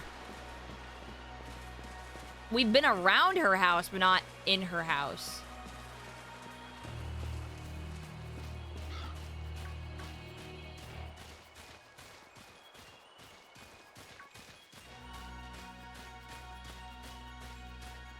So yeah, I understood that she was wealthy. I just didn't understand her dynamic. I thought that she was like, yeah, I'm rich, bitch. Here we go, gonna brag, gonna do this, gonna do that, gonna be the best. Mommy and daddy pampered me, and then it's like, well, no, I don't even want their money. I just wanna like catch Pokemon and do everything myself. And I'm like, oh, okay then.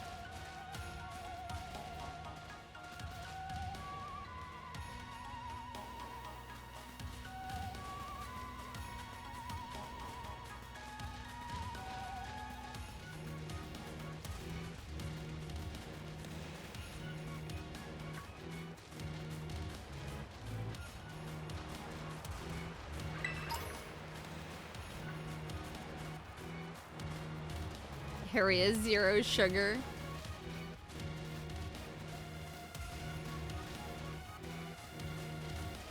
No money, only fight.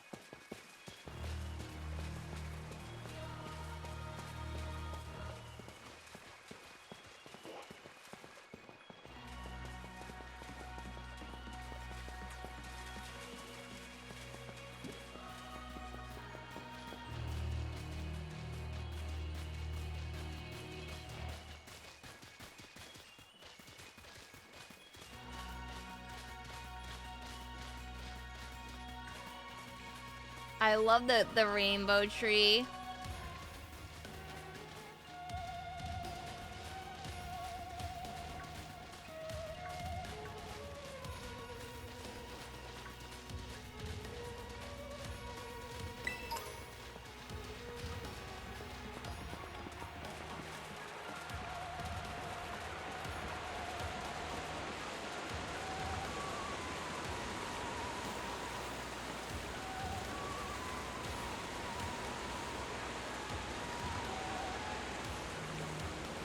Oh, I stuck myself.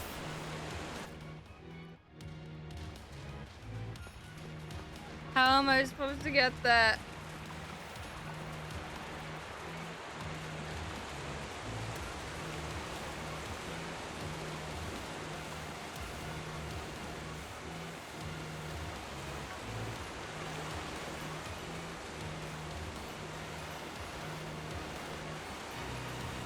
Yeah, there are anti-stuck measures. Why would they do this? I'm mad.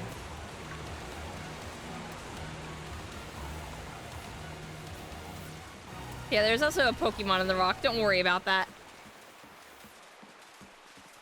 Totally intentional.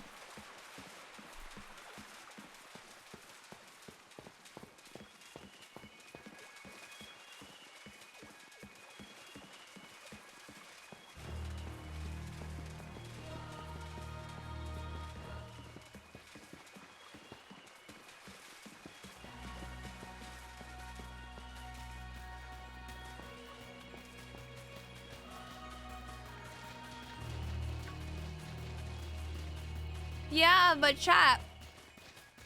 What if I do that and then the game glitches out and crashes and then my cartridge melts because that's what GameStop told me. If I do anything weird, my cartridge is gonna melt.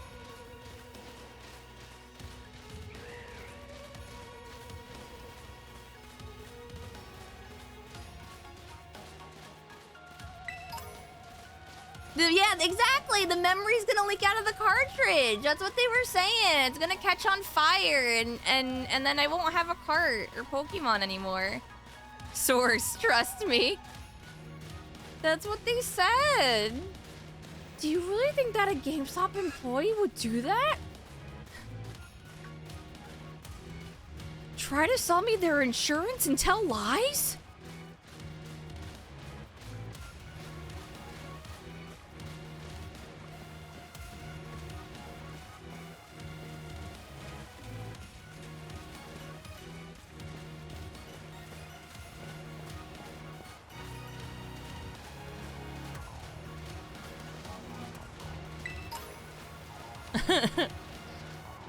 Happened to your good buddy Eric, you see?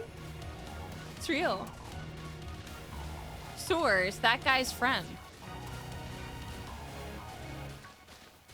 Oh no, their insurance is great for pro controllers and shit like that. Yeah, I did it for that.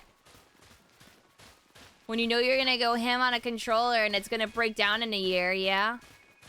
But consider the following. You could also just open it up, and if you know how to do the cardboard trick, it'll be fine.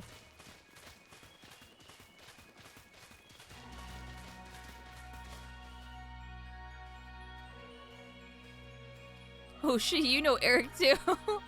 I'll write another research station.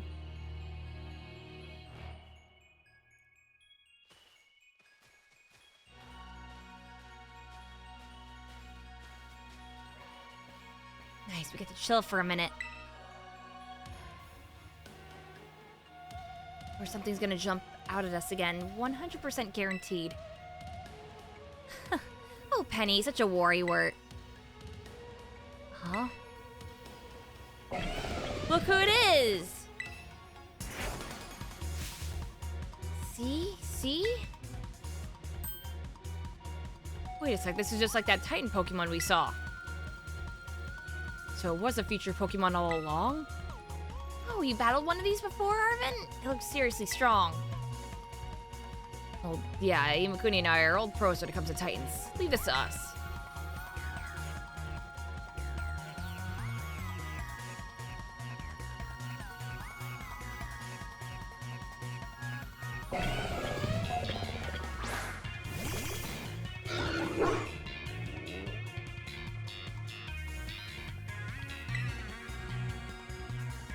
Your uncle that used to work at GameStop tell you that his memory did not make it out alive. Damn. Oh. That flashing, I hope, doesn't mess up more.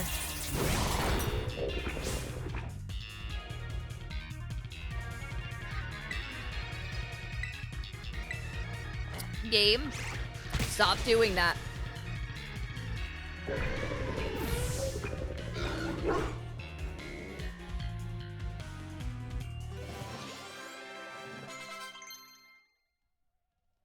Leaf storm. And the user whips up a storm of leaves around the target. It's special attack though. Like, it's cool and everything, but I have flower trick.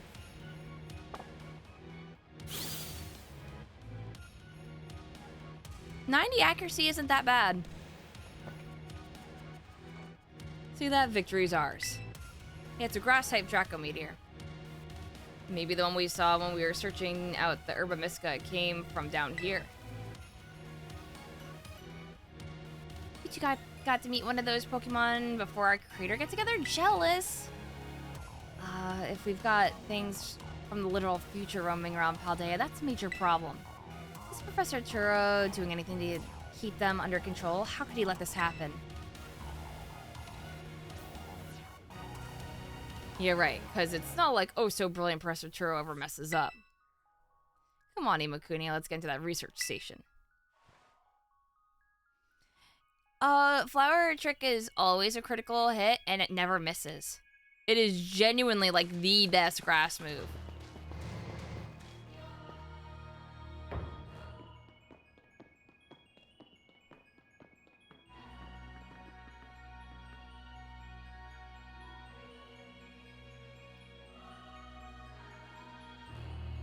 And made it to station number 3. Yeah, crit is 1.5 times, but stab... Yeah, I think it's always been 1.5 times. And if it's weakness, it's double damage on top of that. How are we doing after all the walking and battling and whatnot? Anyone need a rest? And yeah, if you use Terra, it can go up to ×2.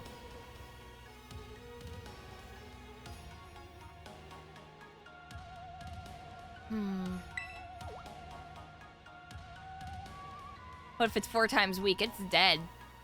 Doesn't matter. You feeling rough, Penny? Oh no, it's not that. I've just been thinking ever since the professor mentioned that time machine. Pokemon here in Area 0 came to our time from the future, right? So what about Miraidon? Isn't it pretty likely that it's also one of those future Pokemon? You're right.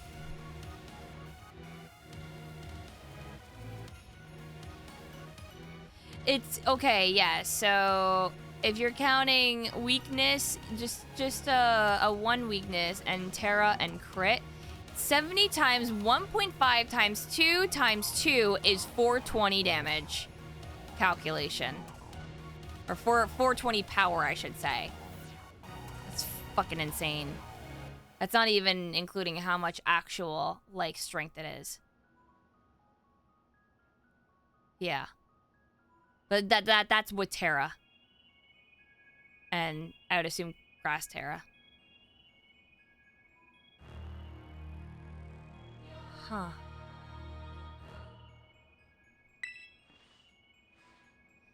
I think you're onto something. It's kind of giving off future vibes.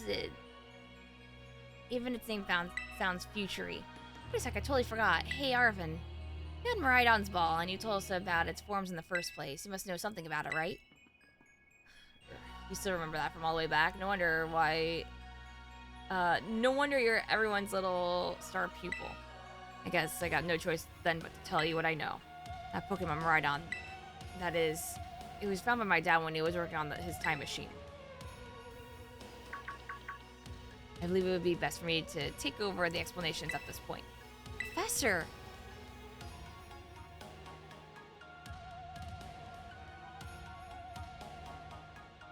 Miraidon, which I entrusted to Imakuni. It's the first Pokemon that was successfully retrieved from the future by the time machine. Seriously? Through analysis of its genetic makeup as well as its behavioral patterns, I came to realize that what I had discovered was in fact a futuristic form of Cyclizar, the Pokemon commonly ridden in this region. Well, that makes sense, I guess. They do look alike. Many other Pokemon also came to this place across the boundaries of time, but I was never able to bring over more than 2 specimens in Miraidon. I mean, there's another one around here somewhere? But they're family. The other could still be somewhere in Area 0, waiting to finally be reunited with our Miraidon. A heartwarming family reunion. Exactly. Imagine how thrilled they would be if we can get the family back together after all this time. Family, huh? Yeah, that sounds nice. If we could proceed, Imakuni, please disable the next lock using the central panel there.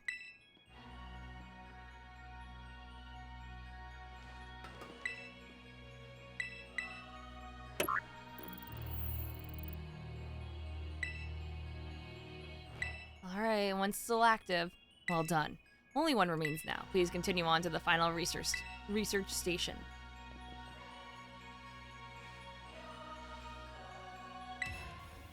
Our time machine research has yielded a triumph, a Pokemon from the distant future. I've named it Miraidon. I was expecting one new life to treasure, but we're fortunate to be blessed with this gift as well.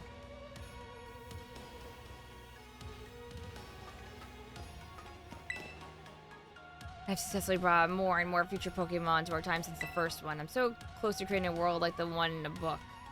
Paradise where we 3 can live happily together forever. I must make it real.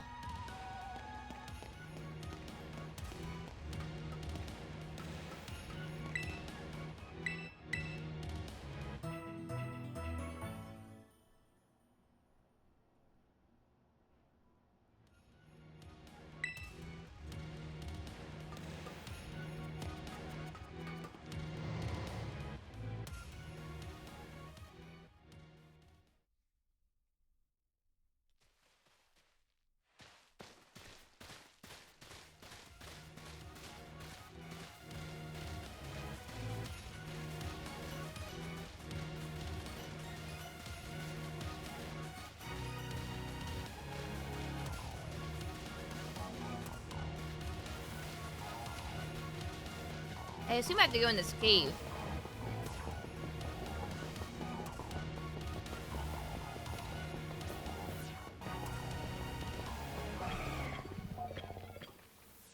Oh my god!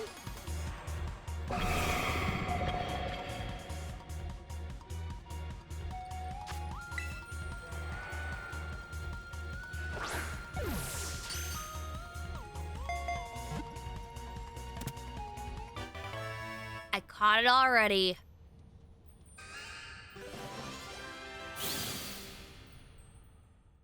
There's a robot Hydreigon in the back over there. Iron Bundle.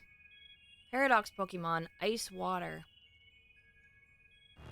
Resembles a mysterious object mentioned in an old book. There are only 2 reported sightings of this Pokemon. What is their name, chat?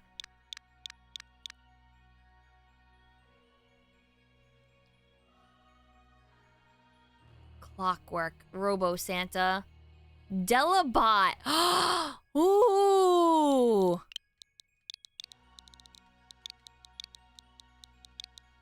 That's like the best name for it I've heard.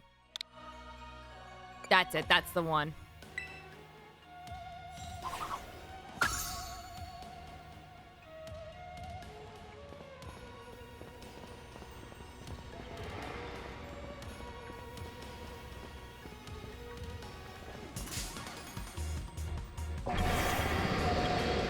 You.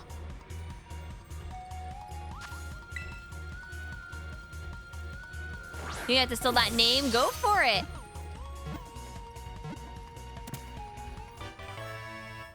are in Jugulus. Jugulus means neck. Oh. Yeah, that makes sense. Dark flying. Instead of it being dragon?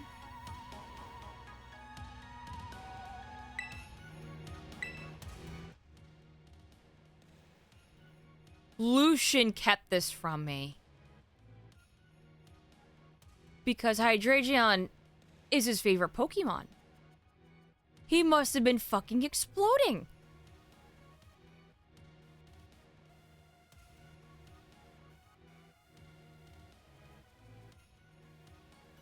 King Black Dragon.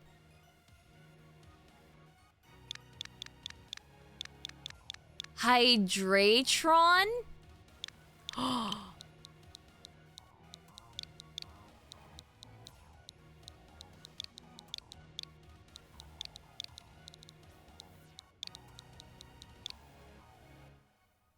These are too good.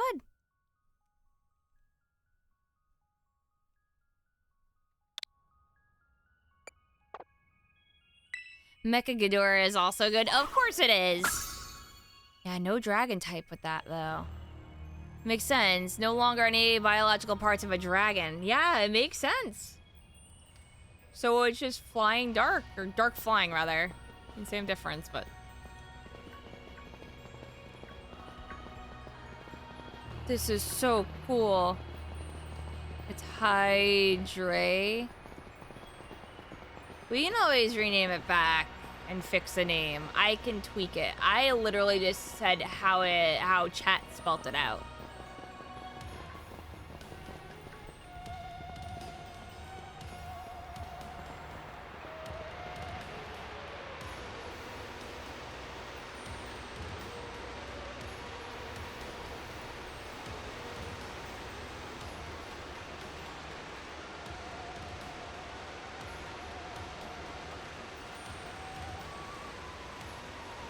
Yeah, that's why I was really confused, because when it came to Iron Treads, I was like, okay, is this a Donphan, another evolution, or is it a separate Pokemon that just looks like it? And I guess I have my answer now. Oh my gosh, look at all these huge, gorgeous crystals. They go all the way to the bottom.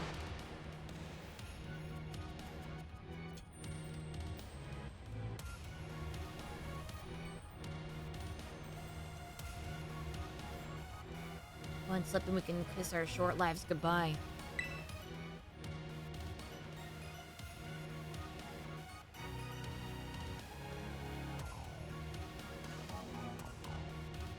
Oh, good call. Watch your step.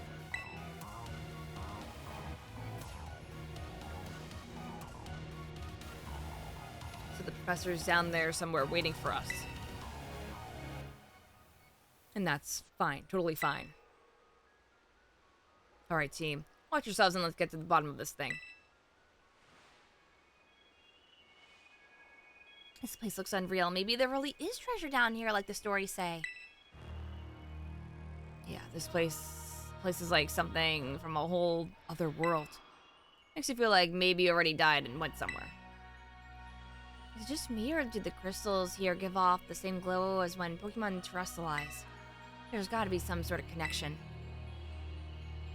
Only one way to find out. Come on, everybody, let's keep moving. We've got to go all the way down.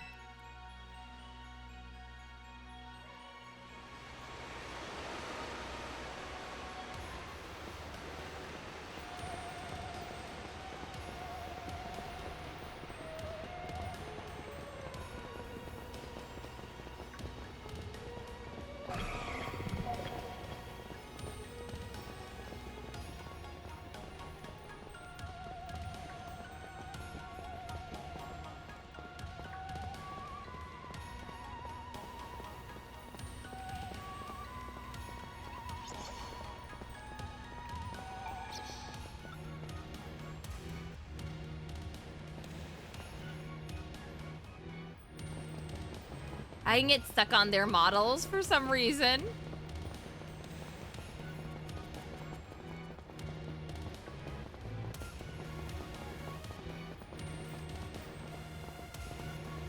It is sure nice that someone set up all the safety fences. Oh, yeah.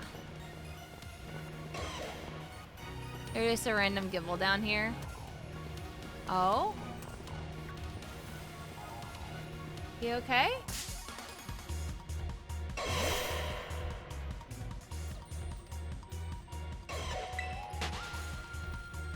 Yeah, help, there's a Gabite stuck in the wall.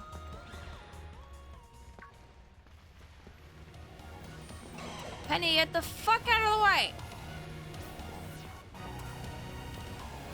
Oh, I mean, I'm trying, but they're also in text right now, and I don't think I can throw my ball.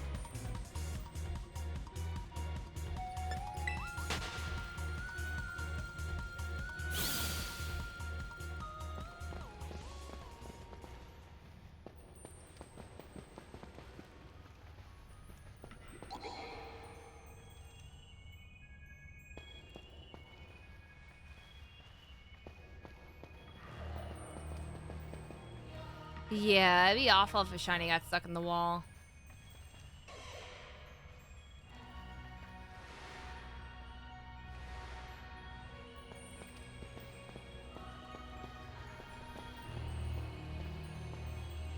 Yeah, I can't throw my ball until someone else.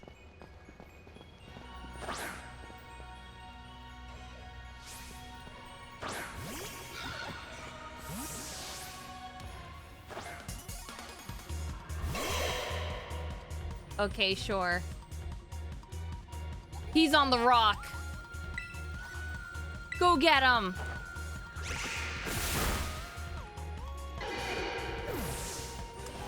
King of the hill. He has the high ground.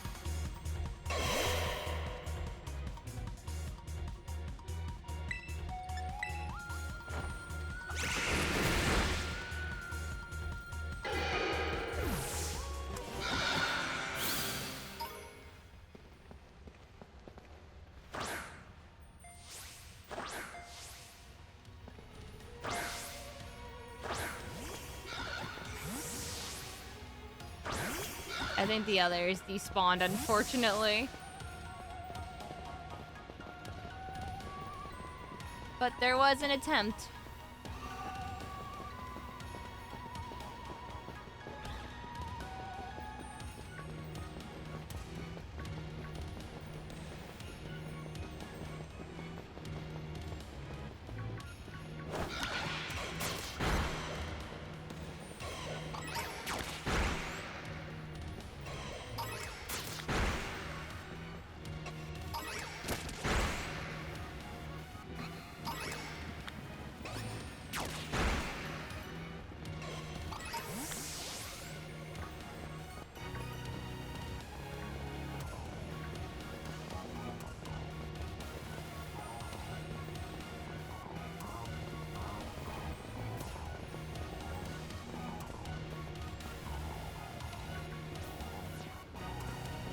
Lots of rock salt.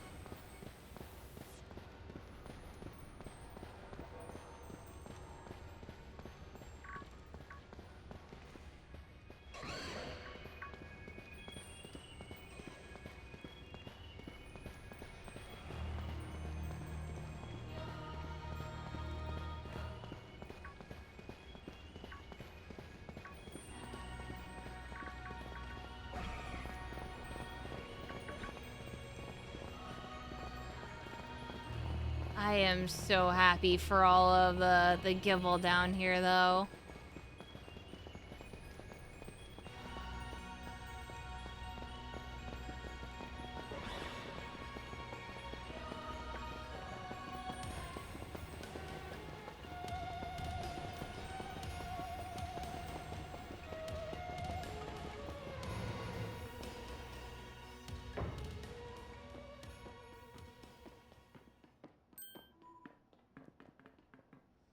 Oh, what happened? This place is a mess. Looks like something went berserk in here. Yeah, but what? Hello, children. God, Professor, you scared us. I'm sorry. Why is everything in here all busted up? I'm sorry. Hello, children. Come again? I'm sorry. Oh, yes! Haha, friggin' sweet. Man-made horrors from beyond my comprehension.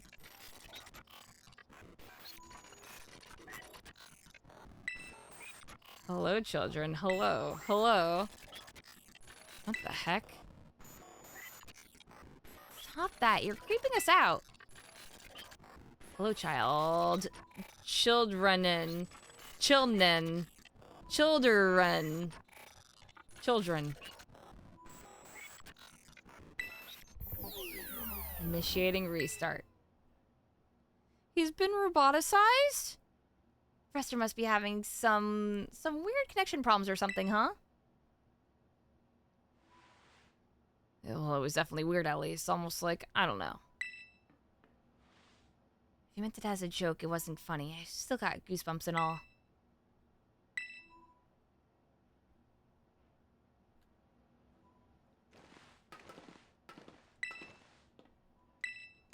Wait, let me read the lore first. I need more people, more time. That woman walked out not long after the boy was born. I need another set of hands. But could they be trusted, and how long would it take them to even understand? If only there were two of me. My new assistant has intellect and technical skills to rival my own. There were up times, but I've got no serious complaints. Productivity has doubled. We've even brought in a second ride on via the machine. Though this one has proved aggressive.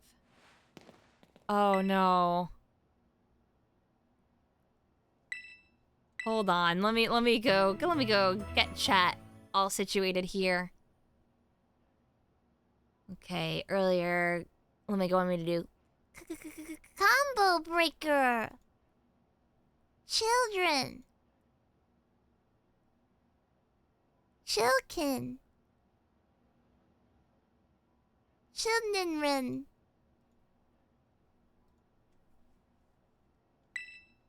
Yeah, the Miraidon is aggressive.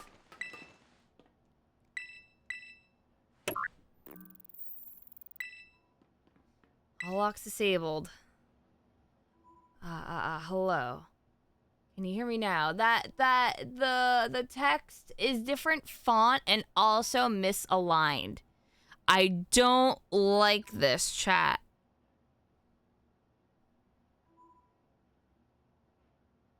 It's all fine? I don't think it's fine. Please. Oh my god, no. The kerning's all fucked up too. No, no, no, no, no, no, no, no, no, no, no, no, no, no, no, no, no, no. It's not fine. Please, forgive my previous transmission. There seems to be some signal interference. That's not what it was. What do you mean, Arvin? The locks have been disabled at last. Please make your way now to Zero Lab, which lies at the very bottom of Area 0. No, I feel like his dad is actually dead and the AI kind of took over sort of thing. It seems like he, like, either built an AI or time traveled and got a literal clone of himself.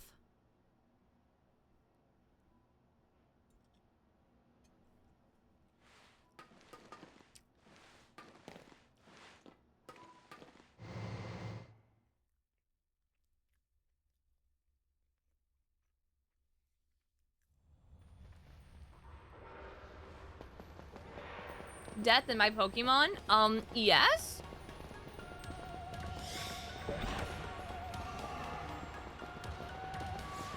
Hey, you Jazz? Yeah, you've been big time Jazz.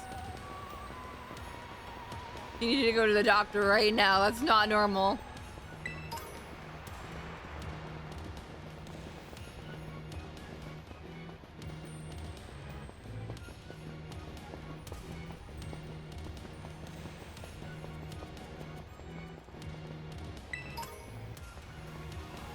There are a bunch of characters that have died in the Pokemon series. That happens. I mean, hell, Pokemon have also died. Or do I have to bring up Gary's Raticate again?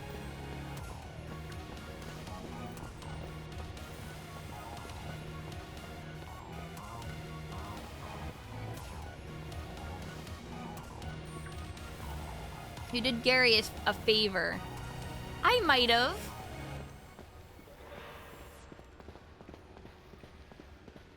There's Cubone's mother. Yes.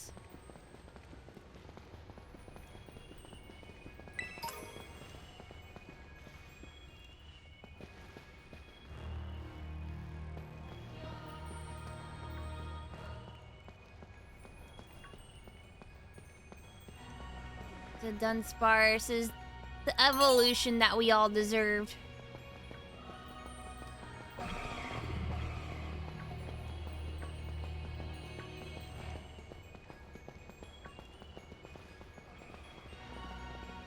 You remember, wasn't the plot of X-Y to activate a death machine to harness Slave for immortality? Yeah, I think something along those lines.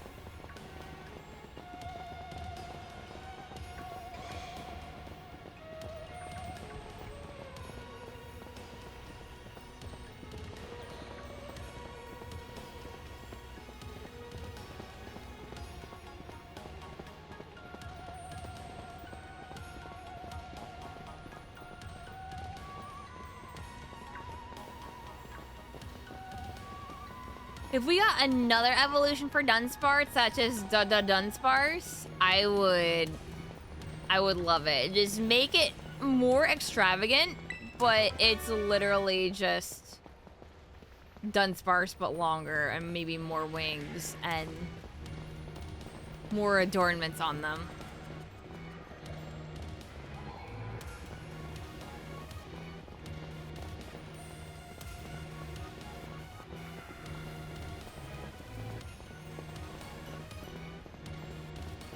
Biblical Dunsparce.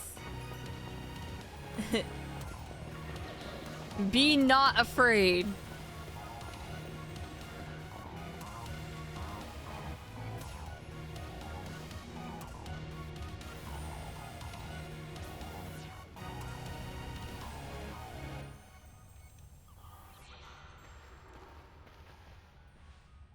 Have we finally reached the deepest part? We made it. Ready to see those legends of treasure down here for real? Yeah, right. That's just fluff they write to fill the textbooks.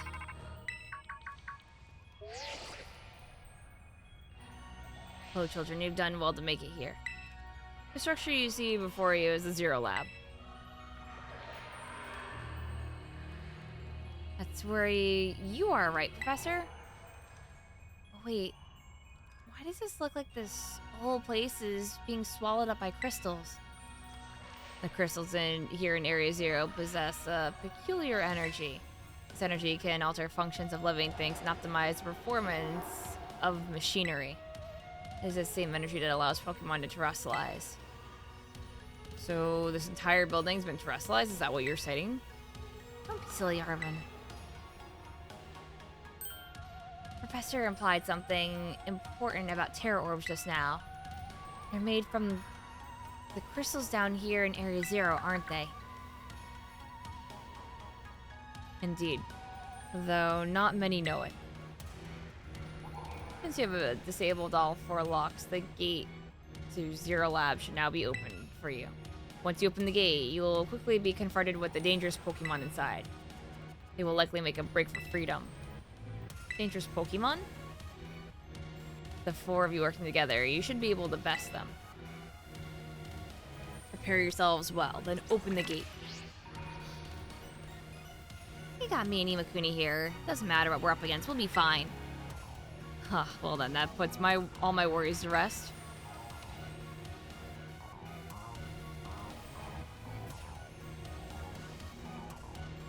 So, is this the legendary coming up, I assume?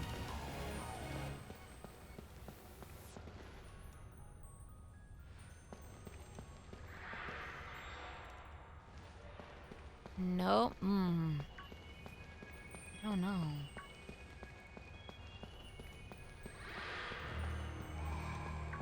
Yeah, only one way to find out.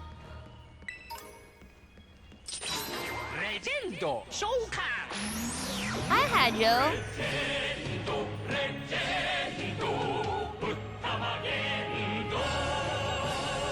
Well, here's the thing. They've already said that there are 2 Miraidon. All right, let's push the button. The kiss kiss show.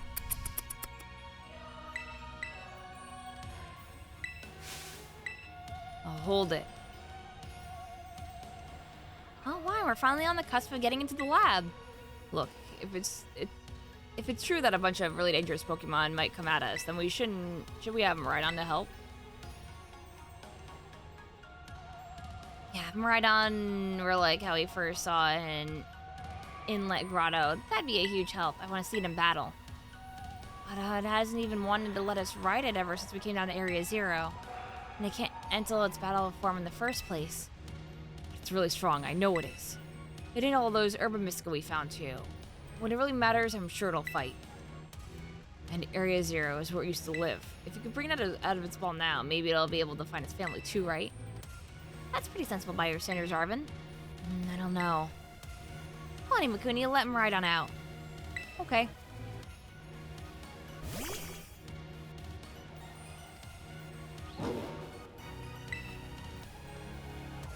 Alright, come on, Imakuni. Now we got Miraidon ready. It's time to open the gate. Was that just like a plot device so that Miraidon, I couldn't just ride around and just leave them all behind?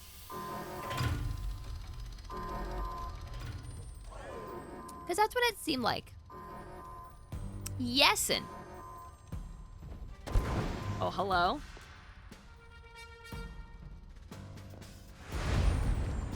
Oh, my own clone. Family reunion, it's happening. What? No way.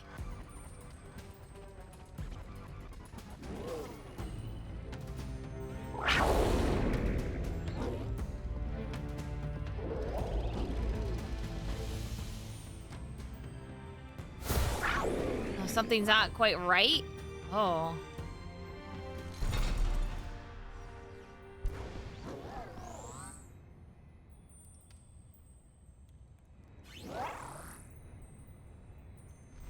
Might want to reboot before entering.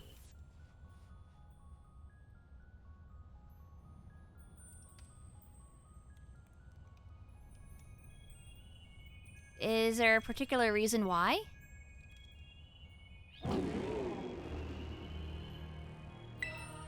Oh, what's wrong?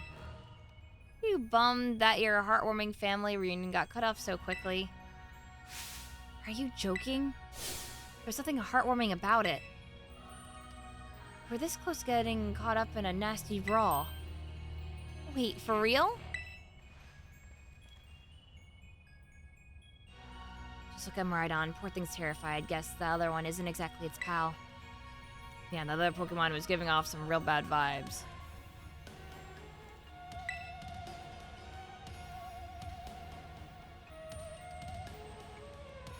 Now that you should worry about worry a thing about any of that.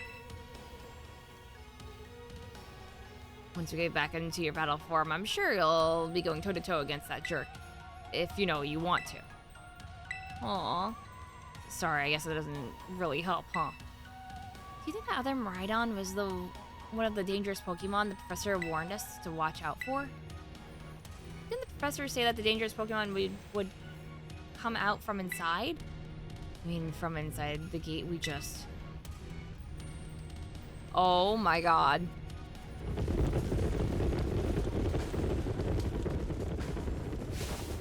What the...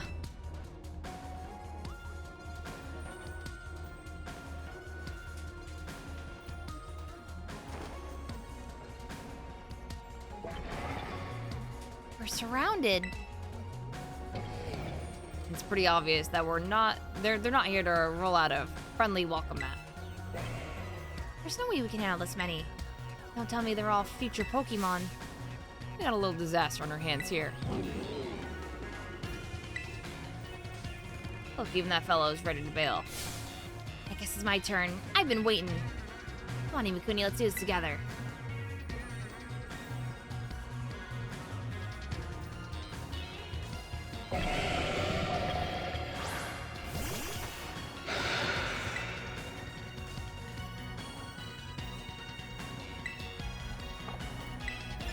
I can't even catch them again.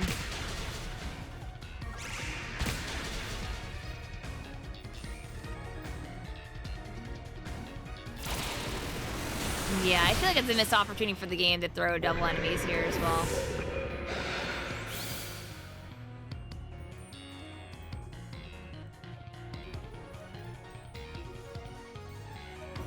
Wow, they're strong now. This is a worthwhile challenge. I'm glad that you're on our side, but you're still really annoying when you say stuff like that. Oh boy, they're coming at me. Imakuni, help me out here.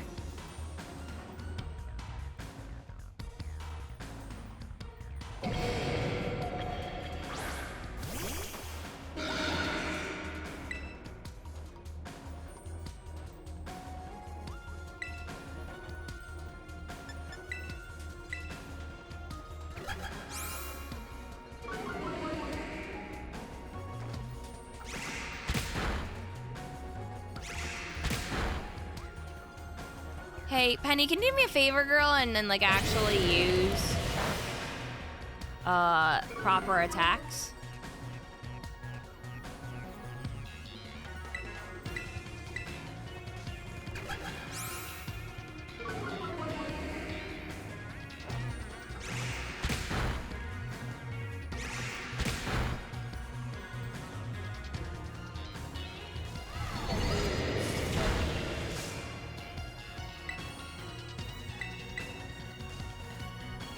I know his meta for raids because he used belly drum and close combat. Interesting.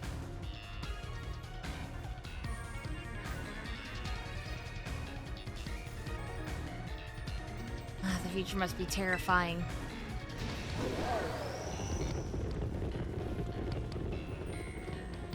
Oh no, they're running away. Yeah, and? If those Pokemon get out, we're gonna have a gigantic mess on our hands. We gotta go after him, Penny. Why me? Wait. Hold on, Nimona. Why do I get the feeling you're enjoying all this? I hope the two of them can handle their part. At least the crowd's been thinned out now. I guess it's up to us to deal with what's left. Let's go for this strong-looking one first.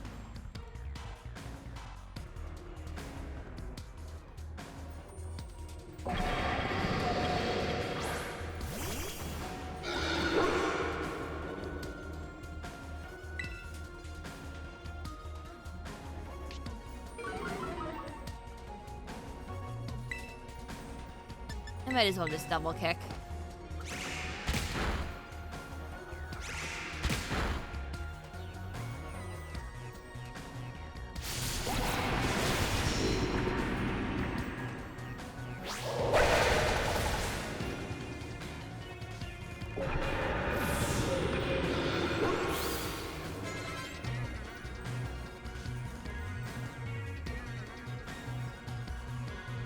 See, the power of friendship had us perfectly in sync, all thanks to our Titan hunting together. Still scared, huh? You worried you might have to face that other one of your kind? Well then, let me take on some of the burden.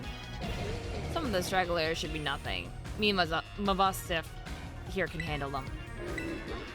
So Imakuni, you take your partner there and go take care of business. Glad to see you got some faith in us at last. My boss Stiff can't wait to battle either. Look at him go! Right on. You really ruined my whole childhood, you know. But it's not like seeing you cowering and scared out of you what makes me feel any better about it. You got amazing powers, so if you just use them... And you've got us too, so don't you even think about losing to that jerk. Be brave, stand up and fight.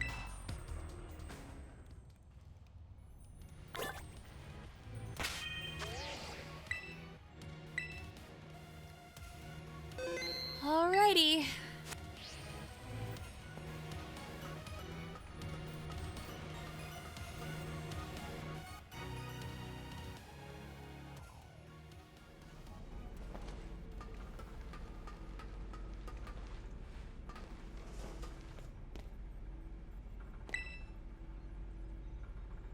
samples.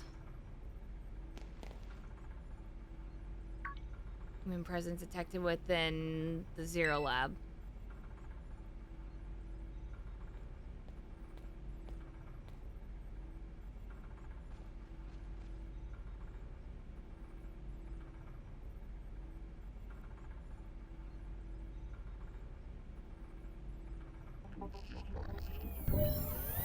Deactivating sleep mode.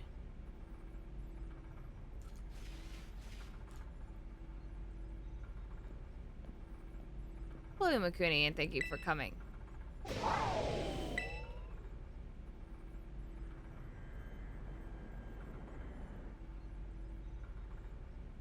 No.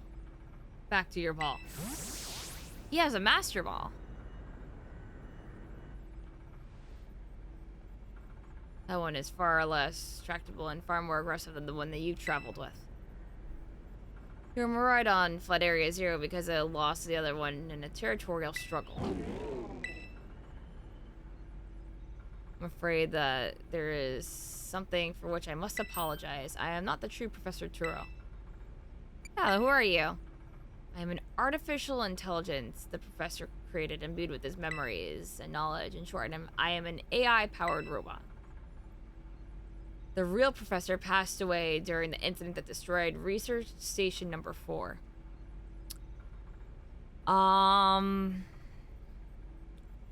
Yeah, it makes sense. Yeah, no, people die in Pokemon. I keep telling you guys.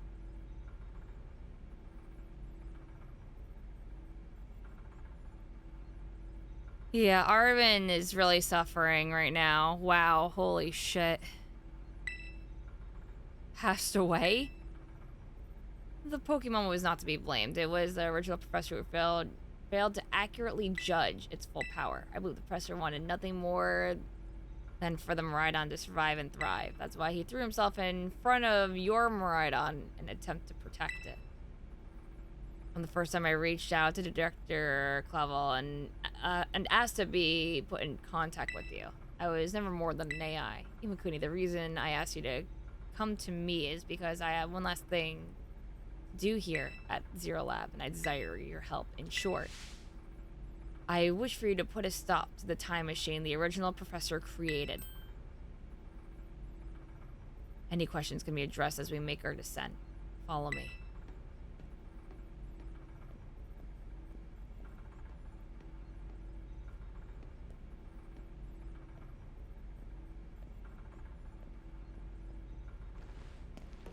Okay. Boost your energy.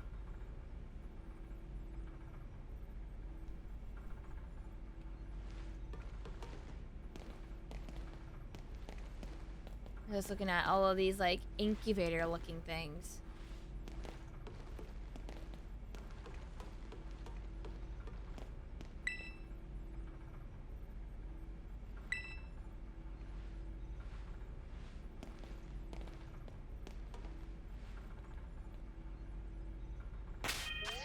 All right, let's go.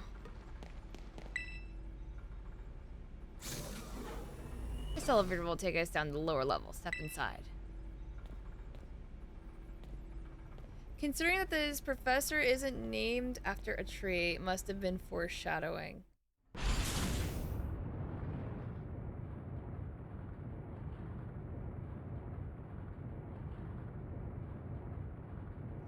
Imakuni, it truly is a great relief to me that you came.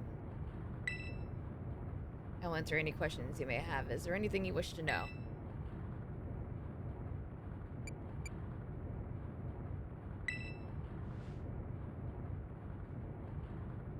The time machine is a device that the original professor and I worked on together. It sends Pokeballs to a different point on the timeline to catch Pokemon there, and then it can draw them back here to the present. When he was alive, Professor Turo had a great fascination with Pokemon from another age, what you might call future Pokemon. Even as we speak, the time machine continues to automatically draw future Pokemon to this time. Is there anything you also wish to ask? Before I go on, I would just like to say that according to the books, his wife left him right? As soon as Arvin was born. And then he decided to build an AI. Literally my own clone.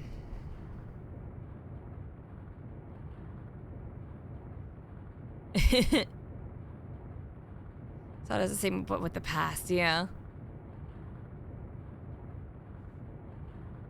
What is an AI really? An AI is an artificial intelligence created by a human being. A computer draws on the original professor's knowledge and memories to calculate all my thoughts and actions. The results by those calculations are expressed by this mechanical body built to resemble the professor in every way. He literally built a fucking body that resembled himself. I don't know if that's a little narcissistic. I don't know if that's if he's robot sexual, egotistical. I don't know if it's normal. Anatomically accurate. Oh, in every way. That also means this robot got a dick. Do robots have to shit?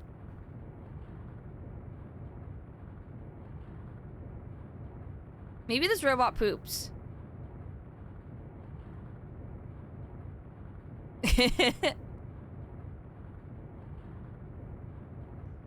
I hope Arvin never told his dad to go fuck himself. Oof.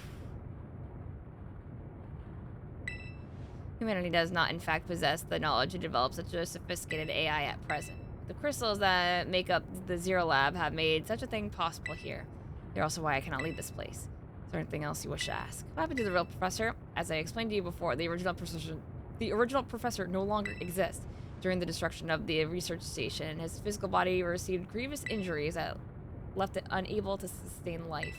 I'm afraid that this fact may be difficult for his son, Arvin, to accept. I now manage the Zero Lab in the original professor's place. Anything else you wish to ask? What is it you really want? The original professor had a dream of a world in which future Pokemon might live alongside present-day Pokemon in harmony. But these Pokemon have gained a strange power due to their adaptations in the distant future. This power has proved too terrible. Their very existence brings destruction to the ecological balance of this current age. The original professor would say that such destruction is a natural part of life. At present, the barrier around Area Zero is still working to keep future Pokemon from escaping into the rest of Paldea. But we begin to see Pokemon that appear that can break the barrier, such as Iron Treads. Eventually, they will break free of this walled garden known as Area Zero and run rampant across the Paldea region. When they do, the rich and varied ecosystem of Paldea will be trampled beneath their coming. I may have been created as the copy of the professor, and yet I cannot seem to find the logic in allowing such a tragedy to occur. But any hope of preventing it would require overcoming the greatest AI that the original professor ever devised. Imakuni. You have become a formidable trainer. Now use that strength you have to, you've gained to destroy the dream Turo once cherished. Sure. I'll trample your dreams, I guess. I appreciate your willingness to help. We have reached the lowest level. Just like, yeah, sure, why not?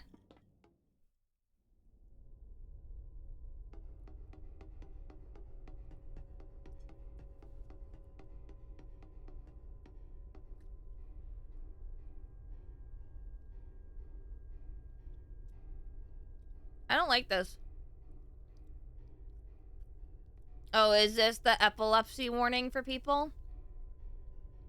Behold.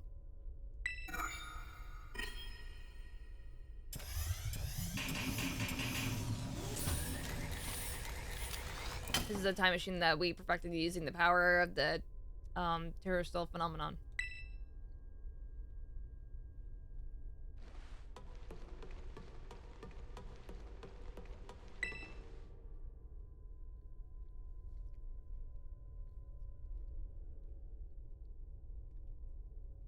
So to stop the time machine, you will need to use the professor's ID, which has been embedded within the Violet book.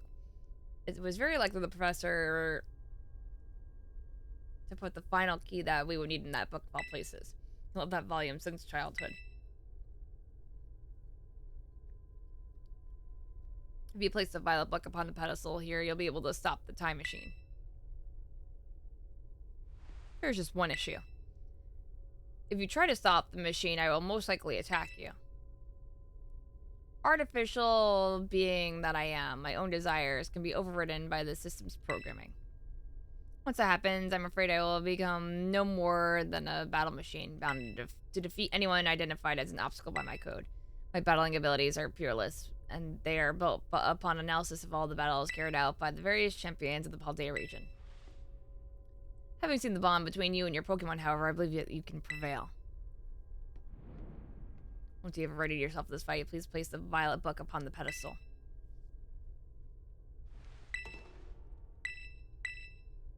They're gonna maul me, but I'm gonna try to slap their shit in. Fine.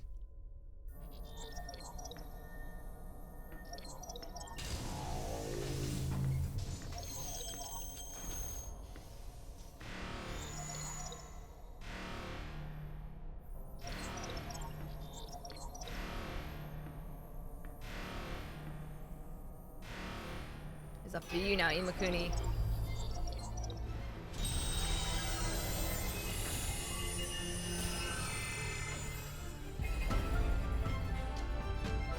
Please defeat me. The original professor was such a psycho that he programmed his AI to kill people trying to stop the time machine. Unless my dream is within reach. And you're not getting in the way.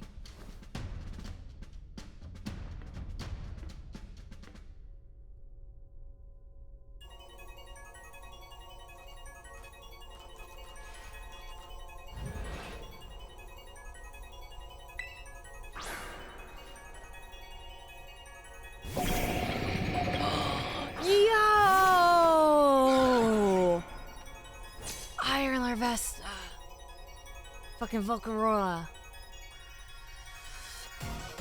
Yeah, that's so cool. Oh my gosh. That's so cool though. That was a critical hit, but it's not very effective. You're calculating for critical damage.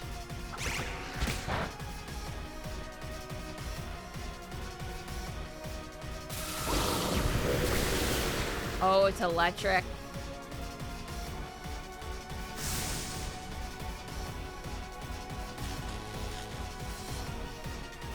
Oh, and you paralyzed me.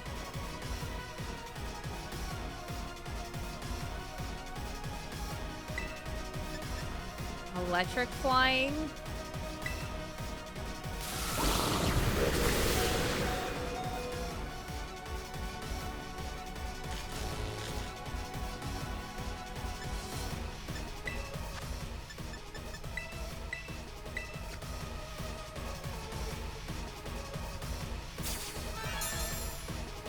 Well, yeah, because I was paralyzed.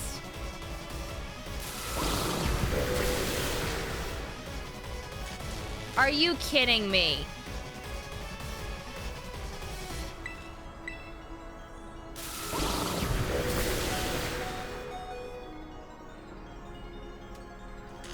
Okay, let's fucking do it again.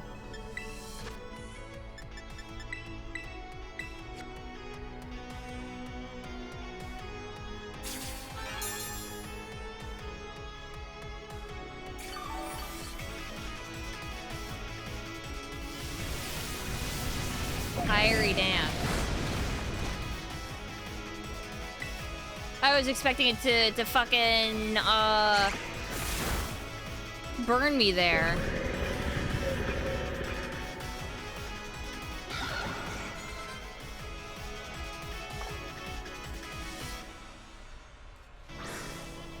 Iron bundle. Okay, you.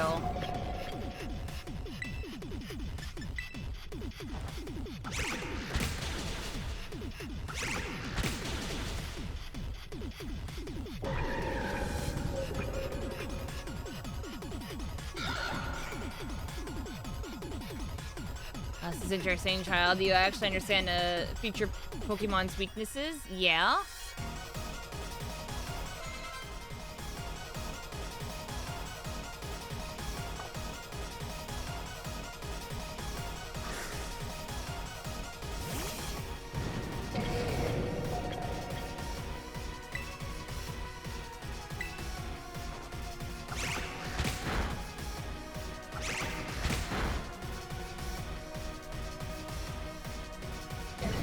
Of course you know Thunder Punch.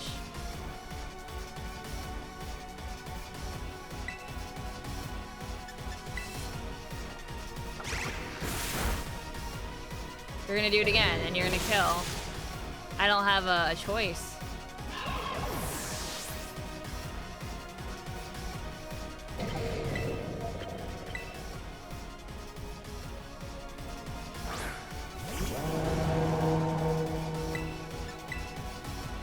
Let's just torch song. Let's hit special attack up.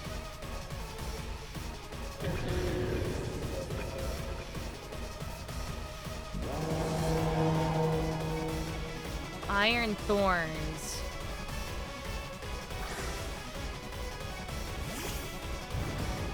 Oh shit! Mecha Tyranitar.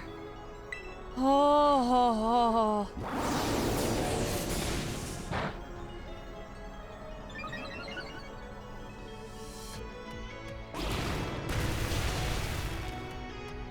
Holy fuck. Shadow Ball.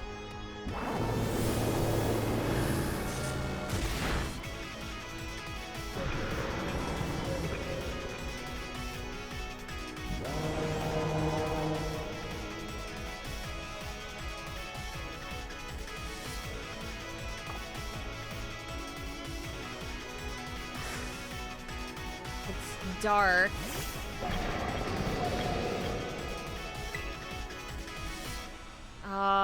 I'm just gonna torch song it. Even though it's probably just gonna use a dark move and kill me, or not!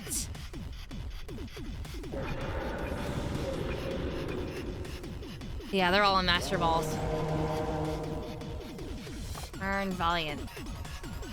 Everything is proceeding with my expectations. I'm afraid the probability of you winning is 0.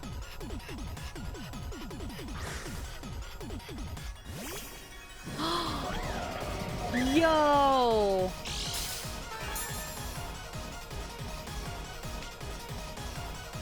Fork Drive.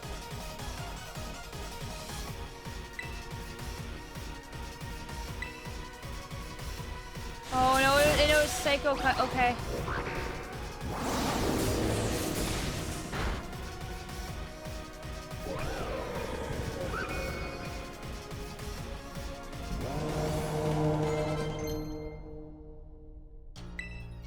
Wave Crash.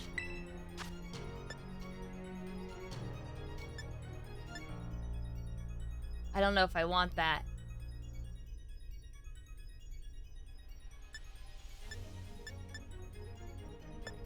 Let's just get rid of double hit. Whatever. Why'd the music change? I don't know.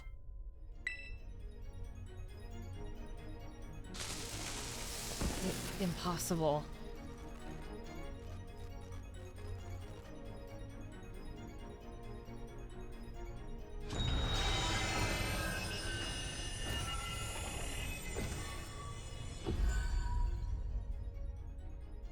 I murdered this man bot? Yes.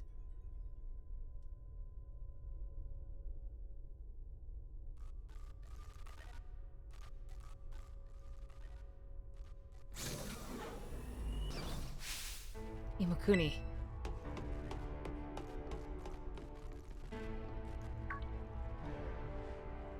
What is this?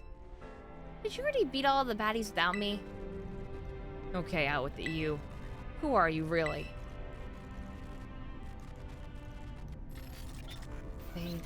Thank you for everything. The time machine has finally been stopped. You're really not my dad, are you? Oh, look how big you've grown. So proud of you, my sorry. You were alone so long. Dad? Security system failure. Security system failure. Threat to time machine detected. Threat to time machine detected. Whoa, what's going on now? Is there another army of Pokemon on its way here? It cannot be.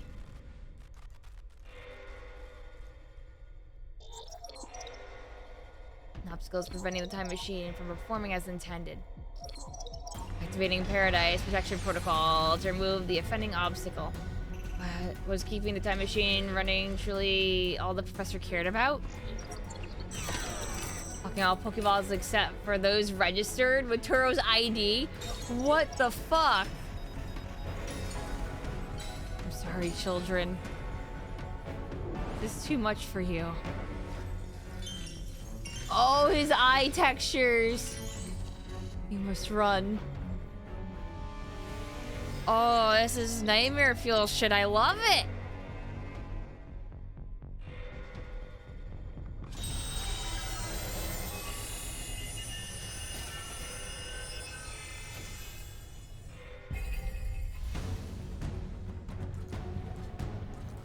You're not getting in my way. Oh.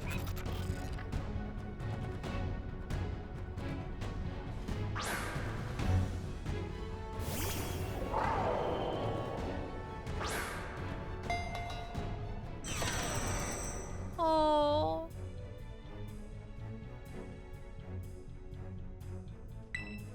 I can't battle without a Pokemon on the field.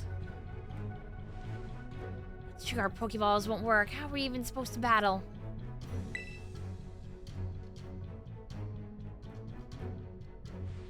Yeah, some crazy electrical signal is jamming our Pokeballs. I can't even get them open.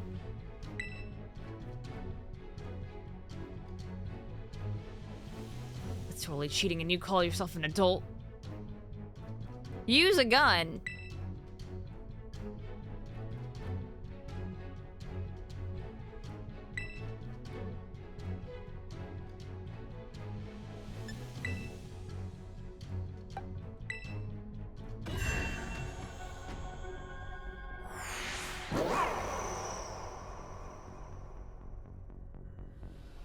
I figured I had to do this.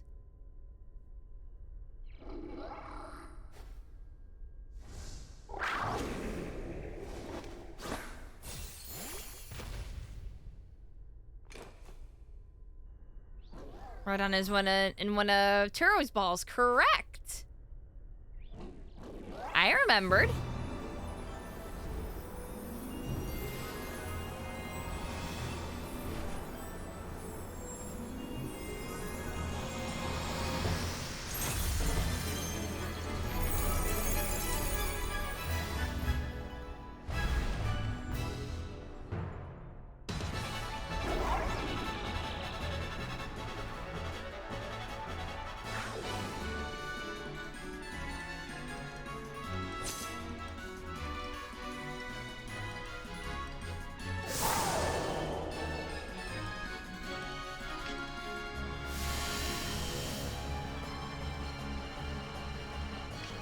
Ooh, electric terrain.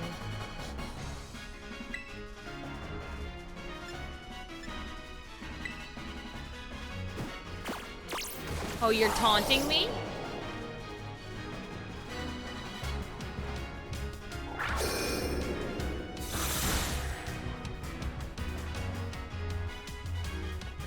Changing to its battle form. Let's go, Miraidon. You got this.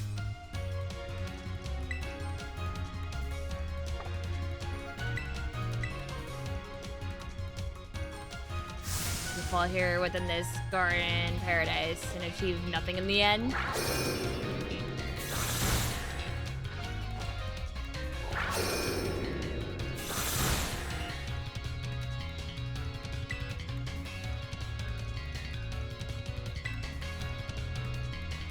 Will not be allowed to destroy my paradise. Obstacles. My goals will only be eliminated.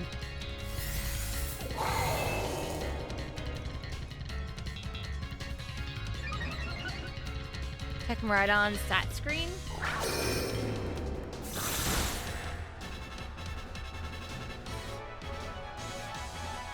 This looks like it could be bad. Hang in there, Imakuni.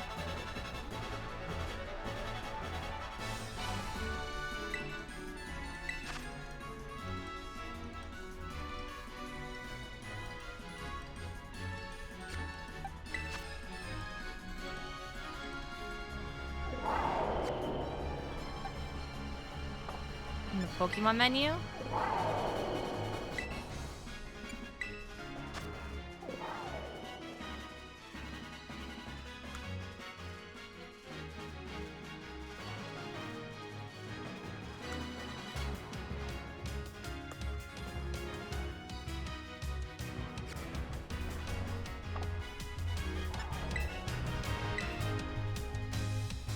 And it says that I am superior. Fall and become a foundation upon which my dream was built.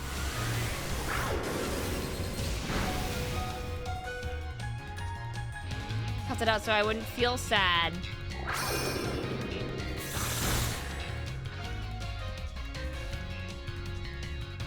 Shoot that hit like a champ. You can do this. I know you can.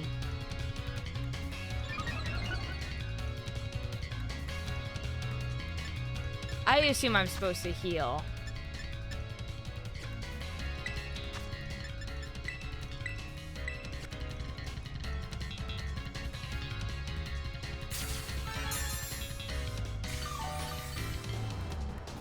You lucky fuck, you were supposed to endure here? Man, can we not really pull off a win here? It doesn't look good.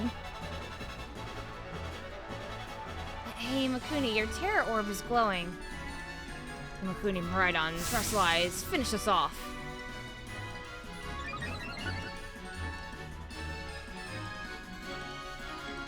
Yeah, I'm pretty sure this fight is probably scripted.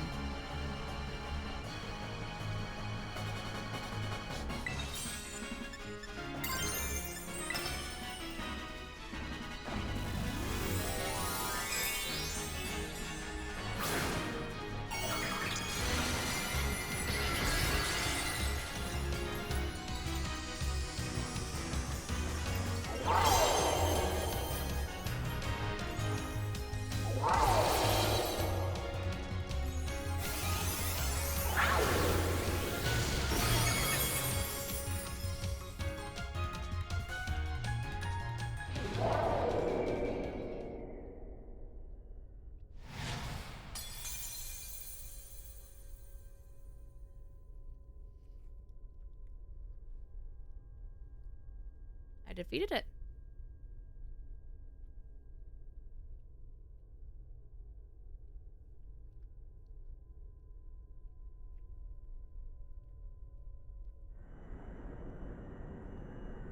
You did it! It's not going berserk anymore? How? How very astounding. To think that you would manage to defy even the original professor's final protections. Are you back to normal? Yes, a completely unforeseen outcome, even for an AI possessing the most sophisticated technology ever conceived. Even on the brink of despair, you children did not give in and instead proved your worthiness, showing the wisdom to think for yourselves, the courage to hold faith in your friends, and the fortitude to do what had to be done. No matter how challenging of a future may await you, I believe you'll be capable of walking whatever paths you choose for yourselves now with pride. I thank you, Imakuni. I thank all of you children. I'm afraid that the time machine cannot be put to a complete stop so long as I am here. It appears I myself am part of the system that ensures the machine reboots when stopped. Huh? What does that mean? I'm sorry. You know, when I was watching you all on your adventures from down here, I felt a sense of jealousy. I envied your freedom. The way that you came together working in the league with your fellows and caring for them.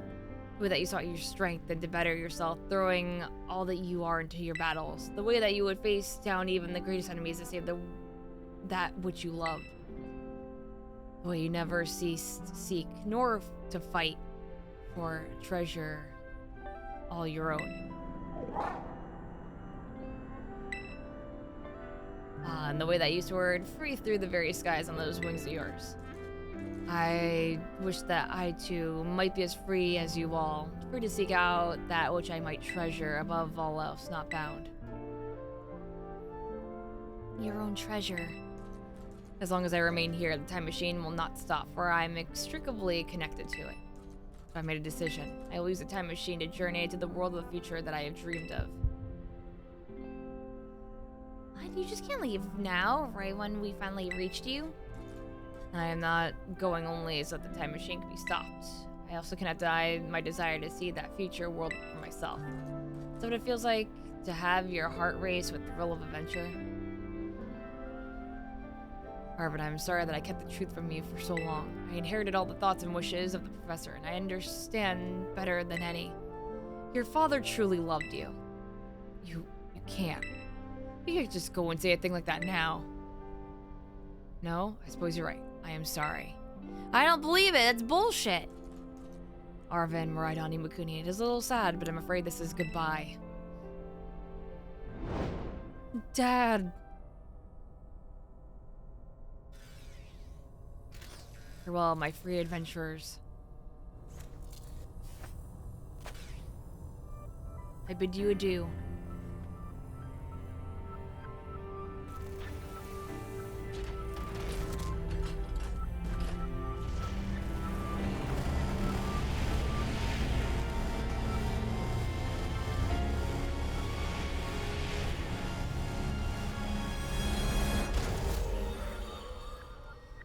My deadbeat dad made another deadbeat dad.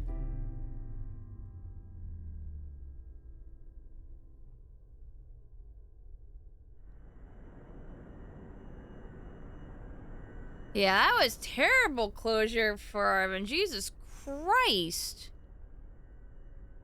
How could you just go, Dad? Arvin, you okay, bud? Yeah, somewhere deep down, I kind of already knew it. I knew that thing was fake, but when it said my name using his voice, wearing his face, even if it was fake, it felt real, you know? And so Sorry, I don't know what I'm saying. That's okay.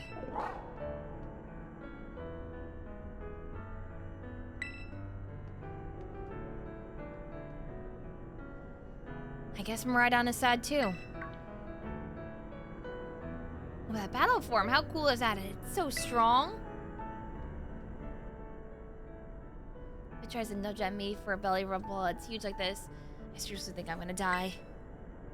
Hey, let's not skip over the big win here. Imakuni and Miraidon just saved all of Paldea. That's right. You both did amazing. Thanks, Imakuni. Yeah, it's my buddy Imakuni for you. You know, Arvin, even though the professor's gone, I bet he's finally having a real fun adventure of his own in the future. Yeah, thanks, Penny. Yeah, sorry. What should we do now, Imakuni? Let's head on out. Alright, I'm about to head out. You said it. Come on, everyone. Let's get out of here and make our way home. Did Penny even do anything? Yeah, she used baby doll eyes.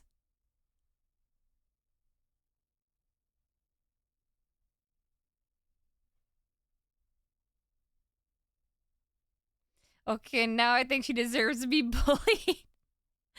Wow. I'm gonna bully her for her backpack. I want that backpack. I'll probably want to mute the credit song so I don't get a DMCA. Is the credits music actually a DMCA? Yes?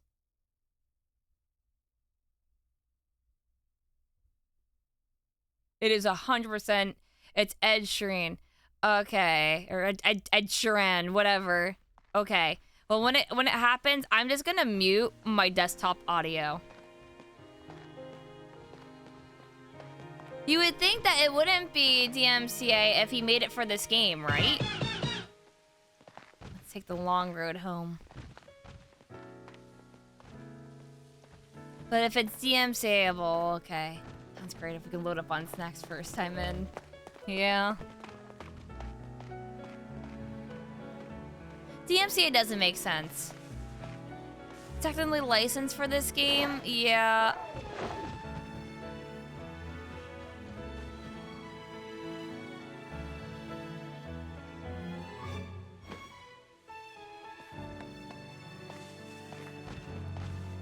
Better safe than sorry. Yeah, I'm sure you guys can go look it up. I don't want Audio Jungle to own my stream.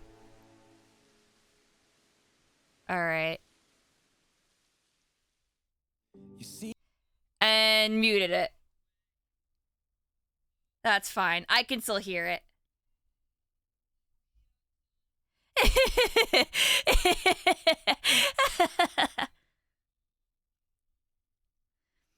So basically, he made it for Nintendo, but he made it? Yeah.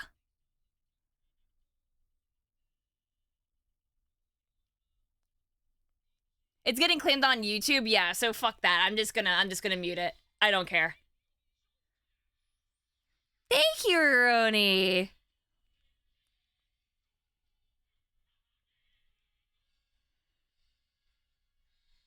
Thank you so much, friend. Kiss, kiss. It's fine. You can only hear it through my mic. I mean, it's very, very faint, and that's fine. You're not gonna hear a lot of it. Or that's just the resub? Nah, that's just the resub going loud. I'm like, I don't think you should be able to hear it.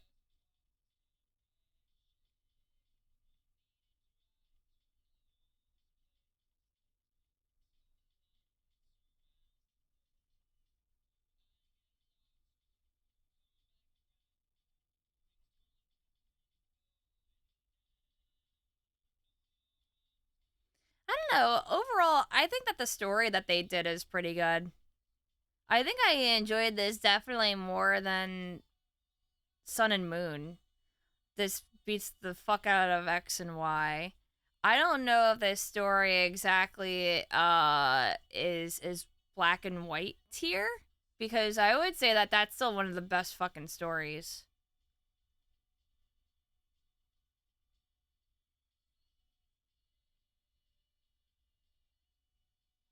Oh, it's way better than Sword and Shield, absolutely.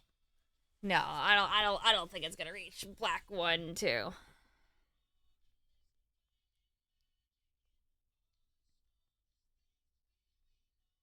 I love ice cream.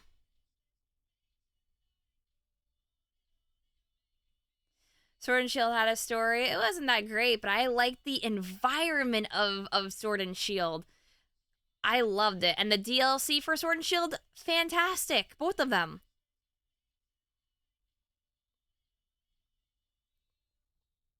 I feel like Sword and Shield was one of the least memorable Pokemon games.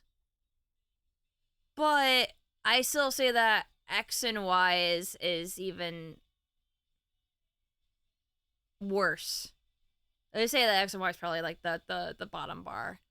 As much as I love the skating in that game, 100%, go around and doing sick 360 spins. Nah. The X and Y is been because the post game is nothing. Yeah, but I barely remember anything of the full game too.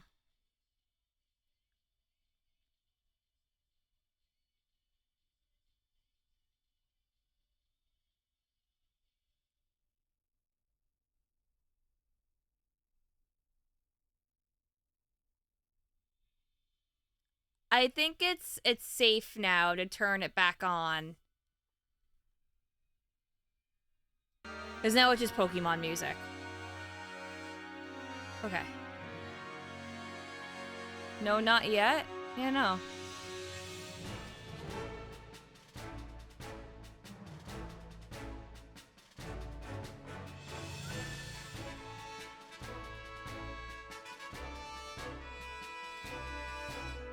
Nora said, don't forget if the game gets stuck on a black screen after the credits. It took your game like a friggin' minute to load and you almost had a heart attack. Okay. So how's everyone feeling since both his parents died, became robots, and went into the past/future? Oh, it fucking sucks. Man, that sucks so bad for him.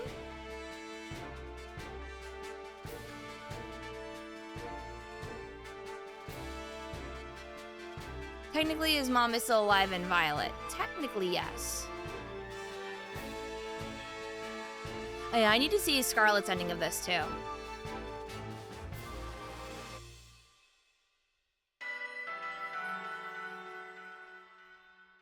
Thank you, treasured friends. All right, chat. You know what it's time for? That's right, chat. Getting my fucking shiny charm. That's what it's time for.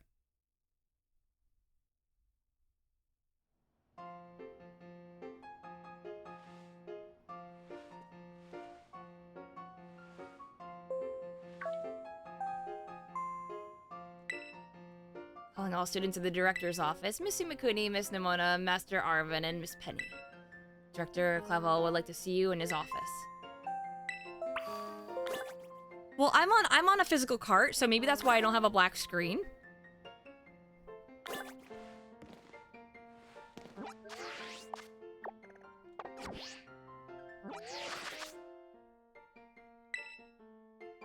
I gotta do the legendaries too, yes.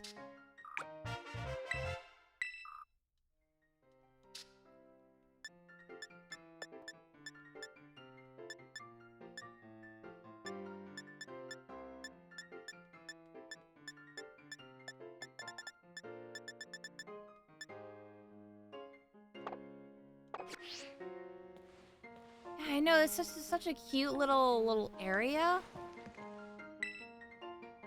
It's a photo of you and your treasure friends to remember your journeys by. Oh, they added that! That wasn't in my room before!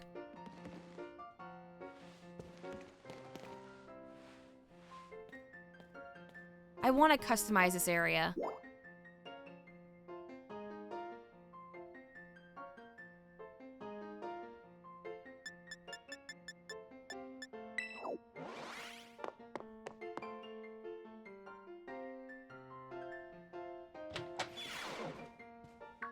Oh, heck yeah, Joe.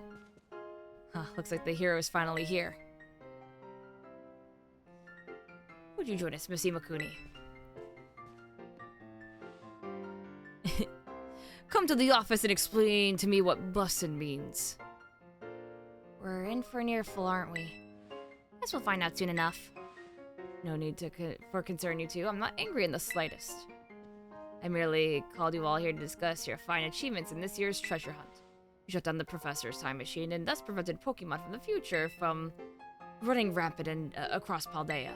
Your actions were truly outstanding in every regard, and I couldn't be proud of you all, though your decision to enter a strictly off-limits area was admittedly regrettable. You got us there. However, since this was necessary to protect the Paldea and its precious ecosystems, I am willing to overlook that particular point. Whew, so we're not getting raked over the coals after all. Oh, before I forget, Miss Imakuni, there's something I would like you to have. Each of our friends has already received one already, so this one's for you. Master Ball! Yeah! Oh, and about the Hall of Fame badge I gave you a short while ago. That gift is one we just bestow only upon students who achieve truly remarkable feats. I expect you to honor what that badge represents by striving always to serve as a model for your fellow students. Yeah, you can count on me. Splendid, such enthusiasm will surely take you far in life. And Master Arvin, I am so sorry to hear about the professor. You have my deepest condolences. Oh, well. Yeah, it was pretty rough when I found out my dad had died. But weirdly enough, my head actually feels clear now for the first time in ages. In the Great Crater, I got to learn a bit about my dad's research and what he was trying to achieve down there. I guess you're building something as mind-blowing as a time machine that takes priority over showering your son with attention, huh? All I know is I'm done feeling like some lost little kid. Done. Time to say goodbye and move on. I'm gonna enjoy every last day till graduation with my buds here. And my boss stuff, of course. They said it, Nintendo admits death. Yeah, no, death has happened in Pokemon before. This isn't a new concept. Well said, Master Arvin. You truly are your father's son. Of course, I must remind you that you nowhere near enough credits to graduate and need to study frantically to catch up, but I have every expectation of your success. What? Now let us not forget the other good news. Our academy has a new champion. Though we sadly cannot make your valiant deeds in the great crater known to the public, our new champion rank at least should be celebrated throughout the whole school. Ooh, I know what we should do to celebrate. We should hold a Pokemon battle contest. Seriously, could we not? Classic Nimona. A Pokemon battle contest, you say? All your own vested interests in such a venture are more than apparent, Miss Nimona. I think it's a fine idea. But please understand that a large-scale event will be quite beyond us. We've seen many other school activities to keep an eye on after all. Pardon my intrusion, but I couldn't help but overhear. Oh! The Pokemon League will, of course, happily lend a hand in organizing this contest. La Primera. Well, a most kind offer, Chairwoman Gita. I do everything in my power to nurture young, up-and-coming talent. Though it's not to say that only the youth have promise when it comes to Pokemon battles. A former gym leader, the developer of the Pokédex app, the Academy clearly counts many skilled trainers of Pokemon among its staff. As such, my suggestion is as follows. Students and staff should compete for the title of the strongest trainer at the Academy. Oh, we got to battle teachers? You'd compete too, right, Primera? Is that even allowed? The chairwoman's not part of the Academy, right? Actually, she's the chairwoman of the school board, as well as the Pokemon League. Wait, for real, I mean, I knew she was on another level, but... Wow. Thank you for the invitation, Champion Nimona. I would gladly take up your kind offer to compete alongside you all, but I'm afraid my schedule is already packed tight with work that I simply must attend to. Aw, can't you free up time somehow? Well, I suppose I might be able to participate if Champion Imakuni would agree to lend me a hand with my work. Yeah, I'd be happy to help. Excellent answer. Much obliged, Champion Imakuni. To get straight to it, I would like you to go out and inspect Paldea's various gyms in my stead. Are they fulfilling their duties as beacons of strength and inspiration for all those aiming to achieve champion rank? Or has the brilliance started to fade? To find this out, I ask that you bring your full might as champion to bear against each of the gym leaders and test their prowess in battle. They are all trainers of exceptional talent, handpicked by me personally. I do not expect you'll find any cracks in their armor, but well, consider it a formality. Wait, so it's a rematch. They have rematches. This will also provide the perfect stage for your first appearance as a new champion. Since all the gym leaders will still be expecting me to carry out the inspection, I imagine they'll have mustered their full strength. I dare say they might be more of a challenge than when you faced them before. Get to have all-out battles with gym leaders? Man, I'm jealous. And then on to another crucial matter. I'd like to discuss with Penny here how to patch the weaknesses in our league point system. But there's a bunch of anime I missed that I was just gonna binge. Oh, well, Penny, go fuck yourself. I guess you're doing this today. Thank you in advance for your willing and eager cooperation. I mean, I'll do it. I'll help. Let me help. Excellent. We'll leave you all to it then. Come now, Penny. This is awesome, Imakuni. Show this inspiration thing who's boss so that La Primera can join our tournament, okay? And enjoy taking another swing at the gym gauntlet while you're at it. Take care of filling out the forms and other administrative stuff so the ball gets rolling on the tournament in the meantime. I say, it's wonderful to see you all showing such initiative. You each have a critical role to play. Penny assisting the league, our new champion inspecting gyms, and Mona arranging the event. Give it your best, everyone. And Arvin's there! So I guess my role is so obvious it goes without saying.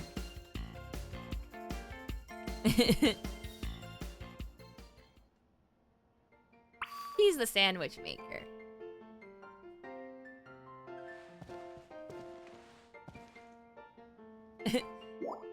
I'm gonna cry over my parents' death. No, he's explicitly said he's done with that.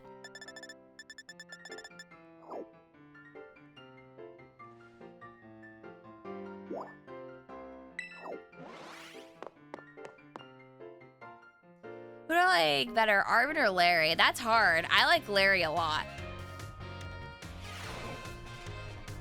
Like how none of it was go to class? Yeah, because I completed all of my studies. All of them. There's nothing more.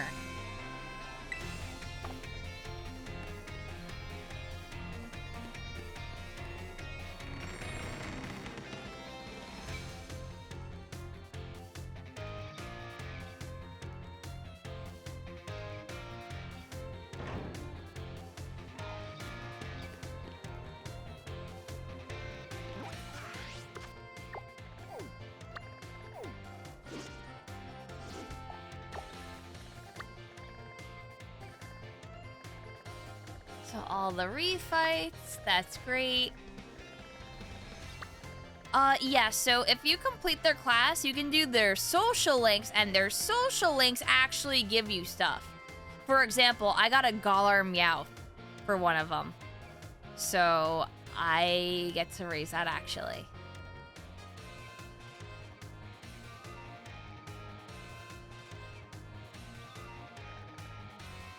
Yeah, the language one, yeah.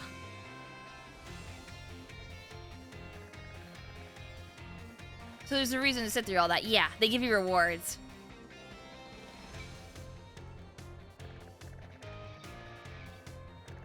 So, Anga, I don't know if you've got the things right now?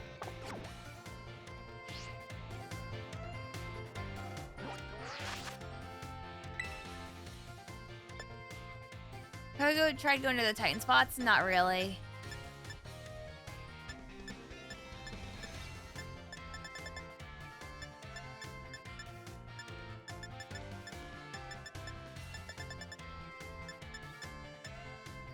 Revisit them? Okay. Yeah. But I'm not gonna do that right now, to be honest with you.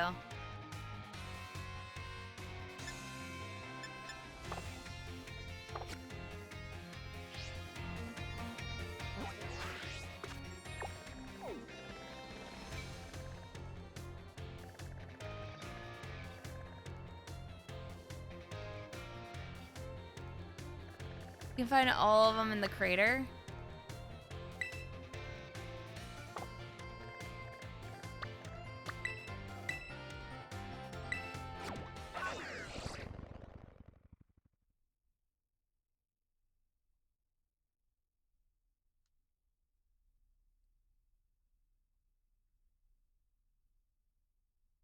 Yeah, I want to go find a bunch of the Pokemon that I didn't get to get.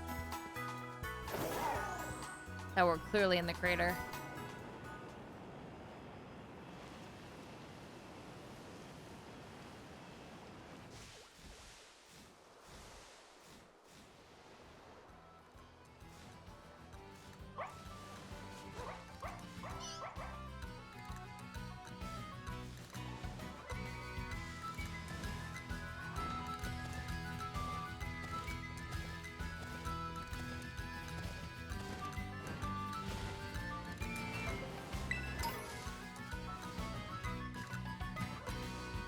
Your one issue with the resolution of the Team Star quest line that is not addressed that some members of Team Star have started bullying other students themselves. Yes, that's what I was getting at. I was just like, oh, okay, so they're like, don't worry, Team Star can still be active. Yeah, but there are other members of Team Star bullying other students. And then the director was like, pshaw, that didn't happen. I don't believe it. And all the other people were like, no, bullying didn't happen. And then fucking Penny's like, nah, I got bullied.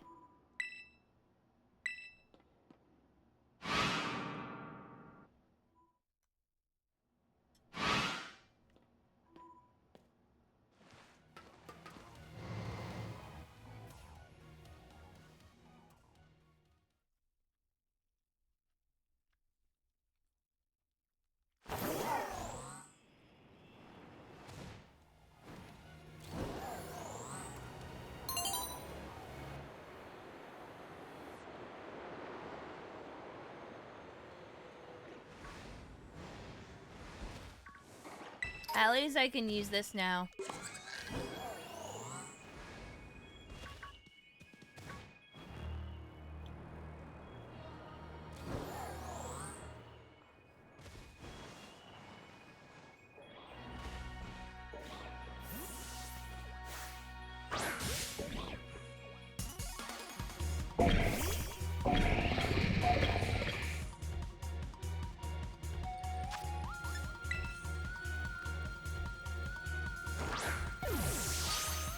Can enter battle form now? Nice.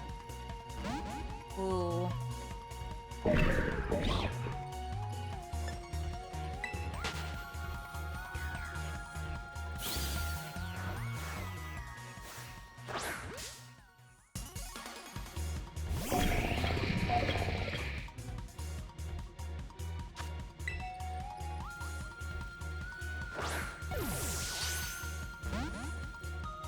Now here's the thing, is that the actual name for all of these Pokemon now? You think that they would give them clever names for them being robots? Iron Moth just kind of sounds really shitty for a Pokemon name. Here's the other thing, do you think that these future Pokemon are gonna be like a staple?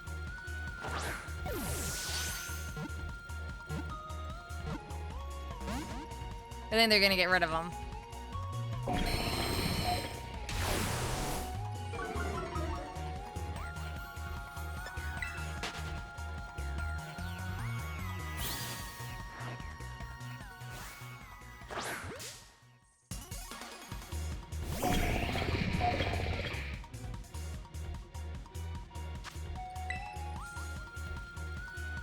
They'll go away at Ultra Beast, no doubt about it. Oh, are our Ultra Beasts gone?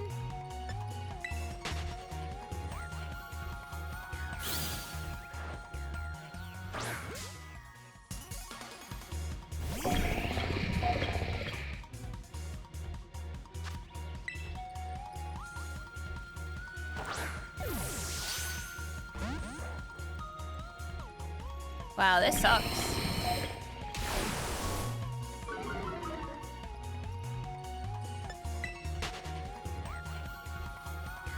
Yeah, but you can get Ultra Beast in Sword and Shield.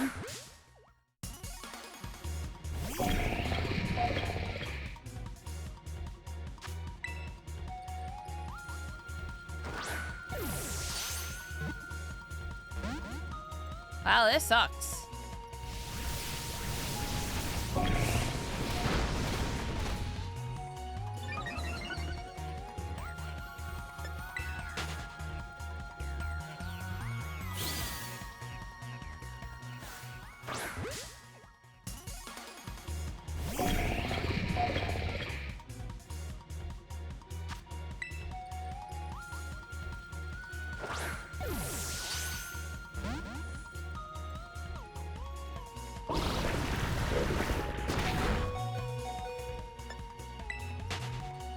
Yeah, that's the Pokemon's name.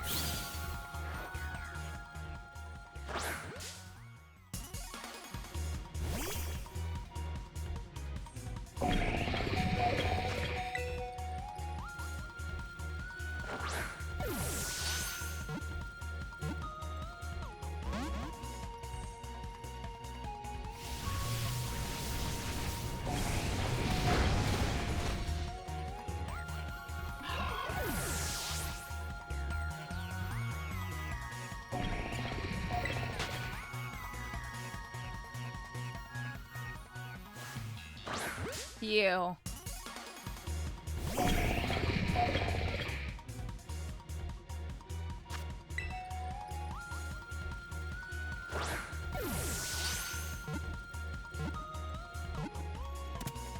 There we go.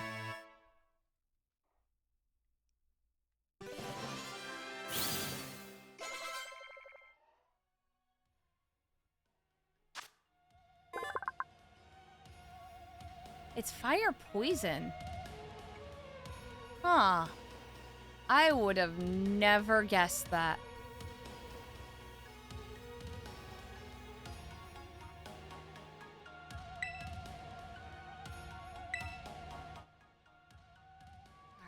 What's that nickname?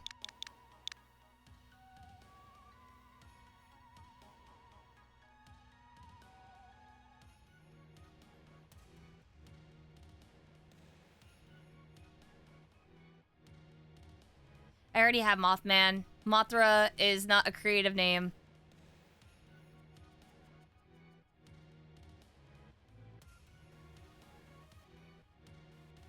Mecha Mothra.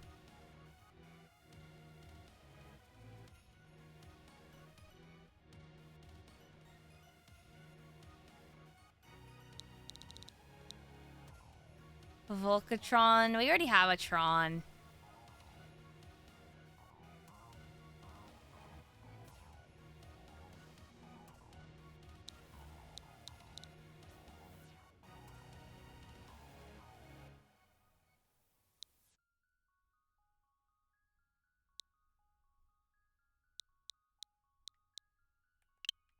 Motherboard. Finally. Jesus Christ. A good name.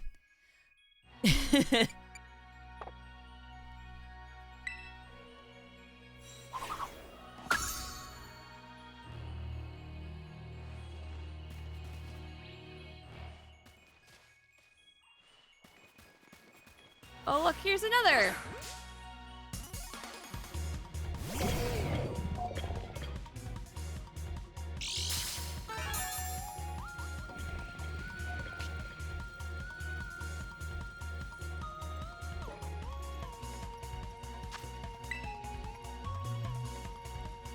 Mr. Hands.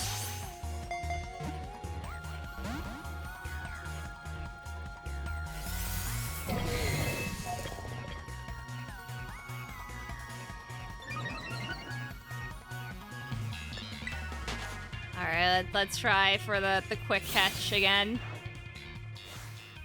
This might be a bit easier. Yeah, that's a Delaware that's also like this.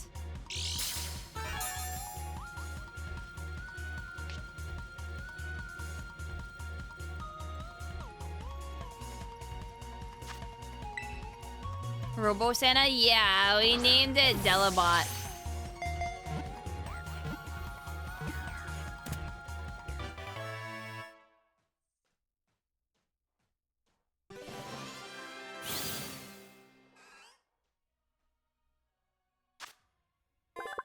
Fighting Electric. Yeah, that's... Fighting Electric's pretty damn good. Couple of Fighting Electric types in this game.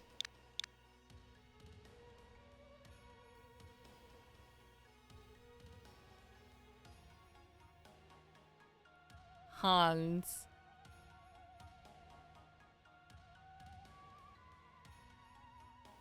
Chromiyama. I kind of like that one.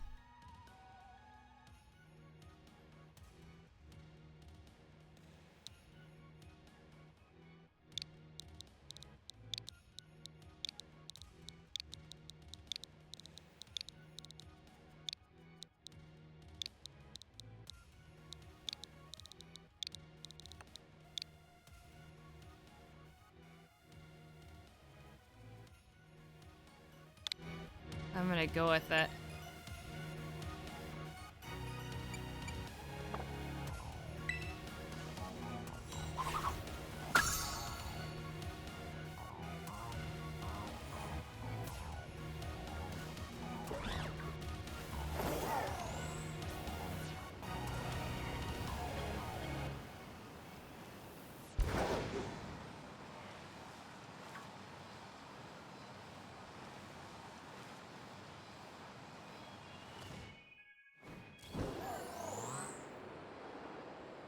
Alrighty, we'll try to find areas as we go along.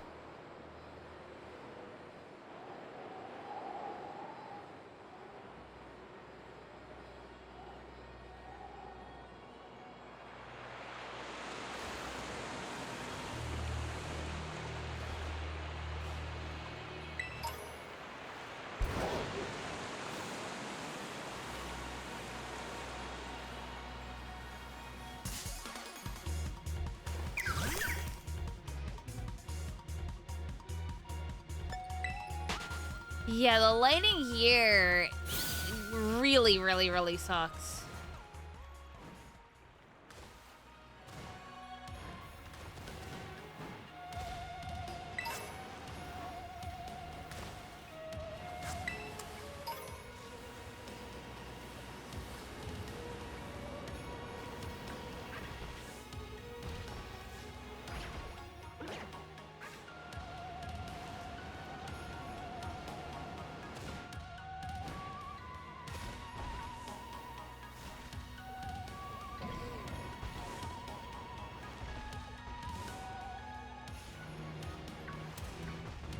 Why does the lighting have to break here?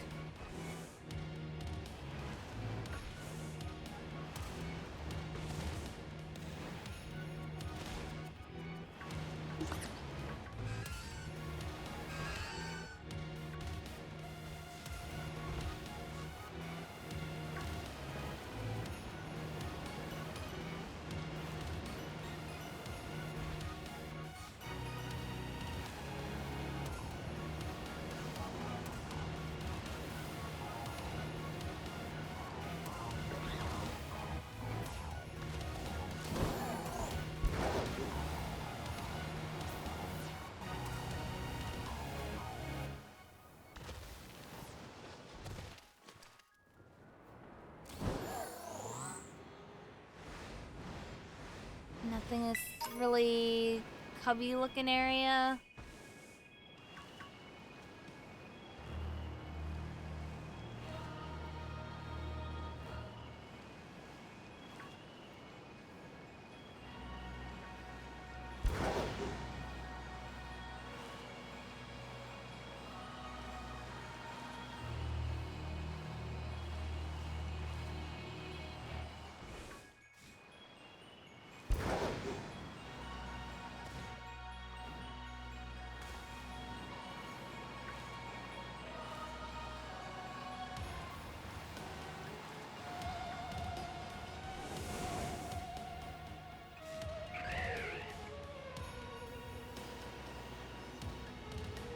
Lots of breviaries.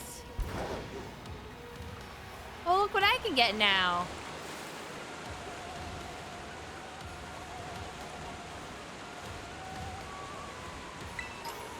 A comet shard.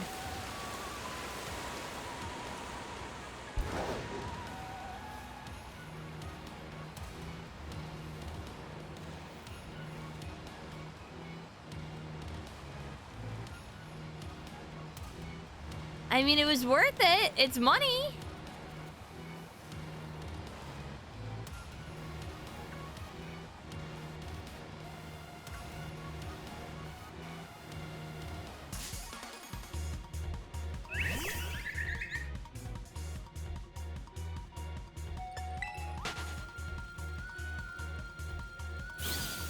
One of them's hidden in a dumb spot. Yeah, multiple people have been saying stuff in chat, but I haven't been paying attention.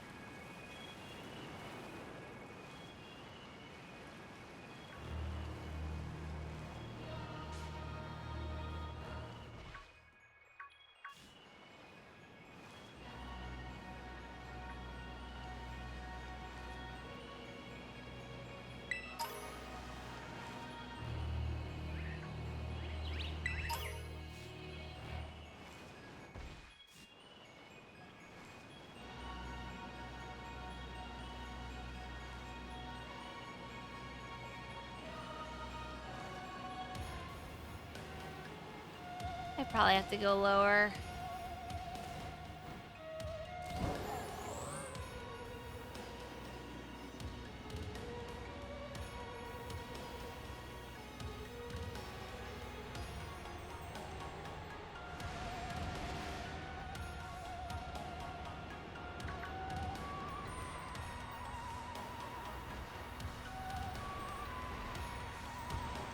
That was it. I don't know.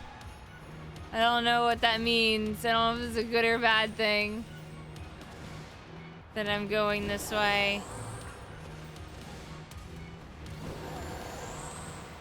Alright, I'll see you, Joe.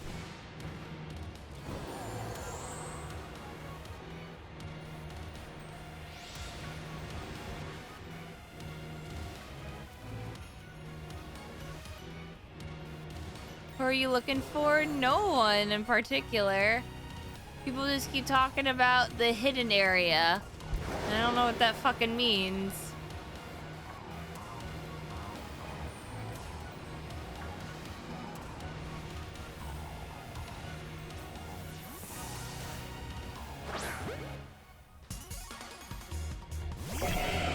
Yeah, exactly. I'm like, just people keep saying there's the hidden area that I gotta find. I'm like, yeah, and I gotta find it. And people are like, go to the hidden area. And I'm just like, yeah, it's called the hidden area for a reason. I don't know where the fuck the hidden area is because I don't know what the hidden area is.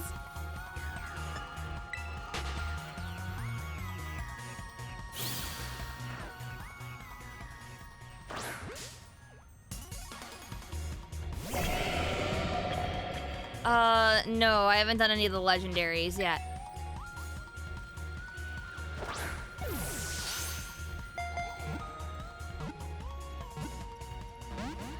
Damn.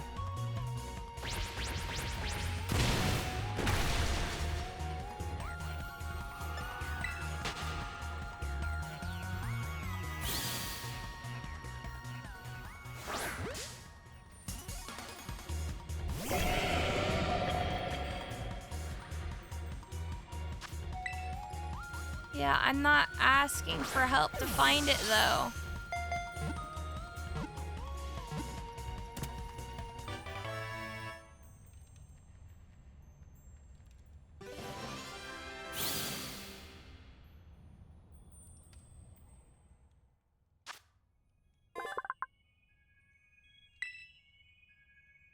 Iron Shreds. What is their name, chat?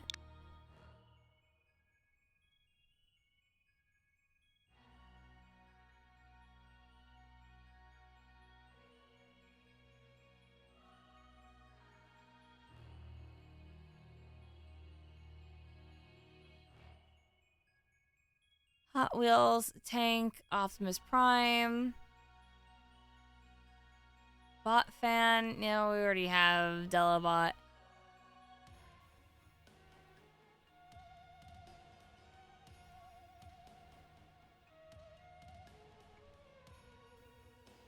We already have an Elephant.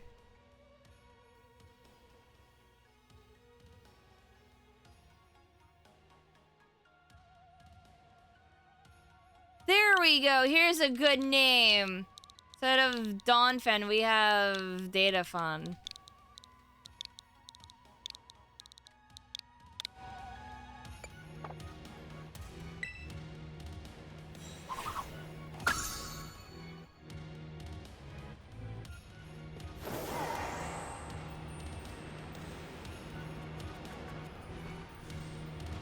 Why are you in a wall? Hello, sweetie. What are you doing inside the wall? Yeah? Yeah? Yeah, you having fun? Okay. I'm gonna make you live outside the wall now.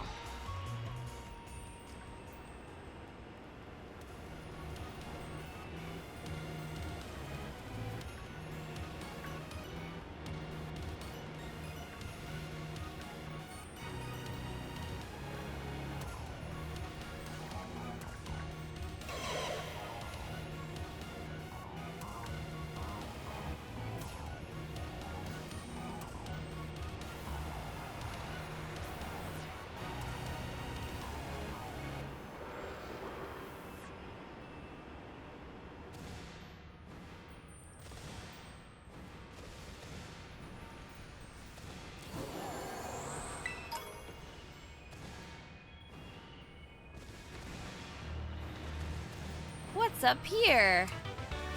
Power gem.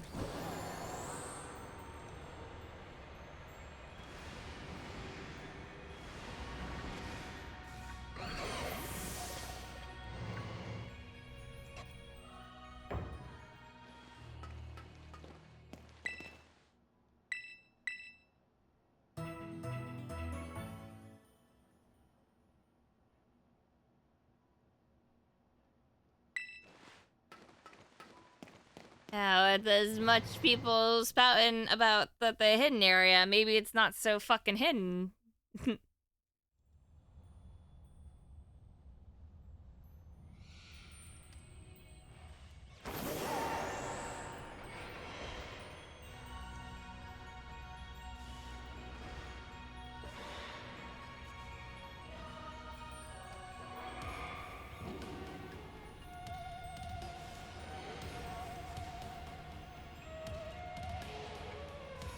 Okay, well, have I found it? Does it look like I'm trying to find it?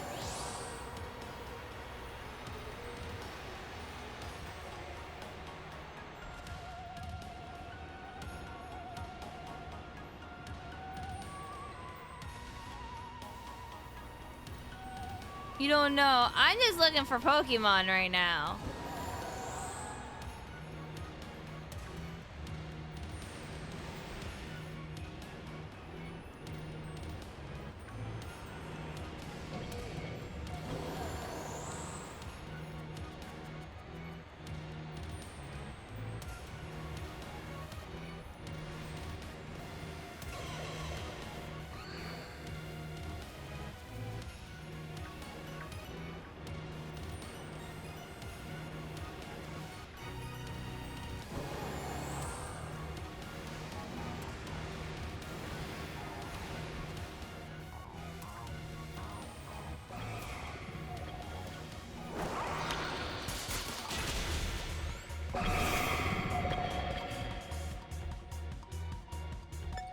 Alright, goodbye, Iron Bundle.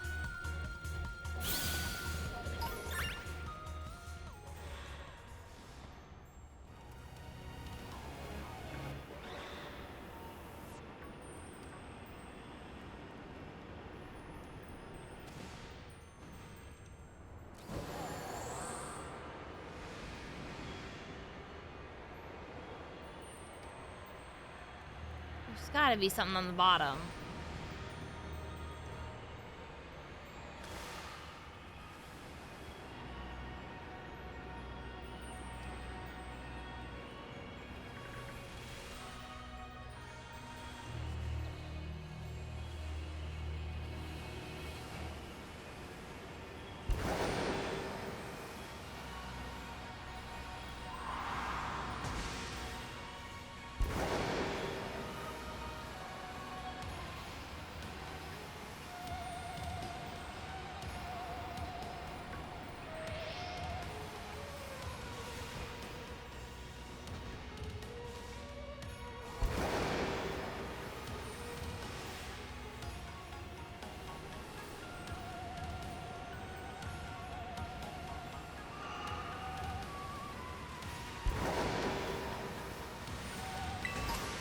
Like here's a little hidden area. Nice and quaint.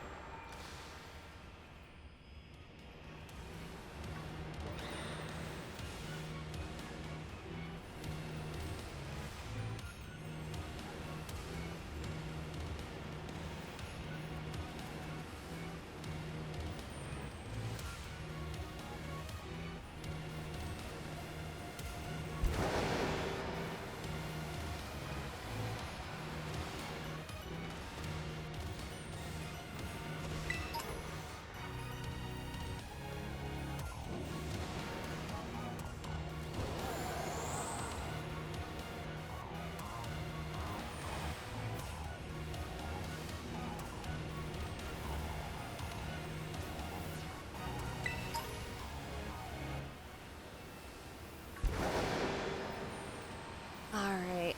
Well, one thing is for sure. Here's another cave.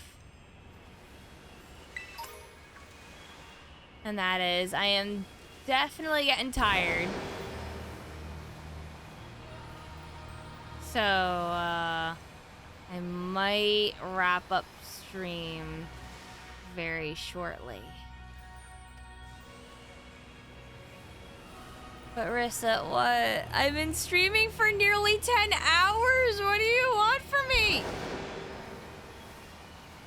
The hidden area. God, fuck.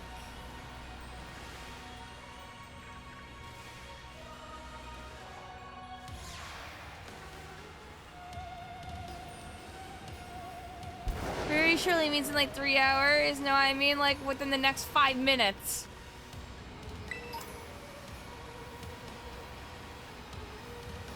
I am still very worn out by my therapy earlier.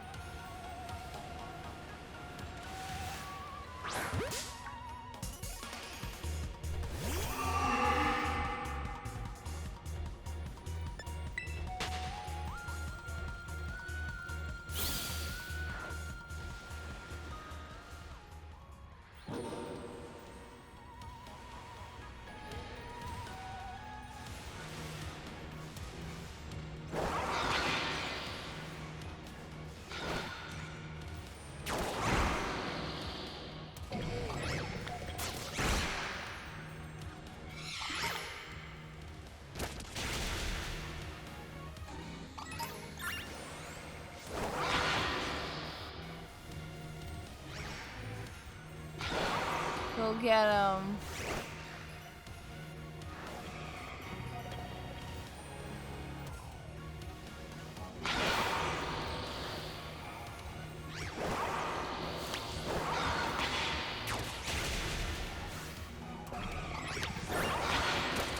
Get those Dreepy.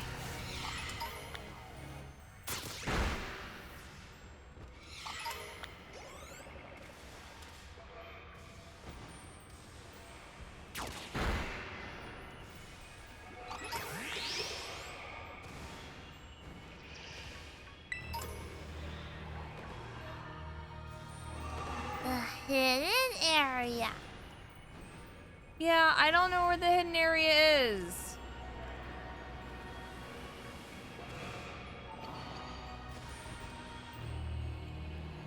But that's why it's the hidden area.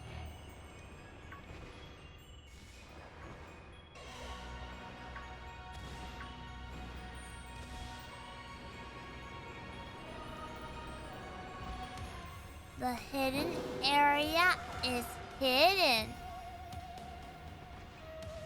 Okay, why is this here?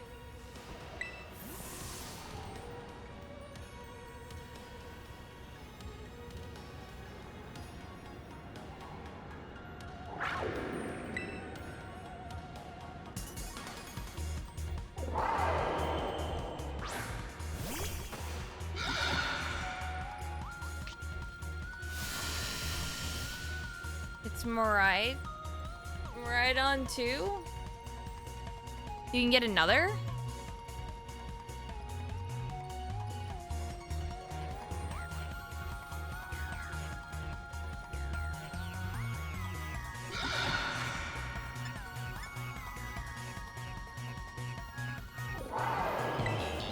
This one is battle usable.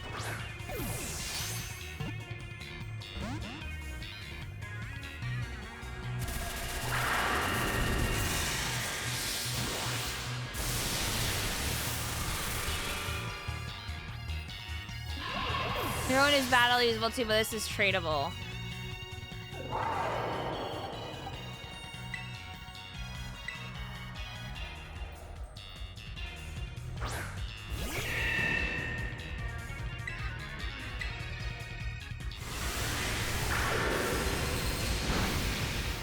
Holy fuck. It's a fixed modest nature. Oh.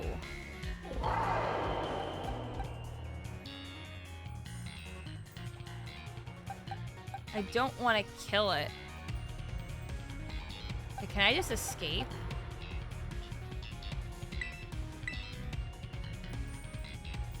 I'm not gonna master ball it, no.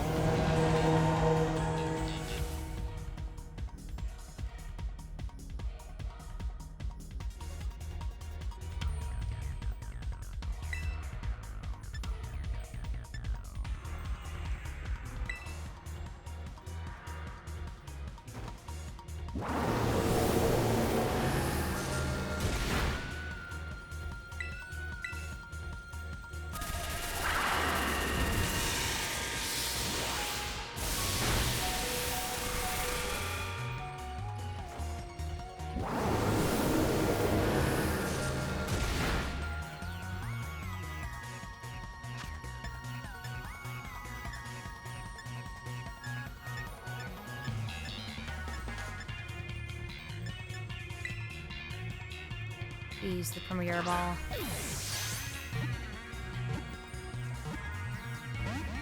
You bastard.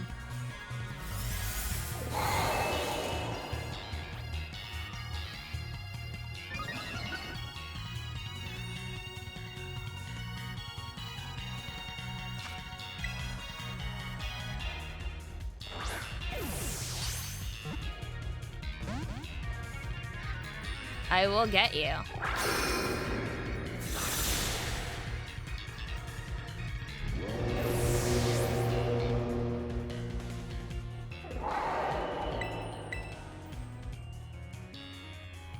I'm gonna try to get a...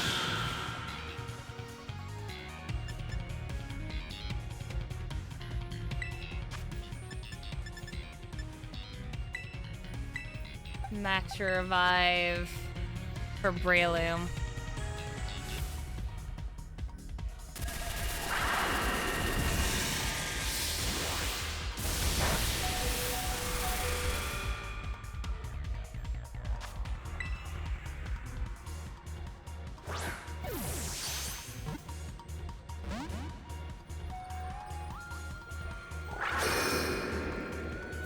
Fine still.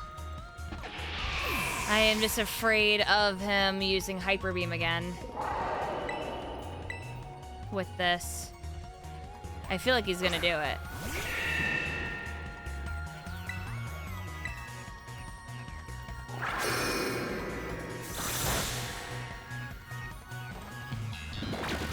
There we go.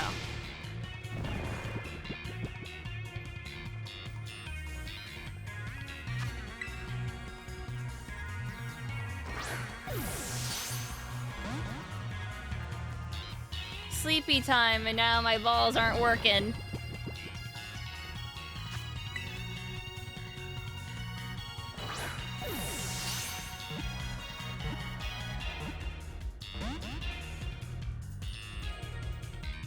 Still fast asleep.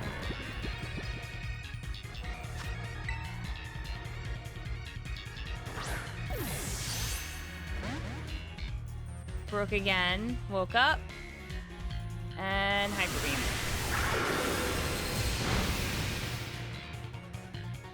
What a tease.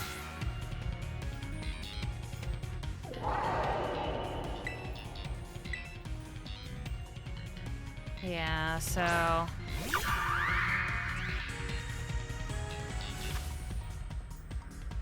we're just gonna premiere. Is this ball better? Yeah.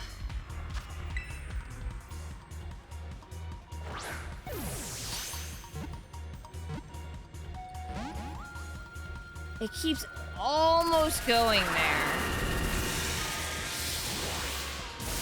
But almost isn't good enough.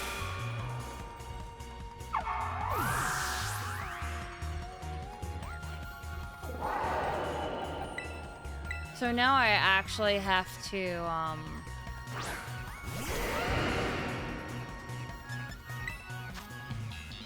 I have to absolutely use revives and max revives. I can't really do that. I'm gonna get you. And Breloom.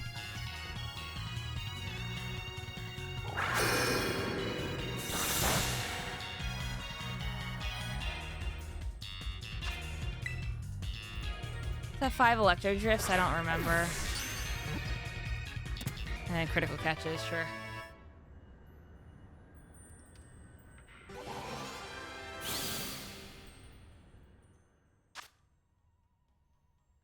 So I'm not gonna nickname it. I'm just gonna send it to my boxes.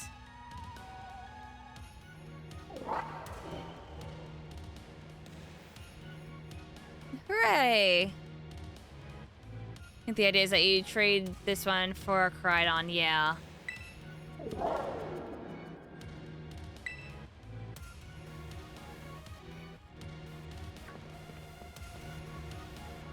Well, you know, accidentally found,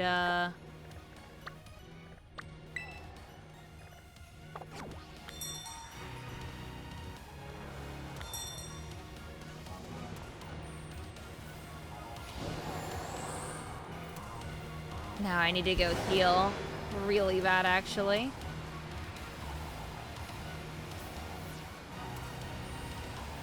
No, I did not finish Sonic Frontiers. I'm going slow with it, and it's gonna get DLC updates and stuff as well, so I'm not in a huge rush.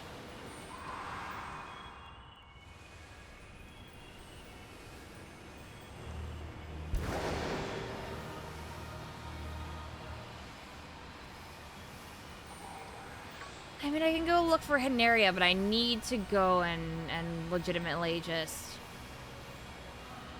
heal.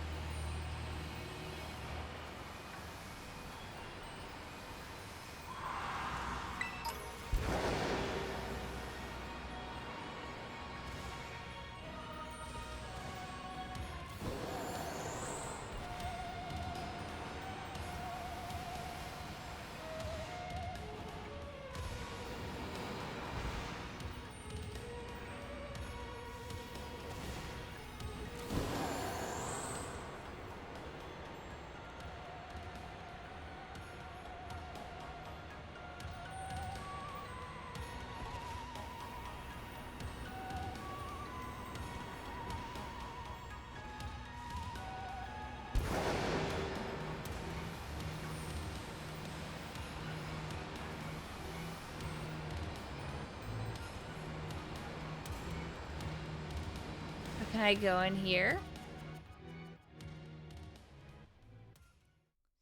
The Area Zero sequence was pretty fun.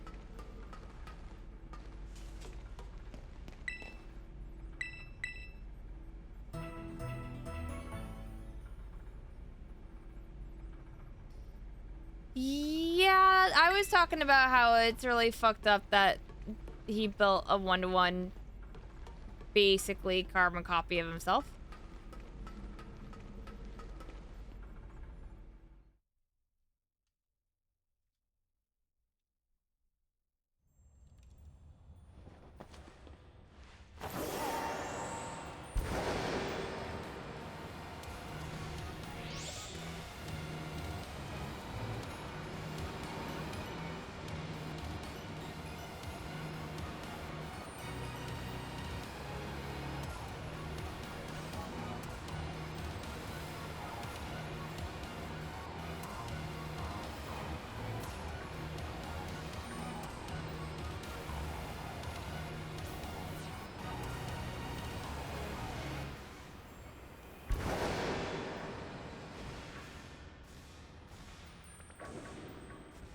They're all just hanging out, having a good time.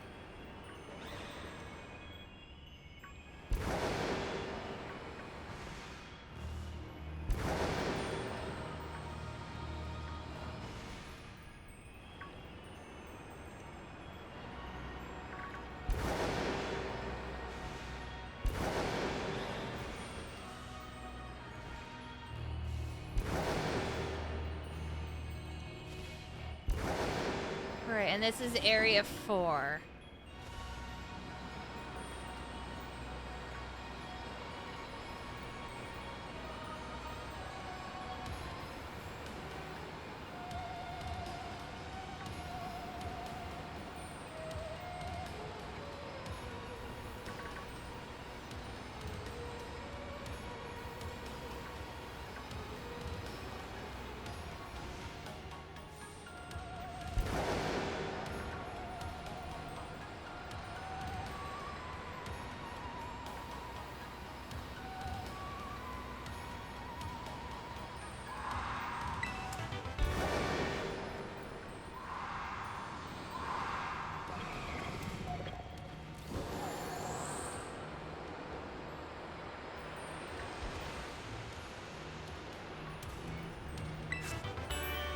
Oh, well, I found Outrage.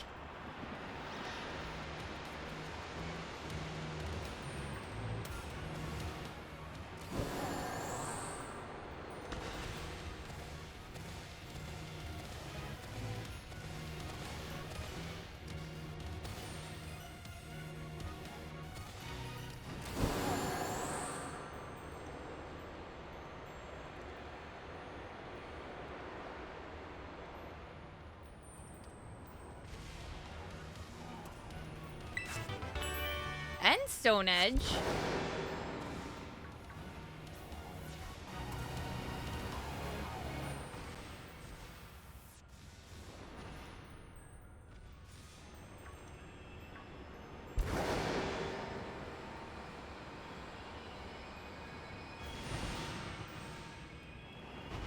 I don't want to go down.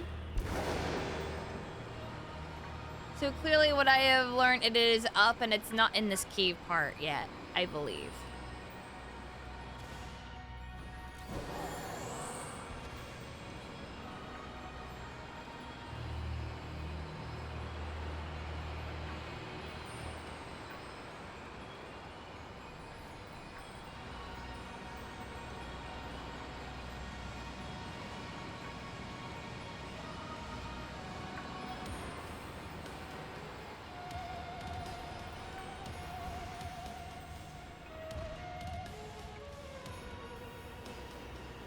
It's past my bedtime. I know it is. I want to go sleep.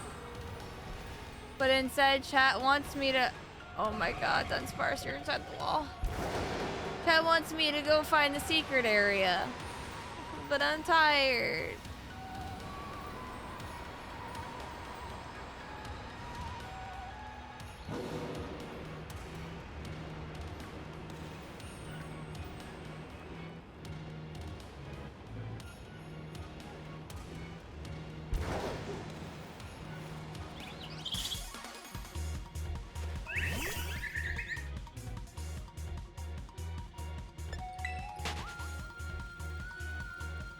When did I get up?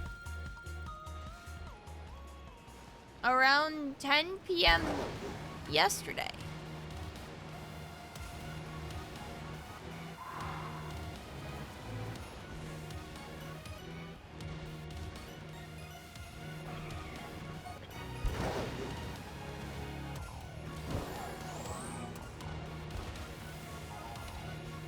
If I find the secret area, it won't be secret anymore. That is a good point.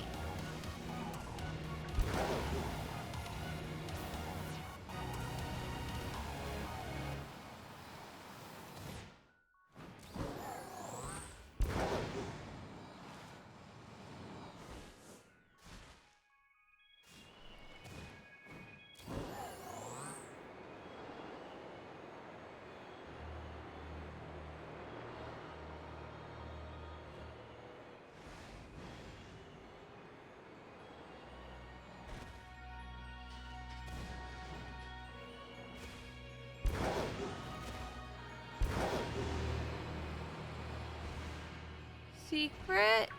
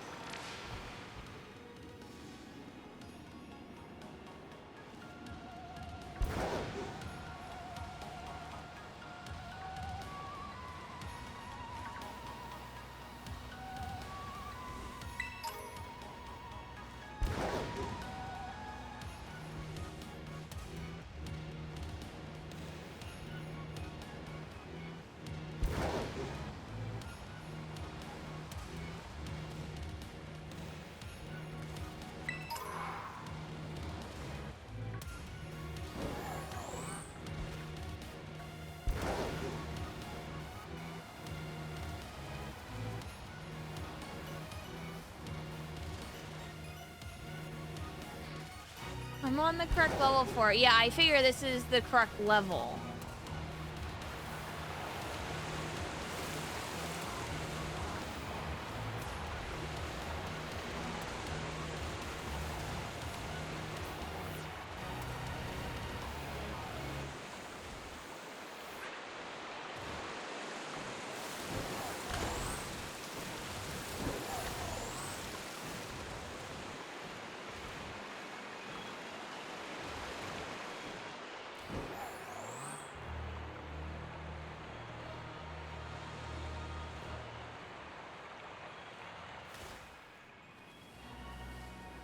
The update isn't out yet. It'll probably be out later.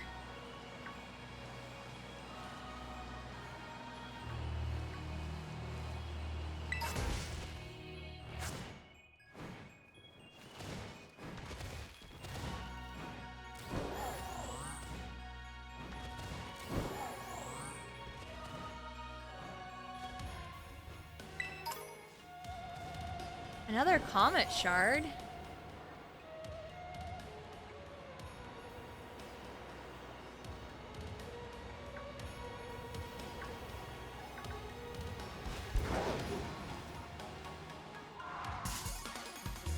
Whoops. Drifted right into you.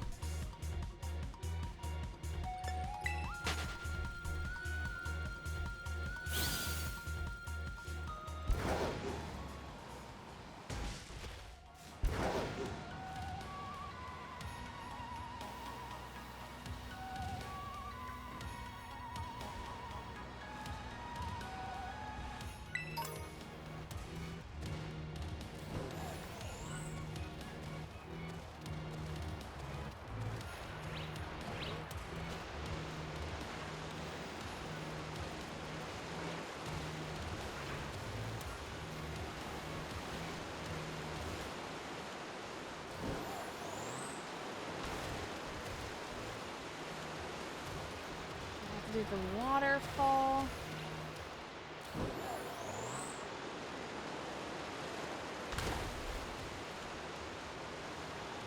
Good camera, very good.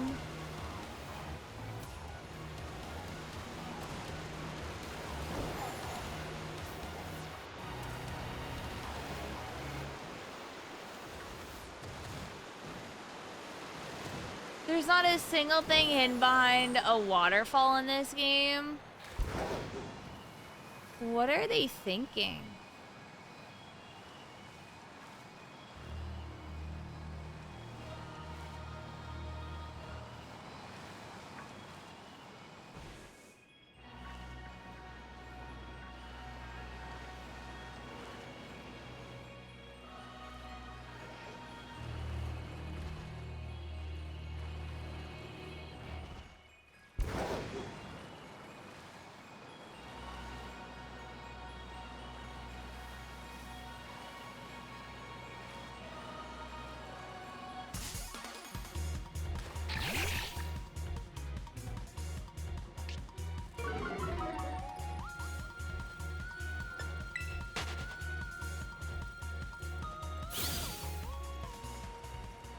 No, I don't think. Well, Anga, there's people in the chat spamming, like, where it allegedly is. So can you do me a favor and, like, time them out for a day?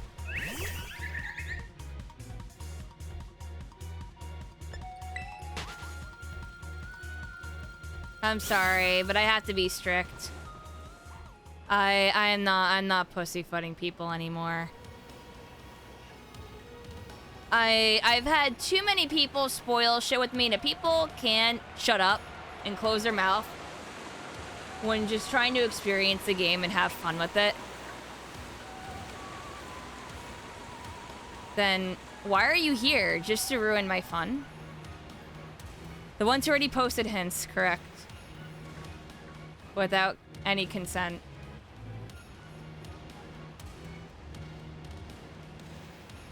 I was very clear that if anyone posts, like, hints and stuff, no.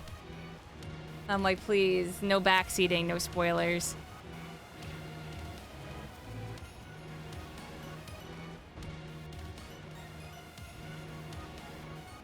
Nah, it's just a timeout for a day.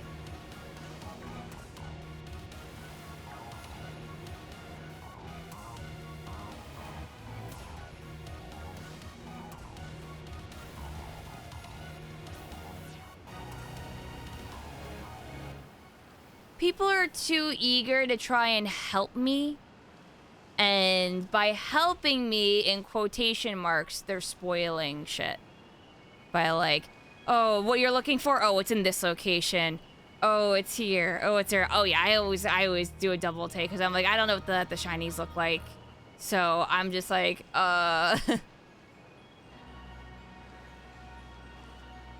But yeah, people keep posting how to help me, except I'm not asking for help. I'm wandering, and wandering for me is a good thing because then I can go and see shinies. I wandered earlier and got a shiny. If you just hand me where everything is, it's not fun. Yeah, this, I would say, I hate to say it, but this stream, this entire stream of Pokemon was up there in the levels of me not having as much fun as I wanted to.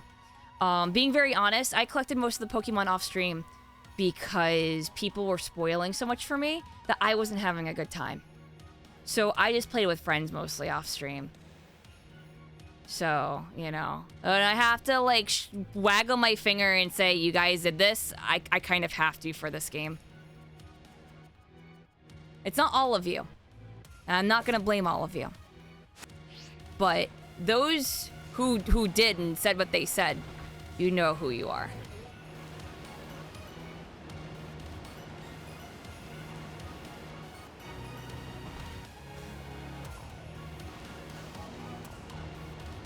Yeah, Anga, I kept trying to nudge you to go and get people for a bit, but I guess you weren't paying attention.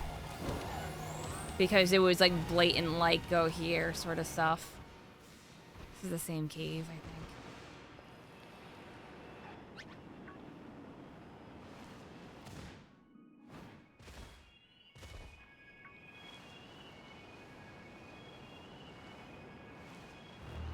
Yeah, that's why I've been kind of needing people, like my moderators, around for this.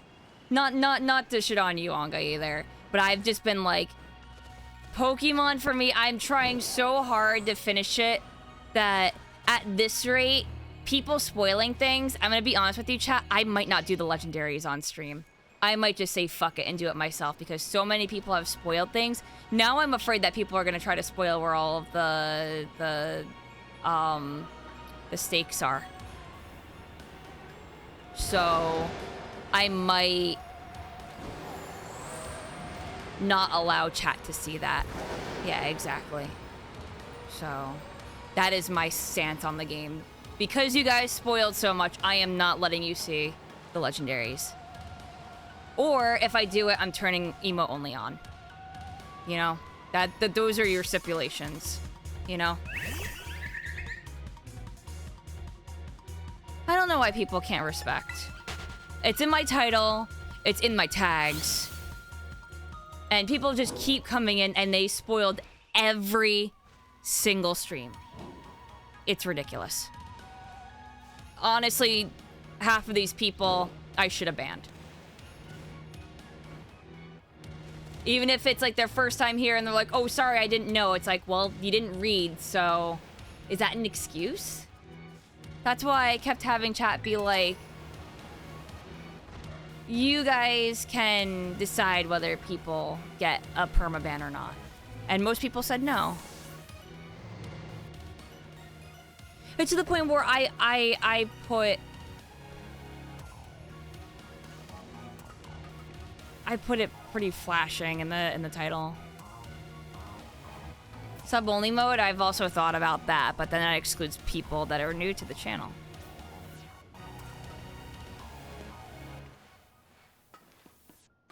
So is this actually Area 3? Yeah, this is Research Station Area 3.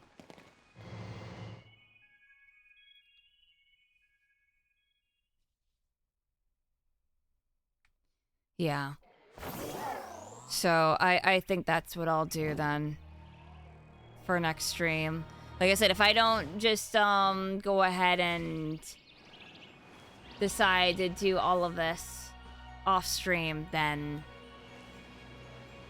I'll do emo only. And I'll explain to people why emo only is on, and it's because everyone ruined it for everyone else.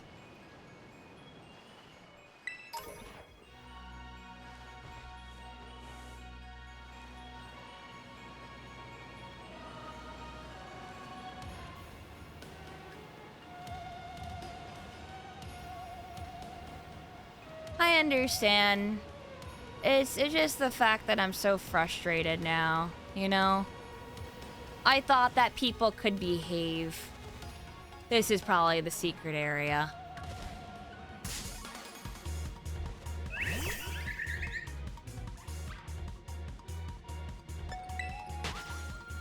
But people made me tap the sign over and over.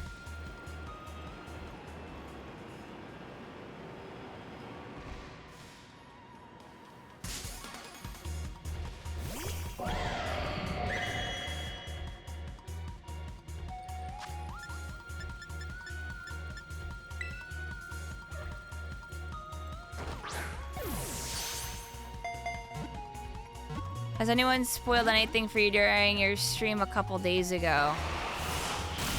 People spoil Pokemon names, what number they are, how many Pokemon were in the decks. You know, just mostly just like, hey, streamer, have you seen Scrimblow Bimblow? No, I haven't seen Scrimblow Bimblow. I didn't even know their name. Thanks for spoiling Scrimblow Bimblow for me. You know, just shit like that over and over and over. Area Zero was not spoiled for me, but it's still no excuse.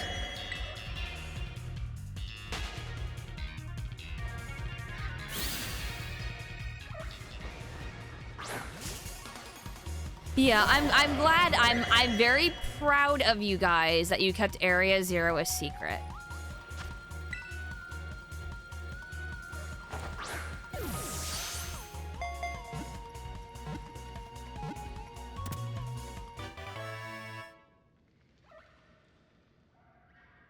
People were spoiling the obvious things like typings too. Exactly. They were just like, oh yeah, it lost this typing and it's this typing now. And I'm just like, why are you telling me? I'm in the middle of fighting it and they're like, oh yeah, by the way, this is water ice or ice water. And I'm just like, why are you telling me? Because you encountered it, so I'm gonna tell you what typing it is after you encountered it once.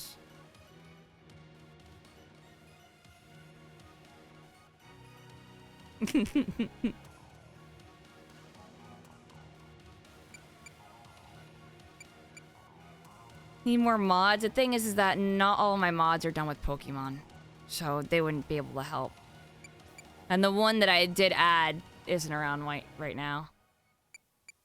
So let's give Iron Valiant a name.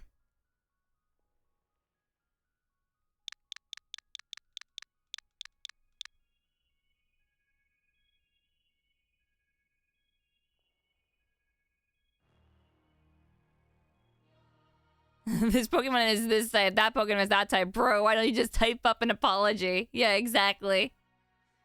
Gundam Vor. Or Vor, sorry. Not Vor. His name Fred. Researcher. Glad plugins. Oh my god, that's really fucking good. Edge Runner. Scrimblow Blimblow.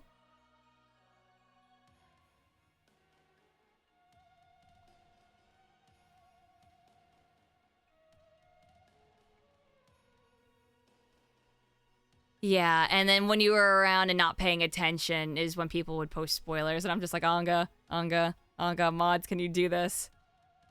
And then nothing, and I'm just like, oh, fuck.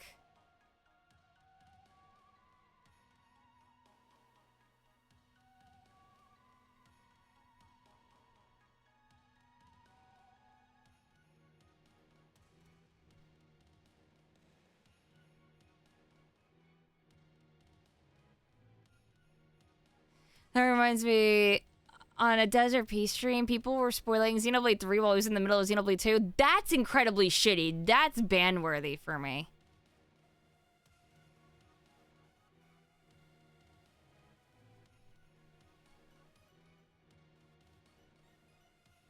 I think I'm gonna go with Gundam War, though.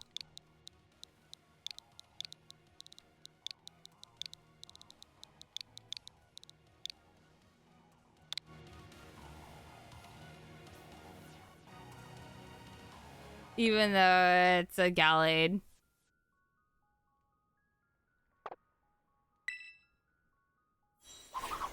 I think.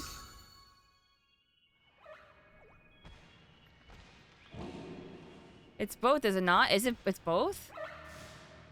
I guess so, yeah. It is kind of like both of them put together. Yeah, no, you're right. It is both.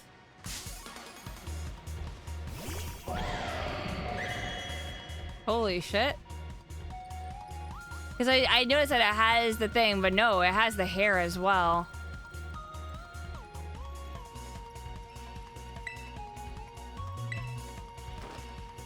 Its cry even sounds like a blend, yeah.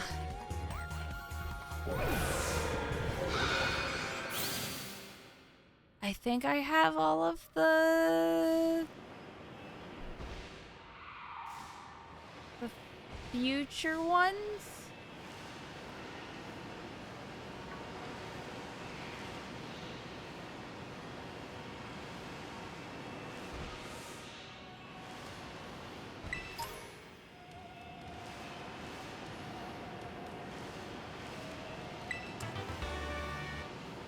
I'll take a psychic train.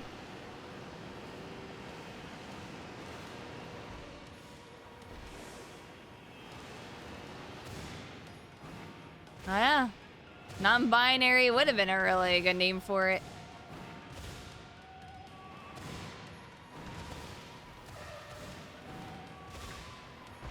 Yeah, give me a sec though.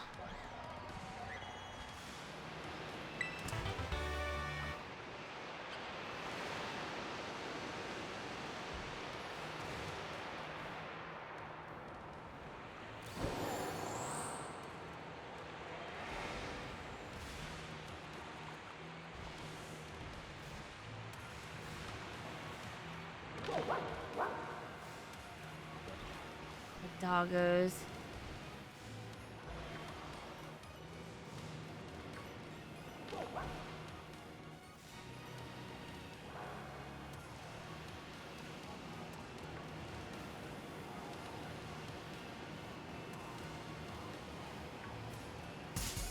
I didn't mean to run into you, doggo.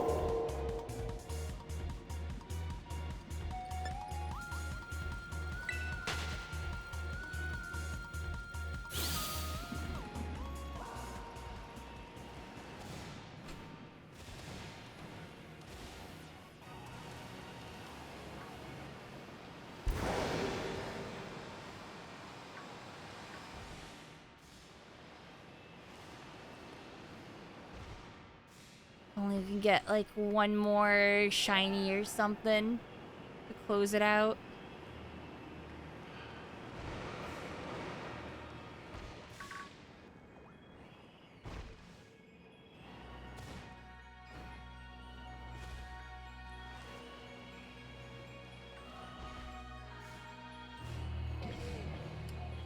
Let me get to a good spot. Oh, you're so tiny.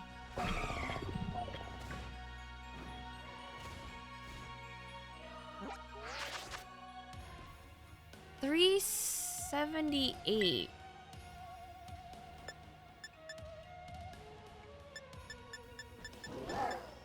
I don't have iron thorns yet. The shiny ghost pupper is a huge W. Congrats, thank you.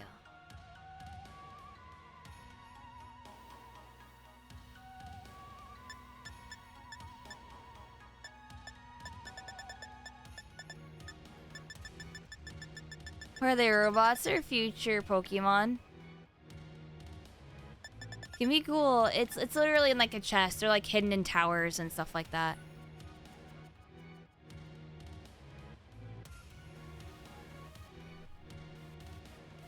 That one's missing then? Yeah, I don't know where it is, so I want to go and catch it before I end stream. I just don't know where it is right now.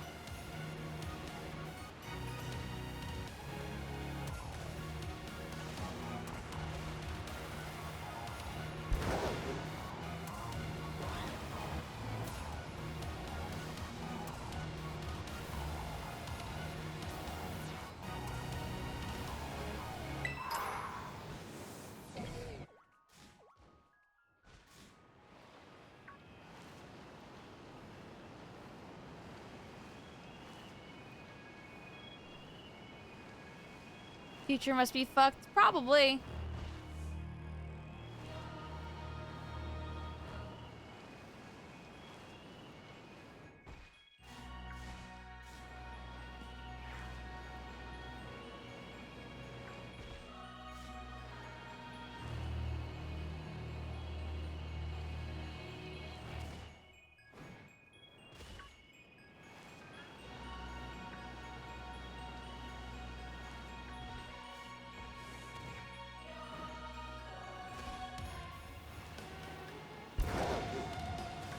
Oh, there's that little shit.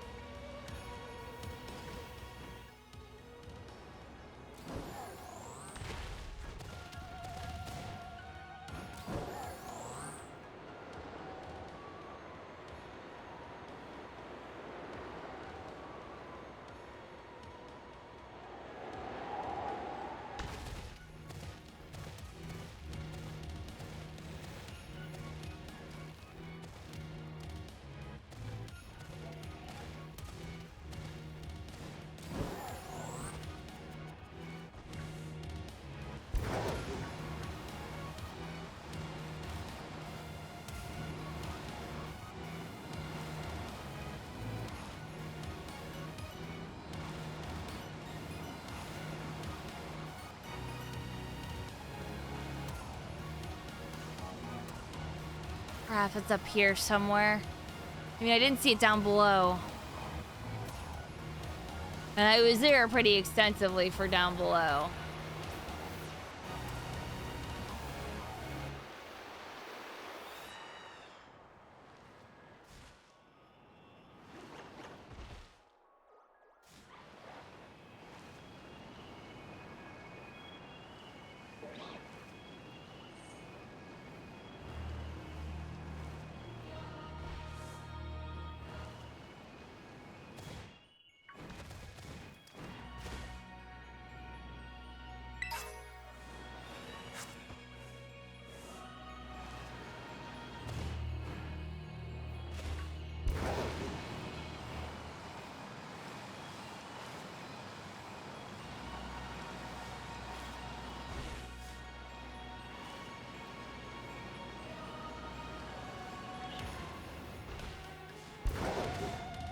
Alright, let's try up here, maybe?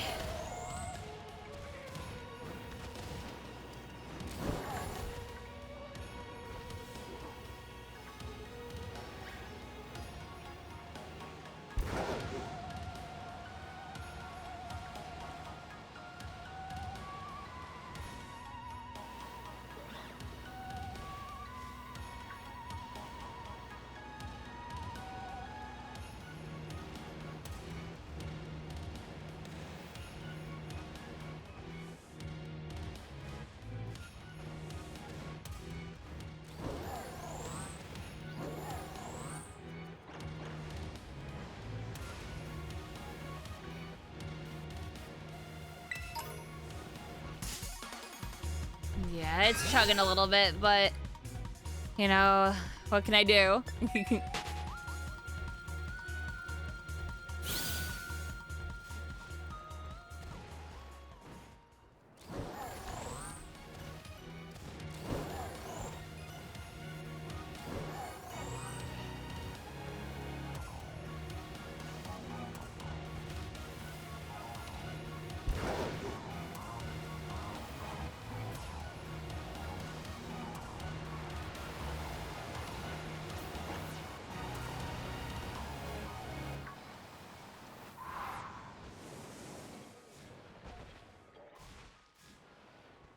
No.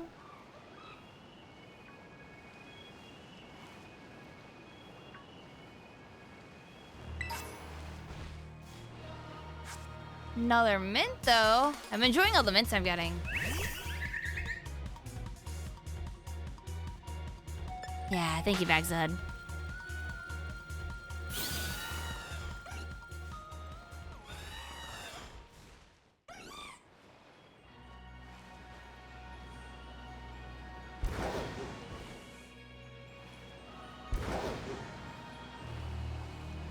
It's like, I'm having fun with this game, even though it is chugging and not doing so hot at times.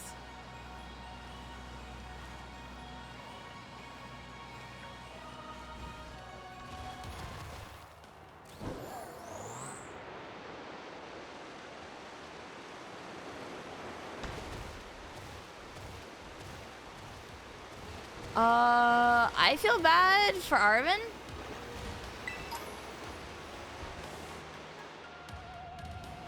I felt like he got, like, basically bad end.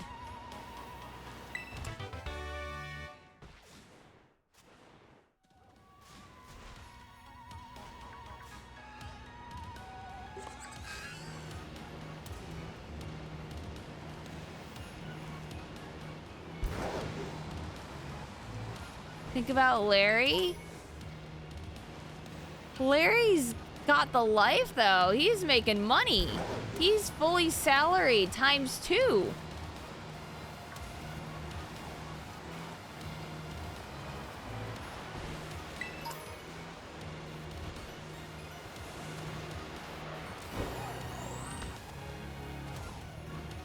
But at what cost? That cost of being an Elite Four and a gym?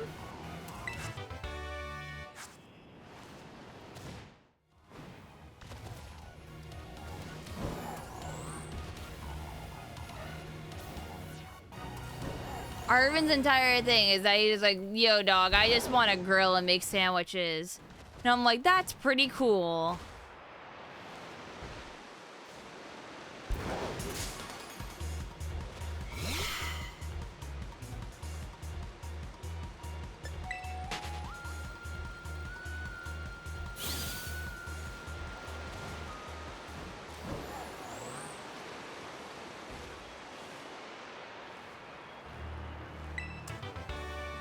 Or a sphere, okay.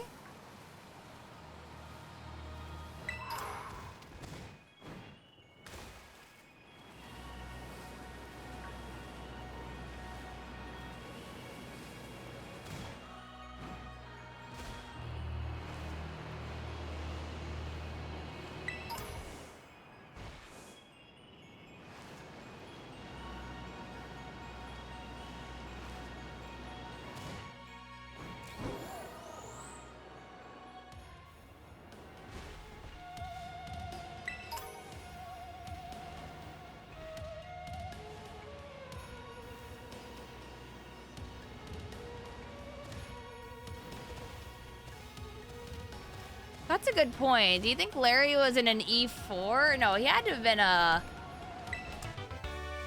He had to have been a gym trainer first. A gym leader. And then... Elite Four.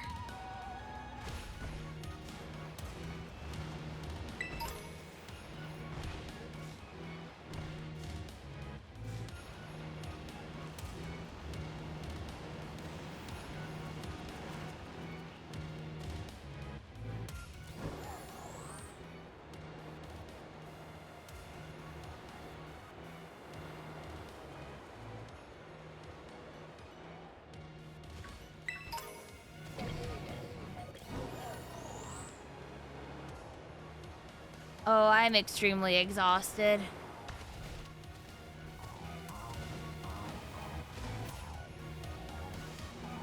I'm just trying to find this one last Pokemon.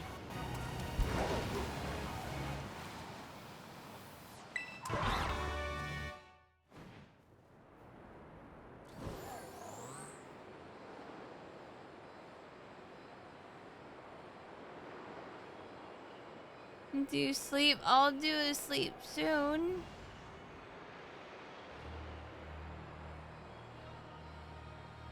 Trying to figure out where Iron Thorns is.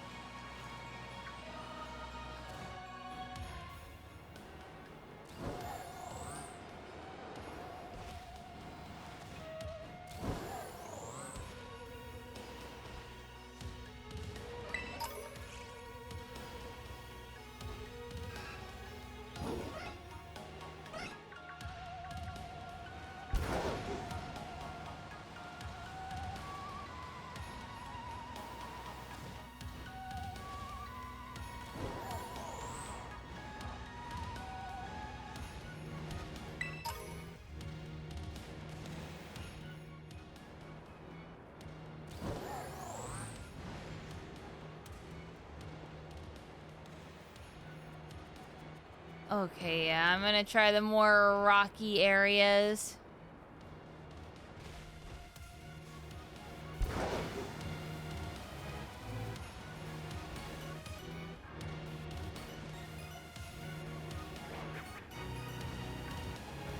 I mean, there's a camera up.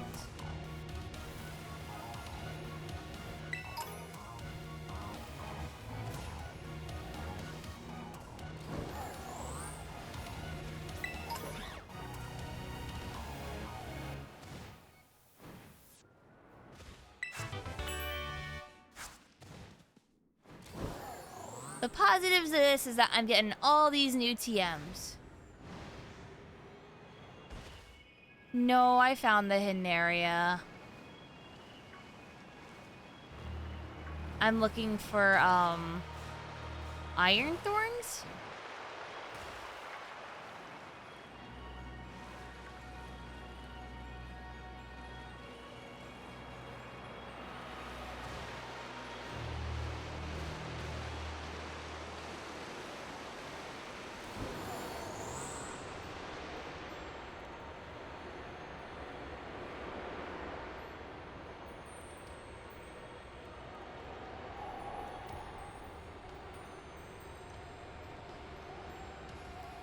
I did, Jer. The Mario movie, okay, the trailer looks great. I have faith in the movie.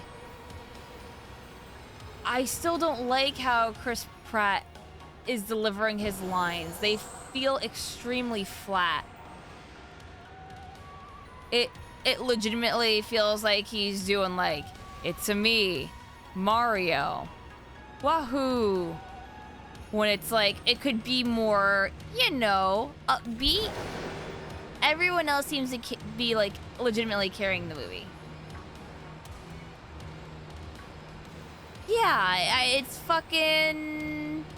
It's soulless. Like, he's not putting his heart into it. It sounds like he's reading a script. But it's like, it sounds like he's reading a script and being really monotone like this the entire time because he's claiming he's doing a Brooklyn accent and it doesn't sound like one.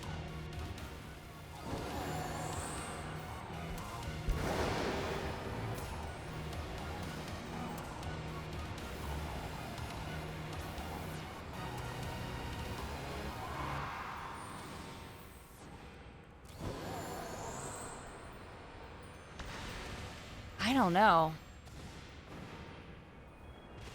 It has a little bit of one, like a hint, but it still sounds like Chris Pratt himself without doing anything special.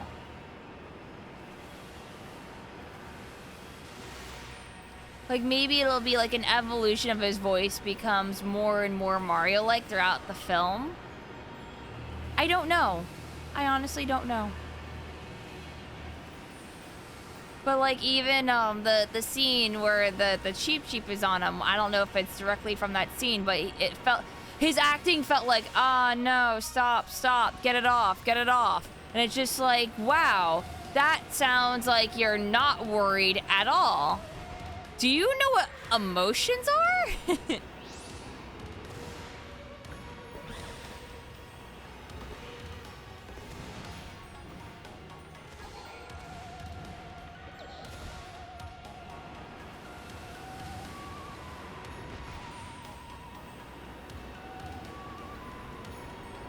Yeah, the thing about voice acting is that a director can make or break something. It is correct.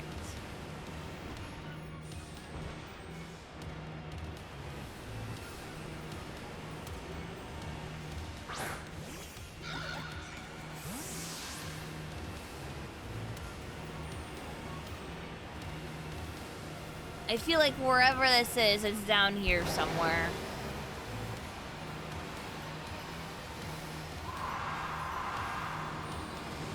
Or at least to some extent.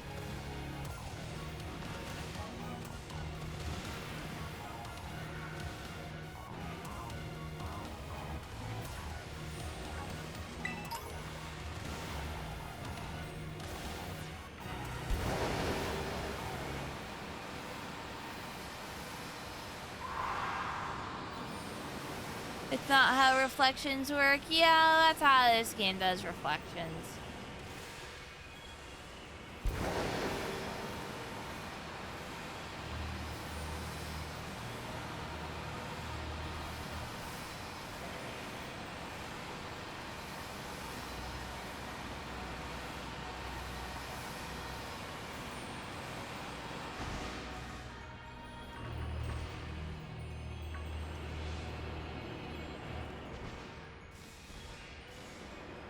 Yeah, no.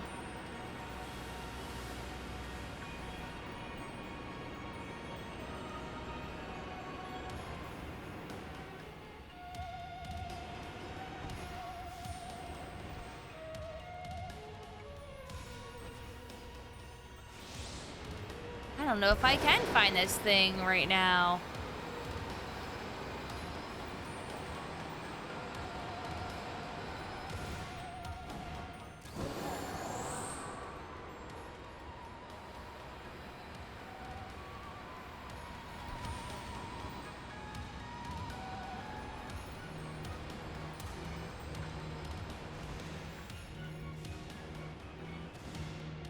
And yeah, no, that's absolutely fair. Just because he can act doesn't mean that his acting career doesn't translate well to voice acting. Completely different.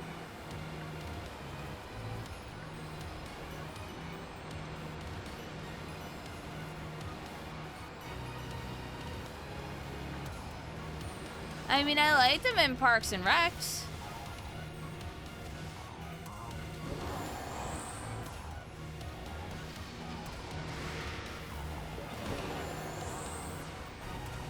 But he was basically just doing improvised comedy for that.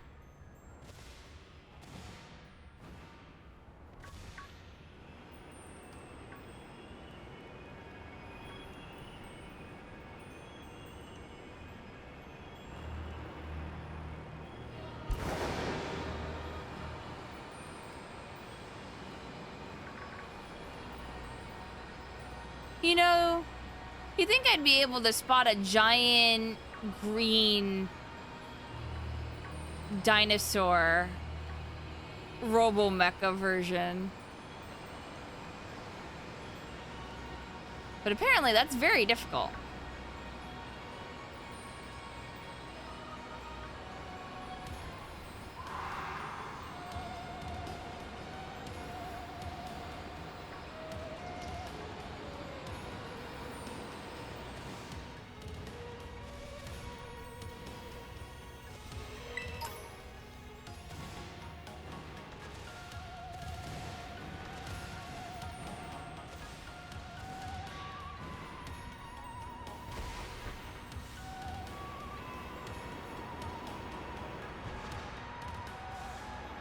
They've been on the screen the entire time, probably in the rocks. You know, at this point, I wouldn't be surprised if they have been spawning and they're just spawning inside the rocks where I can't get them.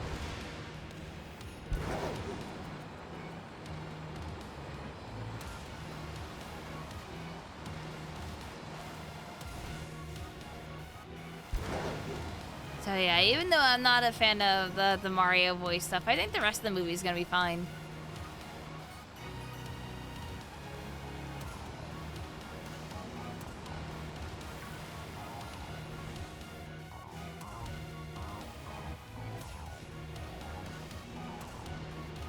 Oh yeah, Jack Black is killing it as Bowser.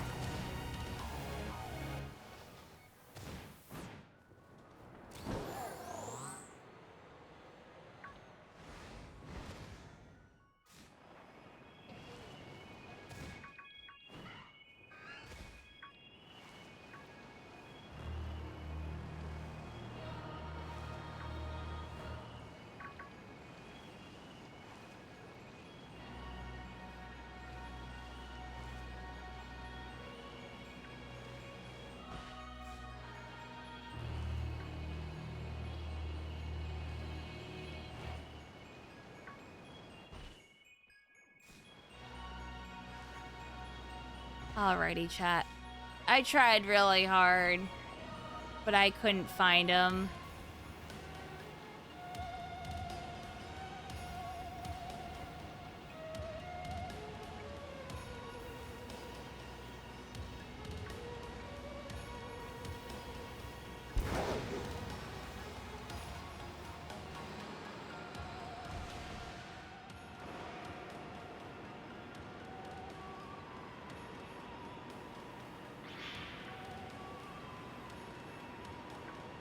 I was hoping you'd be in here.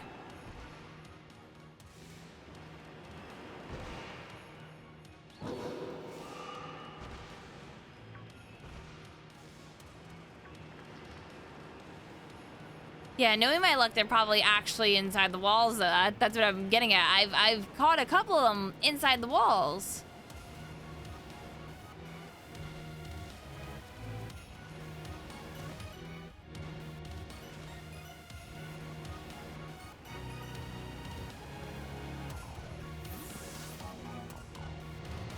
All right. No, it's okay. Like I said, I want to go and find it myself. Makes it fun for me with these last couple few, you know? I can always try next time, but like I said, next time I might just, turn on emo only.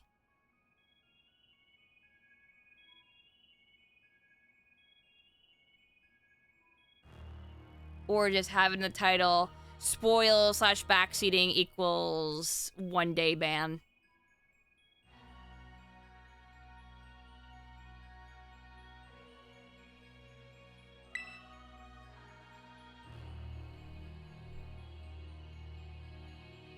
I think that's the only way I can, grab people's attention that way.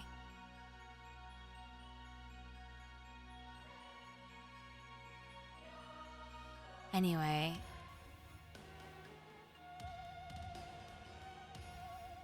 I hope you guys have a lovely night. By night, it's 3 in the afternoon. I'm gonna run an ad for 3 minutes and find someone to host.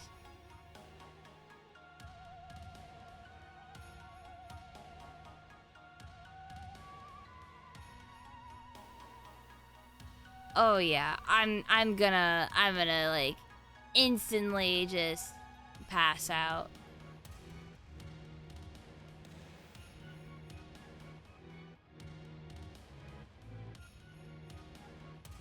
Good night? Yeah, good night. Good night is when I go to bed, and good morning is when I wake up. That's how it works, right?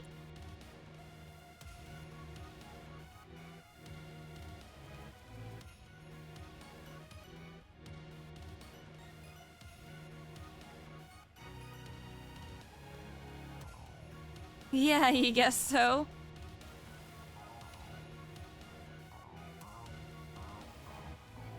Alright, nothing on the brew. Who's on at this hour?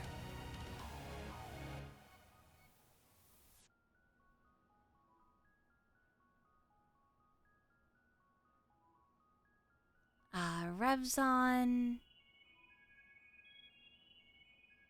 Cereal's on.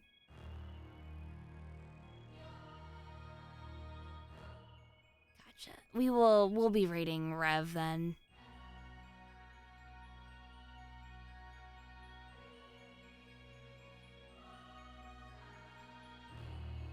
I think my back needs much healing after my emergency appointment earlier.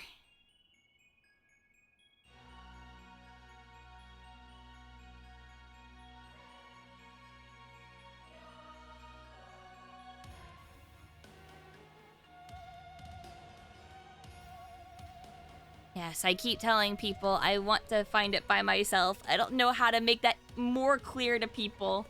By do not tell me where it's located. Just let me find it myself. I'm a big girl. I got my big girl pants on. I can do it.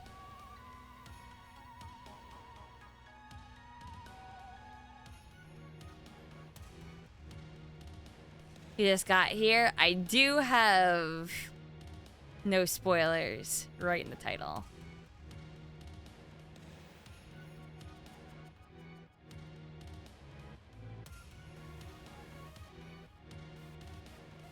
Nah, I'm not even stuck. It's more the fact that I'm just exploring.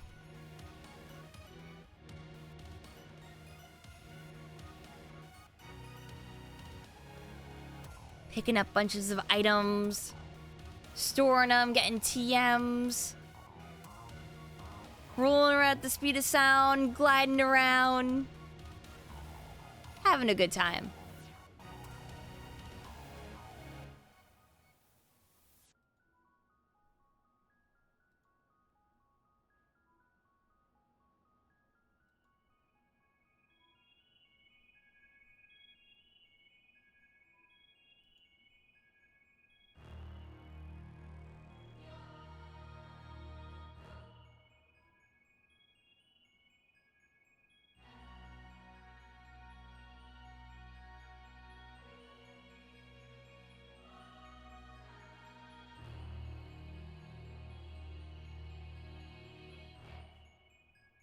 It's kind of annoying to find, though. Good luck. I found the one. I'm sure it's fine. It'll be fine. Like I said, every single time I don't find it, I also had the probability of finding a shiny Pokemon. Remember when I was running around earlier, exploring, having a good time, and I ran into a shiny, the little new ghost pup.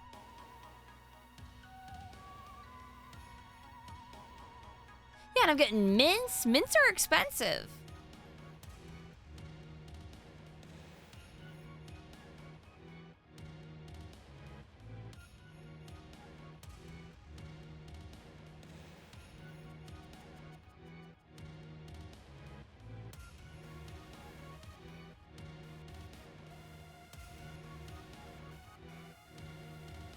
Multiplayer also got an additional reason to visit Area Zero. Yeah, with the raids and stuff, right? So yeah, I'll be fine. I'll do some raids with friends and everything will be hunky-dory.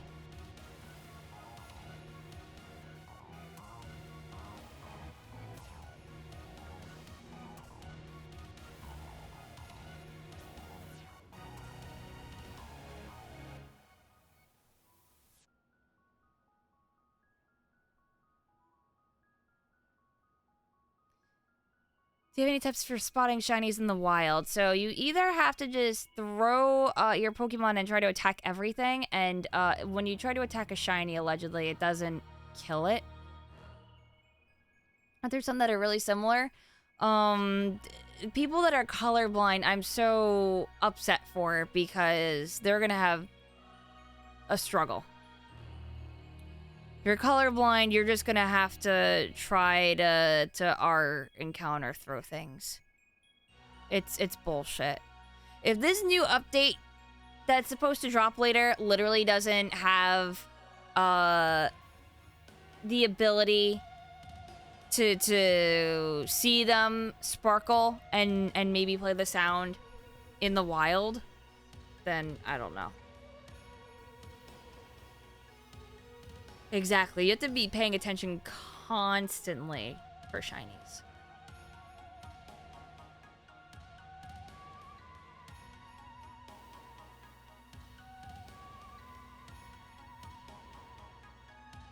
Yeah, there's quite a lot of them that look normal.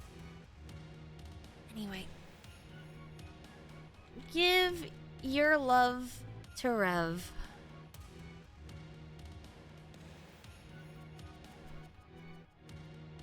I'll probably play more Pokemon later, hopefully. Get that all finished up. And, if not,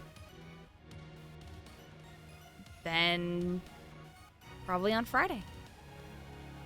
I do have a key for the Callisto Protocol. I don't know if I'm playing it absolute day one. I might try to start that on the weekend when I have other games finished. I still have to finish Sonic Frontiers as well. But, let's get some games done, and then maybe we'll think about starting that. Well, I do raids with chat. I do raids in my Discord. So if you're not in the Discord, I don't know what to tell you. Alrighty. I will see you guys later, hopefully. Goodbye, friends.